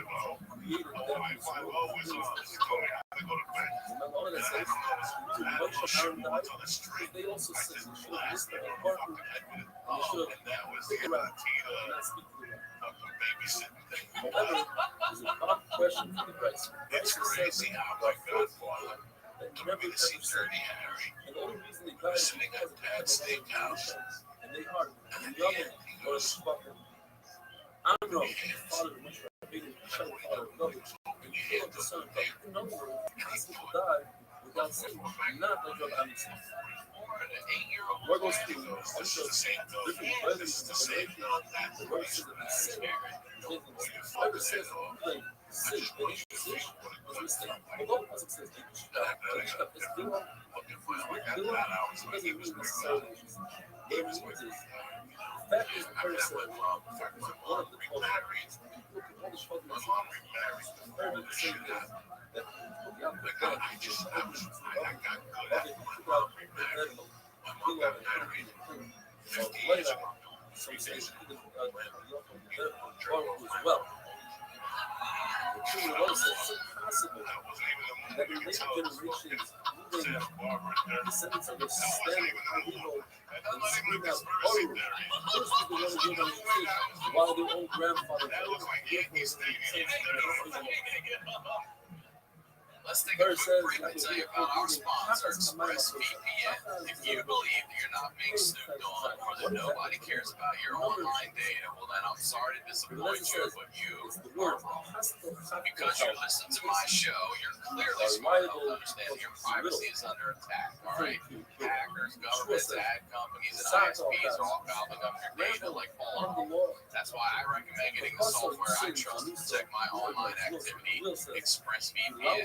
Their app uses powerful encryption for securing your data. ExpressVPN runs in the background of your computer or your phone, and then you just use the internet like you normally would. You download the app, you click connect, and voila, you're protected. I never go online with ExpressVPN. You shouldn't do either. ExpressVPN is the fastest VPN I've tried. It costs less than $7 a month. It comes with a 30-day guarantee. ExpressVPN uses new cutting-edge technology called Trusted Server to make sure there's no logs of what you do online. It's time to stop hackers, big brother internet companies from grabbing all your data. Take back your online privacy like I did with ExpressVPN. Protect your online activity today and find out how you can get 3 months free at expressvpn.com/honeydew. That's expressvpn.com/honeydew for 3 months. 3 months free with a 1-year package. Visit expressvpn.com/honeydew to learn more. Now let's get back into the show.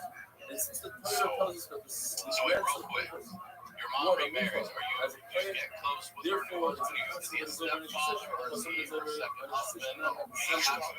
That's gotta be That's one. And I met him while he was doing Why did first say He was sick as a little they didn't allow them to go back home? They didn't use the punishment. Because the women didn't go back to their husbands and sisters. Finally, another man Nathan Leon said that they were the son, wicked son. In other words, this was also says the Lord. Coffee is sin. But because didn't give him most of the papa, it's as if he was himself sin-based decision. My mom was like, what are you Anyway, doing? Like, that's so damn. Except for a fucking black and white suit. He seems like a nice guy. So when he got out, he was dating my mother when he was in the halfway house. So he could only come off in midnight. He had to go back there at night or whatever. He had to back at night, so it was pretty nice to have him around.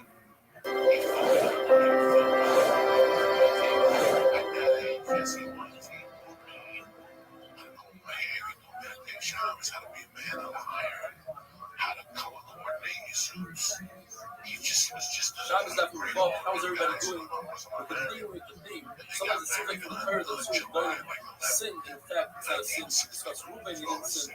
They were saying, whoever says the sons of Shmuel sin, because it says in the concept, that they took bribery, you're mistaken. What happened was they weren't like Shmuel, their father, who went around to committing murders. They stayed in their place and they sent their messengers out, and that's considered botza. They try to fatten their salaries, and they received the return, and therefore they weren't as good as their father. The mayor says they were entitled to the Meiser, but they demanded the Meiser, and since they were violent, they became the Meiser, and in return, the other was affected. The says they would give their money to the Alabatim.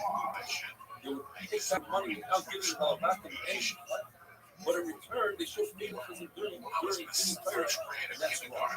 The Lakiva says they would take the prayer with force, extra Meiser, steal it.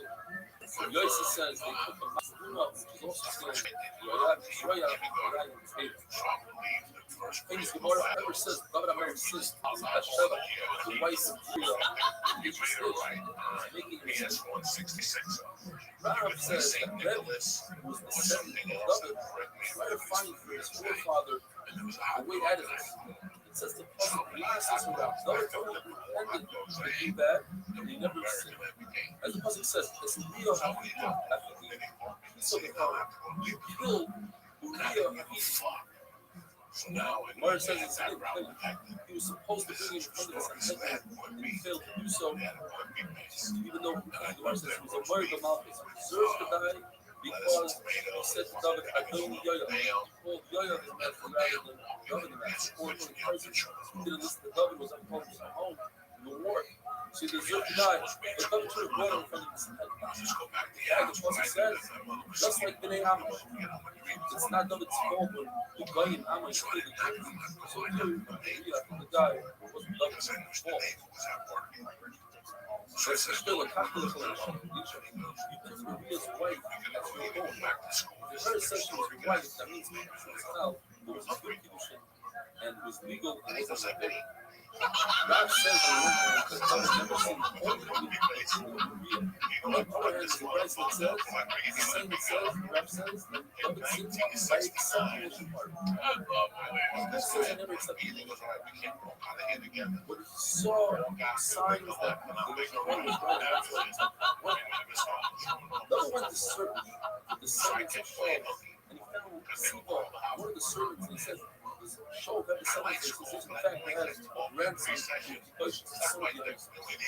He called him the light God, and we read it with the highest meaning to say, someone saying, well, this is not a common this is not a word. But when David found the questions, he realized the light God, says, greater than David, he was heavy.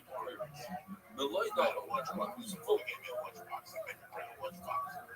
When David Melch later on ran away from Yerushalayim from his own son Absalom, he bumped into Tzifan, says, where's with the bunches? He says, he was rebelling against him. And David accepted that rebellion. But he saw that Tzifan was a liar. Why did he accept it? Because he saw the bunches of sins. The bunches didn't pay. He was ashamed. He was preparing himself. And he came to the government. Spanish music. Why did you give my not to fight with me, just like your grandfather told me about the river.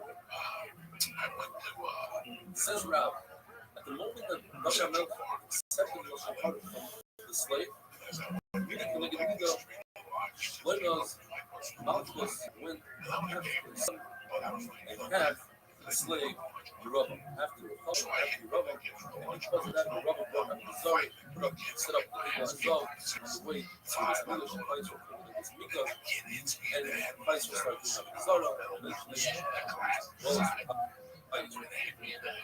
ever since Shema Melech sinned by worshiping the Zara, it's making a mistake. His wife's pride, he's having Zara, but he didn't listen. And just like the same passage says that HBO broke the bonus. Although it wasn't HBO, it was also in the shuffle. Her says a nice thing for you. Her also says a not nice thing for my mother. I know broke the bonus, even though it didn't really look. White money would have rather be the Shabbos Tabitazar, and have the person talking about the Yas of Rav what was so bad that some good Shema didn't his wife was married her and they run up the the moment that he did the Uber, that's when Gabriel Amal put a stick in the ocean, and around that it started growing and growing. The island became regulars, which eventually destroyed the settlements of the day that you rub up the Zohar. Now that's the day that the still came eventually through the group. Whoever says he should yo, it's like a mistake. It says that's your show. The means that Ishio was counting the third and started learning the third and realized that 18 years of his being third was so long and he went and returned money for every single one of the how he did it from his own money. He paid for one Rav argues and he says, no, Ishio was created for the generation. We have our generation, and Rav Yosef says, in our generation, we have someone called Kufr Barnechemia, became the rich Golos, or the Golos Israel, otherwise known as Nassan Sonic King, that Nassan Tzitza, Nassan Tzitza, mouth, stuff out his hand, except his Kuba. Just a fucking head of a face. This is an amazing story of Nassan Tzitza. A man from Barnechemia wanted an Asian fish, and someone saw that he was sick. Eventually, the Asian fish needed money. And she told Lufa, I'll do anything you want to do about it. Gave her the money, and told her, she's suffering. Finally, Golos, one moment of controlling herself, such kind of greatness, to the point where you had a glow around his head, and so someone else that says, so they see the glow, while weren't able to see the glow, just for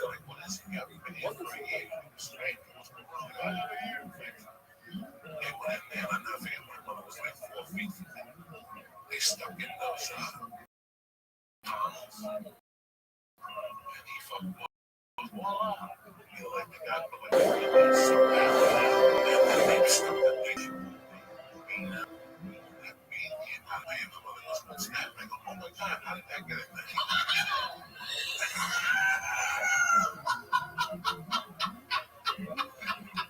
Shabbos, that's real Zion. It's amazing. We're already holding 56 days for Shabbos. Time flies. Red and Parrot. Let's finish tonight discuss what a woman is not permitted to wear. Rather, the concern is if they are jewelry, like hijab or friends. And if it's the first few items in the Mishnah talking about raising one's hair with strands of wool or strands of flax. That is a concern. Woman has to go to the mikvah. Since water not shaking through a strand of the hair, you must use it. It's my belief in Allah, full honest and Rabbit. There's a Mishnah in the Mud. There's two strands of hair that won't break the right way. And it says that everybody, one uses a strand of human hair, not attached to human hair, in order to create your own hair. That does not create a everything. So that family and where the water penetrates, the water will penetrate, and we must have to back. The only place in my place, if there was my place, whether or not there's a place, is that when you go home and a strand of wool, it's not a pizza, have a hole. Most kids, most people, if these strands of wool flex are very tight around the neck, that would create a tita. But that means tita on there, creates tita on soft skin. Usually a woman does not hang around the neck like that. She doesn't want to choke herself.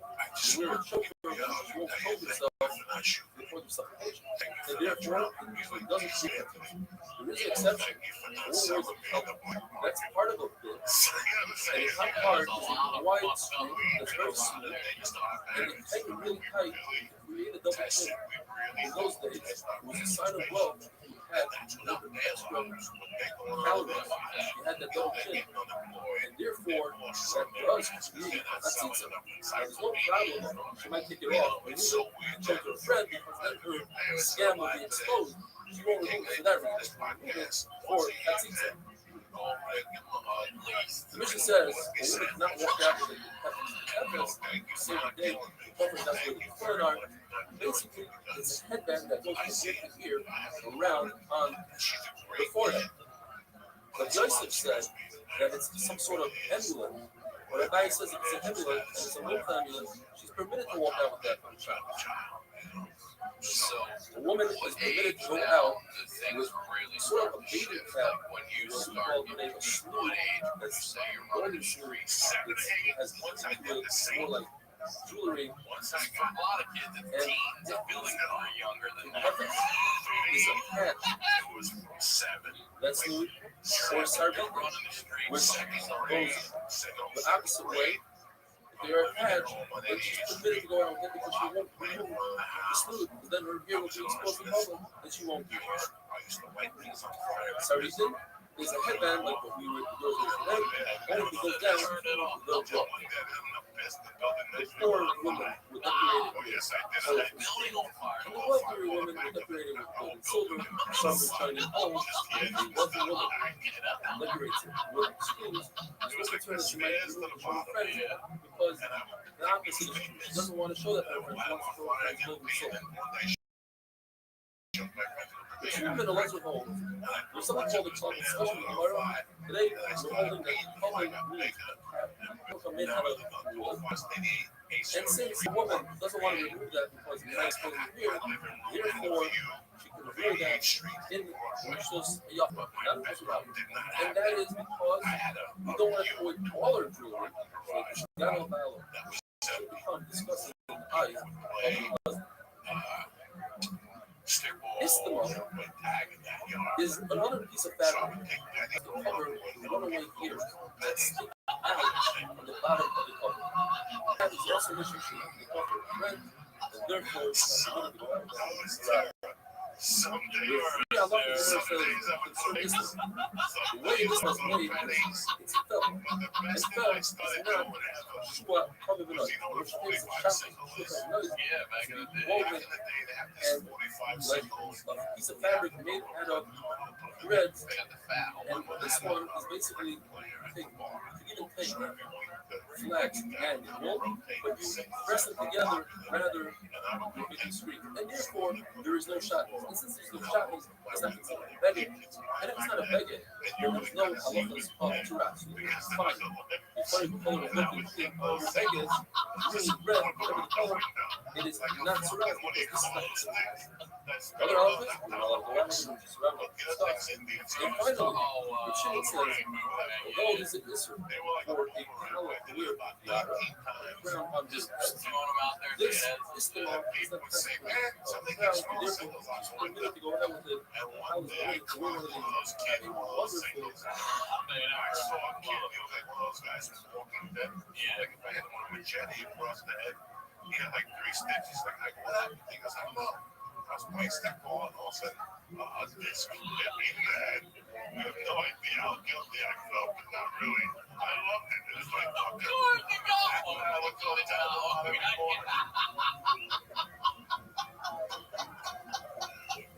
my God.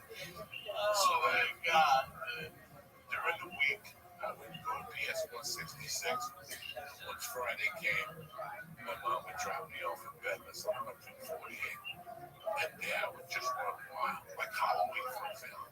God, I want to ask you real quick. You're 7'8". Are you the only one of your age or are there other 7'8"? Everybody's 7'8". Everybody else. We all knew each other. About 5.5. And they mixed ages, let's say from 5 to 10.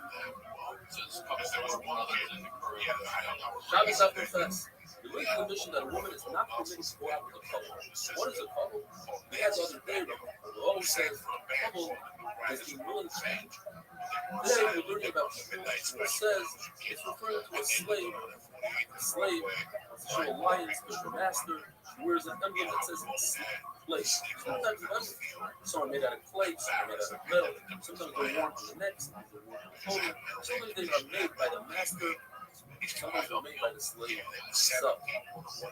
Well, we're talking about a slave who made her own emblem, and therefore the concern is, since she wasn't forced to wear it by her master, she might take it off in order to fit in everybody else. If the owner, the master, made the emblem and it's on the neck, it's made out of clay, there's no concern. She can go out with it. She won't remove it because she's fearful of her master. And even if it falls off and breaks, it has no value, she won't pick it up or bring it back home. If it's on clothing, then it's also to walk out with it on Shabbos. To pretend that she's not that clothing the coat, folded it up. Folding up a coat and carrying it on Shabbos $1 is an issue of rights. For some reason, in those days, those who were tough had to show a line to the rich clothes they wear an emblem, stating that they're part of the rich clothes. If they didn't wear one, they could get the trouble from the rich clothes. Therefore, it's also to go out with it on Shabbos. Perhaps they pick it off, fold it up, and sell it. If the emblem is made out of metal, it's always up to go out with it because if it falls off,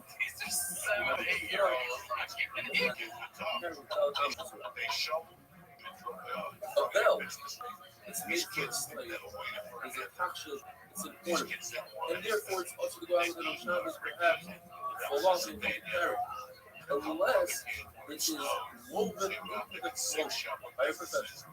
And we had the statement yesterday regarding that. So the Lord says that that's woven. There's no zero. Today, that statement is said on something else completely regarding a belt woven into clothing. There's no concern that it'll fall off the clothing, and therefore we're allowed to carry it. An animal is also to go out because it looks as if it's going to the marketplace. In order to sell something in the market, you want to look good and dress it up. Bells, whatever else you have, it's also for an animal to go out and sort of emblem as well. An emblem for a slave is not Mikabel. In order to be Mikabel, it has to be good. It has to be important. And an emblem is literally distinct. It's made to read the slave, it's not made to use by it. A bell is Mikabel even without the clapper with the bell inside it. And that is a bell for a slave because it's for a kasha, it's for an ornament, it's usually a lift with Mikabel. For an animal, it's only there for the nose.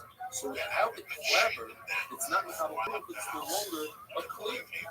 With the clapper, it's designed to service the human, the owner, to know where that animal is, and therefore it's Mikabel. A bell for a door, it's attached to a door. It's not Mikabel because it's above the door. The door itself is not part of the house, it's part of the ground, not Mikabel. If you thought in your mind you want to pick the bell off the door and use it for your then it is susceptible to corruption. In order to make something susceptible to corruption, all you need is a machshava when you think about it. But the reverse, if there was a bell for an animal and you thought to make it a bell for a door, it remains common because in order to take something away from susceptibility to corruption, you need to do a really nice, you need to change something in the bell. And just by painting it up, screwing it and nailing it into the door, that doesn't change the bell itself, it changes the location, but not the bell itself. Any bell that was designed in sounds, such as the bell for an animal, bell for a child, crib, bell, bib, all these bells, if they're only finished once you attach them, those are clapped. Then you attach the clapper, and there's no time to lock up, it's not considered the best. Once you have that clapper into it, and you take out the clapper, it remains stuck. Why does it remain stuck?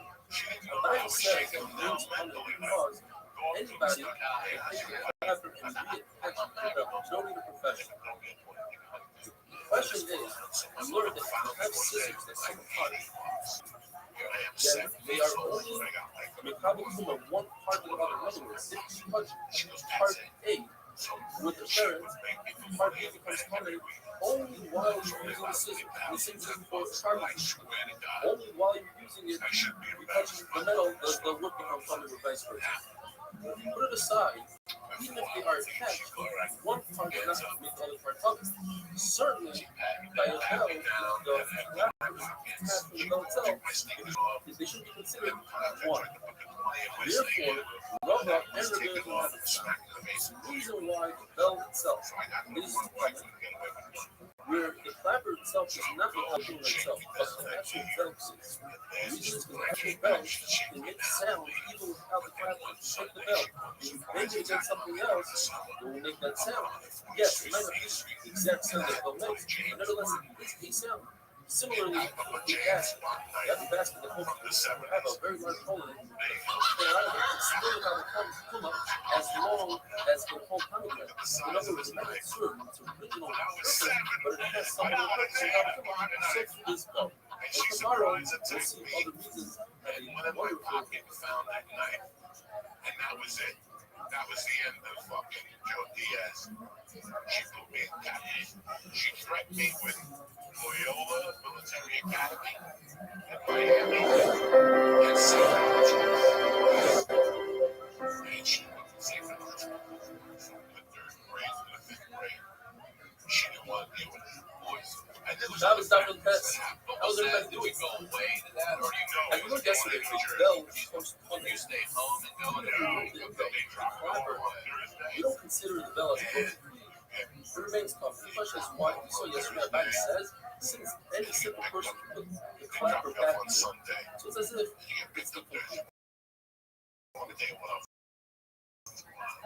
Yossi Bar Hanina says, I have a new use the outside of the bell as a cup of water for a child, even though it's a new use, it's considered common. However, rubber and the both hold in order for something to remain common, they have to be able to use it with its original destination. Therefore, they say the only way and the reason why the bell remains common is because you can take that bell and bang it on something that'll make a sound of a bell. It might not be the original sound, it will be a sound nevertheless, and therefore it remains common. You see that living holds of this concept in order for something to remain common, it has to have its original. Because like Kumas meant, that is, the person is a Zava, lettuce, they sit on a chair, couch, that chair counts as coming Kumas measures. Things that are on top of it, and so really strong come up out of it. This, since it says in the possibility in the future, it has to be something that's designated as a bucket as meant measure something, put it on the floor, flip it over and sit on it and say, now it's a chair. That's not enough to make it plus measures. Someone will come over and say, I'm not today. Stand up, let me do my job, let me mop the floor.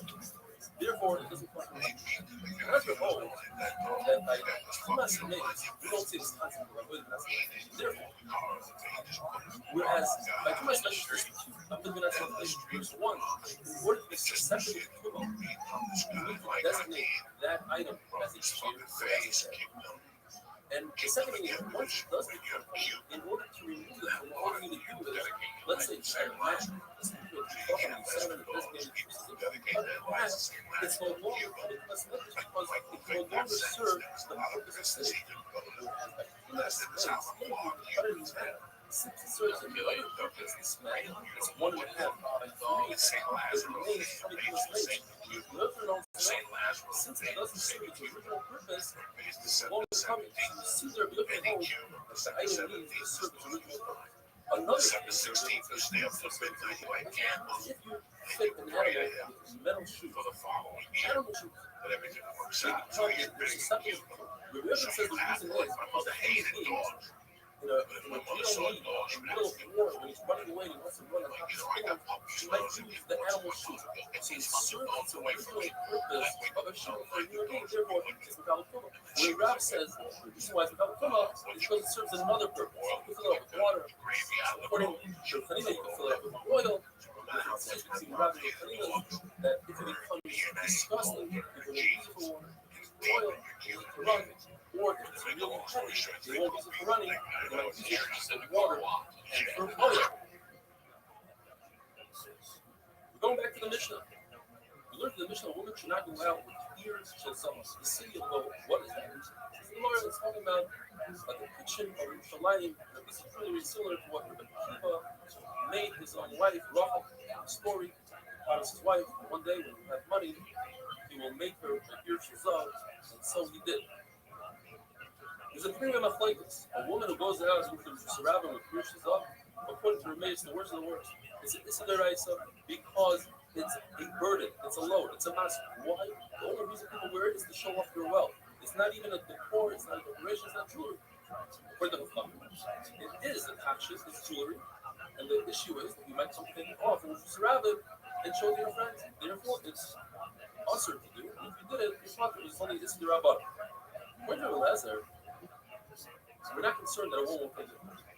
Who wears a ear shazal? Wealthy woman, a shikashuba, it's low dignity to take it off and show your friends. The Gemara discusses a kilo, tiara, which a kala would wear crown. According to Rav, it's also to go out with it on Shabbos, and Shmuel says it's mutter. According to one lashon, he was talking about a solid piece, like a solid piece of gold. And if it's a solid piece of gold, there is no machlokes according to everybody. It's also. Where's the machlokes? When it's made out of fabric, and there's studs of gold in it. The question is whether or not she will take off something like that and show to her friends if it's fashioned enough to show her friends. Another lesson is, according to Rav Asher, that if it's made out of fabric, there's no machlokes that's supposed to go out with it. No one will take that off and show off. Machlokes is in a solid piece, and the question is, maybe she'll show her friends. Or maybe perhaps the only person that wears this is a noble woman, and she won't take it off to show her friends. Rav Yosef Paskin, like Rav Ashi, that a kila is mutter go out with. The Gemara tells a story. When Rebbe was on his deathbed, he told Reb Chanina after Rebbe was nifter, he said, Rebbe officer means this with everybody else. Rebbe officer is Roshi. But he himself didn't go to be spiritual, he learned with the lady. When they told Rebbe that a very tall Chashkas on the coffin came, and he was limping, Rebbe knew right away it's Levi. And he said, it has to be that Rebbe officer was and therefore it's Charusa. Reb Chanina, because it can't be the name was this was not like Charusa, because Reb Chanina, because he would have been the fact that Rebbe said to Reb Chanina that he should be the Riva, sad the guys like it says in the passage. Levi came and he made a drush and he said that Kalila is mutter. Most Rishonim learned that he said all Kalilas, all tiaras, whether it's solid piece or fabric or mutter, that is halal. That day that he made that drasha, 24 women in Ardot came out with the kilos. Rabbi Barabu Darshan in the Chayza, 18 women came out of one courtyard. Times all the courtyards in the Chayza, many more people had kilos in the Chayza than you had in Ardot. A beautiful bell, you're allowed to wear on Shabbos. One Lashon says that it's made out of fabric and it has studs of gold, and it's like a talus made out of gold, which is a tachshit. Nobody will take that off because if you pick up a belt, your clothing might fall off and one won't be. Another lesson is that it's a solid belt. And the reason why you're allowed to wear it is because you're like a king. All Jews are considered kings. Kings wear this, it's considered a bush. And if you put one belt on top of another belt, that's already a burden and it's awesome. But for a set, you take a piece of clothing and you tighten it around your body. If it has ties and it's tied well, it won't fall off its mother. Without the ties, it's awesome. Hatla, we discussed already, it's a bit that catches crumbs. Nizamin is a nose ring, but an earring. A woman is not flushed to take it off, it's hard to get to. And then we learned about a ring, which we will go on tomorrow, Beis Hashem, to explain the sugya of a ring that has a signature, it doesn't have a signature. Wonderful.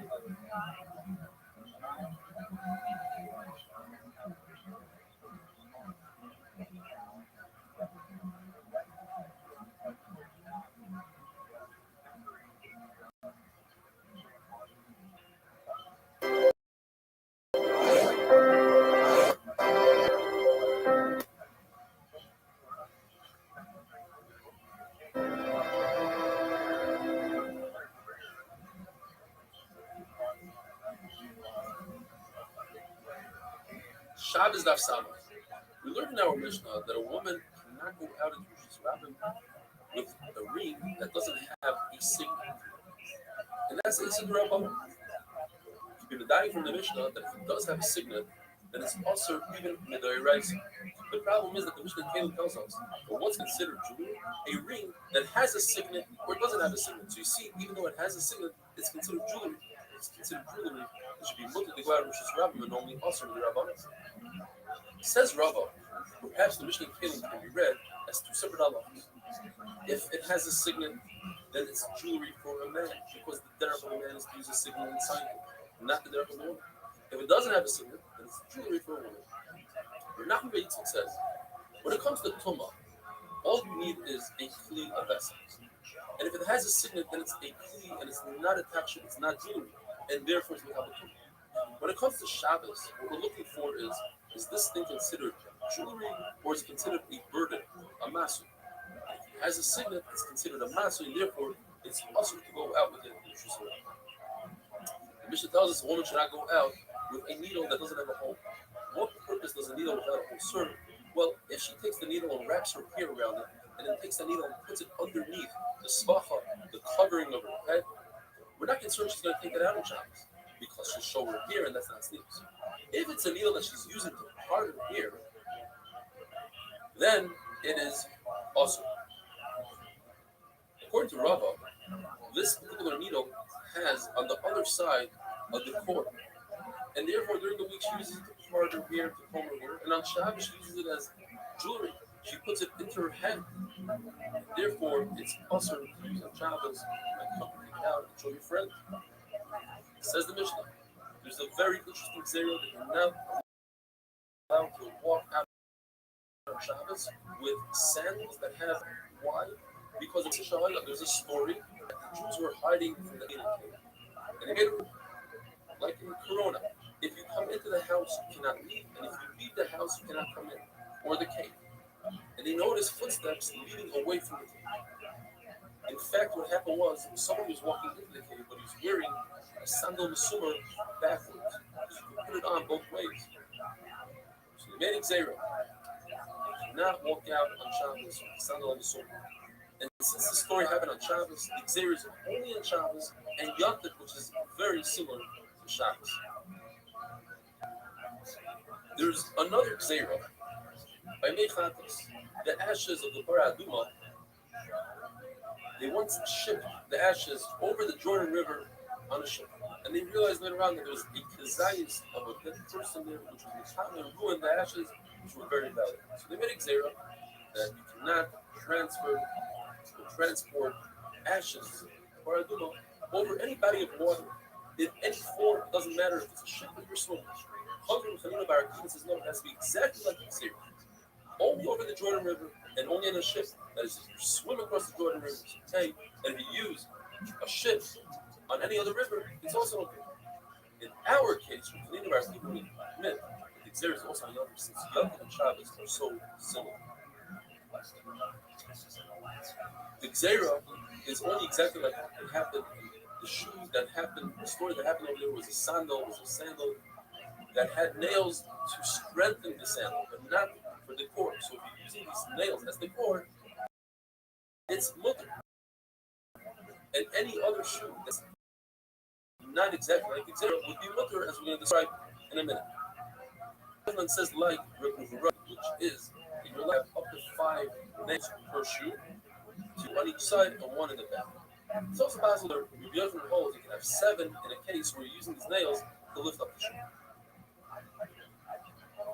According to Rabbi Chanina, who holds a good muscle, you can have 7 per shoe, 3 on each side and the back. And according to Rabbi, 13 on a shoe that you're trying to raise and 7 on a regular shoe. If you took a piece of leather into the shoe and you sewed it into the sandal, that's multiple because it's not like the Xer. The Xer happened without a piece of leather. The Brisa says it's so awesome to wear one of these sandal masumas on Shabbos, you can't even go from one bed in your house to the other. But these following cases you're allowed to do. You're allowed to take a sandal masuma and cover another vessel. You're allowed to take a sandal masuma and lift up your bed with it. Rabbi Elazar ben Shimon says that's awesome. You might come to wear it. Although it makes a lot of sense, but since he's one against many, we don't pass it like that. If you take a piece of leather and you cover the whole bottom of your shoe, look, that's not what the Xera was. If you use cables, that's not what Xera was. If you use a task or narrow nails, wide nails, or you cover the entire body with nails, that's not what the Xera was. If most of the nails are worn out, but you can tell that there was nails there, so that's not how it was created, that's not how you made it.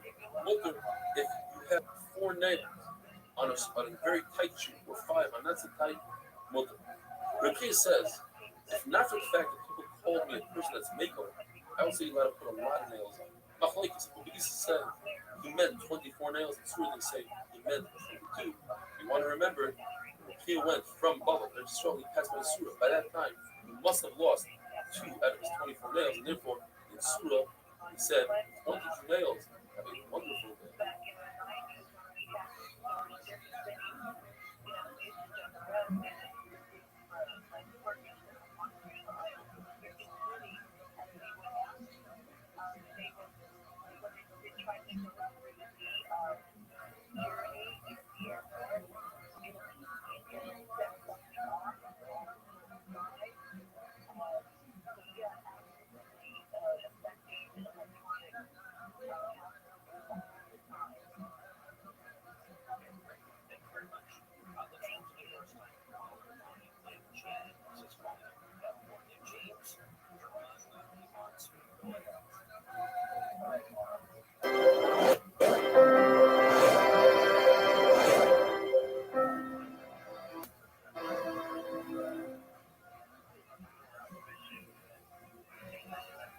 Shabbos Daf Samach Aleph. We learned in the Mishnah that if a person has one shoe on one foot, it's also for him to go out into Rosh Hashanah if he doesn't have a wool. The concern is, according to Rashi, one of two possibilities. Either the concern that people might think that he's carrying a second shoe, or perhaps people might make fun of him that he only has one shoe, and then remove that one shoe that he has. It's magical from the Mishnah that if a person does have a wound, he's permitted to go out with one shoe. Machlekes is, on what foot is he wearing that one shoe? According to Rav Huna, he's wearing that shoe on the foot that has the injury. And we don't have the 2 reasons. Since he has an injury, and since Rav Huna holds that the reason why you wear a shoe is for protection purposes, not for comfort purposes, he won't remove the shoe when he's made fun of. And people are not going to think that he's hiding a second shoe because they see that he's injured. According to Chia Barat, he wears the one shoe on the foot that does not have an injury. And again, since they see him with the eyes, yes, the reason why a person wears a shoe with a cord is for comfort and not for protection. See him limping, and therefore doesn't have a shoe on the injured foot. They won't make fun of him. Or if it is, because they might think that he's carrying a shoe, they won't think that because they see that he's limping. Yochanan once asked for his shoes. He was given the right shoe, the shoe for his right foot. And he commented and he said, Osisei Maka, you made it as if I have an injury. The simple meaning would be, since they gave him the right foot, and Rabbi Yochanan holds that if you put your left foot on first, therefore he would not put on his left foot because he already put on his right foot shoe. You're going to think that he has an injury on his right foot. Like Rav Huna that says that he's supposed to put the shoe on the foot that has the injury. But perhaps you could say, no, Asisei Maka is not referring to the foot that he just put the shoe on. Perhaps it's referring to his left foot. You made my left foot an injured foot. Yochanan holds that a shoe is like, just like a righty puts his tefillin on the left hand. So too, when it comes to shoes, put the left shoe on first. There's a price though that says you're supposed to put on the right shoe first. Therefore, the Gemara says, if your minhag is like the right shoe first, then you go like that. If you want to put on the left shoe, put on the left shoe. In fact, the Gemara says, Rav Ashi saw that Rav Kahana didn't mind. He put on either one first. Gemara says, however, that a Yerushalayim could be yaitei. What do? You first put on your right shoe, then you put on the left shoe. You tie the left shoe, and then you tie the right shoe. Of course, if you have a slipping shoe, it says Taisvis, you put the right on first. The Brisa says you put on the right shoe first, but when it comes to taking off shoes, you take your left shoe off first. When you bathe yourself, you bathe the right side of your body, your right arm before your left arm, your right foot before your left foot, etc. Bathing your entire body, you start from the head. The head is the key of all your limbs, and you start from there. It says in the Mishnah, do not go out on Shabbos with your tefillin. Rav Safar said one of two things. Either he said, this is going even according to the Manda Omer that says that Shabbos, you do wear tefillin on Shabbos. Nevertheless, do not go outside because perhaps you'll have to go to the bathroom and you'll have to remove the tefillin and you'll be carrying Daled Amos with yourself. Another way to learn Rav Safar is that it says in the Mishnah that if you did go out with tefillin and all other things in the Mishnah, you're not chayiv achatos. So Safar says, even if you hold like the Manomah that says, Shabbos is not a time for tefillin, you're still not chayiv achatos because tefillin is like a labosh, it's like a beggar, it's clothing. People wear it during the week as clothing. It says in the Mishnah that a person should not go out into Rishus Rabbin with a kameah that's not a mumcha, with an amulet that wasn't written by a professional. If it's written by a professional, then you could go out with the Rishus Rabbin. It's there to heal him. Even if it's a professional kameah, meaning that the person that wrote it is a professional. Certainly, if the kameah itself, the amulet itself, already healed people, you could go out with the Rishus Rabbin. It doesn't make a difference if the amulet words written or it's grasses and different herbs. Even if the person doesn't have a disease that's dangerous, he's a chayla he's not even sick. He's concerned that perhaps because of his genetic makeup, he will have a particular disease. His family has epilepsy, for instance. He could wear kameah, he could tie it and untie it in Rosh Hashanah, as long as it's not on a bracelet or on a ring, because then it's a marasayim. People might think that he's carrying it as jewelry, and that's awesome. What exactly is kameah? There seems to be some confusion in the sugya between the Rishonim. Even within Rashi himself, there seems to be a contradiction. We're going to go according to Rashi based on some Rishonim. If a person wrote 3 kameahs, 3 amulets for 3 different diseases, and they all work, this particular person is a mumcha. You can write any kind of kameah for any disease, and you're allowed to carry it on Shabbos. If he wrote 1 kameah, which worked 3 times for the same disease, even on one person, the same disease, 3 times on one person, that particular kameah is a mumcha. In other words, anybody in the world can write that exact kameah, and it will be considered a kameah mumcha, and you can walk out with it on Shabbos. The Gemara remains in a thing. What happens if he wrote 3 kameahs for 3 different diseases, but for the same person, and they all work? Do we say, look, he knows what he's doing, he's a professional, he's able to heal 3 diseases? Or perhaps we say, the person that was healed, he has a special mazel that he's healed by these kameahs. The Gemara remains in a suffix. The halacha is that a kameah and brachas, such as the brachas of Shemar Esrei and Rosh Hashanah, even though they have the name Hashem and Pesukim, you don't save them from a fire on Shabbos. However, obviously you have to bury them Geniza, just like you would bury even a foot, a leg of a table that has Hashem on it. If a kameah is covered with leather, you can bring it into the bathroom. If it's made out of herbs, you can bring it into the bathroom. If it's a chayla that has a sakana, his life is in danger, you can go into the bathroom even if it's not covered with leather. But for somebody that's not a chayla she's with sakana, if it's covered with leather, he may go into the bathroom with it. Even a chayla sheyesh b'sakana, he's in imminent danger. He's not allowed to walk Daled Amos, which is Rabin, with the kameah.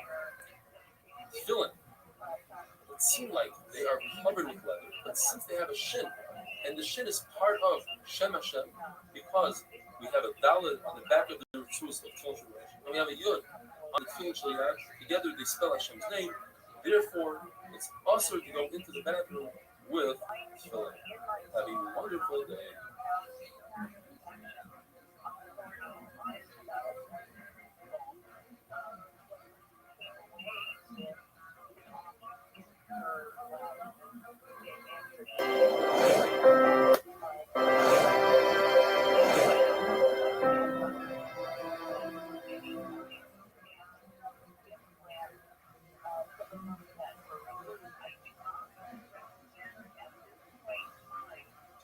Shabbos Daf Samach Beis, the Mishnah brings a list of things that is usher for one to go outside with on Shabbos, that Isser Doiraisa, starting with a needle that has an eye, that has a hole in it, that's a burden, a ring that has a signet for a woman, since she typically doesn't go out with a signet, that's an Isser Doiraisa.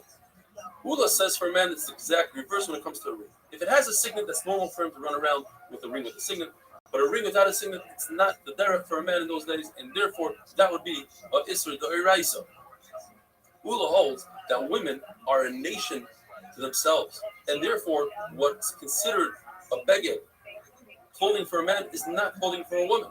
For instance, if some men wear sacks, such as shepherds, then all men are permitted to go out with sacks, but not women. When it comes to saving tefillin from danger of being destroyed on Shabbos, the way to save them is you put on a pair of tefillin, you go out to safety, and you remove them, and you come back and try to save another pair. Women should also save them in the same fashion. But what about the fact that women are not the same nation as men? We must say that this Mandama holds that tefillin is not mitzvah asesha as mangram, and therefore women are mechuyev. He'll hold that Shabbos is a time to wear tefillin, and night is a time to wear tefillin. Therefore, women are in the same nation, so to speak, when it comes to tefillin. Yirmiyah holds that a typical one, when she takes out on Shabbos, when she carries a ring that has a signet, that's considered kalach or yad. That's not the derech. That's a weird way of carrying a ring. You don't carry something that has a signet on your finger. Rav argues. He says, since there are situations where a woman will carry her husband's signet ring, for instance, when he tells her, "You please put this away in a box," she doesn't want to lose it. She puts it on her finger. Or when a woman asks her husband to please bring the ring to a repair shop, he doesn't want to lose it, so he puts her ring on his finger. Then it becomes the derech for a man and a woman to wear all rings. The Mishnah continues. One is not permitted to go out with a kulia. It's a brooch, it's a pin that closes a blouse. If you were to wear it to close a blouse, that would be mutter. But we're discussing a case where the woman wears it in her clothing, and that's considered a burden. A woman should not walk out with spice bags or spice bottles attached to her neck. And the Gemara says that if a woman did walk out with these things, or with a key on her finger, the mayor holds she's chayim achatos. This is the rice. Chacham say the whole issue is the rabbanon issue, that she might take it off to show friends when it comes to spices, because they're nice in beautiful bottles. Therefore, this is the rabbanon, and she's not chayim achatos. According to Eliezer, it's mutter for her to go out the chatchila. Why?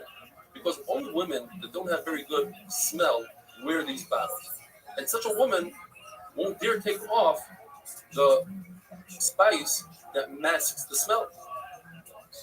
And now we go to Hamid Beis. According to everybody, there's no machlokes that if the bottle is empty, it's considered carried. Even though the bottle might have some remnants of the perfume and it smells good, it's still considered carried. In other words, the bottle is not bottled to the smell that's not there. So the Gemara wants to say, perhaps, according to Rav Adar Bar Abba, that the same would apply if you have a vessel that contains food that's less than a gregaris, less than the sheep. In that case also, we won't say that he's carrying food. Rather, he's carrying a vessel and he's chayv midiraisa. Rav Ashi argues, he says, no, when it comes to perfume, there's physically nothing there. It might smell good, but there's nothing there. When it comes to food, although it's less than the shear, but there's something there, and therefore, perhaps the kli is bottled to whatever's left over of the food. Lahalacha, Chachamim made zeros that we should remember the Churban Habayis. And they said, if you have a combination of joy and pleasure, tainug and simcha, those two things combined, you shouldn't do them after Zeichel Churban. Therefore, to anoint yourself with oil, that's pleasurable, but it doesn't bring simcha. To drink wine, two people out of one cup with straws, or to juggle wine and drink it, that brings pleasure, but not simcha. And therefore, it's mutter. The Gemara, we're going to Agata now. The Gemara brings psukim. Ashodchem Amitoy Shed. It's referring to Klal Yisrael, Yerushalayim, that they put their beds together, and they were oibrans nus and ishasish. They were switching couples, and they left the shikha zera there. And the Gemara tells us that three things cause a person to lose his money. A person who urinates in front of his bed undressed, it doesn't mean dafka in front of his bed and undressed. It just means if he does it in a disgusting way in a place where he typically doesn't do it, it could be in front of his table, and he doesn't bother to go to the bathroom. There's a malach, Rashi explains, that loves disgust, and he goes there, and that malach, which is in charge of poor people, will create a situation where you lose your life. If a person has zilzul and tilas yadayim, he doesn't care about the tilas yadayim, meaning he doesn't wash his hands at all. Not the pshat that he washes with revias and he doesn't wash his hands carefully. But Rav Chizah says he became wealthy because he used extra water. And finally, if a person's wife curses him because he has the means to buy her jewelry and he doesn't buy her and she's upset about that, that will bring him to lose his money. The Yeshaya, the Navi tells them because the women who were married women would try to entice the men. They would go become a skufa with their heads up in the sky. And Rashi says since their heads were up in the sky, it was hard for them to see where they were walking, so they would walk small steps, their toe to their ankle. They would put a lot of makeup on and wink to the boys. And the tall ones would walk with shorter ones so that they looked better. They would also put perfume in a bottle by their feet, and when they would walk by the boys, they would bang it on the floor so that it sprays, and it would be like a mad snake. They would put the eris into the boys, they would bring them in Sahara. What was their punishment? Mida connected Mida. Everything they did, they got punished back. In the place that they put the perfume, their flesh decayed. In a place where they put a nice belt, they got wounded. They did their hair up to entice the boys, they became bald. Their erva, they have to put a sack. As Rava says, instead of beauty, they had wounds. Gemara says, some say they even got saras. Gemara tells us that they said, we don't care, let the Goyim take us. We're beautiful. And the Goyim took them, and immediately Hakadosh Baruch Hu made them disgusting to the point where they threw them off the carriages and the wagons and killed them. Why? Because they saw a lot of damida or a lot of hair. They were disgusted by that. Gemara says the people of Yerushalayim were disgusting. They said in a remez, they were referring to Znus, and they would say, ask each other, what do you have for breakfast? Meaning for Znus. Do you have a well-kneaded dough? In other words, a non-basula? Do you have white wine or dark wine? Do you have a wide bed, a narrow bed, skinny, fat? Do you have a good friend, meaning good-looking? And finally, Rabbi Yehuda says that in Yerushalayim they had cinnamon trees that made such a beautiful smell throughout the entire city. But after the Churban, all we were left with was one barley amount, which is at the king of Tzimai. Have a wonderful day.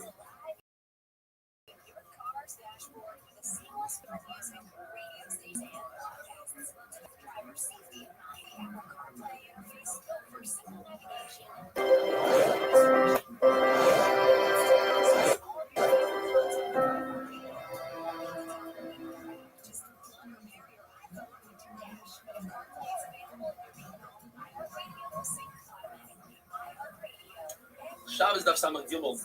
The Mishnah tells us that according to the Chachamim, there's a disadvantage rights if you want to walk out into Rosh Hashanah with war gear, such as armor, a sword, an arrow, a spear, even a club that has a nice ball on them with spikes, a bola.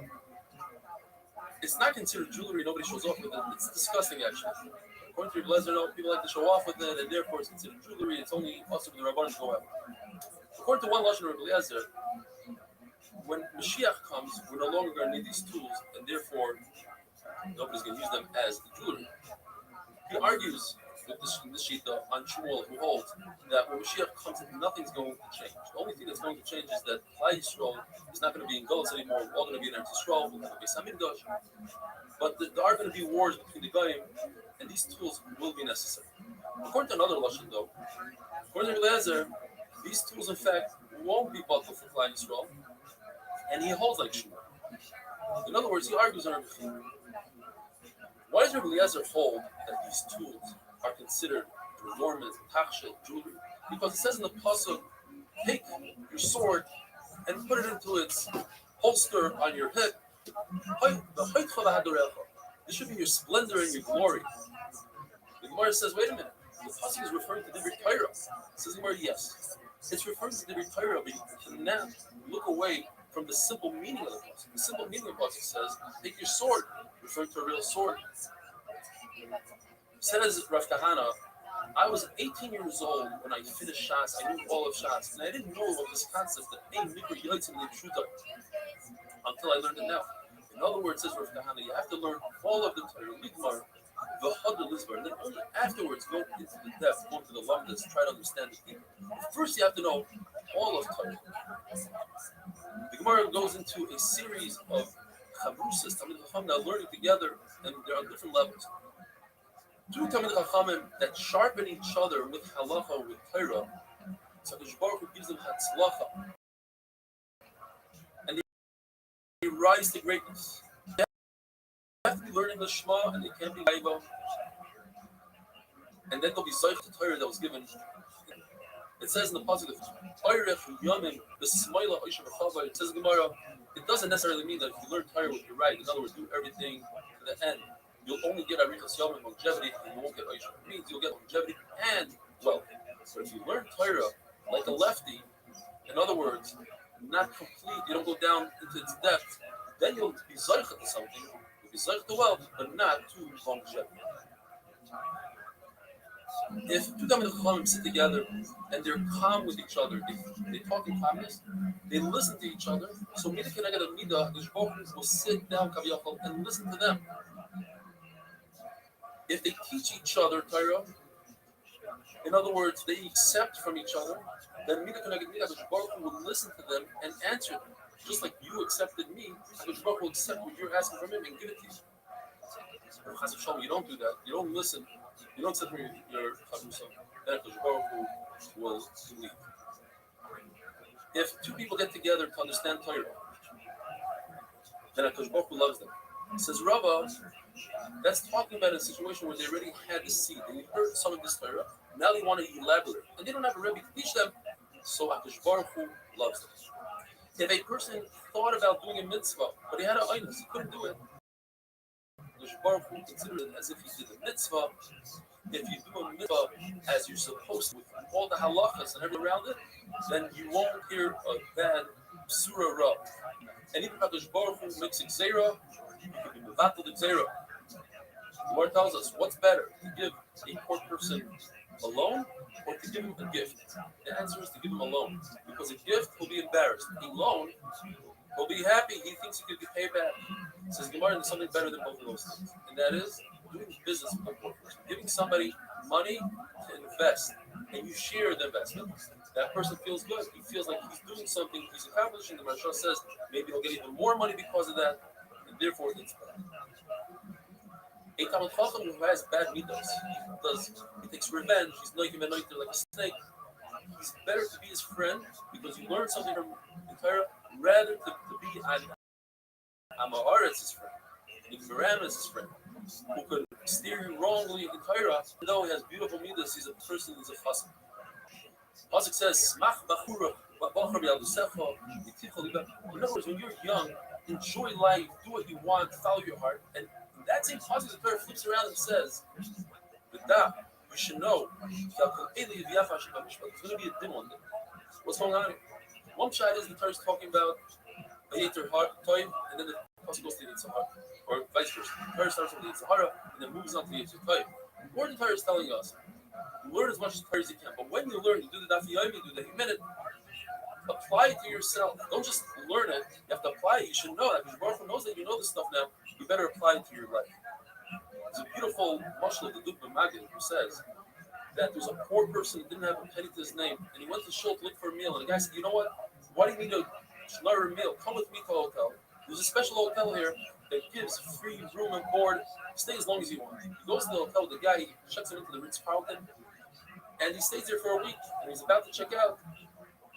The person at the front desk says $7,700, $1,100 a night. He says, "But the guy told me it's free." The guy lied to you. He didn't know what to do. This guy in the lobby, the guy tells him, "Listen, who told you to check out? Stay there. Stay for a month. Stay for a year. Who cares? You don't have money. Stay for as long as you want." Says the Dubba Magid. A Person wakes up at midlife and he says, "What did I do? I did all these averos. Let's do tshuva." Says the Yitzhar, "Don't do tshuva. It's not a good idea. Stay in. Don't check out. Keep on doing your averos." So that doesn't make sense because every day costs you $11 versus earning who knows how much in entire currency you do learn. Says the Gemara, there was a woman who the Gemara is discussing dogs. And you shouldn't be megadol kalabra. If you have a dog, it chases away the poor people. You want to tzedakah, it prevents chass. Says the Gemara, a woman walked into somebody's house to bake bread, and he had a dog, and it barked and it scared her, and she lost her pregnancy. And he says, "Why are you so scared of a dog? I took out his teeth. He doesn't have claws." She said, "It's too late. My pregnancy is over." In other words, be careful with a bad dog. We had in the Mishnah beers.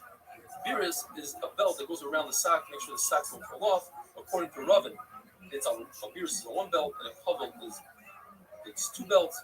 And according to Ravuna, it's two belts with a chain between them. Why do you need this chain? So that there were certain families that had very large steps. They don't prevent them from having large steps and losing their psulim.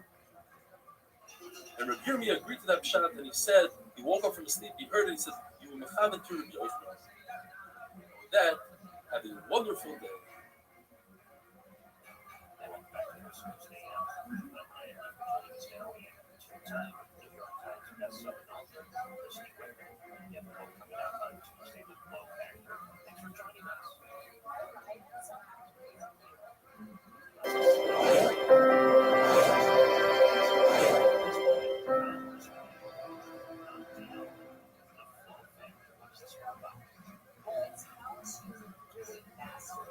Shabbos Daf Samach Dalet. How are you all doing?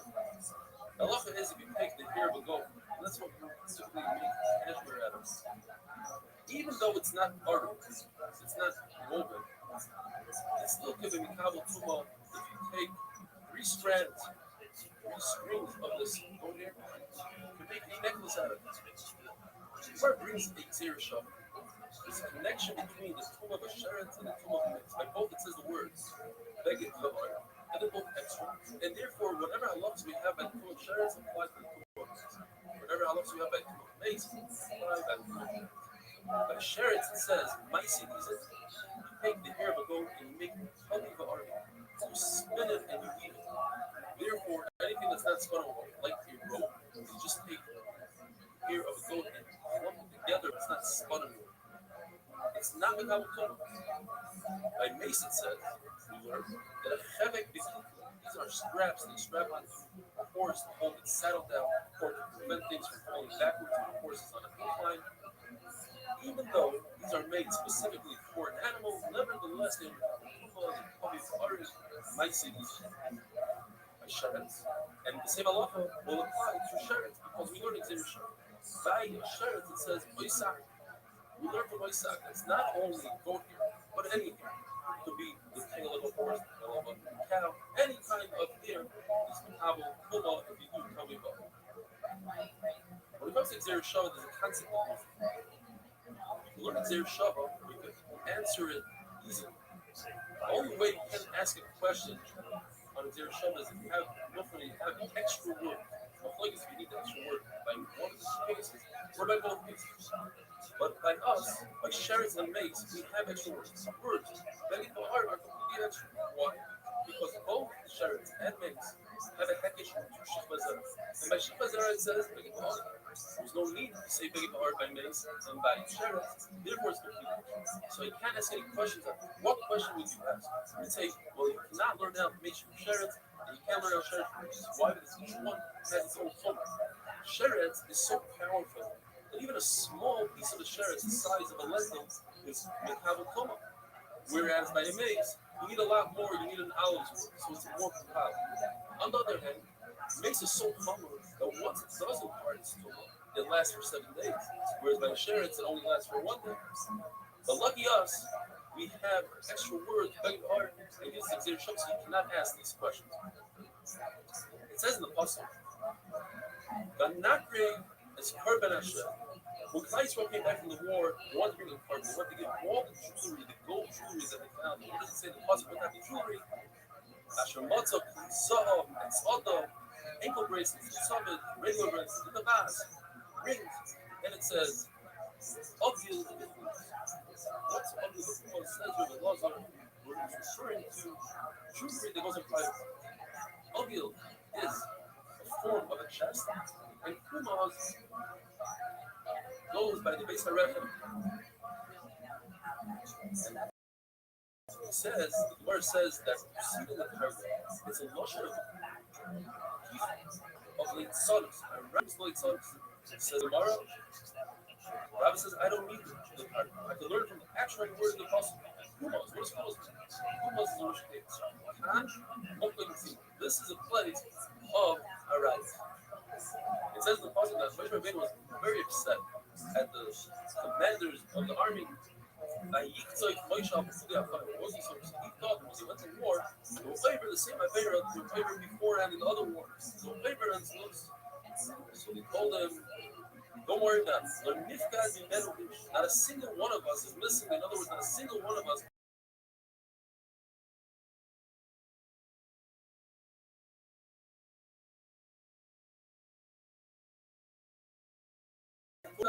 therefore we're bringing it that it's listed in the Torah. Rav Shesha says there's a hektish, since the Torah says 5 types of jewelry. 3 of them are out in the open, 2 of them are in private. There's a hektish between the private ones and the exposed. That there's an issur to look at a woman's pinky the same way there's an issur to look at the Muhammad. It says the Mishnah. These are the following things that a woman can and is permitted to go out on Shabbos. She braids her beard.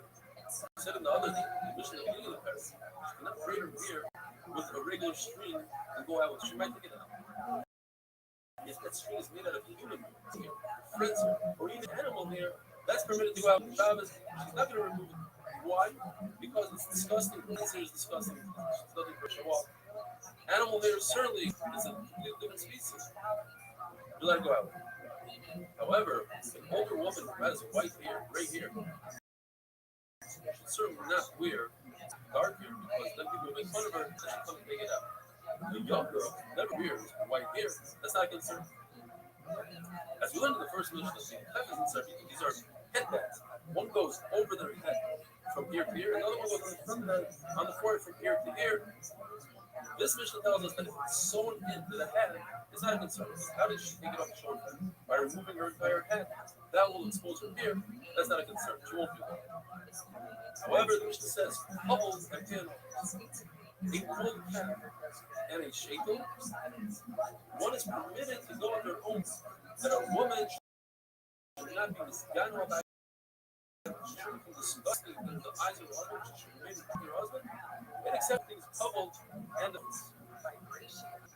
Rav Kahana said that anything in the Mishnah that it's possible to go out into Rosh Hashanah with, it would be also to go out into her own chutzner, private domain. Seirah, she might forget and go from a chutzner into Rosh Hashanah. The exception is coupled and enough. Anani says that things that are possible to go into Rosh Hashanah with, that's it. Go into the chutzner. All the things in the Mishnah go into the chutzner. Or bring the pasuk Hadava b'nidas, a simple meaning of midah means midah, to keep it distance. So this anywhere in China they said it means that a woman who's a midah should not wear clothing, she should wear makeup, she should stay far from her husband. And Flora became said, wait a minute, that's a problem of Shemitz Gadol by discussing the eyes of her husband, and therefore all of this is mutter. So what does it matter mean midah? She should remain in a state of tumah which goes. Rav says if something is also on our side, such as wearing armor on Shabbos or lining up camels in a row, then it's also to do even the Chad B'Chadar, even in your own private bedroom, you're not allowed to dress up in an army. In fact, it's not like a person's shirt falls into a puddle. The Tanakh says you dry it out in the sun.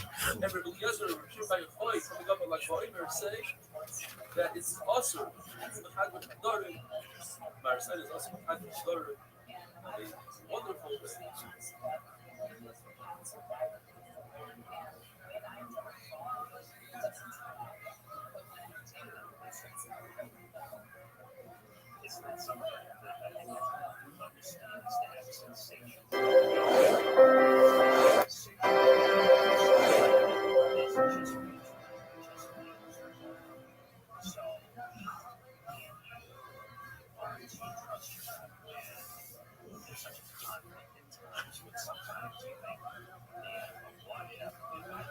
Shabbos Daf Samachay. How's everybody doing today? The Mishnah tells us that you're permitted to go out with a wad of cotton in your ear, provided that it's tied around the ear, wrapped around the ear. You could go with a wad of cotton on your foot if you have a wound on your foot, provided that it's tied to your foot. A nida does not need to tie it to herself because it's disgusting, it's Mose, and we're not concerned she'll pick it up. Even if it has a handle where it's not that Mose, this is still considered Mose. The Gemara tells us that when Rabbi Yochanan got older, he had a lot of earwax. So he went in Rosh Hashanah on Shabbos with a wad of cotton in his ear without tying it to his ear. The Gemara explains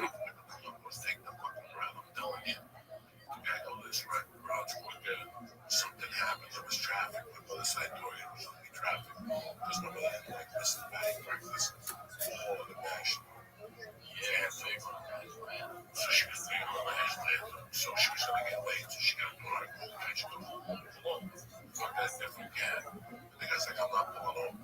So I don't like my mother went, took the keys out of the ignition, and said, I'm going to call Juan. I'm going to call the police. The guy's like, call the police lady. They were wrestling. My mother cut her hand on the keys. So my mother called Juan. Juan was like maybe 2 miles away at a cookie joint. And my mother put the foot on her face. So you already knew a Juan into that motherfucker that has a dog. Yeah. At that time, this partner our family partner in the big operation was Nelson. He was a Puerto Rican guy, Nelson Rivera. I loved him dearly. Him and his daughter Evie and his wife Delilah, I loved him dearly. He showed up with Nelson's Mustang. And my stepdad's like, what happened? I'm like, crying. I was like a little fag. I'm like, Mommy got in and all this shit. He's like, Mommy. I'll never forget the guy had glasses. When I was born with BAL, the BAL's a place in Kelly Lake. And the first thing they tell you is not that somebody with glasses. So I just think flying for the door, you know. And Juan goes up to the guy, and the guy's a big burly white guy. The guy's like, fuck you, she took my keys. I'm about to call the cops. And Juan, I remember, like, he took his left hand, and he just walked me an inch. And he fucking just left this guy glasses like flying. There was blood everywhere. He got on top of this guy, and it's you know, it's one of the afternoons, and he's punching this guy like you would see a fight. And in those days, that was New York City, dog. With people didn't say nothing. Nobody even stopped. One punched this guy like 50 fucking times. There was blood everywhere. One stopped punching him. The cops pulled up, but they pulled up behind the Mustang. They couldn't really see the guy. And this is the funniest story ever. One was slick. You know, one cheese. And if you spoke to this dog, he looked at you. He wasn't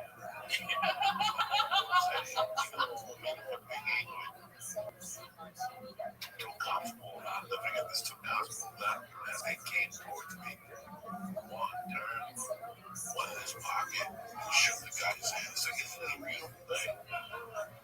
The guy had like 200 in his pocket. One and Nelson were talking. I'll never forget that. And I'm like, shit, the brick one's got blood on his hand. The cops were saying, Mommy, and all of a sudden, you're like, oh.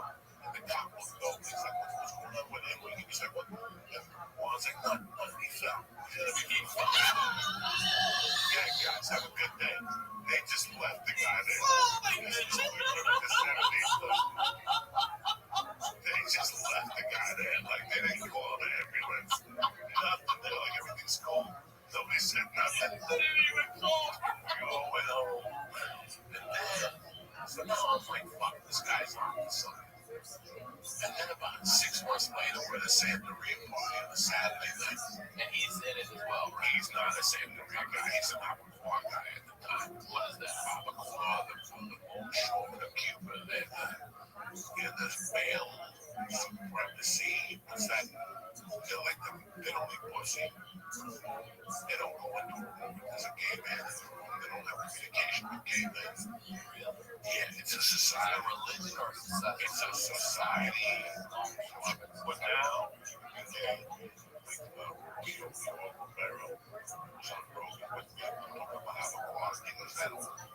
this was a sacred religion event.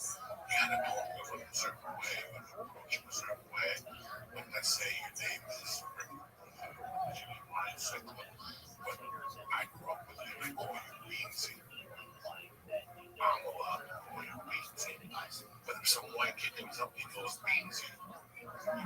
side of the excuse me. My name is Ryan Sickler. You have all the beats, the other line again, I'll stab you. Thank you. And what they did was, these are fishermen. You know what they did? You know what they were? Let me tell you what the masculine. Let me tell you what the masculine level was. Just so you know, when you had beef with them, they'd beat you, whatever. After they got finished with you, they flip you. They pull your heads down, and they smash cheese. And then, like the next thing, they're gonna put on your ass cheek. It's like, I could have fucked you here, but I gave you a breather, and I spiced your ass. The next time, I won't fuck you again. Don't ever disrespect me again. That was the level of masculinity, machismo that this guy had. Like, he was up there. You know, he drank alcohol. He detested marijuana and any type of drug. So weird. He was by the book. And that's where the conflict with my mother came in. He didn't like the drinking. He didn't like the bars. He didn't like drunk people. So we're the same party. About 6 months later, my godmother's house. Let me tell you how fucking crazy it was. He would read ladies' novellas, the Spanish novellas about love and shit. And he would wear glasses and believe it was happening up. So he didn't have to. If you went up there, like, you know, Sunday, and you go to Monday, and I go over here, he would say that to me to let you think he was that. He wasn't that. Towards the end, this guy was worth millions. You know, like he still had the same car he had. He was married to my mother in 1979. Eldorado, like the size of a ship. No miles to the gallon. He didn't believe in flash. He knew that the feds did math. Let me tell you how. Never did drugs. This is not paranoia. This is intelligence. He was such a good bookmaker that he would not speak in a room when there was a phone hung up. He said they stole it. He would talk me outside, very cautious, very smart. Took that bitch in 1966. Never took a bitch again. Took a bitch for shooting a guy and he got away with it. After my mother died, somebody tried to jump him. He took the guy's gun and shot him at like 55. He shot both kids. And then he got to another beef like one day and always stayed out of prison. How long was he? When I was a kid, whatever, I don't know how many years. That was for bookmaking. That was for bookmaking. Then, so it's a summer night. Like it's like a July. There's a party at my godmother's on 48th Street. And there's a guy there named Eagle. We got Eagle. His name is Eagle. I don't know what his last name was. His street name was Eagle. Eagle was a Cuban dish. It's chopped meat with raisins, olives, fried potatoes. Just not a lot of raisins, just enough raisins to throw off the beef. It's delicious. He ate it so much, he just called him Eagle. But the guy was a real jerk. He was married to this guy, woman named Papa, who was a real sweetheart of a lady. Like he had a barn on her 23rd and Broadway, or Eagles. So for some reason, my stepdad had a reputation of being he had 4 brothers that were all 4 wins. Again, you couldn't call him 4 wins to his face. Right? Yeah, they call his name was Blake Wakaman. That's 4 guys. That was a street name. You did not call him that. You either called him Bonito, or if you called him Wakaman, you weren't friends with him. Or you could have got an earbeat or a smack or a cut in the head. You never knew what situation it was. So this time I had seen guns from my godfather. I had seen guns at my mother's bar, you know, whatever. But I had never seen a bar. I know he carried a knife, a straight razor. He didn't carry a knife. Those Cubans carry straight razors. It's that little flip up. It wasn't a shave, but that shit does a lot of damage. So we're at the Santeria party. And Nico Picadillo has a couple cocktails. The party was in the living room where they were playing the conga drums and killing the chickens. And there's a hallway. There's a long hallway. There's a kitchen. And then in the back, there's 2 bedrooms. In the middle there, playing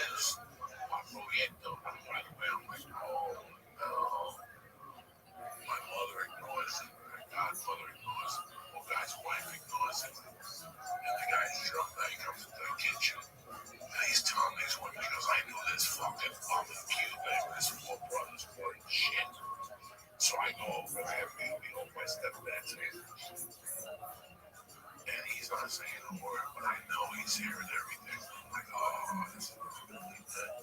And this guy's in the kitchen fucking saying shit, Cuban style, you know, like real big machismo. And this guy would have sucked my dick in Cuba if I would have met him in Cuba and all this shit. And finally, let me see my stepdad take his glasses off.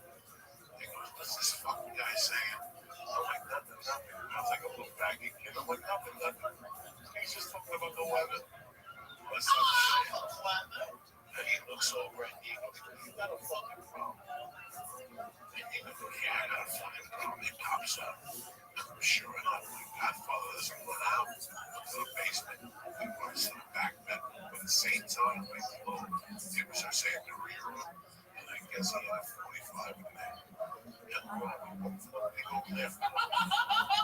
He'd already set it up. This motherfucker comes out with a 405, a 45 over his head. Like just walking right up. He goes over and he makes his white bread, so you make it outside. He's like, I'm not running for nobody, that whole thing. And I'll never forget, I went to home, my stepmom. He didn't push me off. Oh my God, Mom went home. She just fell off. It was like one of those tackles when you grab the guy. He just fall right He off. just fall off. She just fell off. And this idiot, it was on the 48th Street between Riverside Drive and Broadway. Maybe 30, 20 yards away from the top of the corner. We were like, come on, Dan. I'm like, Nico's got to be fucking crying by now. He goes in front of the place drunk. He's like, fuck you. What are you going to do with that thing? There was like 30 people outside. He goes, what are you going to do with that thing? Shoot me on the wall. He goes, as a matter of fact, if you let the wall, if you're a man, shoot me right in the dick. That was the level of the chase. What? He went to the gun and shot this motherfucker. He hit him with a leg. The guy went down. One took me by the hand. One looked the wrong way.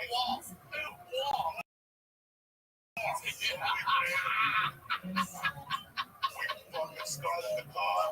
We went this 148 goes up. We hit 147 went right down.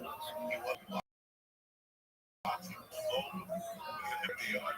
We got the lots. We walked back to his home with days and we left my mother. That's how great he was.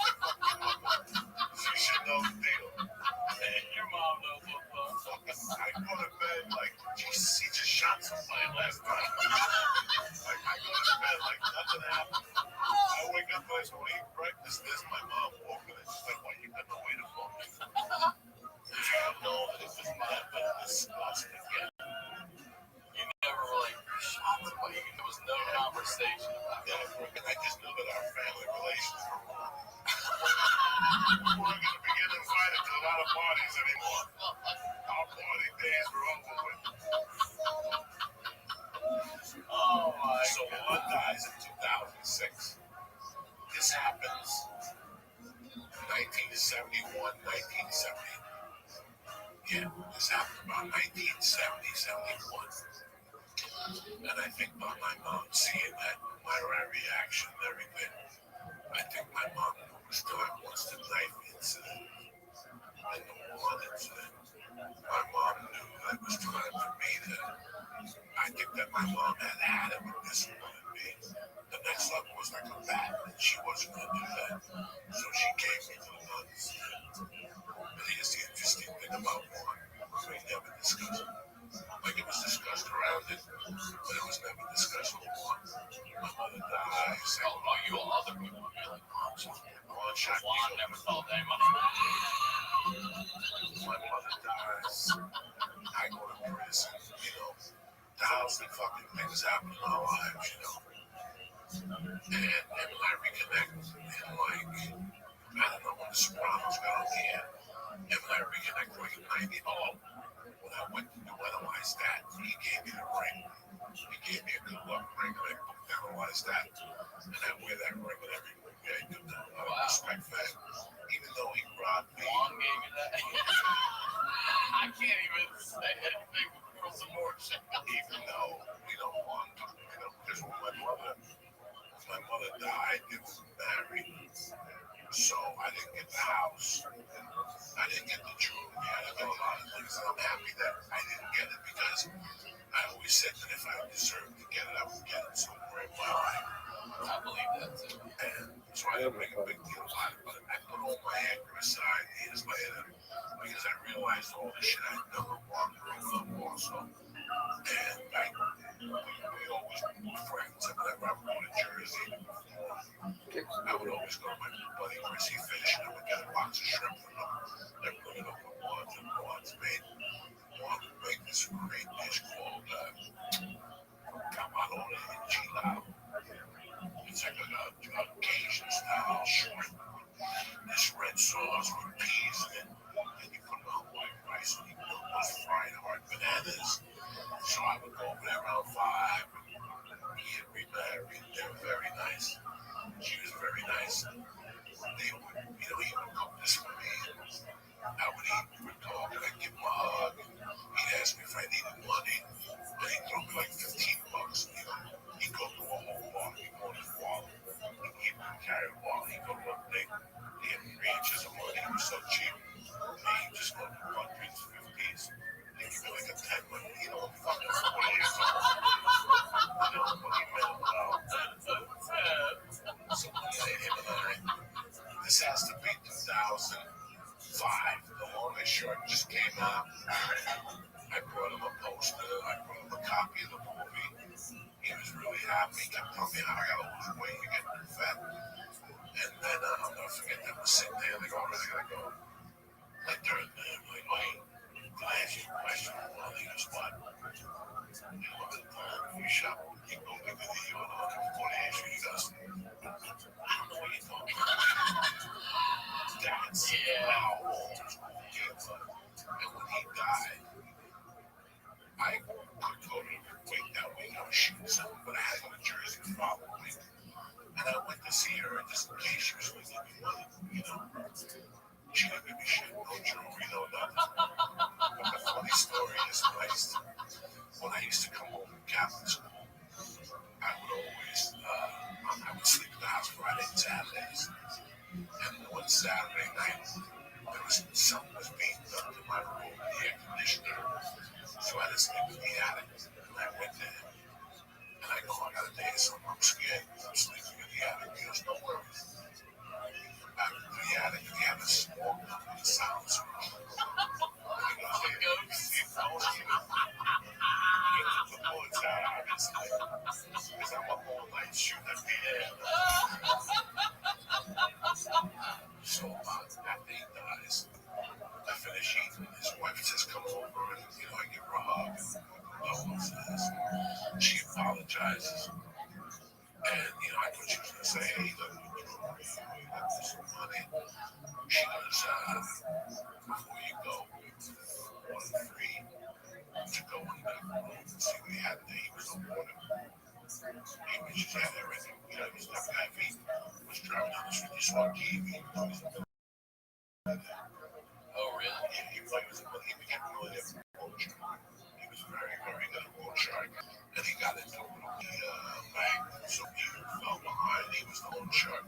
He made great money over here.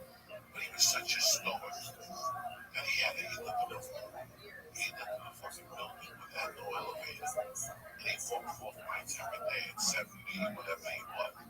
He was a great shape guy. Towards the end, I saw him on a shirt. You can see half his shoulders missing. The shotgun blast, everything else. He had a scar.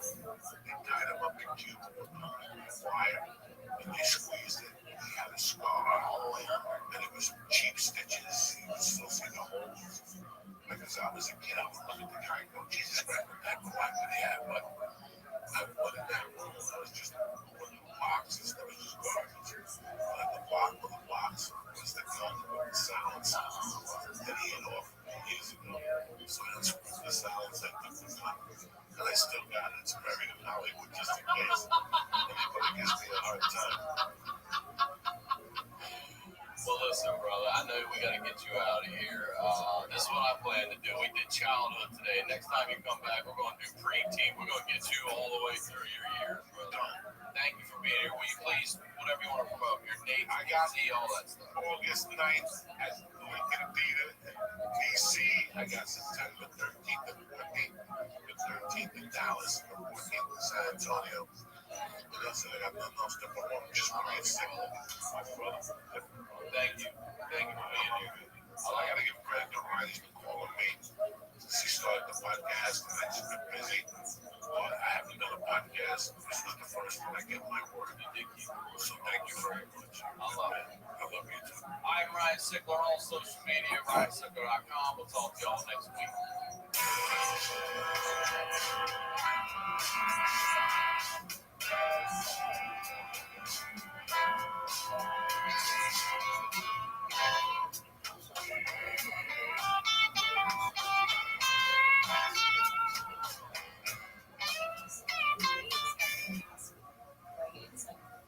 This episode is brought to you by ExpressVPN. More on that later. Let's get into the news. You're watching The Honey Team with Ryan Sickler at your mom's house.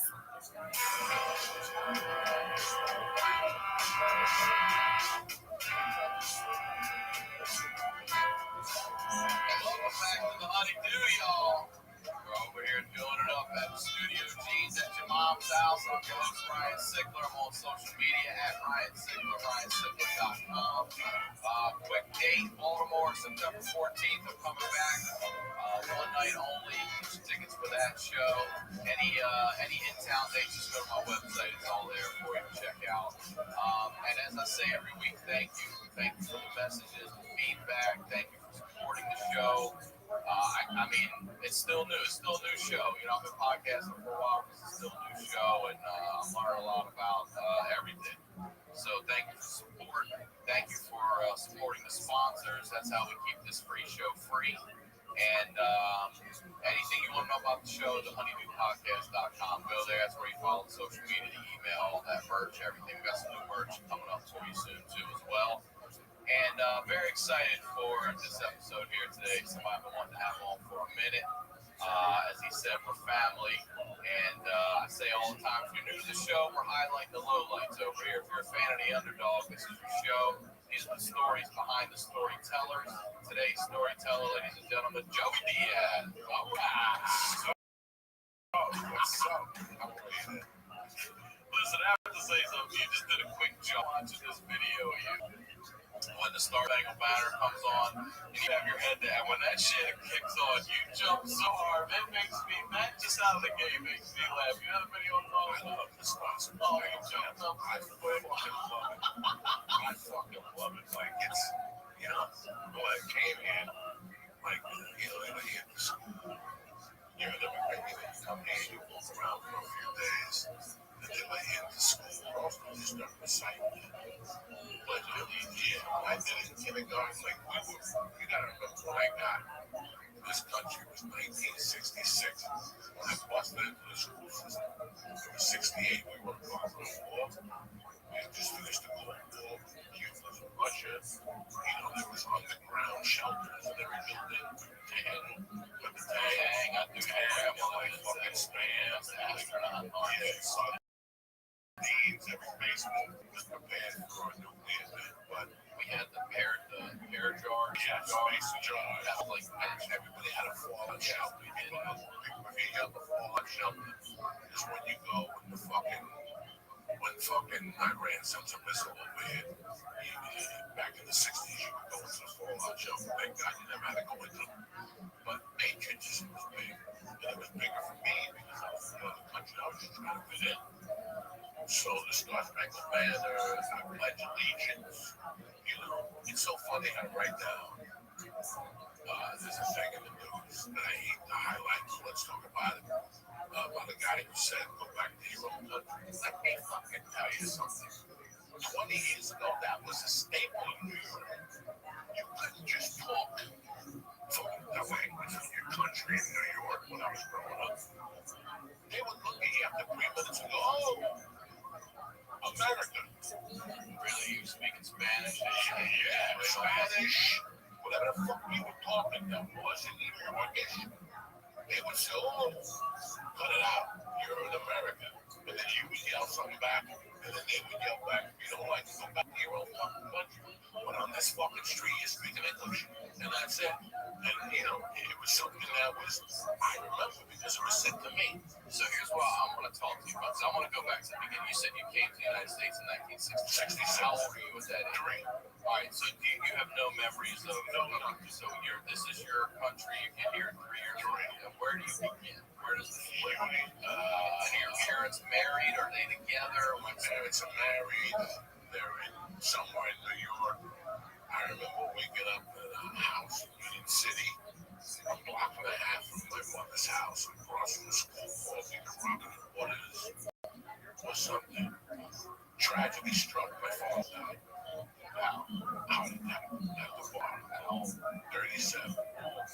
So my mom didn't like the Jersey house. She didn't, when somebody dies, she moved. How old were you when you died? 3. Okay, so it happened. All this is happening just as a kid. 3. So then we go to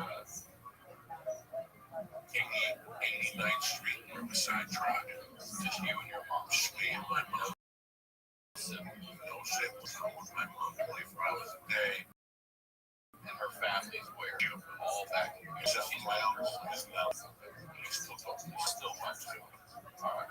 And how old your mom's new country? My mom had been here as a teenager. Okay, all right. My mom had been here and knew the language and already was running numbers when she went back. She went back to Cuba. What happened to my mother? My mother was 15, and she went to a dance with my aunt, like a high school dance. And somewhere along the dance, my mom noticed that her sister Rosita was missing. So she went outside, started yelling for Rosita, and she found a guy raping Rosita. My mom took a glass, broke it, and stabbed the guy. Wow. The guy dies. They take my mother and ship her out of Cuba that night, just a young kid. Vito Corleone was having a party. He got the Ellis Island, he's singing songs and shit. That was my mother, right? Wait, so they literally took her, My family, your whole took family, whatever pennies they had, as poor as they were, and said you're out. you're out where? New York City. They were sent to New York. Sent to Miami. She had distant cousins in New York City. Wow. She went to New York and stayed with them for a while. Stuck into the country, but you gotta remember, there was no TSA, but you could just give them a fucking piece of paper then. If you could fog the bottom of the glass, they'd let you in fog this. Okay, you're in. It was way before anything, there was no drug smuggling going on, so it was wide open border. So she came in to like the city or something, went to work for a fucking numbers guy, and she met a girl. And her and that girl became partners. Like they were a team for a couple of years and doing what running numbers. Then her and my dad met in New York. But they went back to Cuba because my grandmother was sick. So when my mom, we were in Cuba, my mom had my sister, who was about 4 years older than me, and me. Then something went down. Like I couldn't get all the actual stories. I could snore bits and pieces from my uncle. He's 80s. He lives in Glendale. I just went to a Dodge camp. That's your source. So, but whenever I ask him, somebody tells me what I want to know. So I stopped asking. You know what I'm saying? So I had to stop. So then they came back, and my mother used that girl's name to get back into the States. When my mother went back to Cuba, she went back as a lady named Sophia Cecilia. She was Puerto Rican. That was the mother of the girl my mom hung out with. Okay, so then my mom came back. My dad died a few months later, and here we are at 89th Street. Probably 4.5. And then that apartment got raided for what were numbers. It was a shakedown. I still remember the cops sitting me down on the couch and then separated me and my mother. My mother had already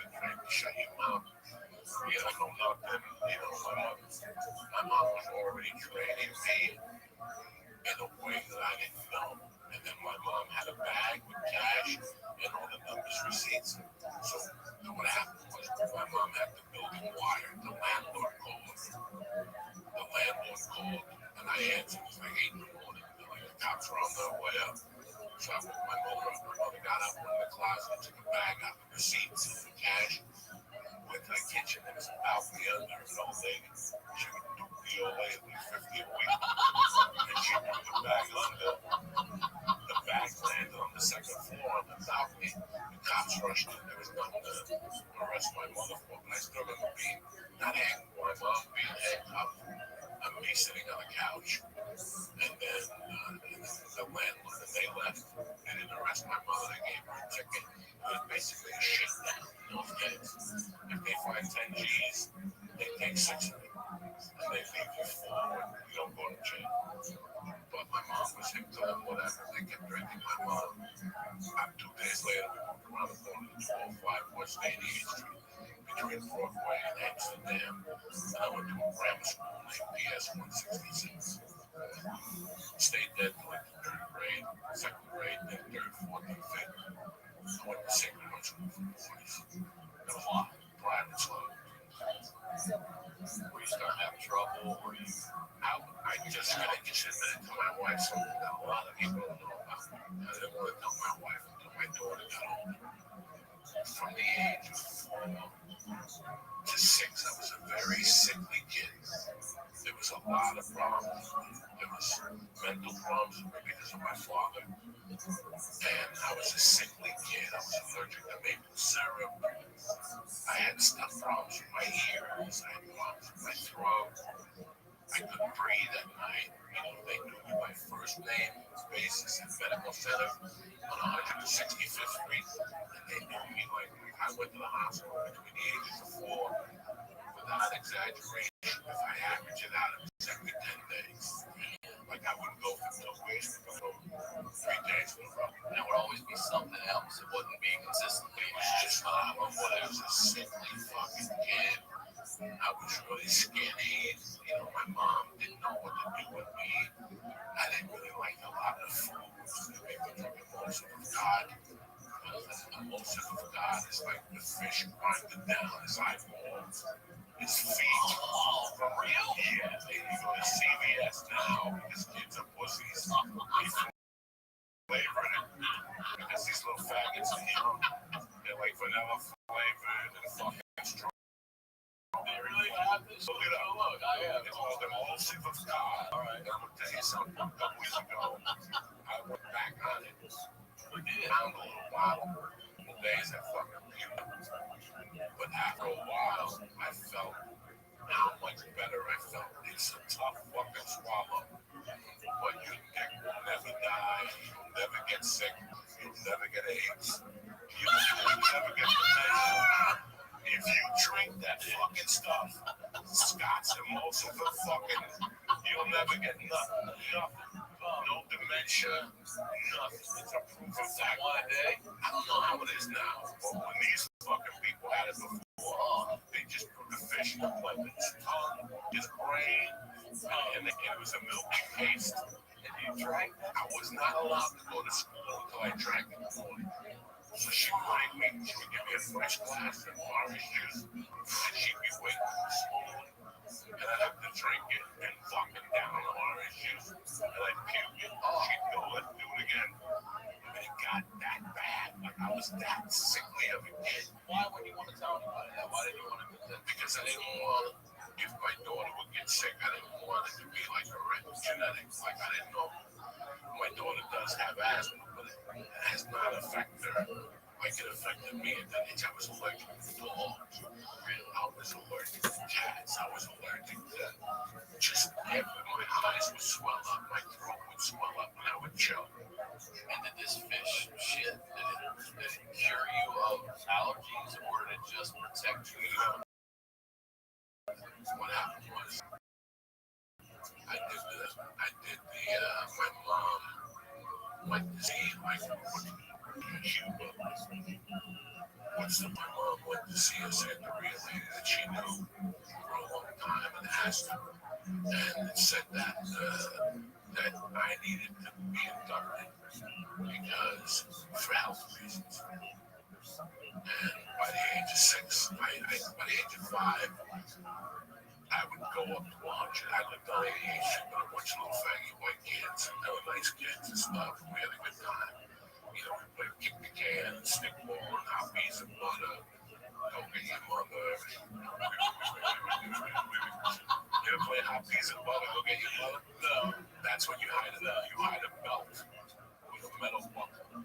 You have to hide it. So I hide it, and all of us are playing. And we're in this room, and we're like, yeah, the base is 30 yards away. So if you find the belt, you get to whip us all the way till we find it. And it's up to you whether you want to whip us with the belt or the metal sign. So if you whip somebody with the metal Play that sign, game now. Like, I'll tell you what we're going to do. We're going to fuck you up all the way back. So you can say ABCD, you want to do that 5 whistle. hot peas and butter, go get your mother. The only thing I hate Bill Cosby before the race, like I always thought he was a sack of shit. But he really always was a sack of shit. Like, I thought he was a sack of shit. It was confirmed to me in 93. When Judy Brown put on in 93 and 94. Showed up and I saw him. He was talking shit. So I never liked him. I always knew he was a puny fuck. But the only thing he ever said on his one good album was he spoke about a game named Buck Fuck. Yeah, that's another New York City. They have that on Fat Albert. That's Buck Fuck. You can't fuck every day. You can't fuck around and jump on somebody's back. Right? You jump on somebody. That's why all these kids got that nucleosis shit. Fucked up back. Scoliosis. Whatever the fuck up. These little fat kids today, they all got scoliosis. Because you don't play Buck Fuck. I play, you know what? It might be some my neighbor just got scoliosis. He might have had a punctured lung, but scoliosis did not exist in my neighborhood because we played Buck and the girls played too. So if I remember correctly, so somebody grabs on a wall, whatever, they bend over. You're standing up, now you're bent at a 90. On the pillow. And then you connect like a centipede, right? We all connect like centipede. And then somebody sprints from the back 30 yards, sprints and leaps. and legs out, like dropping your ass on your spine. On your spine. And you're supposed to try to hold You're holding on. So what you do is But then does that person stay and another one comes or they get off? we have strategies. Going, right? Some assholes would just jump, they play to be frogs. Yeah.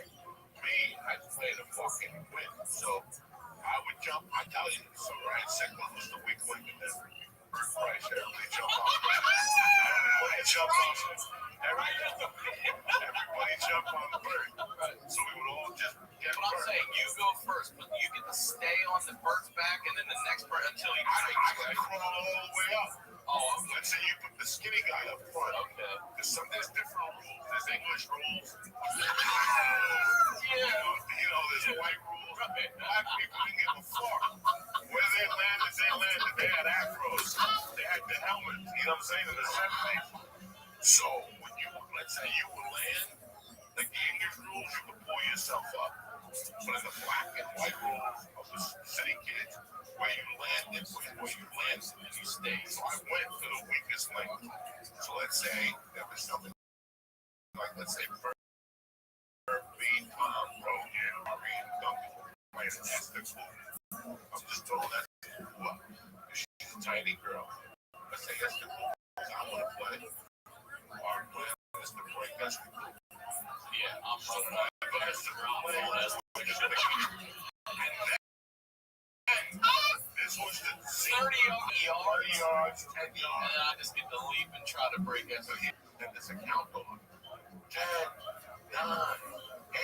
That's when you have to try to break them. Oh, right. What happens if they don't? So right now you're on top. That's the cool. Everybody starts grabbing. That's the cool tits and a pussy, right? It's just everybody. Like so, it could be Esther Cool. It could be Wicked Cummings. They all go down, right? The girls would be stop grabbing my dick. We'd be fucking choking them, pulling their fucking hair. So girls weren't allowed to play. I could fuck girls like that's too much. Yeah, no shit. So it was just guys. Would the girls go dirty too? Would you Oh yeah, balls and girls would everything? scratch with Oh their yeah. fucking- And it was legal. Some girls were fucking dirty bitches. They'd scratch them. But let's say you landed on a guy. It was the same thing. Yeah. And and it was punching the ball, grabbing his ball, and he would be yelling, stop grabbing my balls. What is a faggot? Why are you doing this to me? And all of us would just be punching his fucking nuts until the line breaks, and then we kept doing it over. Well, what if the line doesn't break? What is Then now it's their turn. Oh, they get the They're moving away from me with their hair nuts. Believe now it's our turn, motherfucker. Fucking tremendous game. I remember that, yeah. So I graduated from playing all those street games on 88th Street to 148th. That was a different time than the Metro. Like, what were they doing up there? They were killers. Buck Buck was like nothing for them. They didn't even play Buck up there. They played Buck with garbage cans. They just threw it at each other. The kids on 148th Street were Puerto Rican, Irish, Italian, a couple of Jews, and all of them were dying. But we're talking same age range and everything. Same age range. Before I got into Santeria, my mom would send me up to my godmother's house on 148th Street in Broadway. 20 blocks from the epicenter of the world. Wow. You're 20 blocks from the world. I was the heartbeat in New York City. I'm 20 blocks from the heartbeat in New York City. 6'5". Wow. So I'm hanging out down there at 88th Street playing ball, killing rats. 148th Street. I'm 6 years old and you're killing rats. Complete different game. First thing on 148th Street. How you doing? Ricky, whatever else. They're like, what do you want to do? I was like, wait, stick. Like, nah, you want to see a body? Let's go see a dead body. Like, I like these kids. They took me down to West Side Avenue, and they had some guy had like been hit by a car. This is the 70s. It's like 65. There was no CSI.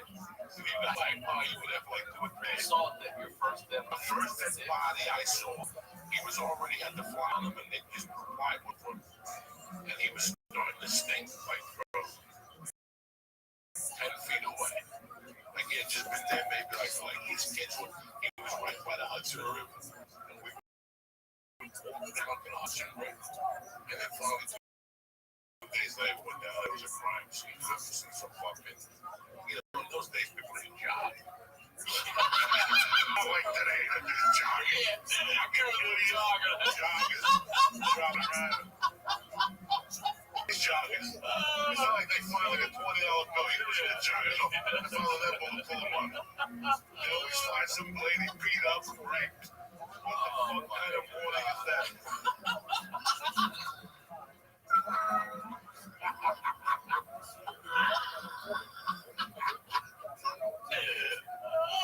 Oh my God. We're only at 6. All this we're only at 6. Holy. I was ashamed. I was ashamed of going up there. Why? Because my mother had money and these kids didn't. All right, so what was the reason you first went up there? Just Because my godmother lived up there, and my mother wanted to see if we could mix. so your mom would go up with you and then you'd go outside and play with them. She had a dog named Lassie in college. And even though I was allergic to dogs and my eyes would swell up, I really liked going up there playing with the fucking dog. So, over time, my mom let me do sleepovers up there.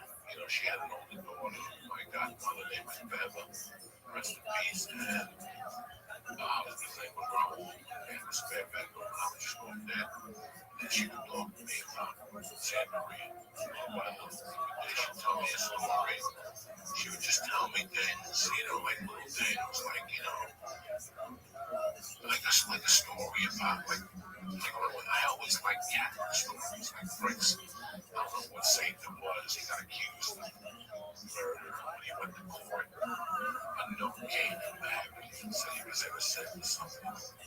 You know, when you get to those Catholic type stories, I really enjoyed that shit as a kid. But it's in they're entities, but they had slaves in Cuba. The slave owners in Cuba by Thailand.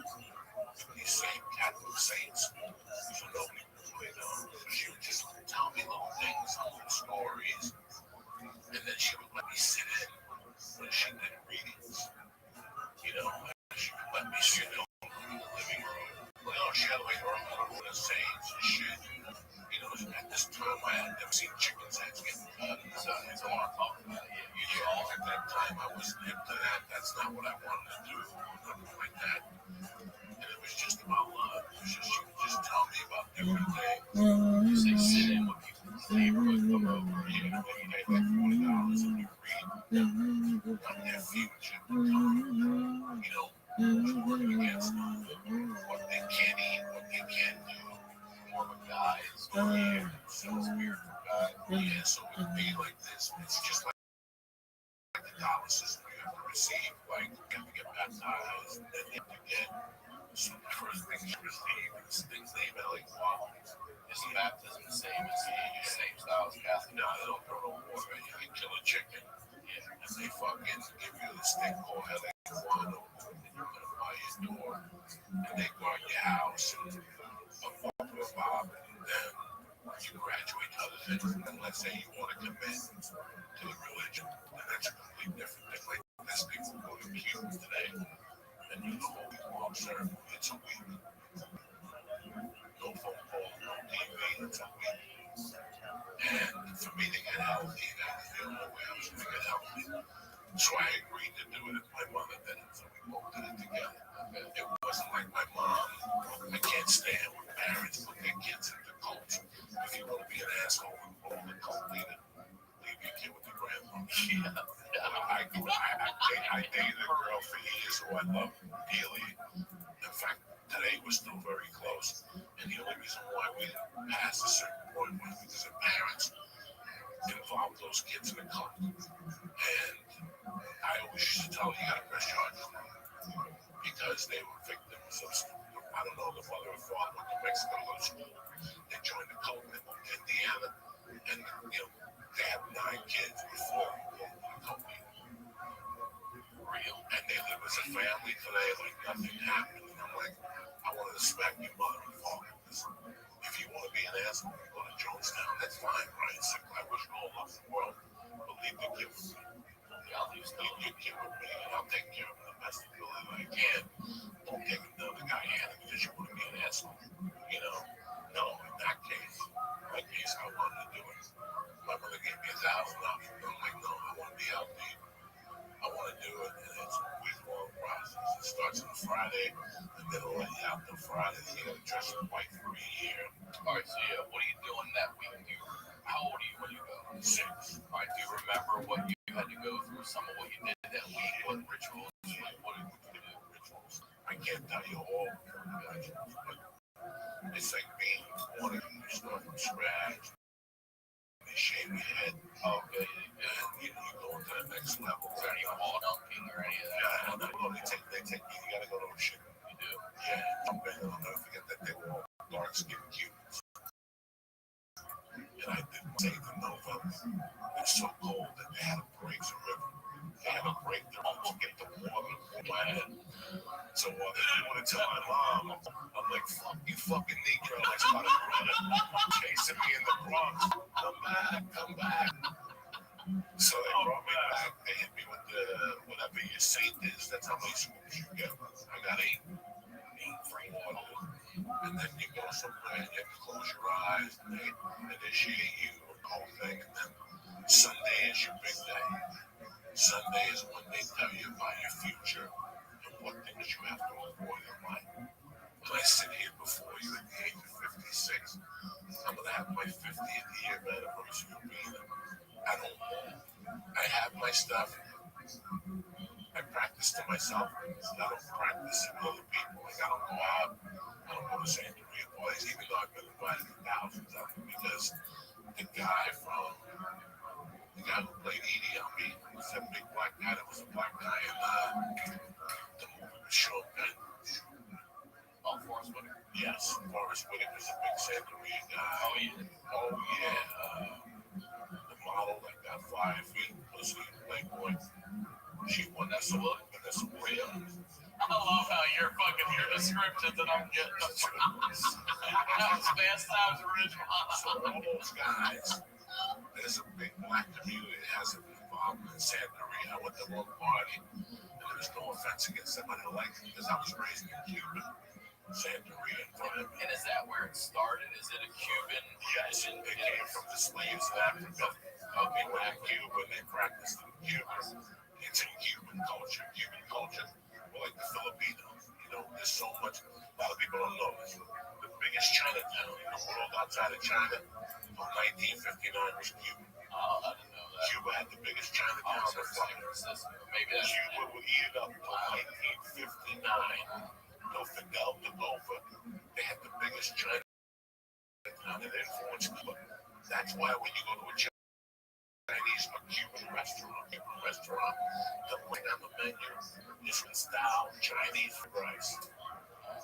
You know, I pay attention. I do acupuncture because my mother did acupuncture. We were kids every like Thursday. My mother drove me down to Chinatown to buy minerals and herbs. What good did it do? She snorted coke. I was just about to ask about the mineral. When it goes to the minerals, the Colombians always win. I used to go to acupuncture to stop snorting coke. Yeah. And she put like a needle in my ear. And I'd still snort coke that night. The needle would fly out of my ear.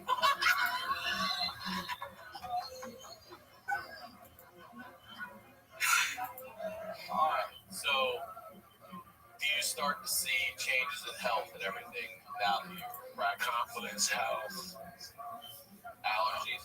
settling. I was more settled as a young kid. I wasn't settled after my father's death. His death really fucking hurt me. Like it really. And then my confidence, my self-confidence, not having a father, but my mother was a tough motherfucker. She doubled as much as she can, but you still need a father's love. But all the time they're talking to you about your dad. Oh yeah, yeah, everything. Yeah, there was two specific guys that, my God, I was baptized Catholic, and again, I am old school Catholic. If Ryan Sickler comes to me and says, I'm having a child, and I want you to be the godfather, I have to sit Ryan down and explain to him what my rules are as a God, because these white people today, they just baptize you, kid. They have no respect. I love these. I have a friend who had no respect. deal with me. No respect. He was like, I'm not the godfather. Yeah, no. If Ryan Sickler comes to me and says, I want you to be Nicholas' godfather, Nicholas knows one thing for sure. If I'm not on the road on Saturday, I have to break away from my daughter for 2 hours every Saturday for my date Nicholas. And when I get to the house, you're supposed to say to me, do me a favor, you didn't eat breakfast on those days, getting B's on the report card. Don't they? Because I'm through with it. Like it's a two-hand game. It's a psychological game. It's not your godfather. He's the good guy. He takes you to the movies. He takes you to the toy store. But he tells you, listen to your fucking mother and you know your fucking steak. Boy, I can't come over no more. Your mother won't let me to take you out.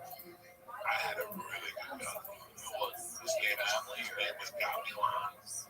And he grew up with my father in Cuba. And he had a hot wife. He baptized me. Him and his wife broke up. And I had to pick a side. So my mother got me because they had grown up together. But every time I go to Miami, that godmother would come visit me, give me $1,000. Spend the day with me, hug me, kiss me. And she said, you can't go back and tell your mother because I'm not allowed to do this. They'll kill me. But you're my godson. So she risked her life to come see me. So I had a Santeria godmother and I had a real godmother.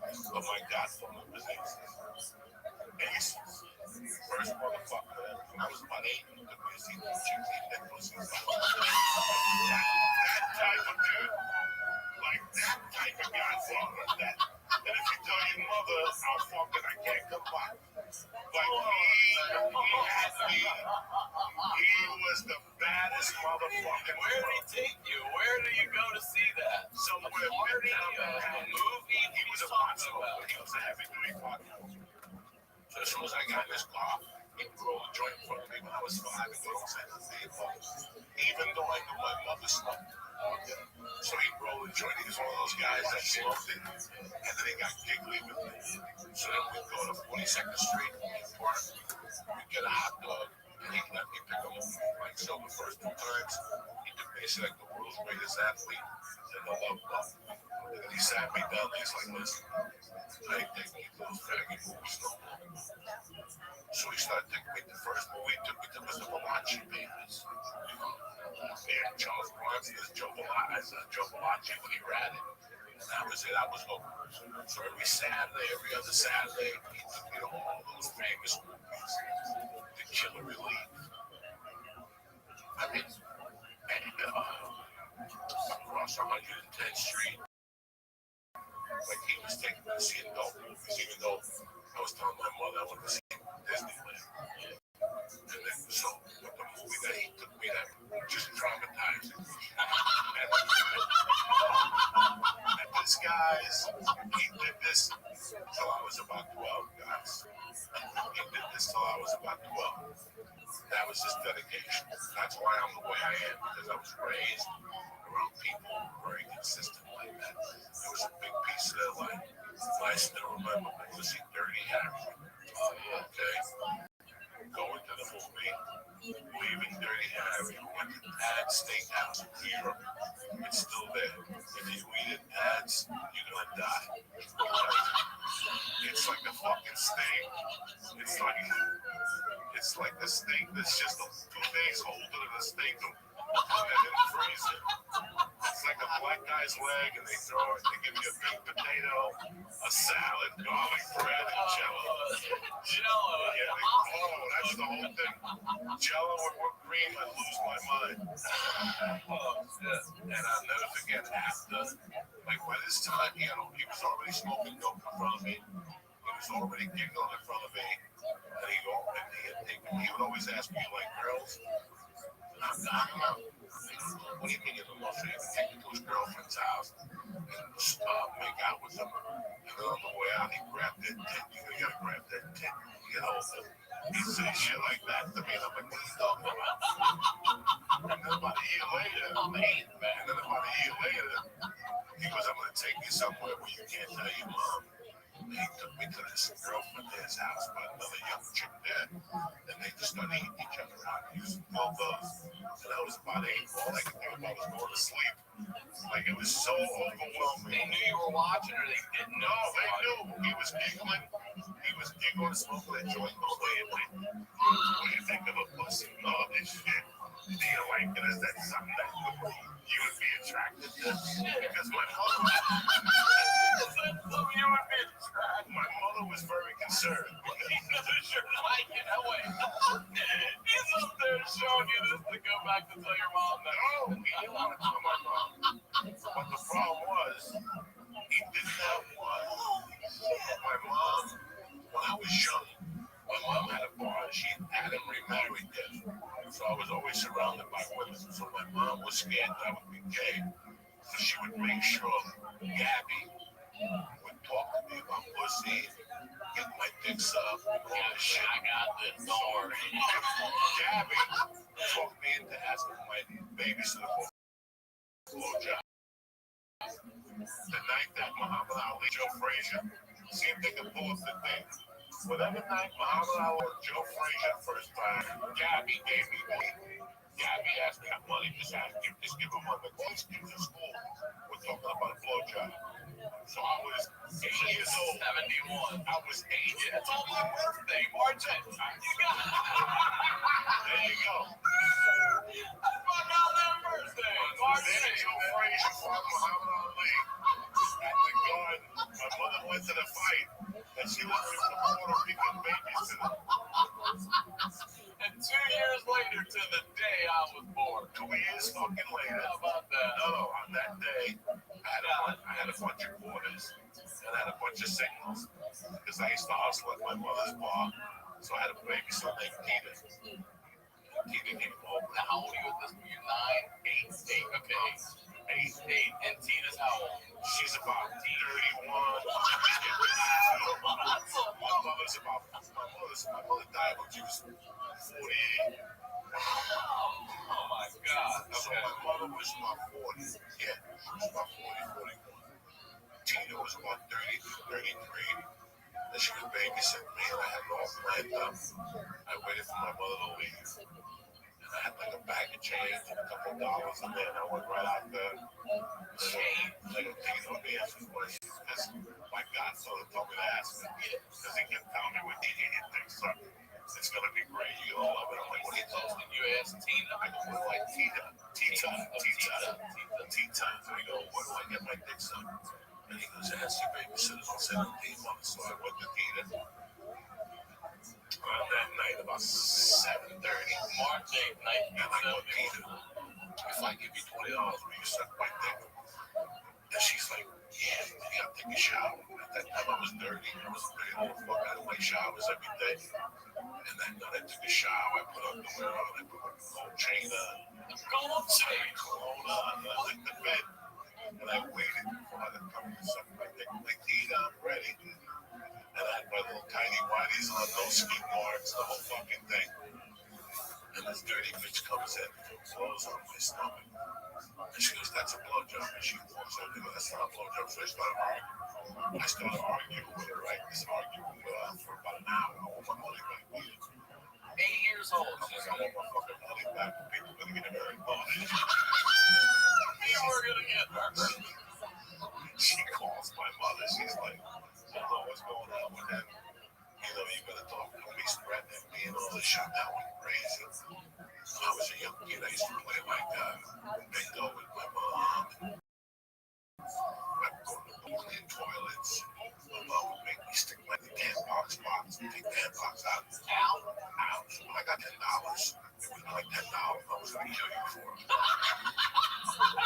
Like, there was no charity in my world. I don't know, like, my mother going, they want $1 for the Heart Association. They're not going to get it from me. And my mom's like, you have to learn to donate. I'm not donating shit. I got to go play the dreams for this money. So I gave Peter like my heart and my dollars. And she didn't suck my dick. I barely went to sleep. Like I was crying all night.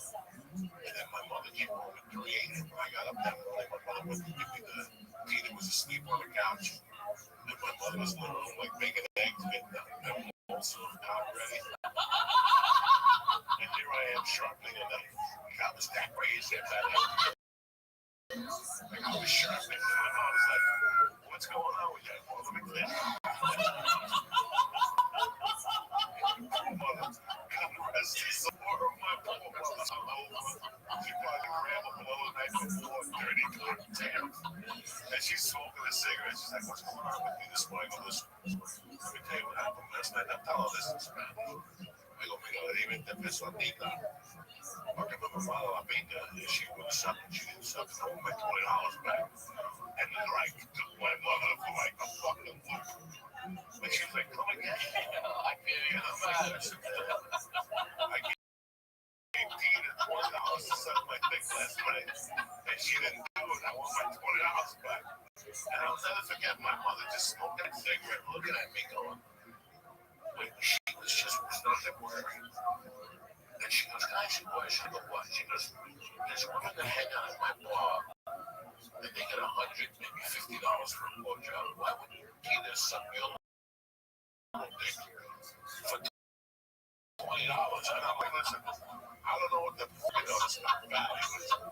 All I know is all my $20. I went like I was sharp, and I'm dead serious. And I remember I was ready to kill it for my $20. It's March 9th, March 9th. I was gonna wake her up like Henry Hill's wife. I said, you better get my $20. I'm gonna stab you right now. It got so bad in the living room. But my mother had to hold me back. My mother gave me $20. Tina just wouldn't give it up. She would not give it up. I didn't talk to Tina for months after that. I hit her in the head with a shoe for 20 years later. And she wouldn't let me watch Hawaii 5-0. Hawaii 5-0 was on. She told me how to go to bed. And I had a little shoe on the street. I just blasted on the fucking head with it. And that was the end of the Tina fucking babysitting thing. But it's crazy how my godfather took me to see Dirty Harry sitting at Dad's Steakhouse. And again, he goes, open your hands. And I go, what are you doing? He goes, what? A 44 bag on my hand. A 44 and an 8-year-old? And he goes, this is the same gun. This is the same gun that police would have carried. Oh, you fucking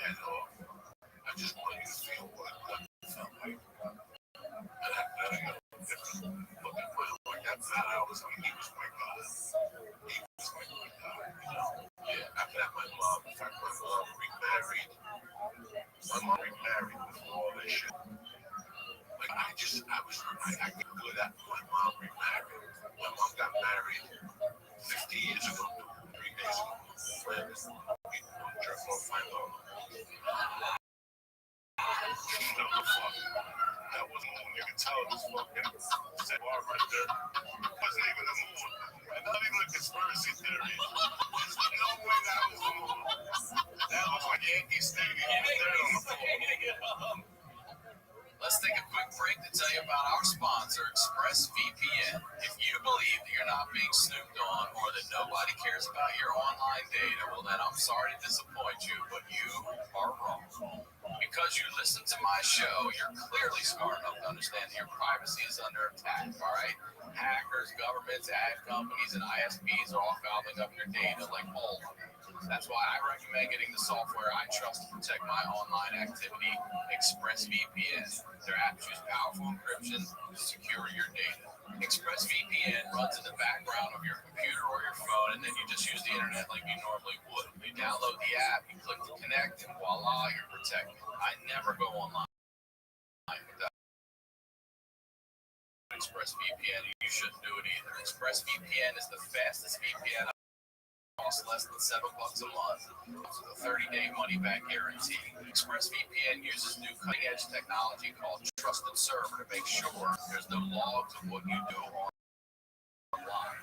It's time to stop hackers, big brother internet companies from grabbing all your data. Take back your online privacy like I did with ExpressVPN. Protect your online activity today. Find out how you can get 3 months free at expressvpn.com/honey. That's EXPESSVPN.com/honeydew for 3 months. 3 months free with a one.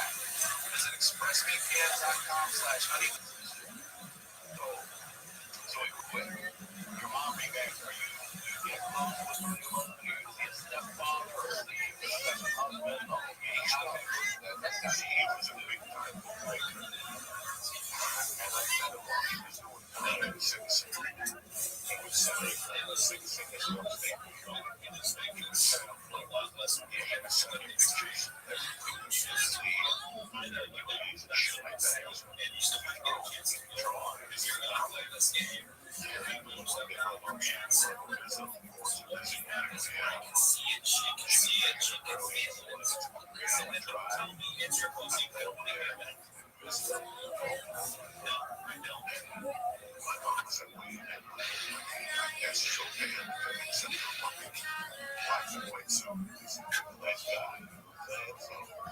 When he got out, he was dating my mother. He was in a halfway house. So he would only come home for dinner. He had to go back there at night or whatever. He had to go back to life. It was pretty nice to have him around. He filled that boy. Was a good team. At that age, yes, he was. He taught me how to comb my hair. He taught me how to take showers, how to be a man, how to iron, how to color coordinate your suits. He was just a great all-around guy. So my mom was going to marry him. And they got married on July 11th, 1969. So I was 6. And he moved in with us. He was a great dad. He never laid a hand on me. We would make the deal on beans. If I did something real unreal, I would have to kneel on beans and stare at the wall. That was an old punishment. Or he would make me write in Spanish. I would not yell at my mother. I would not talk. He was respectful to your mom. Yes. Your mom. At that time, yes. At that time, everything was great. And he felt good, you know.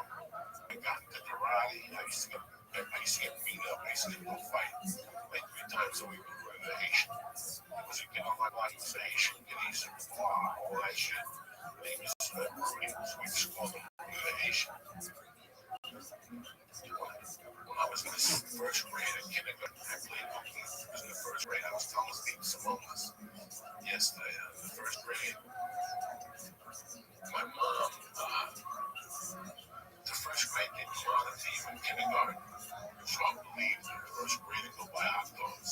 Where you just outside on the deal with these. You made it right. PS 166. You went like St. Nicholas or something else. And correct me if anybody's from New York City. And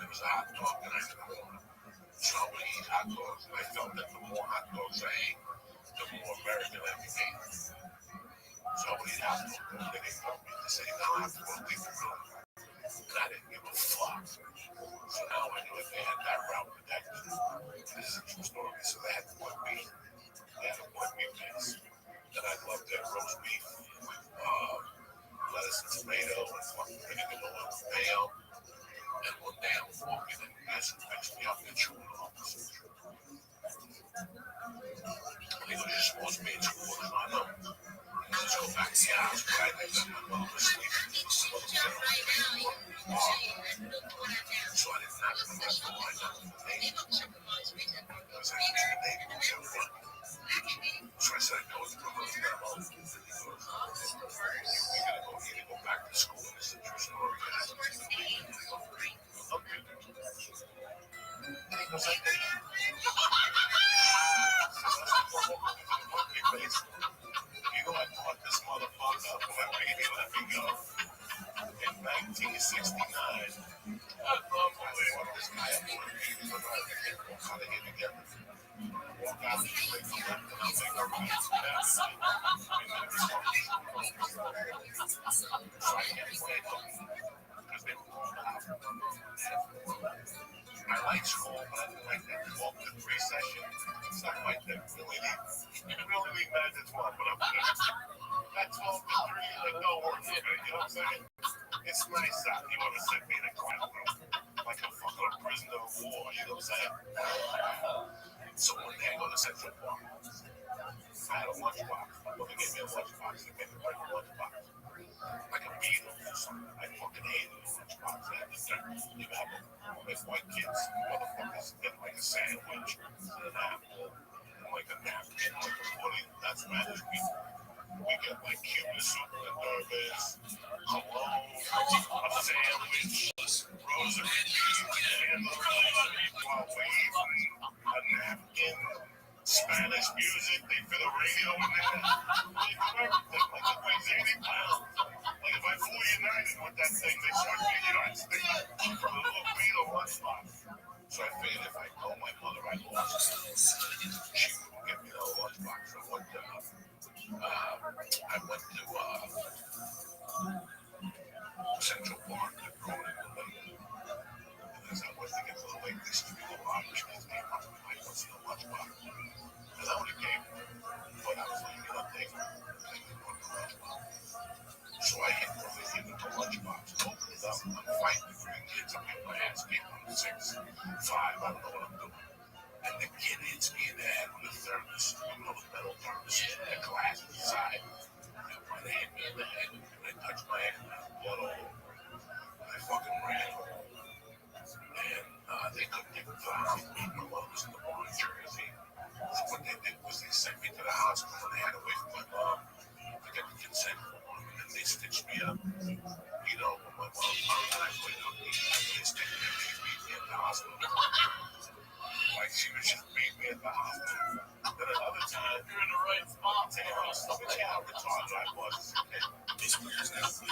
But that beating I got changed my life. That beating opened me up to society. And then she put me in karate with black people. It was on 90th Street, West End. Mr. Orange. In fact, this student is Eddie Bravo's black nuts. Oh, wow. That's how it's all over the world. Yeah. Rashad is Mr. Orange's son. So that's where I learned some stuff. Here's a funny one because I had told my wife the other day. There used to be a game where please don't spill the beans. Yeah, I played that with my dog. It was a pot. You had a bag of beans and then it goes back. So on Christmas, I get a Christmas. I'm sitting there watching the world. This thing, what the fuck is this? And I pop it in my ear. And I pop it out. And I pop it in my ear. And I pop it out. And I'm doing this for about a half hour. I pop it in my ear, but it won't come out. But you know me, I'm in the mafia at 6. I don't say nothing to nobody. I don't say nothing. Christmas Eve, I put it in fucking it's good. Something will happen. Something will happen. By fucking February, I'm walking around like a cooler. Like my ear got big, they couldn't figure out what it was. Good morning, Mr. British. How are you? Good, how are you? I'm lovely, thank you. How'd you sleep? Good. Excellent. You ready for everything today? Pardon me? Did you sleep? A little bit. Maybe a little bit later today as well. Right. All right, you ready to hit the day? Yeah. All right, go get it, girl. I'll see you tonight, God willing. Good night, guys. Take care. You too. Hang me upside down. You know, she's staying awake from me every night. She's suffering. Finally, they take her to New York. They take her on the 65th and Broadway. The medical center. I don't know what it's called. Sinai, whatever. We go in there. At that time, like I said, guys, we had a first name basis. Jose, hey, you're back. How you doing? That's how much I used to go to the hospital. And they're like, what is it? You haven't been here for a year. We were straight. I go, another year. Thanks. They went in there, and I forget, my mother was like 4 feet from me. They stuck in those tongs, and he fucking goes, voila. You know, like the guy put like a tube in first, and they sucked half of it out. And then they stuck the thing in, and they pulled the bean out. That bean came out of my hand. My mother goes, what's that? And I go, oh my God, how did that get in there?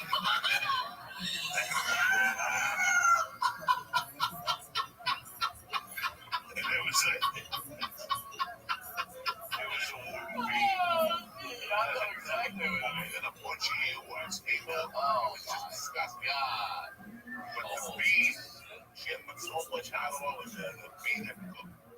Like it was a bean. It was ready to eat that. Like it was ready to eat. Do you know my mother started throwing raisins and less? Like 3 fucking surgeries. And I my mom back. She was beating me with the purse. Oh, she fucked me up that night. Thank you, man. 6 months. I've been fucking staying up 24 hours a day. Oh, God, thinking you have cancer, a brain tumor, or anything. I pray to God that she forgives me. You know, it's so weird. You don't really think about your parents till you become a parent.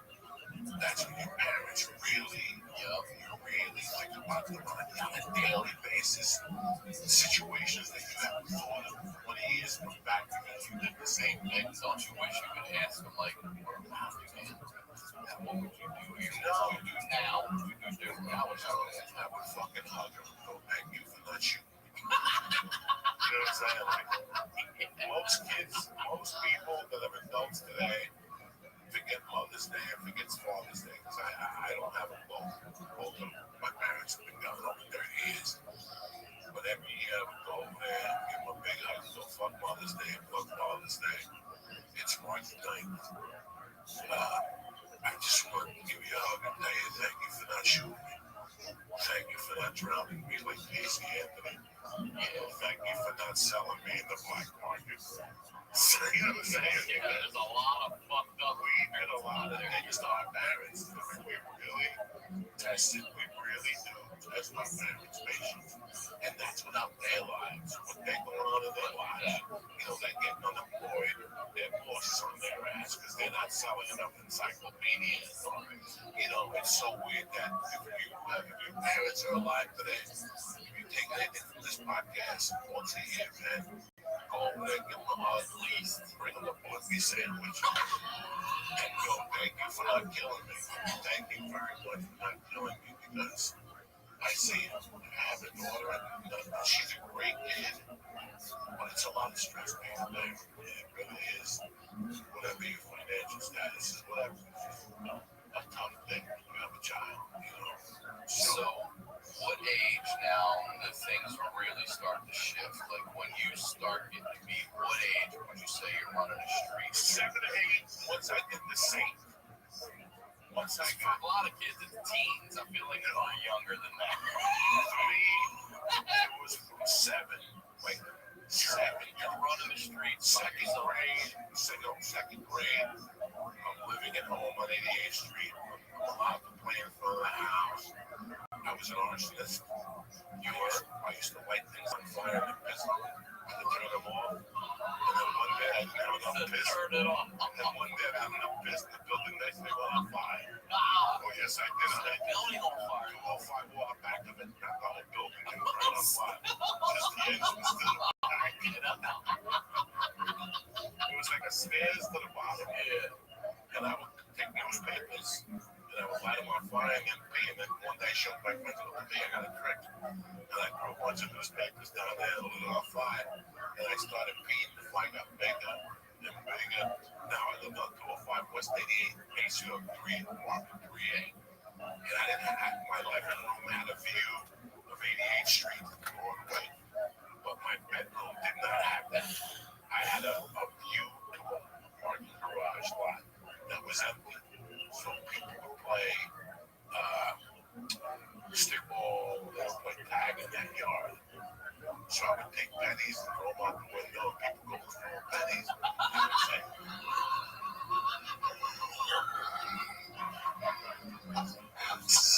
I was terror. Some days I would throw eggs. Some days I would throw pennies.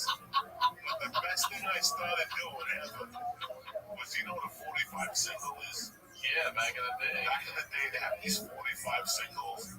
You have to put them in your, they had the fat. My mother had a record player at the bar. So every week, the record guy would come and rotate the singles that weren't popular. And I would go take them. So we lived on the third floor. And I would open my window and there were 8 kids playing back then. And you really couldn't see who was playing because there was a limit. And I would take those singles and just put them out the window like a fucking, what do you call those things that spin around that down the books? Look, you know things Indians used? Boomerang. They were like a boomerang. I did it about 19 times. Just throwing them out there to the head. And people would say, man, somebody keeps throwing singles on the window. And one day I clocked one of those kids, one of those singles. And I saw a kid, like one of those guys from Walking Dead. Like if I hit him with a machete across the head, he had like 3 stitches. Like, what happened? He goes, I don't know. I was playing stickball and all of a sudden, a disc hit me in the head. You have no idea how guilty I felt, but not really. I loved it. It was my fucking. Fuck.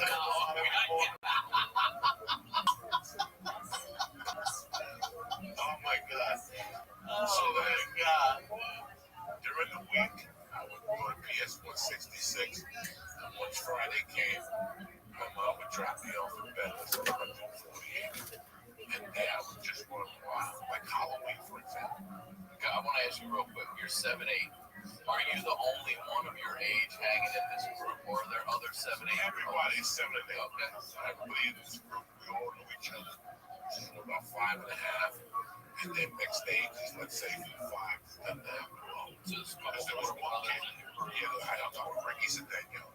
We had an older brother called Nelson Cedeno. He had an older sister called Nancy Cedeno, who sang for a band called The Riders of Purple Sage. And they were on Saturday, they were on the midnight special when I was a kid. And they lived on 148th and Broadway, 9 Puerto Rico Store Market. You know, I would go up there to sleep over and I would feel embarrassed. Like they never took me to my house. Because I had my own air conditioner, I had my own TV. Used to wipe up milk. There's 7 people in one bedroom. No air conditioning, fans, kids sleeping all over.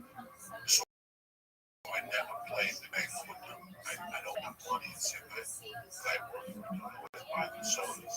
I always took care of all those kids. The kids wanted to take care of themselves. Like Halloween, that was the best Halloween I ever had. Because they had a rule. You know, like where I lived on 88th Street, the fags, all the faggy people, the stairs and you knock on people's doors. They refused to do that. They shut down business owners. They got 6 of us were walking no business, no trick or treat. If that motherfucker didn't put a quarter of each in our baskets, like we like 7 kids. Like those kids, That shit that everybody gets. They're not ready for you. we're not ready for kids. We don't take candy. That's how tough these kids were. They didn't want candy. They wanted quarters, pennies, nickels, and dimes. If you didn't give us each a quarter, be ready to get the party. The next day we exit your business. And every other weekend, just break your window out of spite. So everybody knew 145th Street. These are 7 and 8-year-olds. These kids were tough. They shoveled the front of your business. These kids didn't have a way to wear a handout. These kids didn't want a handout. Ricky, Nelson Cedeno, and a couple other kids when it snowed. They were out there at 6 shoveling businesses. They were pulling garbage cans out for people to charge them $8 a week. These kids taught me what it was to, and they were tough, like they were firm. Like I said, Halloween, we don't walk in. We don't knock on doors, we don't go upstairs. They're like, that's the fucking little faggy kids that do that. We shake down business owners at that age. And what happened was, my mother didn't like that. My mother didn't like how I was running with those kids, so my mom would do surprise attacks on me. My mom would just come out of a cab and call us Antonio. Get that fucking bitch you would yell at my godmother. Why do you let him out there all day? Look at him, he's dirty. My mother didn't like that because my mom would go, she's like, I don't fucking work 15 hours a day. Man, to have a ripped shirt or be dirty on his neck, go take a fucking shower. And then she'd take me away for 3 days and she knew that was my life. 148, that was my thing. And then the final. Then, I used to my wife was spotted a year ago. I used to get, at that time, it was found on me that I would get shaken down before I came back by your mom, by my mother. She found like when that went out, I came home, she had like a lot of like in the bar, because at the bar, I had a scam at my mother's bar. When bookies came in with mistresses, I would go over and talk to them and like throw in spells and talk about my wife. And I would talk right y'all below. Yeah, so they were like, how much you gonna take me to leave? I mean, what's it gonna take for you? Like I would go up to them and talk to the fucking kids. And then I go, man, I can't wait to go back to the house and eat that chicken again. And they would just look at me. And they like pull me aside, like, what's it take $10? Go up the corner and I'll do it. So I would rake in like 50 a night. Just by shaking down guys. Can you imagine? You got 3 lines of coke and get a couple cocktails. And the woman of your dreams is sitting next to you. And like the one thing at the table. And I would give you like an EMP if I was Scooby-Doo. Like just the toy, but let me get what Scooby-Doo did today. And they'd be sitting there like, why do I need this? What's it gonna take to get ready? That's like $4. So my mother made a rule that nobody was allowed to give me money at the bar. She didn't know what I was doing. She didn't know that I was shut down mentally. Like, go up to the stuff. Hey, I was like, I'm not married no more. And they would throw me a point, you know, like that. And this went on. And so my mother found me one day with like $80. Here I am, 7 years old. And I got like $200 in my pocket. And she goes, that's it. So she would make me put money in the bank every week. I was only allowed to leave the house for $10, but I swear to God, I should be embarrassed about telling this story, but I'm not. This happened. Before I would leave, she'd go, all right, hands up. She'd pat me down, and I'd empty my pockets. She'd go take my sneakers off. And there were times I tried to put the 20 in my sneaker.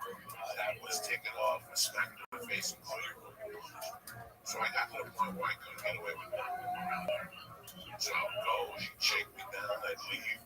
And then when I came back, she'd shake me down and leave. But then one Sunday, she put a surprise attack on me during the summer up on 140th Street and 8th Street. And I had bought a James Bond knife. And I bought a James Bond knife from the 70s. There you go. Look at the size of this knife. When I was 7, I bought a James Bond knife. And she surprise attacked me and went in my pocket and found that knife. And that was it. That was the end of fucking Joe Diaz. She put me in captive. She threatened me with Loyola Military Academy in Miami and Sacred Heart School for Boys. And she went with Sacred Heart School up in the 3rd grade, 5th grade.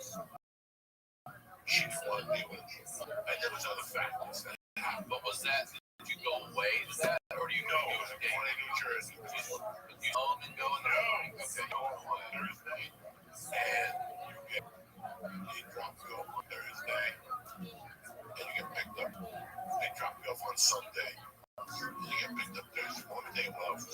my life. My stepfather was a good man. My stepfather was always a good man. In fact, there's things that I do today that I ended up hating him. And I got my peace with him when he died, and we made our peace in a way. But there's things I do today that I've learned from him that have gotten me to where I am. Because he was that smart and straightforward. He was that intelligent. He played you like a fiddle. If he had to meet you and talk to you and he wasn't sure about you, if he had to meet you at 9, he'd come here at 6 and plant new guns and a knife. I mean, this guy was a genius. He was a fucking genius. You know, and I told him one of the stories on Harvey's thing that, you know, when he got off parole and probation, he could go back to bookmaking, but he couldn't go to New Jersey. Because in New Jersey, bookmaking is a felony, but in New York City, it's a misdemeanor. So his bank was up in the Bronx. The tracks closed, and you know the number for the day by noon. So after you add up and pay everybody, you're pretty much on the way home with 3:15. And one day I was coming home with him. And this was my first view of ever him. We were at a light, and he saw a guy hitting the dog. And he beat the guy. He goes, don't hit that dog. The guy goes, fuck you, mind your business. He didn't car over. He just put him in the park and got out In the street. dead of the street in the Bronx and just proceeded to go beating on this guy. Like, I mean, broke his fucking face, kicked him again because when you're Cuban, in that part, you dedicate your life to St. Lazarus. So you can't mess with dogs. People who dedicate their lives to St. Lazarus in Cuba, like Michael Vick got sentenced, there was a lot of prisons he didn't go to because there was Alabama Cubans. Kill you. Okay, real, you don't know what Lazarus is. Patron saint of Cuba. St. Lazarus, the famous saint of Cuba. His birthday is December 16th. Any Cuban repeat this blues December 16th, you have till midnight. You light candles and you pray to him for the following year that everything works out. So he's big in Cuba. So you have to, like, my mother hated dogs. My mother had to keep them. Like, you know, I got puppies when I was a kid once, and my mother would get these fucking dogs away from me. And I'd wake up in the middle of the night, the dogs would be looking. And then she would go get bones, butcher, boil them to get the gravy out of the bone, and she would pour over their food. So no matter how much my mom hated dogs, her DNA told her genes, and it's deep in your Cuban genes. But to make a long story short, so he threw a beat like that, and I was You're just in the car walking. yeah. And I never said nothing to my mother. I was like, this is too much to be true. Then about 6 months later, me and my mom were going on that game. And my mom gave the cab driver a tip and said, take me to the Met game, but take this route. And the guy goes, no, this route's good. I'm supposed to take the fucking route. I'm telling you. The guy goes, this route's good. Something happened. There was traffic. My mother said, no, it was only traffic. Because my mother didn't like missing back breakfast. All of the national anthem. So she was big on the national anthem. So she was going to get late. So she got to her. And she goes, hold on. I've got a different cab. Because like, I'm not pulling over. So at a light, my mother went to the keys out of the ignition and said, I'm going to call Juan. I'm going to call the police. Because I called the police, they were wrestling. My mother cut her hand on the keys. So my mother called Juan. Juan was like maybe 2 miles away at a movie joint. And my mother went on the face. So You already knew a wand into that motherfucker that has a doll. At that time, this partner, our family partner in the bigger operation was Nelson. He was a Puerto Rican guy, Nelson Rivera. I loved him dearly. Him and his daughter Evie and his wife Delilah, I loved him dearly. He showed up with Nelson's Mustang. And my stepdad's like, what happened? And I'm like, and I was like a little fag. I'm like, mommy got in. Holy shit. He's like, come to me. And I'll never forget the guy in glasses. And I was part of the BAL. The BAL's a police athletic league. And the first thing they tell you is not to hit somebody with glasses. So I just think the ones in the talk, you know, has a big burly weapon. He's like, fuck you. She took my keys. I'm about to call the cops. And Ron, like, he took his left hand. He just hit it. And he fucking just let this guy glasses went flying. There went blood everywhere. He got on top of this guy. And it's you know, it's one of the afternoon. And he's punching this guy like you can see. And in those days, that was New York City, dog. People didn't say nothing. Nobody even stopped. Punched this guy like 50 fucking times. There was blood everywhere. Stopped punching him. The cops pulled up. They pulled up at the Mustang. They couldn't really see the guy. This is the funniest story ever.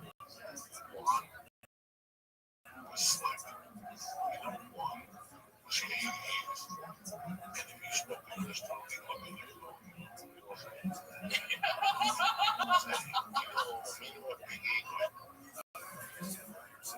Two cops pulled out. Living in this two cops pulled out. Came towards me. One turned. One in his box. He shot the guy his hand. It's like, isn't it a beautiful thing? The guy had like 200 in his pocket. Running down some talk. They're gonna forget him. And I'm like, shit, the brick one's got blood on his hand. The cops were saying, and all of a sudden, you're like, oh. And the cop looked over. He's like, what's going on with him? And he was like, what? And one's like, no, he fell. Yeah, guys, have a good day. They just left the guy there. Oh my goodness.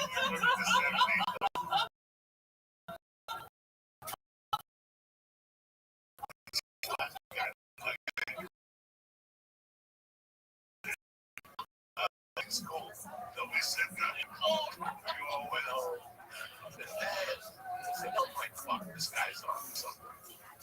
And then 6 months later, we're at the Korean party on a Saturday night. And he's in it. Well, he's not a San Korean guy. He's not a Quad guy at the time. What is that? I'm a Quad. I'm a longshoreman of Cuba. And there's male supremacy. What's that? They're like, they don't go into as a gay man. They don't have communication with gay men. Yeah, it's a society. It's a society. But now, the gay, like Romeo, Romero, John Rogan, he does that all. This was a sacred religion in Quebec. You had to talk to them a certain way, approach them a certain way. Like I say, your name is religion and mindset.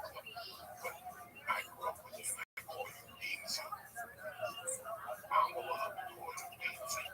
But if some white kid comes up, you know, it's Beansy.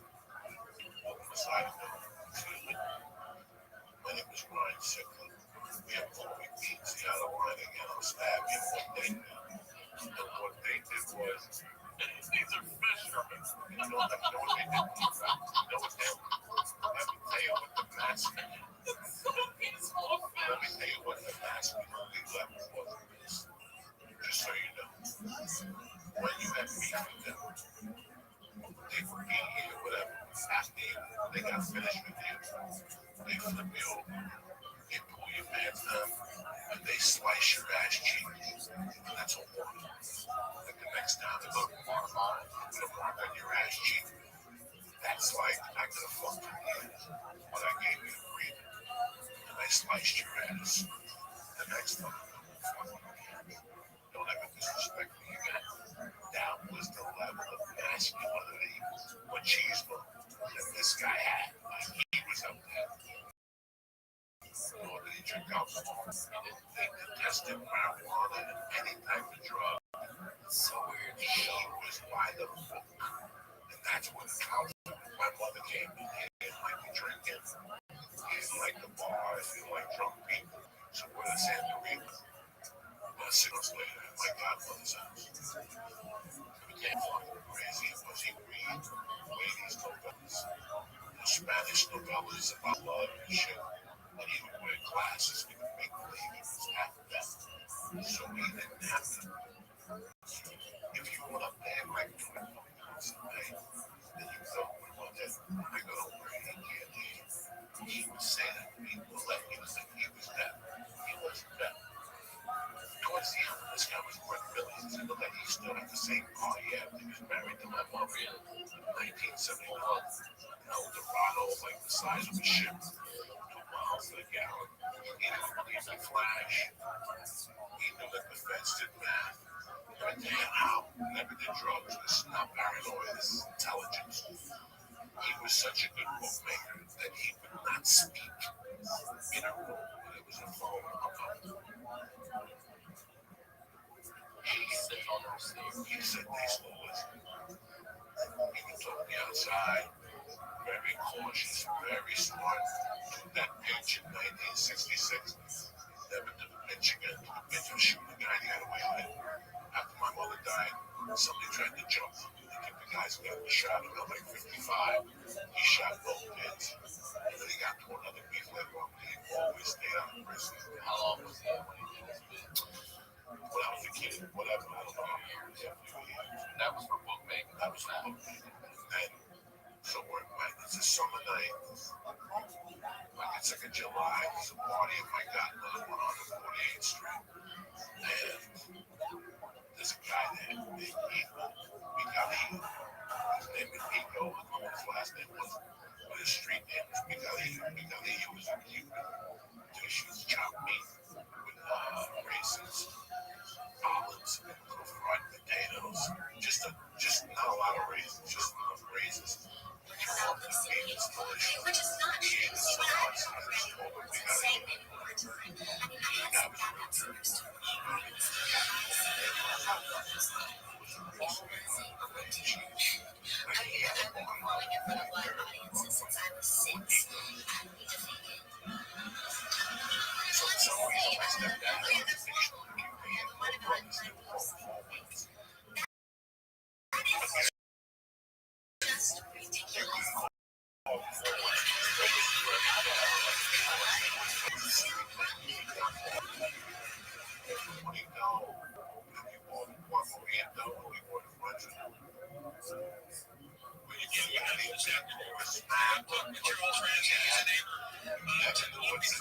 real dirty.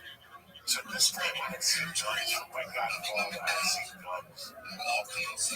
At my mother's farm. I had never seen a farm. So we carried a knife, a straight razor. We carried a knife. And she said, "Yeah, we get out." The whole firm wasn't usually use that shit as a conversation. So we can't get that way. Party. So we got some cocktails. There's a way to concentrate on the chickens. There's a whole way. There's a whole way.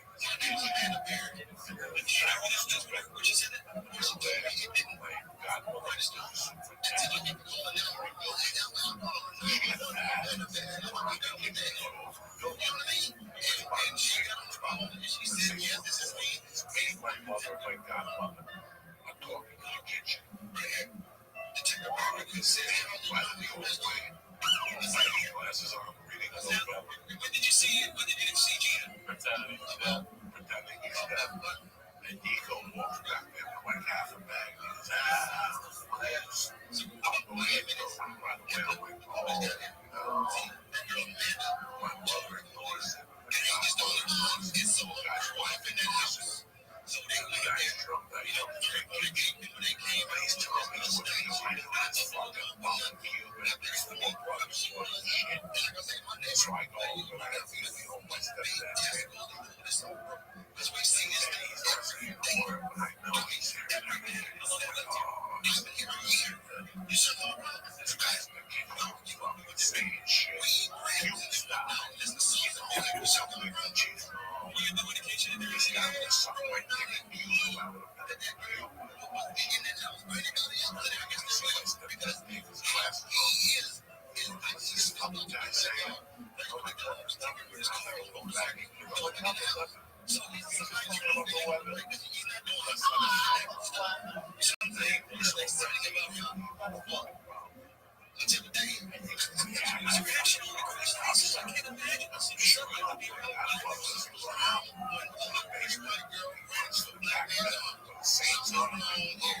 It was her saying,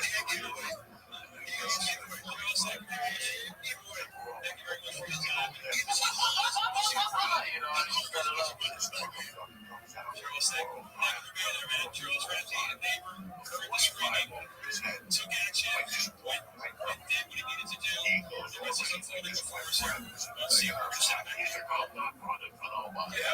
Charles Ramsey. I'll never forget that I went home my stepfather. And he didn't push me off.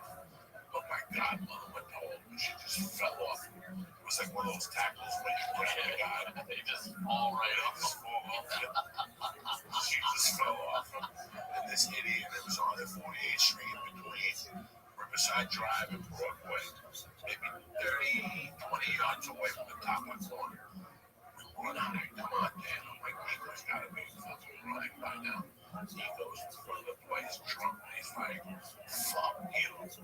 What are you going to do with that thing? There was like 30 people outside. He goes, what are you going to do with that thing? Shoot me on the balls.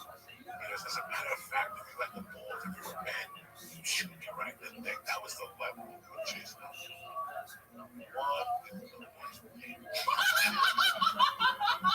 pointed the gun and shot this motherfucker.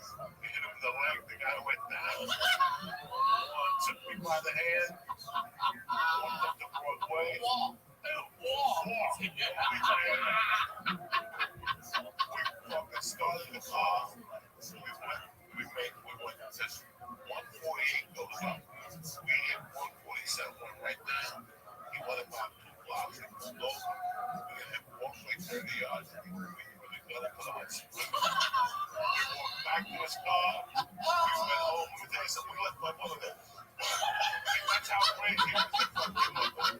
She should know the deal. Your mom knows what's up. I go to bed like, geez, he just shot somebody last night. I go to bed like nothing happened. I wake up the next morning, eat breakfast. There's my mom walking, and she's like, "Well, you could have waited for me." You know that it was mine, but disgusting. Yes. You never were like, you shot somebody. There was no conversation about it. Never again. I just knew that our family relations were ruined. We weren't going to be getting invited to a lot of parties anymore. Our party days were over with. Oh my So Mom dies in 2006. This happens 1971, 1970. Yeah, this happened about 1970, 71. And I think about my mom seeing that, my reaction and everything. I think my mom knew it was time once the knife incident and the one incident. My mom knew that it was time for me to. I think that my mom had him discipline me. The next level was like a bat, and she wasn't going to do that. So she gave me the goods. But here's the interesting thing about one. We never discussed it. Like it was discussed around him, but it was never discussed with my mother. My mother dies. Oh, you all other people really One Juan never called that mother.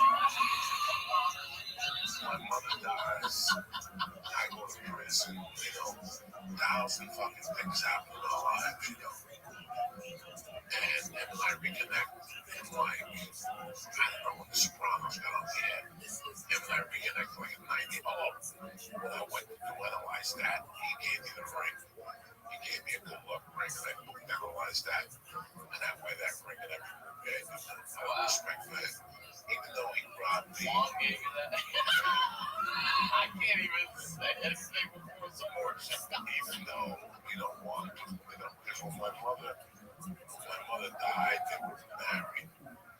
So I didn't get the house.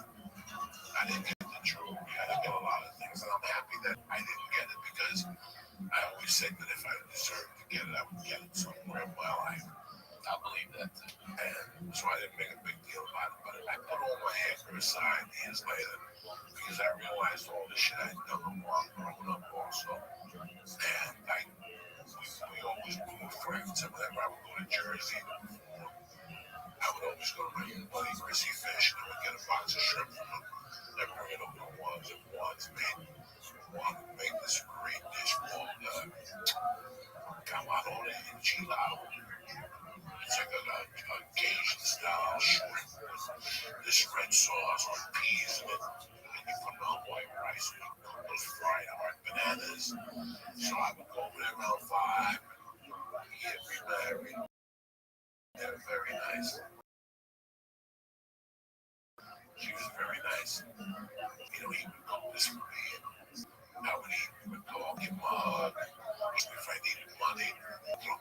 $15. He goes to a whole wall with his wallet.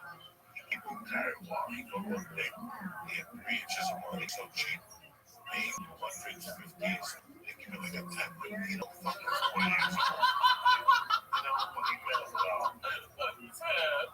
So one day him and this has to be 2005. The longest shirt just came out. I brought him a poster. I brought him a copy of the movie. He was really happy. He kept telling me how I gotta lose weight to get real fat. And then I'll never forget that we're sitting there. Like, all right, I gotta go. I turned to him like, wait, can I ask you a question? Well, he goes, what? How many times you shop with people usually on 140 issues? He goes, I don't know what you're talking about. That's yeah. And when he died, I couldn't go to the wake that week. I was shooting something, but I had to go to Jersey the following week. And I went to see her just in case she was going to give me money, you know. She didn't give me shit, no jewelry, no nothing. But the funny story is when I used to come home from Catholic school, I would always, I would sleep in the house Friday and Saturdays. And one Saturday night, there was something was being done to my room, the air conditioner. So I had to sleep in the attic. And I went there, and I go, I gotta tell you something, I'm scared. I'm sleeping in the attic. He goes, no worries. Back to the attic, he had a small silence room. He goes, hey, goes. The bullets listening. Because I'm up all night shooting at PA. So after he dies, I finish eating. His wife says, come over, and I give her a hug, condolences. She apologizes. And I thought she was gonna say, hey, you love me jewelry, you love me some money. She goes, before you go, order free to go in the room and see what you have to eat. It was a water. He had everything. He was like that. He was driving down the street. He saw TV. He was a millionaire. Oh, really? Yeah, he became a millionaire from Portugal. He was very, very good at board striking. And he got into the back. So he fell behind. He was the loan shark. He made great money over the years. But he was such a stoic that he lived in a fucking building that had no elevator. He walked 4 flights every day at 70, whatever he was. He was in great shape, guy. Towards the end, I saw him on a shirt because he had the shoulders missing, the shotgun blast, and he had a scar. They tied him up in Cuba with wire, and they squeezed it. He had a scar, and it was cheap stitches. You just still see the holes. Like as I was a kid, I would look at the guy and go, Jesus Christ, what type of life did he have? But I went in that room, and I was just one of the boxes. There was just garbage. But at the bottom of the box was the gun with the sounds that he had offered me years ago. So I unscrewed the sounds and took the gun. And I still got it. It's buried in Hollywood just in case. Anybody gives me a hard time. Well, listen, brother, I know we got to get you out of here. This is what I plan to do. We did childhood today. Next time you come back, we're going to do preteen. We're going to get you all the way through your year, brother. Thank you for being here. Will you please, whatever you want to promote, your date, I got see all that stuff. August 9th at Lincoln Theater in D.C. I got September 13th and 14th. The 13th in Dallas, the 14th in San Antonio. That's it. I got nothing else to promote. Just want to get my brother. Thank you. Thank you for being here. I got to give credit to Ryan's been calling me. She started the podcast and it's been busy. But I haven't done a podcast. This was the first one I get my thank you. So thank you much. I love it. I'm Ryan Sicker on social media, RyanSicker.com. I'll talk to y'all next week.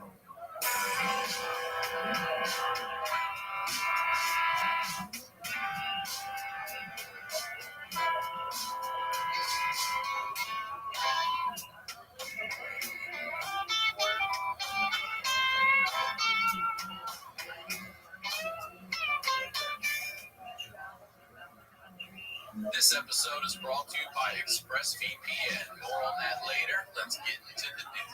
You're watching Mornings with Ryan Sicker at your mom's house.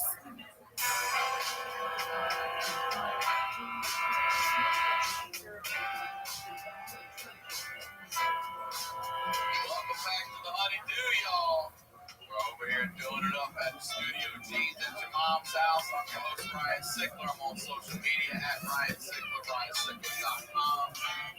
Quick date, Baltimore, September 14th. I'm coming back. One night only. Get your tickets for that show. Any in-town dates, just go to my website.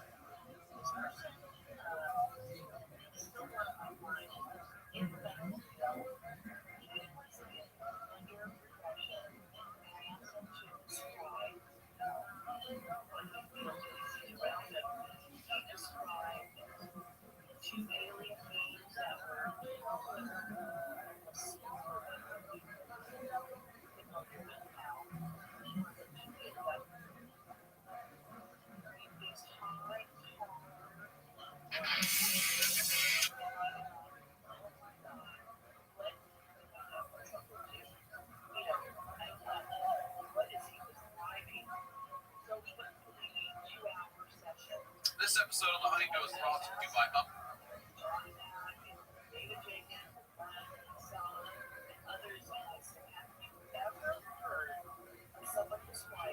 This episode of The Honeydew is brought to you by Upstart and Away. We'll talk a little bit more about that, but I want to let you know about some dates here in town. That is so February close. 27th, headlining the Ice Really House. impressive, then. March 19th through the 21st, What is this I'll be at the fucking House of stream? Comedy in Phoenix. March 26th, La Jolla Comedy Store. And April 23rd through the 25th, I'll be at the House of Comedy in Vancouver, BC.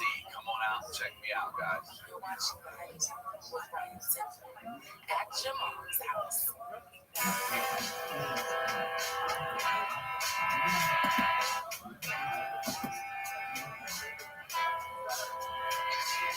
Welcome back to The Honeydew, y'all. We're over here at Studio Teams doing it at your mom's house. I'm Ryan Sickler. Follow me on all social media, Ryan Sickler, RyanSickler.com. The website for the show, thehoneydewpodcast.com. Where you can get links to everything. And if you're new to the show, we've been here a year now. I'm excited to have this new year off with you guys. Excited for all the new guests. Excited for the new stories. We're highlighting the lowlights over here. These are the stories behind the storytellers. And today's storytelling is about hit part 3 of the saga. Ladies and gentlemen, the one and only Joey Diaz is back. All right. The saga, bro. I know exactly where we left off. As I told y'all, listen, but before I do, please plug, promote everything you'd like to get out of the way. Just January 25th, actually, in Atlanta. Just going to Atlanta for one show. It's a makeup show. You know, the agents are trying to launch around up and down. You know, because I fucked Atlanta last time. I don't want no misunderstandings. Is Atlanta when you were doing Simone? You guys got the flight canceled and he told me about Yeah, that. it's a horrible fucking Oh, day. man. Well, You good. know, when we get to whatever. Atlanta, go see him. Joey, 25th, January. Be greedy, go somewhere else. That's when I got those 2 shows. I feel bad, man. Canceled, not on purpose. It was a fucking edible thing. Yeah. And I know you're going through and talking about no, excuse me, for your head. November 12th. You say it like it's D-Day. Listen, so I had the same thing happen to me, and I called you right away. And I've been checking on you because that was all. Tell me what happened, because I'll tell you exactly what I did. I went to the improv in the spot with Joe. I went to the store, pulled up. I saw Rap out there, right from the store, looking for a hug. And I walked into the kitchen, and my left foot just went straight. It slid. Like it just slid. My 8 miles an hour, I bounced, and then fell over. And all I could see is scars. And fucking the pain was brutal. You know, thank God. You know, sometimes you go, I just go to the store to work out. Right? It really affects me. Because I never saw them react like that. Comics was all over me. The funny is the night along that it was in my darkest shadows, and I couldn't see the pain. I was breathing out of my nose. I was pass out. She goes, Joey, come on, join the blowjob. And I looked at her. And there's guys in the middle of all this. And I go, no. She goes, look at all these guys. And you know, people have no idea the gift of bringing